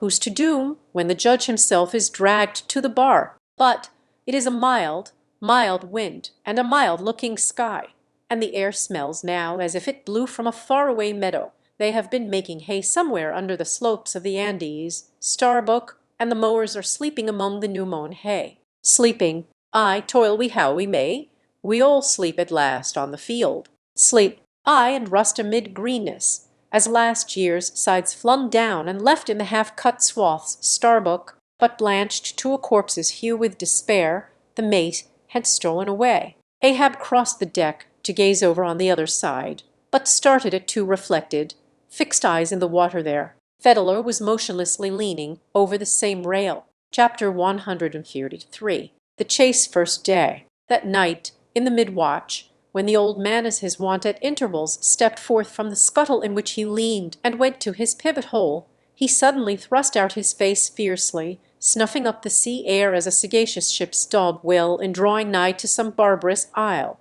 He declared that a whale must be near. Soon that peculiar odor, sometimes to a great distance given forth by the living sperm whale, was palpable to all the watch, nor was any mariner surprised when, after inspecting the compass, and then the dog vane, and then ascertaining the precise bearing of the odor as nearly as possible, Ahab rapidly ordered the ship's course to be slightly altered, and the sail to be shortened. The acute policy dictating these movements was sufficiently vindicated at daybreak by the sight of a long sleek on the sea directly and lengthwise ahead, smooth as oil, and resembling in the pleated watery wrinkles bordering it the polished metallic-like marks of some swift tide-rip at the mouth of a deep, rapid stream. Man the mastheads, call all hands. Thundering, with the butts of 3 clubbed handspikes on the forecastle deck, Daggoo roused the sleepers with such judgment claps that they seemed to exhale from the scuttle, so instantaneously did they appear with their clothes in their hands.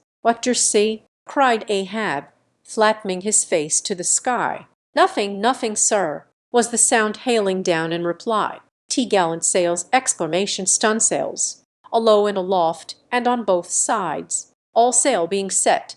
He now cast loose the life-line, reserved for swaying him to the main royal-mast head, and in a few moments they were hoisting him thither, when, while but 2/3 of the way aloft, and while peering ahead through the horizontal vacancy between the maintop sail and top-gallant sail, he raised a gull-like cry in the air. "There she blows!" exclamation, "there she blows!" A hump like a snow-hill. "It is Moby Dick!" Fired by the cry which seemed simultaneously taken up by the 3 lookouts, the men on deck rushed to the rigging to behold the famous whale they had so long been pursuing. Ahab had now gained his final perch, some feet above the other lookouts, Tashigo standing just beneath him on the cap of the top-gallant mast, so that the Indian's head was almost on a level with Ahab's heel. From this height the whale was now seen some mile or so ahead, at every roll of the sea revealing his high sparkling hump and regularly jetting his silent spout into the air. To the credulous mariners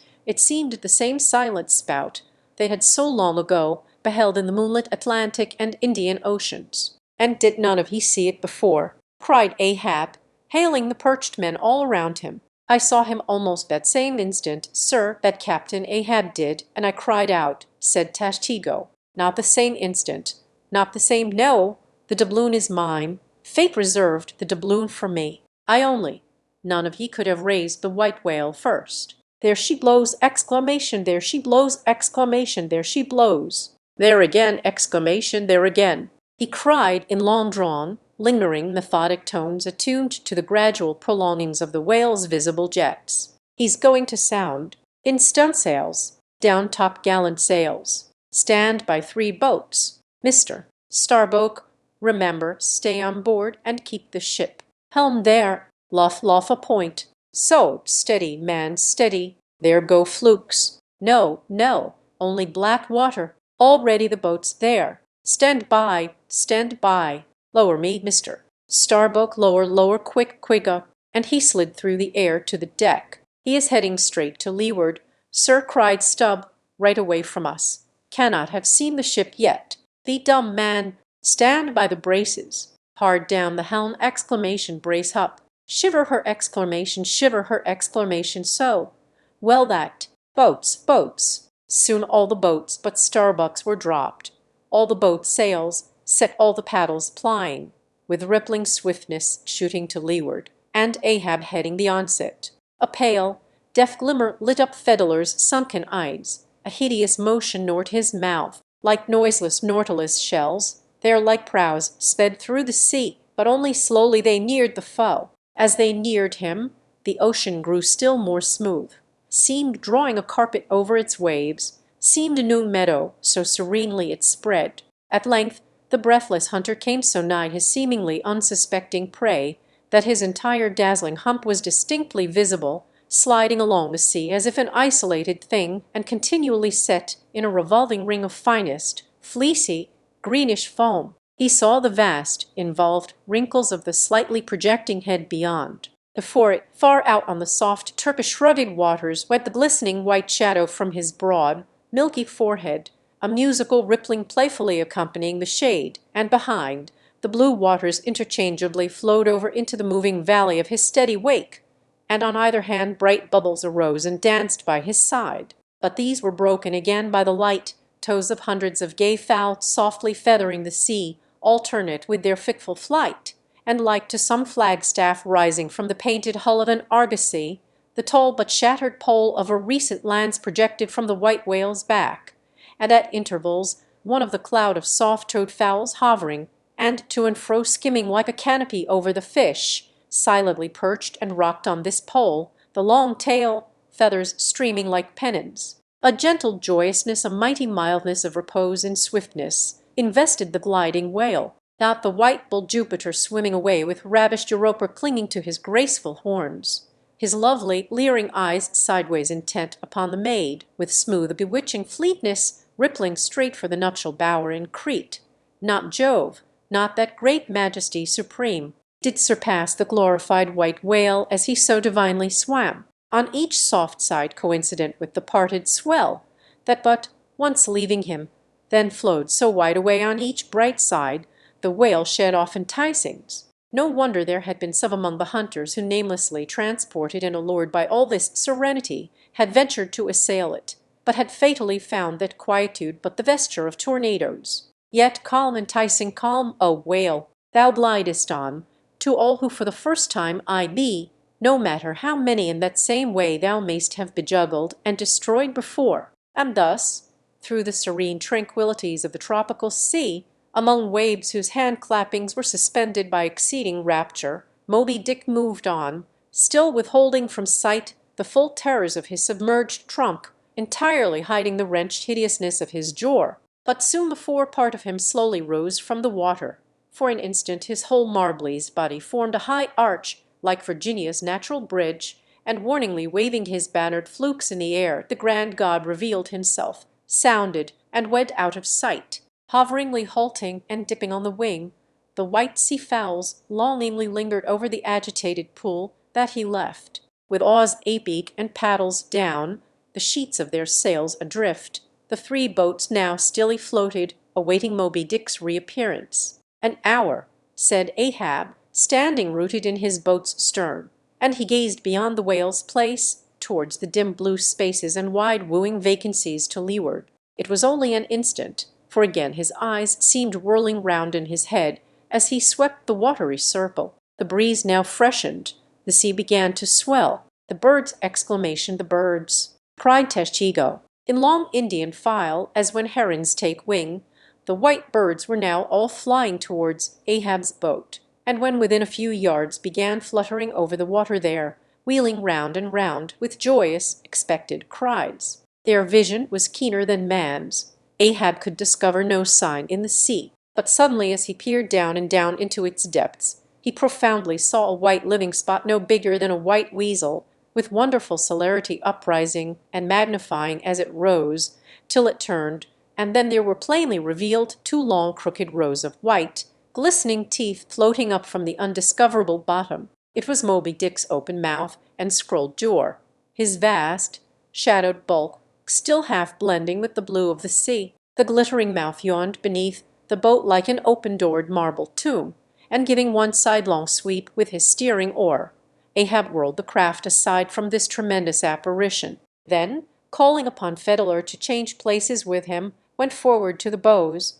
and seizing Purse harpoon, commanded his crew to grasp their oars and stand by to stern. Now, by reason of this timely spinning round the boat upon its axis, its bow, by anticipation, was made to face the whale's head while yet under water. But as if perceiving this stratagem, Moby Dick, with that malicious intelligence ascribed to him, sidlingly transplanted himself, as it were in an instant, shooting his pleated head lengthwise beneath the boat. Through and through every plank and each rib, it thrilled for an instant, the whale obliquely lying on his back, in the manner of a biting shark, slowly and feelingly taking its bows full within his mouth, so that the long, narrow, scrolled lower jaw curled high up into the open air, and one of the teeth caught in a rowlock. The bluish pearl white of the inside of the jaw was within 6 inches of Ahab's head, and reached higher than that. In this attitude the white whale now shook the slight cedar, as a mildly cruel cat her mouse.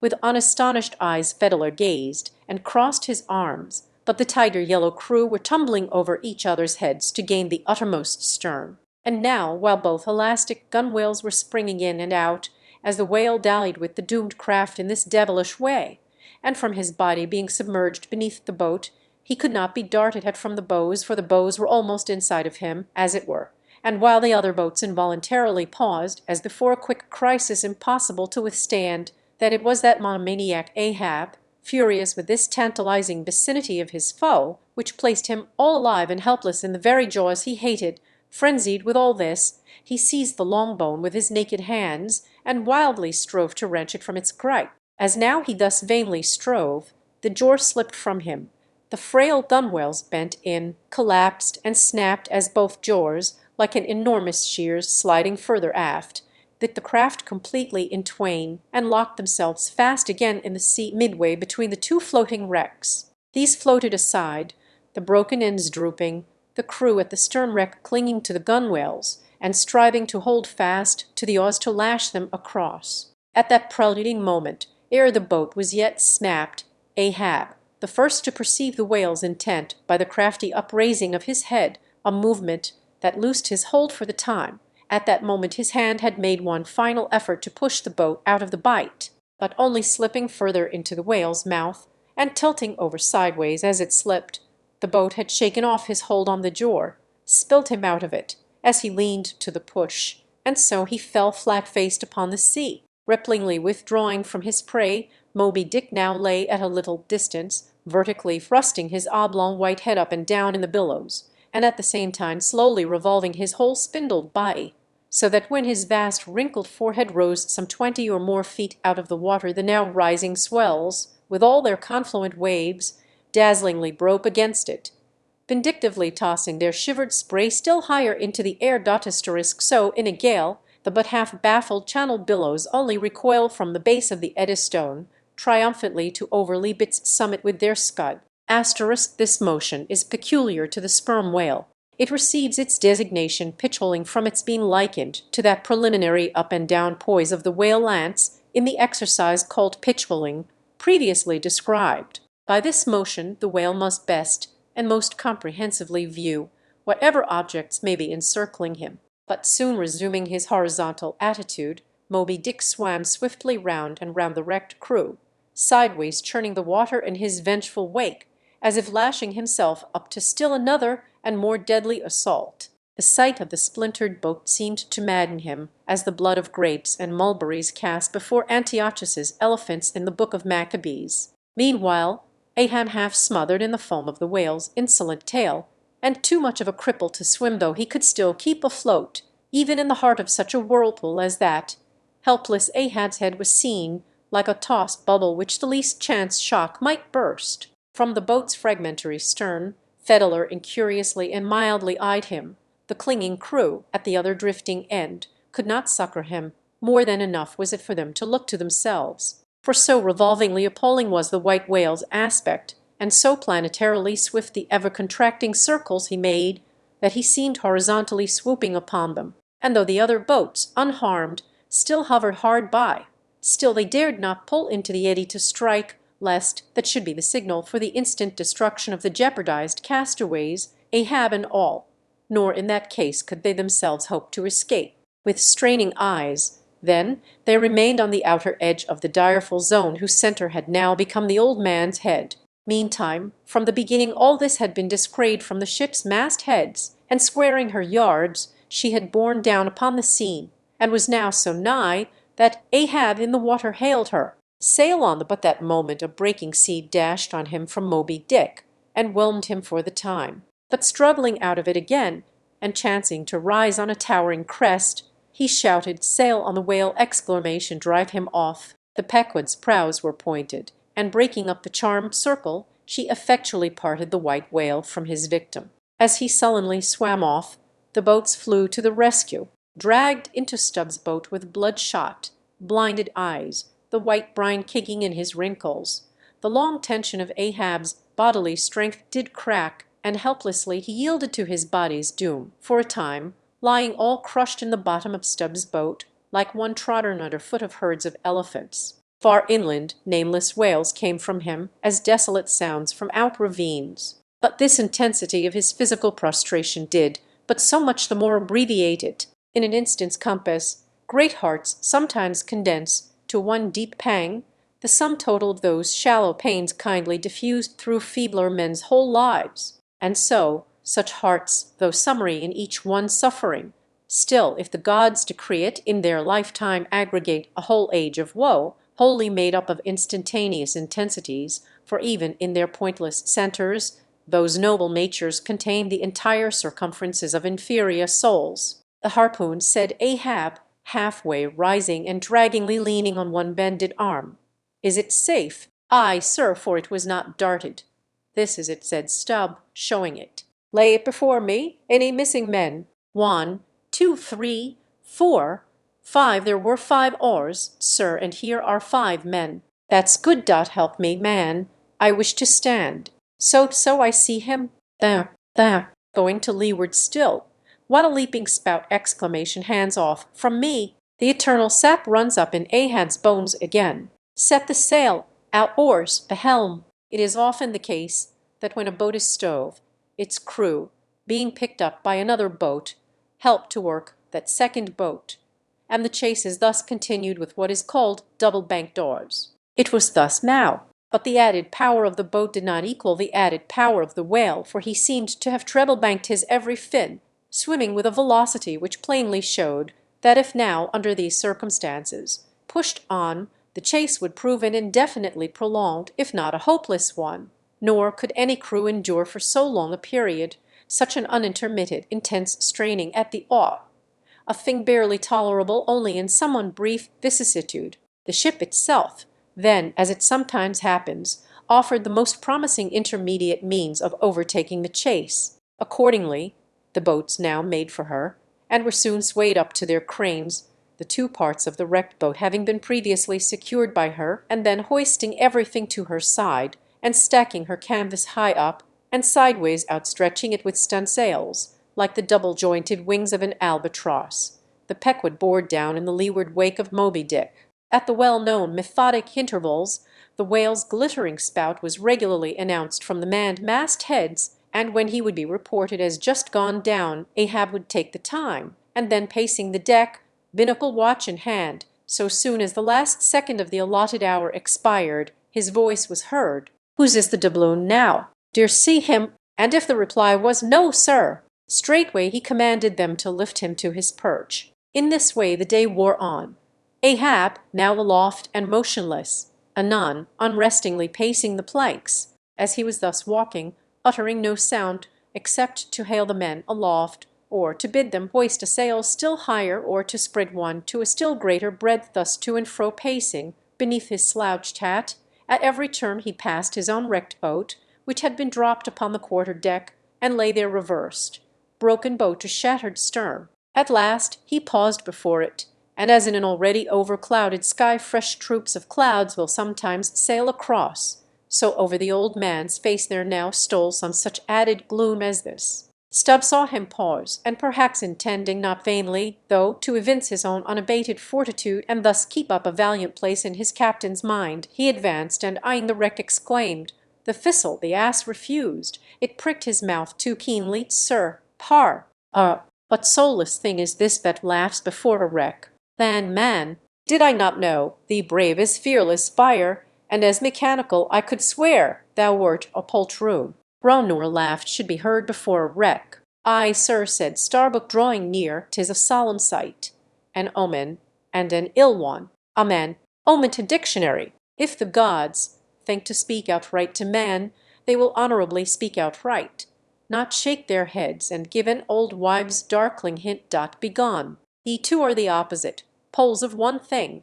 Starbuck is Stubb reversed, and Stubb is Starbuck, and ye two are all mankind. And Ahab stands alone among the millions of the peopled earth, nor gods nor men his neighbours. Cold, cold, I shiver! Exclamation, how now? Aloft there, d'yer see him? Sing out for every spout, though he spout 10 times a second." The day was nearly done, only the hem of his golden robe was rustling. Soon it was almost dark, but the lookout men still remained unset. "Can't see the spout now, sir, too dark," cried a voice from the air. "How heading when last seen?" "As before, sir, straight to leeward."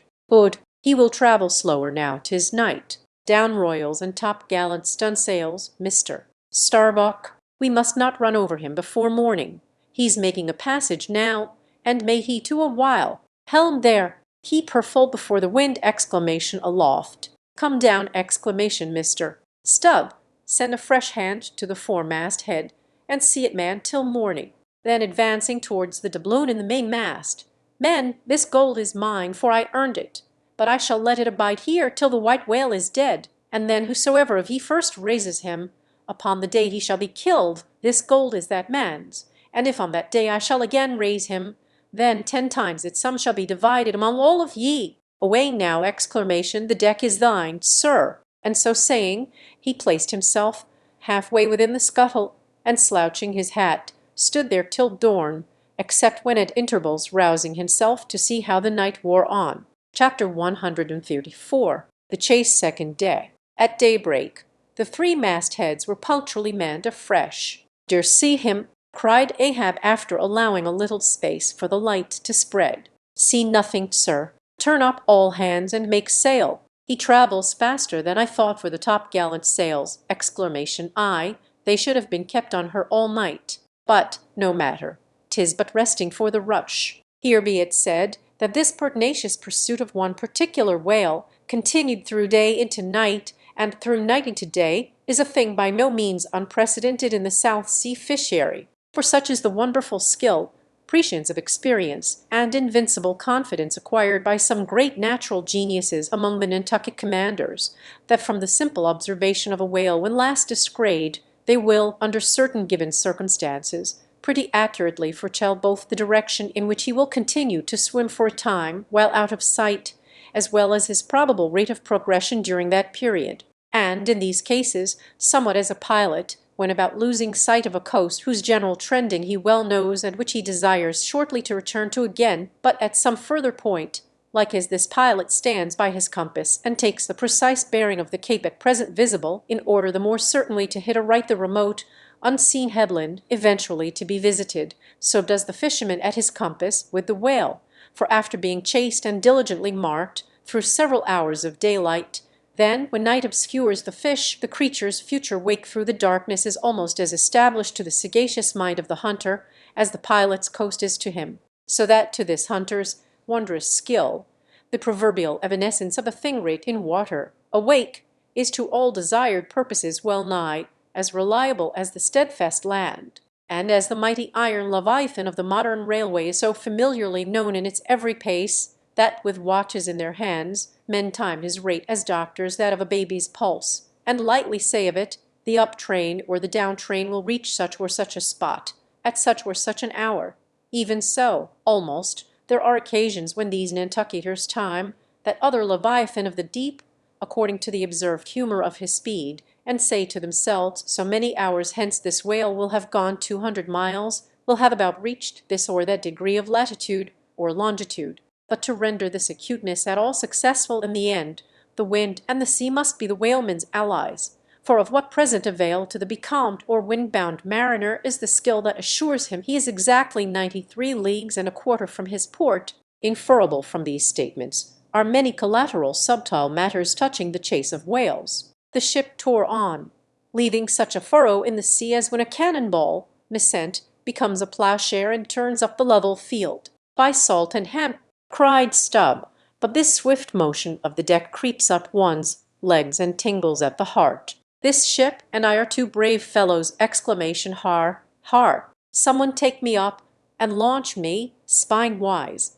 on the sea, for by live oaks, my spine's a keel. Har, har! We go the gait, that leaves no dust behind. There she blows, exclamation, she blows, exclamation, right ahead, was now the masthead cry. Aye, aye, cried Stubb, I knew it, he can't escape, blow on and split your spout.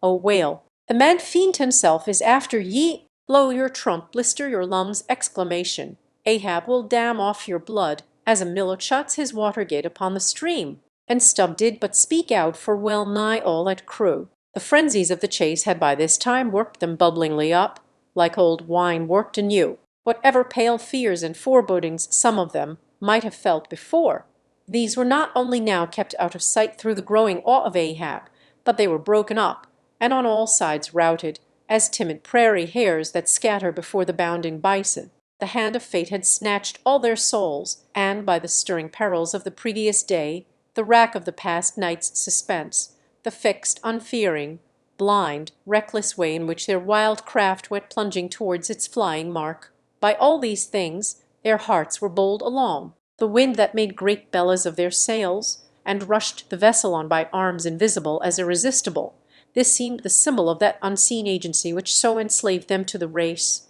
They were one man, not 30, for as the one ship that held them all, though it was put together of all contrasting things, oak and maple and pine wood, iron and pitch and hemp, yet all these ran into each other in the one concrete hull which shot on its way, both balanced and directed by the long central keel.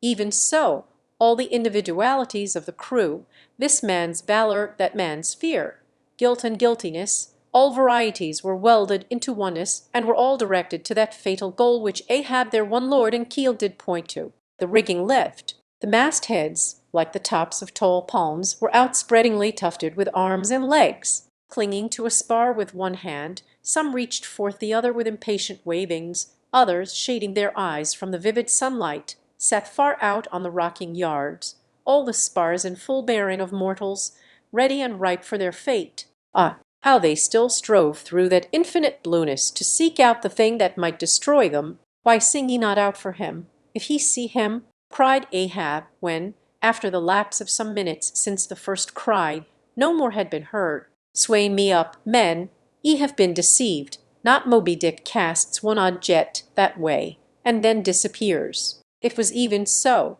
In their headlong eagerness, the men had mistaken some other thing for the whale spout, as the event itself soon proved. For hardly had Ahab reached his perch, hardly was the rope belayed to its pin on deck, when he struck the keynote to an orchestra that made the air vibrate as with the combined discharges of rifles. The triumphant halloo of 30 buckskin lungs was heard, as much nearer to the ship than the place of the imaginary jet.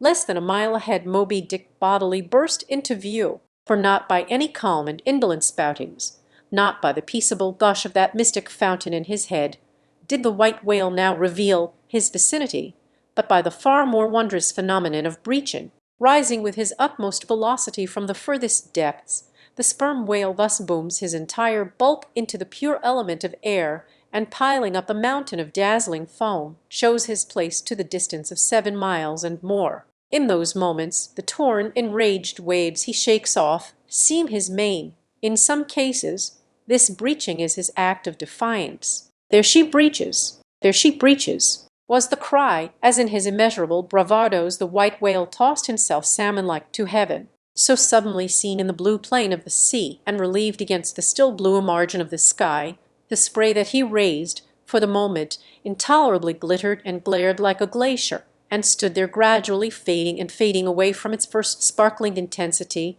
to the dim mistiness of an advancing shower in a vale. "I breach your last to the sun, Moby Dick," cried Ahab. "Thy hour and thy harpoon are at hand!" Exclamation down, down all of ye, but one man at the fore. The boat's exclamations stand by, unmindful of the tedious rope ladders of the shrouds. The men, like shooting stars, slid to the deck by the isolated backstays and halyards, while Ahab, less dartingly, but still rapidly, was dropped from his perch. Lower away, he cried, so soon as he had reached his boat, a spare one, rigged the afternoon previous: "Mister Starboak, the ship is thine. Keep away from the boats, but keep near them." Lower all, as if to strike a quick terror into them. By this time, being the first assailant himself, Moby Dick had turned, and was now coming for the 3 crews. Ahab's boat was central, and cheering his men, he told them he would take the whale head and head, that is, pull straight up to his forehead, a not uncommon thing. For when within a certain limit, such a course excludes the cunning onset from the whale's sidelong vision. But ere that close limit was gained, and while yet all 3 boats were plain as the ship's 3 masts to his eye, the white whale, churning himself into furious speed, almost in an instant, as it were, rushing among the boats with open jaws and a lashing tail, offered appalling battle on every side, and heedless of the irons darted at him from every boat, seemed only intent on annihilating each separate plank of which those boats were made, but skilfully manoeuvred, incessantly wheeling like trained chargers in the field. The boats for a while eluded him, though at times but by a plank's breadth, while all the time Ahab's unearthly slogan tore every other cry but his to shreds. But at last, in his untraceable evolutions, the white whale so crossed and recrossed, and in 1,000 ways entangled the slack of the 3 lines now fast to him, that they foreshortened, and of themselves warped the devoted boats towards the planted irons in him, though now for a moment the whale drew aside a little as if to rally for a more tremendous charge. Seizing that opportunity, Ahab first paid out more line, and then was rapidly hauling and jerking in upon it again, hoping that way to disencumber it of some snarls, when low exclamation, a sight more savage than the embattled teeth of sharks, caught and twisted corkscrewed in the mazes of the line. Loose harpoons and lances, with all their bristling barbs and points, came flashing and dripping up to the chocks in the bows of Ahab's boat. Only one thing could be done. Seizing the boat knife, he critically reached with them through, and then, without the rays of steel, dragged in the line beyond, past it, inboard, to the bowsman, and then, twice sundering the rope near the chocks, dropped the intercepted faggot of steel into the sea, and was all fast again. That instant the white whale made a sudden rush among the remaining tangles of the other lines. By so doing, irresistibly dragged the more involved boats of Stubb and Flask towards his flukes, dashed them together like 2 rolling husks on a surf-beaten beach, and then, diving down into the sea, disappeared in a boiling maelstrom, in which for a space the odorous cedar chips of the wrecks danced round and round, like the grated nutmeg in a swiftly stirred bowl of punch, while the 2 crews were yet circling in the waters, reaching out after the revolving line-tubs, awes, and other floating furniture, while a slope little Flask bobbed up and down like an empty vial, twitching his legs upwards to escape the dreaded jaws of sharks, and Stubb was lustily singing out for someone to ladle him up, and while the old man's line, now parting, admitted of his pulling into the creamy pool to rescue whom he could in that wild simultaneousness of 1,000 concreted perils, Ahab's yet unstricken boat seemed drawn up towards heaven by invisible wires, as, arrow-like, Shooting perpendicularly from the sea, the white whale dashed his broad forehead against its bottom, and sent it, turning over and over, into the air, till it fell again gunwale downwards, and Ahab and his men struggled out from under it like seals from a seaside cave, the first uprising momentum of the whale modifying its direction as he struck the surface involuntarily launched him along it to a little distance from the center of the destruction he had made, and with his back to it he now lay for a moment slowly feeling with his flukes from side to side, and whenever a stray oar, bit of plank, the least chip or crumb of the boats touched his skin, his tail swiftly drew back and came sideways smiting the sea. But soon, as if satisfied that his work for that time was done, he pushed his pleated forehead through the ocean, and trailing after him the intertangled lines, continued his leeward way at a traveller's methodic pace. As before, the attentive ship having descried the whole fight, again came bearing down to the rescue, and dropping a boat, picked up the floating mariners' tubs, oars, and whatever else could be caught at, and safely landed them on her decks. Some sprained shoulders, wrists, and ankles, livid contusions, wrenched harpoons and lances, inextricable intricacies of rope, shattered oars and planks, all these were there, but no fatal or even serious ill seemed to have befallen any one. As with Fiddler the day before, so Ahab was now found grimly clinging to his boat's broken half, which afforded a comparatively easy float, nor did it so exhaust him as the previous day's mishap. But when he was helped to the deck, all eyes were fastened upon him, as instead of standing by himself, he still half hung upon the shoulder of Starbuck, who had thus far been the foremost to assist him. His ivory leg had been snapped off, leaving but one short sharp splinter. Ay, Starbuck, 'tis sweet to lean sometimes, be the leaner who he will, and would old Ahab had leaned oftener than he has. The ferrule has not stood, sir, said the carpenter, now coming up. I put good work into that leg, but no bones broken, sir, I hope, said Stubb with true concern. Ay, and all splintered to pieces. Stubb exclamation, dur see it dot, but even with a broken bone, old Ahab is untouched, and I count no living bone of mine one jot more me than this dead one, that's lost. Nor white whale, nor man, nor fiend can so much as graze old Ahab in his own proper and inaccessible being. Can any lead touch yonder floor, any mast scrape yonder roof aloft there? Which way? Dead to leeward, sir. Up helm, then. Pile on the sail again, ship keepers. Down the rest of the spare boats and rig them, mister. Starbuck away, and muster the boat's crews. Let me first help thee towards the bulwarks, sir. Oh, how this splinter galls me now! Accursed fate, that the uncomparable captain in the soul should have such a craven mate. Sir, my body, man, not be. Give me something for a cane there. That shivered lance will do. Muster the men. Surely I have not seen him yet. By heaven, it cannot be! Exclamation, missing quick. Call them all. The old man's hinted thought was true. Upon mustering the company, the Parsee was not there. The Parsee, cried Stubb. He must have been caught in. The black vomit wrenched the exclamation, run all of ye above. Alow, cabin, forecastle, find him not gone, not gone. But quickly they returned to him with the tidings that the Parsee was nowhere to be found. Ay, sir, said Stubb, caught among the tangles of your line. I thought I saw him dragging under. Thy line? Badavum. What means that little word? What death knell rings in it? That old Ahab shakes as if he were the belfry. The harpoon, two exclamation toss over the litter there, just see it forged iron. Men, the white whales, no, blistered fool. This hand did dart it. 'Tis in the fish! Exclamation, aloft there. Keep him nailed! Quick! Exclamation, all hands to the rigging of the boats, collect the oars, harpooneers. The irons!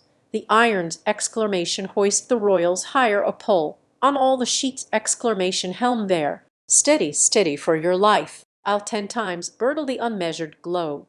Yea, and dive straight through it, but I'll slay him yet. Great thud! But for one single instant show thyself, cried Starbuck. Never wilt thou capture him. Old man, in Jesus' name, no more of this. That's worse than devil's madness. 2 days chased, twice stove to splinters, thy very leg once more snatched from under thee. thy evil shadow gone, all good angels mobbing thee with warnings. What more wouldst thou have? Shall we keep chasing this murderous fish till he swamps the last man? Shall we be dragged by him to the bottom of the sea? Shall we be towed by him to the infernal world? Oh, oh, impiety and blasphemy to hunt him more! Starbuck, of late I've felt strangely moved to thee.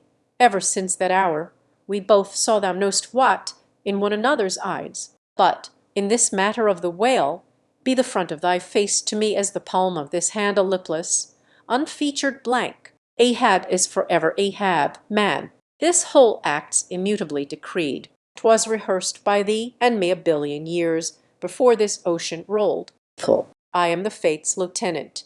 I act under orders. Look thou, underling, that thou obeyest mine.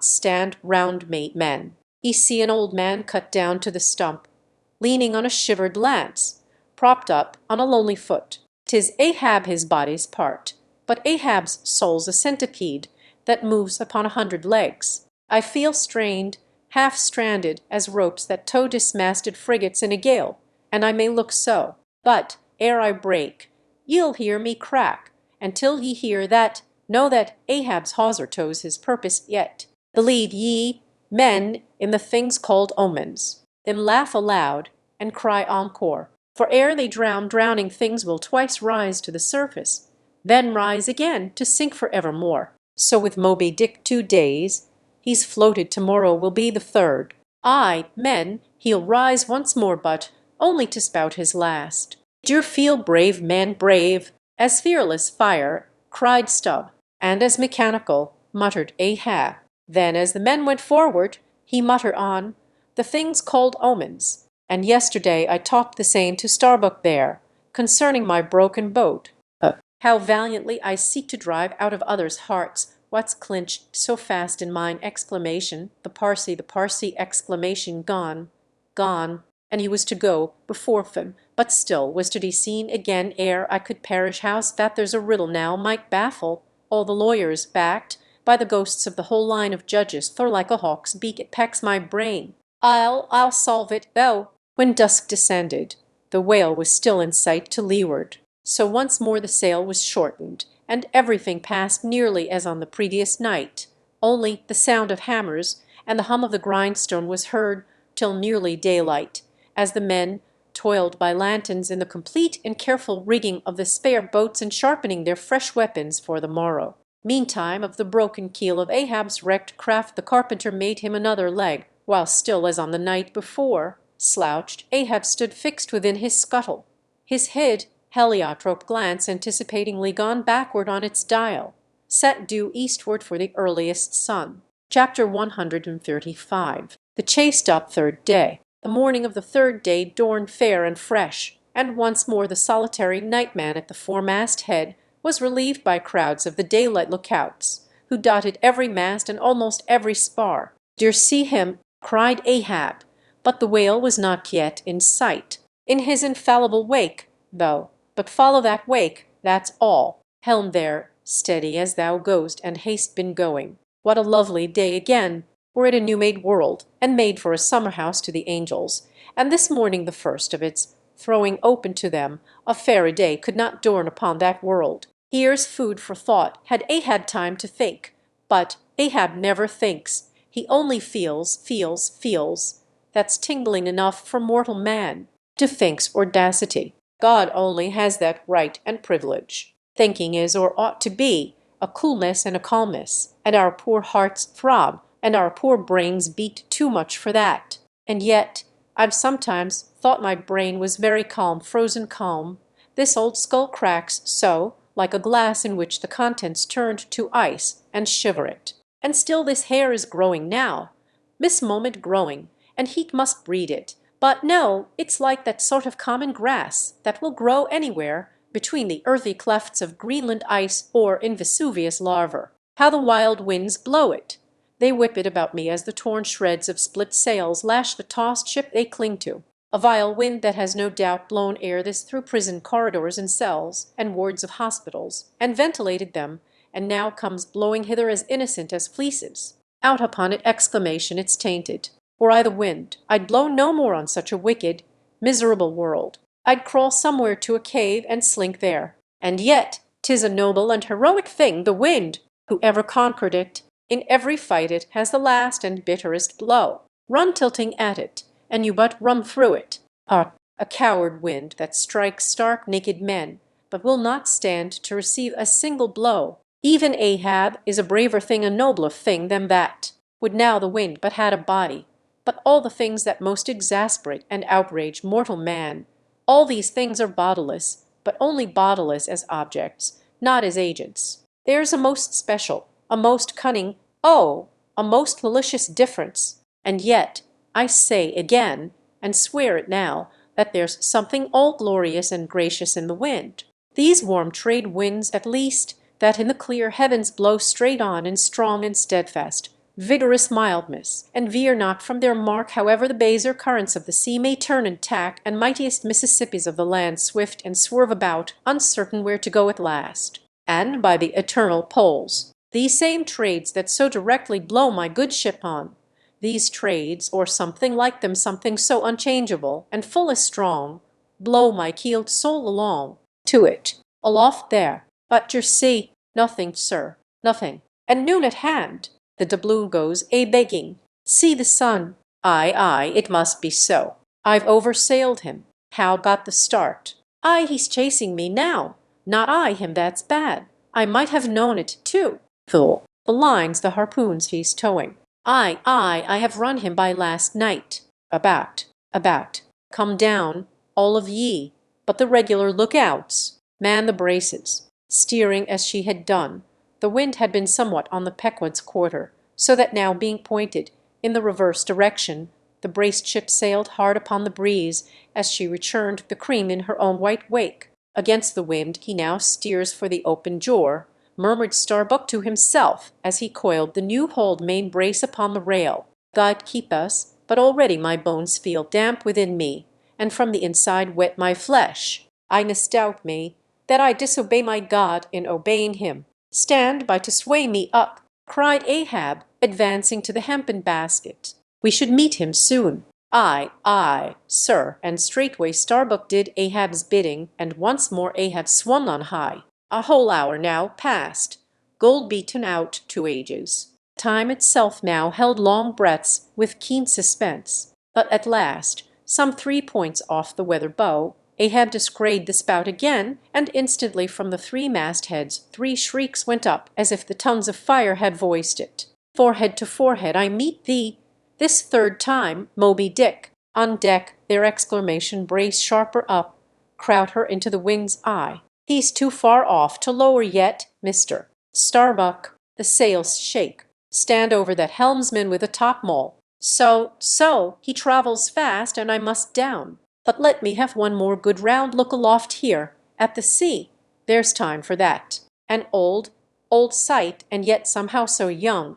Aye, and not changed a wink since I first saw it, a boy from the sand hills of Nantucket. The same exclamation, the same to know as to me. There is a soft shower to leeward. Such lovely leewardings. They must lead somewhere to something else than common land, more palmy than the palms. Leeward. The white whale goes that way. Look to windward, then, the better if the bitter a quarter. But goodbye, old masthead. What's this screen? Aye, tiny mosses in these warped cracks. No such green weather stains on Ahab's head. There's the difference now between man's old age and matters. But old mast, we both grow old together. Sound in our hulls, though are we not, my ship? Aye, minus a leg, that's all. By heaven, this dead wood has the better of my live flesh every way. I can't compare with it, and I've known some ships made of dead trees outlast the lives of men made of the most vital stuff of vital fathers. What's that he said? He should still go before me, my pilot, and yet to be seen again. But where? Will I have eyes at the bottom of the sea, supposing I descend those endless stairs? And all night I've been sailing from him, wherever he did sink to. Aye, like many more thou toldst direful truth as touching thyself, O Parsee. But, Ahab, there thy shot fell short. Goodbye, masthead, keep a good eye upon the whale, the while I'm gone. We'll talk tomorrow, nay, tonight, when the white whale lies down there, tied by head and tail. He gave the word, and still gazing round him, was steadily lowered through the cloven blue air to the deck. In due time the boats were lowered, but as standing in his shallop's stern, Ahab just hovered upon the point of the descent, he waved to the mate who held one of the tackle ropes on deck, and bade him pause. "Starbuck, sir, for the third time my soul's ship starts upon this voyage. Starbuck." "Ay, sir, thou wilt have it so. Some ships sail from their ports and ever afterwards are missing. Starbuck." "Truth, sir, saddest truth. Some men die at ebb tide, some at low water, some at the full of the flood, and I feel now like a billow that's all one crested comb. Starbuck, I am old, shake hands with me, man." Their hands met, their eyes fastened. Starbuck's tears the glue. "Oh, my captain, exclamation, noble heart, go not, exclamation, see, it's a brave man that weeps, how great the agony of the persuasion then." "Lower away," cried Ahab, tossing the mate's arm from him. "Stand by the crew." In an instant the boat was pulling round, close under the stern. The sharks, cried a voice from the low cabin window there. "Oh, master, my master, come back." But Ahab heard nothing, for his own voice was high lifted then, and the boat leaped on. Yet the voice spake true, for scarce had he pushed from the ship when numbers of sharks, seemingly rising from out the dark waters beneath the hull, maliciously snapped at the blades of the oars every time they dipped in the water, and in this way accompanied the boat with their bites. It is a thing not uncommonly happening to the whale boats in those swarming seas, the sharks at times apparently following them in the same prescient way that vultures hover over the banners of marching regiments in the east. But these were the first sharks that had been observed by the Pequod since the white whale had been first descried, and whether it was that Ahab's crew were all such tight-a-yellow barbarians, and therefore their flesh more musky to the senses of the sharks, a matter sometimes well known to affect them. However it was, they seemed to follow that one boat without molesting the others. "Part of wrought steel," murmured Starbuck, gazing over the side, and following with his eyes the receding boat. "Canst thou yet ring boldly to that sight-lowering thy keel among ravening sharks, and followed by them, open-mouthed to the chase, and this the critical third day, for when 3 days flow together in one continuous intense pursuit, be sure the first is the morning, the second the noon, and the third the evening, and the end of that thing be that end what it may. My God, what is this that shoots through me and leaves me so deadly calm, yet expectant, fixed at the top of a shudder? Future things swim before me, as in empty outlines and skeletons. All the past is somehow grown dim. Mary, girl, thou fadest in pale glories behind me. Boy, I seem to see but thy eyes grown wondrous blue. Strangest problems of life seem clearing, but clouds sweep between as my journey's and coming. My legs feel faint, like his who has footed it all day. Feel thy heart beats it yet. Stir thyself. Starbuck, exclamation, stave it off, move. Speak aloud, exclamation, masthead there. See my boy's hand on the hill crazed aloft there. Exclamation, keep thy keenest eye upon the boats, color mark well the whale. Exclamation, ho. Again, exclamation, drive off that hawk. See, he pecks, he tears, the vane pointing to the red flag flying at the main truck. Har! He saws away with it, exclamation, where's the old man now? Seest thou that sight? Oh, Ahab, exclamation, shudder. The boats had not gone very far, when by a signal from the mastheads, a downward pointed arm, Ahab knew that the whale had sounded, but intending to be near him at the next rising, he held on his way a little sideways from the vessel, the becharmed crew maintaining the profoundest silence as the head-beat waves ham it against the opposing bow. Drive in your nails, O ye waves! To their uttermost heads drive them in, ye but strike a thing without a lid, and no coffin and no hearse can be mindful, and in hemp only can kill me. Pop. Suddenly the waters around them slowly swelled in broad circles, then quickly upheaved, as if sideways sliding from a submerged berg of ice, swiftly rising to the surface. A low rumbling sound was heard, a subterraneous hum, and then all held their breaths, as bedraggled with trailing ropes and harpoons and lances, a vast form shot lengthwise but obliquely from the sea. Shrouded in a thin drooping veil of mist, it hovered for a moment in the rainbowed air, and then fell swamping back into the deep, crushed 30 feet upwards, The waters flashed for an instant like heaps of fountains, then brokenly sank in a shower of flakes, leaving the circling surface creamed like new milk round the marble trunk of the whale. "Give way!" cried Ahab to the oarsmen, and the boats darted forward to the attack, but maddened by yesterday's fresh irons that corroded in him, Moby Dick seemed combinedly possessed by all the angels that fell from heaven. The wide tiers of welded tendons overspreading his broad white forehead, beneath the transparent skin, looked knitted together as head on he came churning his tail among the boats, and once more flailed them apart, spilling out the irons and lances from the two mates' boats and dashing in one side of the upper part of their bows, but leaving Ahab's almost without a scar, while Dagu and Queequeg were stopping the strained planks, and as the whale swimming out from them turned and showed one entire flank as he shot by them again, at that moment a quick cry went up, lashed round and round to the fish's back, pinioned in the turns upon turns in which, during the past night, the whale had reeled the involutions of the lines around him. The half-torn body of the Parsee was seen, his sable raiment frayed to shreds, his distended eyes turned full upon old Ahab. The harpoon dropped from his hand. Befooled, drawing in a long lean breath. "I, Parsee, I see thee again. I, and thou goest before. And this then is the hearse that thou didst promise. But I hold thee to the last letter of thy word. Where is the second hearse? Away, mates, to the ship. Those boats are useless now. Repair them if ye can in time, and return to me. If not, Ahab is enough to die down. Men, the first thing that but offers to jump from this boat I stand in, that thing I harpoon. Ye are not other men but my arms and my legs, and so obey me. Where's the whale? Come down again." But he looked too nigh the boat, for as if bent upon escaping with the corpse he bore, and as if the particular place of the last encounter had been but a stage in his leeward voyage, Moby Dick was now again steadily swimming forward, and had almost passed the ship which thus far had been sailing in the contrary direction to him, though for the present her headway had been stopped. He seemed swimming with his utmost velocity, and now only intent upon pursuing his own straight path in the sea.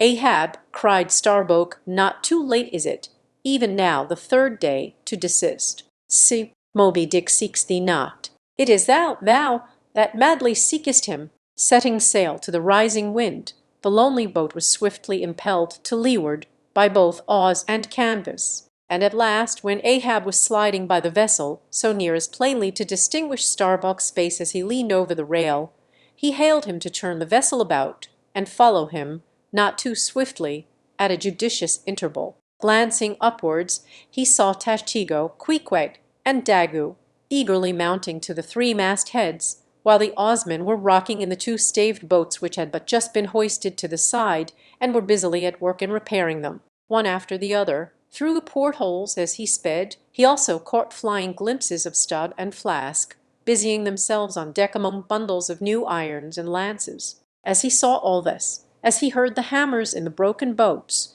far other hammers seemed driving a nail into his heart. But he rallied, and now marking that the vane or flag was gone from the mainmast head, he shouted to Tashtego, who had just gained that perch, to descend again for another flag, and a hammer and nails, and so nail it to the mast. Whether fagged by the 3 days' running chase and the resistance to his swimming in the knotted hamper he bore, or whether it was some latent deceitfulness and malice in him, whichever was true, the white whale's way now began to abate, as it seemed, from the boat so rapidly nearing him once more, though indeed the whale's last start had not been so long a one as before, and still as Ahab glided over the waves the unpitying sharks accompanied him, and so pertinaciously stuck to the boat, and so continually bit at the plying oars, that the blades became jagged and crunched, and left small splinters in the sea at almost every dip. Heed them not, those teeth, but give new rowlocks to your oars. Pull on,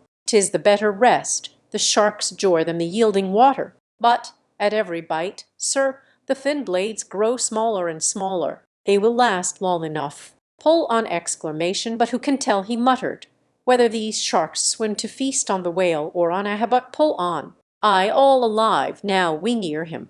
The helm, take the helm, let me pass. And so saying, 2 of the oarsmen helped him forward to the bows of the still flying boat. At length, as the craft was cast to one side, and ran ranging along with the white whale's flank. He seemed strangely oblivious of its advance, as the whale sometimes will, and Ahab was fairly within the smoky mountain mist, which, thrown off from the whale's spout, curled round his great Monadnock hump. He was even thus close to him, when, with body arched back, and both arms lengthwise high lifted to the poise, he darted his fierce iron and his far fiercer curse into the hated whale, as both steel and curse sank to the socket, as if sucked into a morass. Moby Dick sideways writhed, spasmodically rolled his knife flank against the bow, and, without staving a hole in it, so suddenly canted the boat over that, had it not been for the elevated part of the gunwale to which he then clung, Ahab would once more have been tossed into the sea. As it was, three of the oarsmen, who fork knew not the precise instant of the dart, and were therefore unprepared for its effects, these were flung out, but so fell that in an instant two of them clutched the gunwale again, and rising to its level on a combing wave, hurled themselves bodily inboard again, the third man helplessly dropping astern, but still afloat and swimming. Almost simultaneously, with a mighty volition of ungraduated, instantaneous swiftness, the white whale darted through the weltering sea. But when Ahab cried out to the steersman to take new turns with the line, and hold it so, and commanded the crew to turn round on their seats and tow the boat up to the mark, the moment the treacherous line felt that double strain and tug, it snapped in the empty air. What breaks in me? Some sinew cracks. 'Tis whole again. Oars! Oars! Burst in upon him. Hearing the tremendous rush of the sea-crashing boat, the whale wheeled round to present his blank forehead at bay, but in that evolution, catching sight of the nearing black hull of the ship, seemingly seeing in it the source of all his persecutions, bethinking it may be a larger and nobler foe, of a sudden he bore down upon its advancing prow, smiting his jaws amid fiery showers of foam. Ahab staggered, his hand smote his forehead. I grow blind, hands. Stretch out before me, that I may yet grope my way. Ist night. The whale, the ship, cried the cringing oarsman. Pois, pois, slope downwards to thy depths, O sea, that ere it be forever too late, Ahab may slide this last time upon his mark. I see the ship, dash on, my men. Will ye not save my ship? But as the oarsmen violently forced their boat through the sledge-hammering seas, the before whale-smitten bow ends of two planks burst through, and in an instant almost the temporarily disabled boat lay nearly level with the waves, its half-waiting, splashing crew trying hard to stop the gap and bail out the pouring water. Meantime, for that one beholding instant, Tashego's masthead hammer remained suspended in his hand, and the red flag, half wrapping him as with a plaid, then stringed itself straight out from him as his own forward-flowing heart, while Starbuck and Stubb, standing upon the bowsprit beneath, caught sight of the downcoming monster just as soon as he. The whale, up helm, up helm! Oh, all ye sweet powers of air, now hug me close. Let not Starbuck die, if die he must, in a woman's fainting fit. Up helm, I say, ye fools! The jore!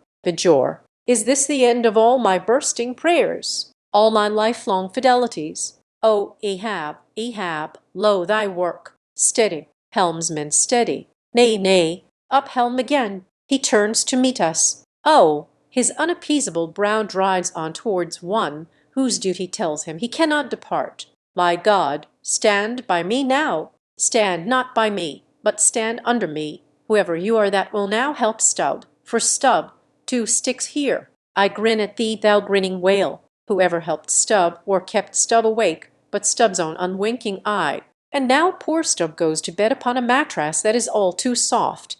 Would it were stuffed with brushwood. I grin at thee, thou grinning whale. Look ye, sun, moon, and stars. I call ye assassins of as good a fellow as ever spouted up his ghost. For all that, I would yet ring glasses with ye, would ye but hand the cup. Oh, thou grinning whale, but there'll be plenty of gulping soon. Why fly ye not, O Ahab, from me off shoes and jacket to it? Let Stubb die in his drawers, a most mouldy and over-salted death, though cherries. Oh, Flask, for one red cherry ere we die. Cherries. I only wish that we were where they grow. Oh, Stubb, I hope my poor mother's drawn my part pay ere this. If not, few coppers will now come to her, for the voyage is up. From the ship's bows, nearly all the seamen now hung inactive.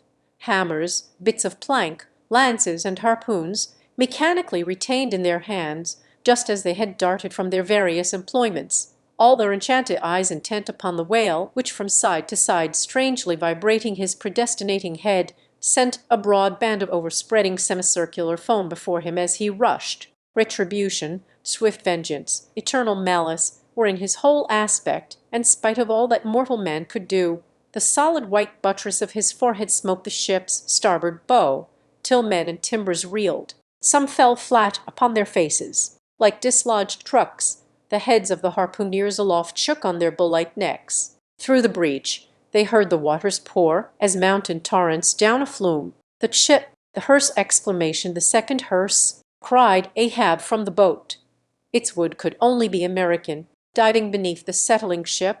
The whale ran quivering along its keel, but turning under water, swiftly shot to the surface again, far off the other bow, but within a few yards of Ahab's boat, where for a time he lay quiescent. I turn my body from the sun. What ho, Tashigo! Let me hear thy hammer. Ye three unsurrendered spires of mine, thou uncracked keel, and only God-bullet hull, thou firm deck and haughty helm and pole-pointed prow, death glorious ship, must ye then perish, and without me, and I cut off from the last fond pride of meanest shipwrecked captains? Oh, lonely death on lonely life! Oh, now I feel my topmost greatness lies in my topmost grief. Oh ho, from all your furthest bounds, pour ye now in, ye bold billows of my whole forgone life, and top this one piled comber of my death. Towards thee I roll, thou all-destroying but unconquering whale. To the last I grapple with thee. From hell's heart I stab at thee. For hate's sake I spit my last breath at thee. Sink all coffins and all hearses to one common pool. And since neither can be mine, let me then tow to pieces, while still chasing thee, though tied to thee, thou damned whale. Thus I give up the spear. The harpoon was darted. The stricken whale flew forward. With igniting velocity the line, rammed through the grooves, ran foul. Ahab stooped to clear it. He did clear it, but the flying turn caught him round the neck, and voicelessly as Turkish mutes bowstring their victim, he was shot out of the boat. Ere the crew knew he was gone, next instant the heavy ice-splice in the rope's final end flew out of the stark empty tub, knocked down an oarsman, and smiting the sea, disappeared in its depths. For an instant the tranced boat's crew stood still, then turned. The ship! Great God, where is the ship? Soon they through dim, bewildering mediums saw her sidelong fading phantom, as in the gaseous Fata Morgana, only the uppermost masts out of water, while fixed by infatuation, or fidelity, or fate, to their once lofty perches, the pagan harpooneers still maintained their sinking lookouts on the sea. And now concentric circles seized the lone boat itself, and all its crew, and each floating oar, and every lance bowl and spinning, animate and inanimate, all round and round in one vortex, carried the smallest chip of the Pequod out of sight. But as the last whelmings intermixingly poured themselves over the sunken head of the Indian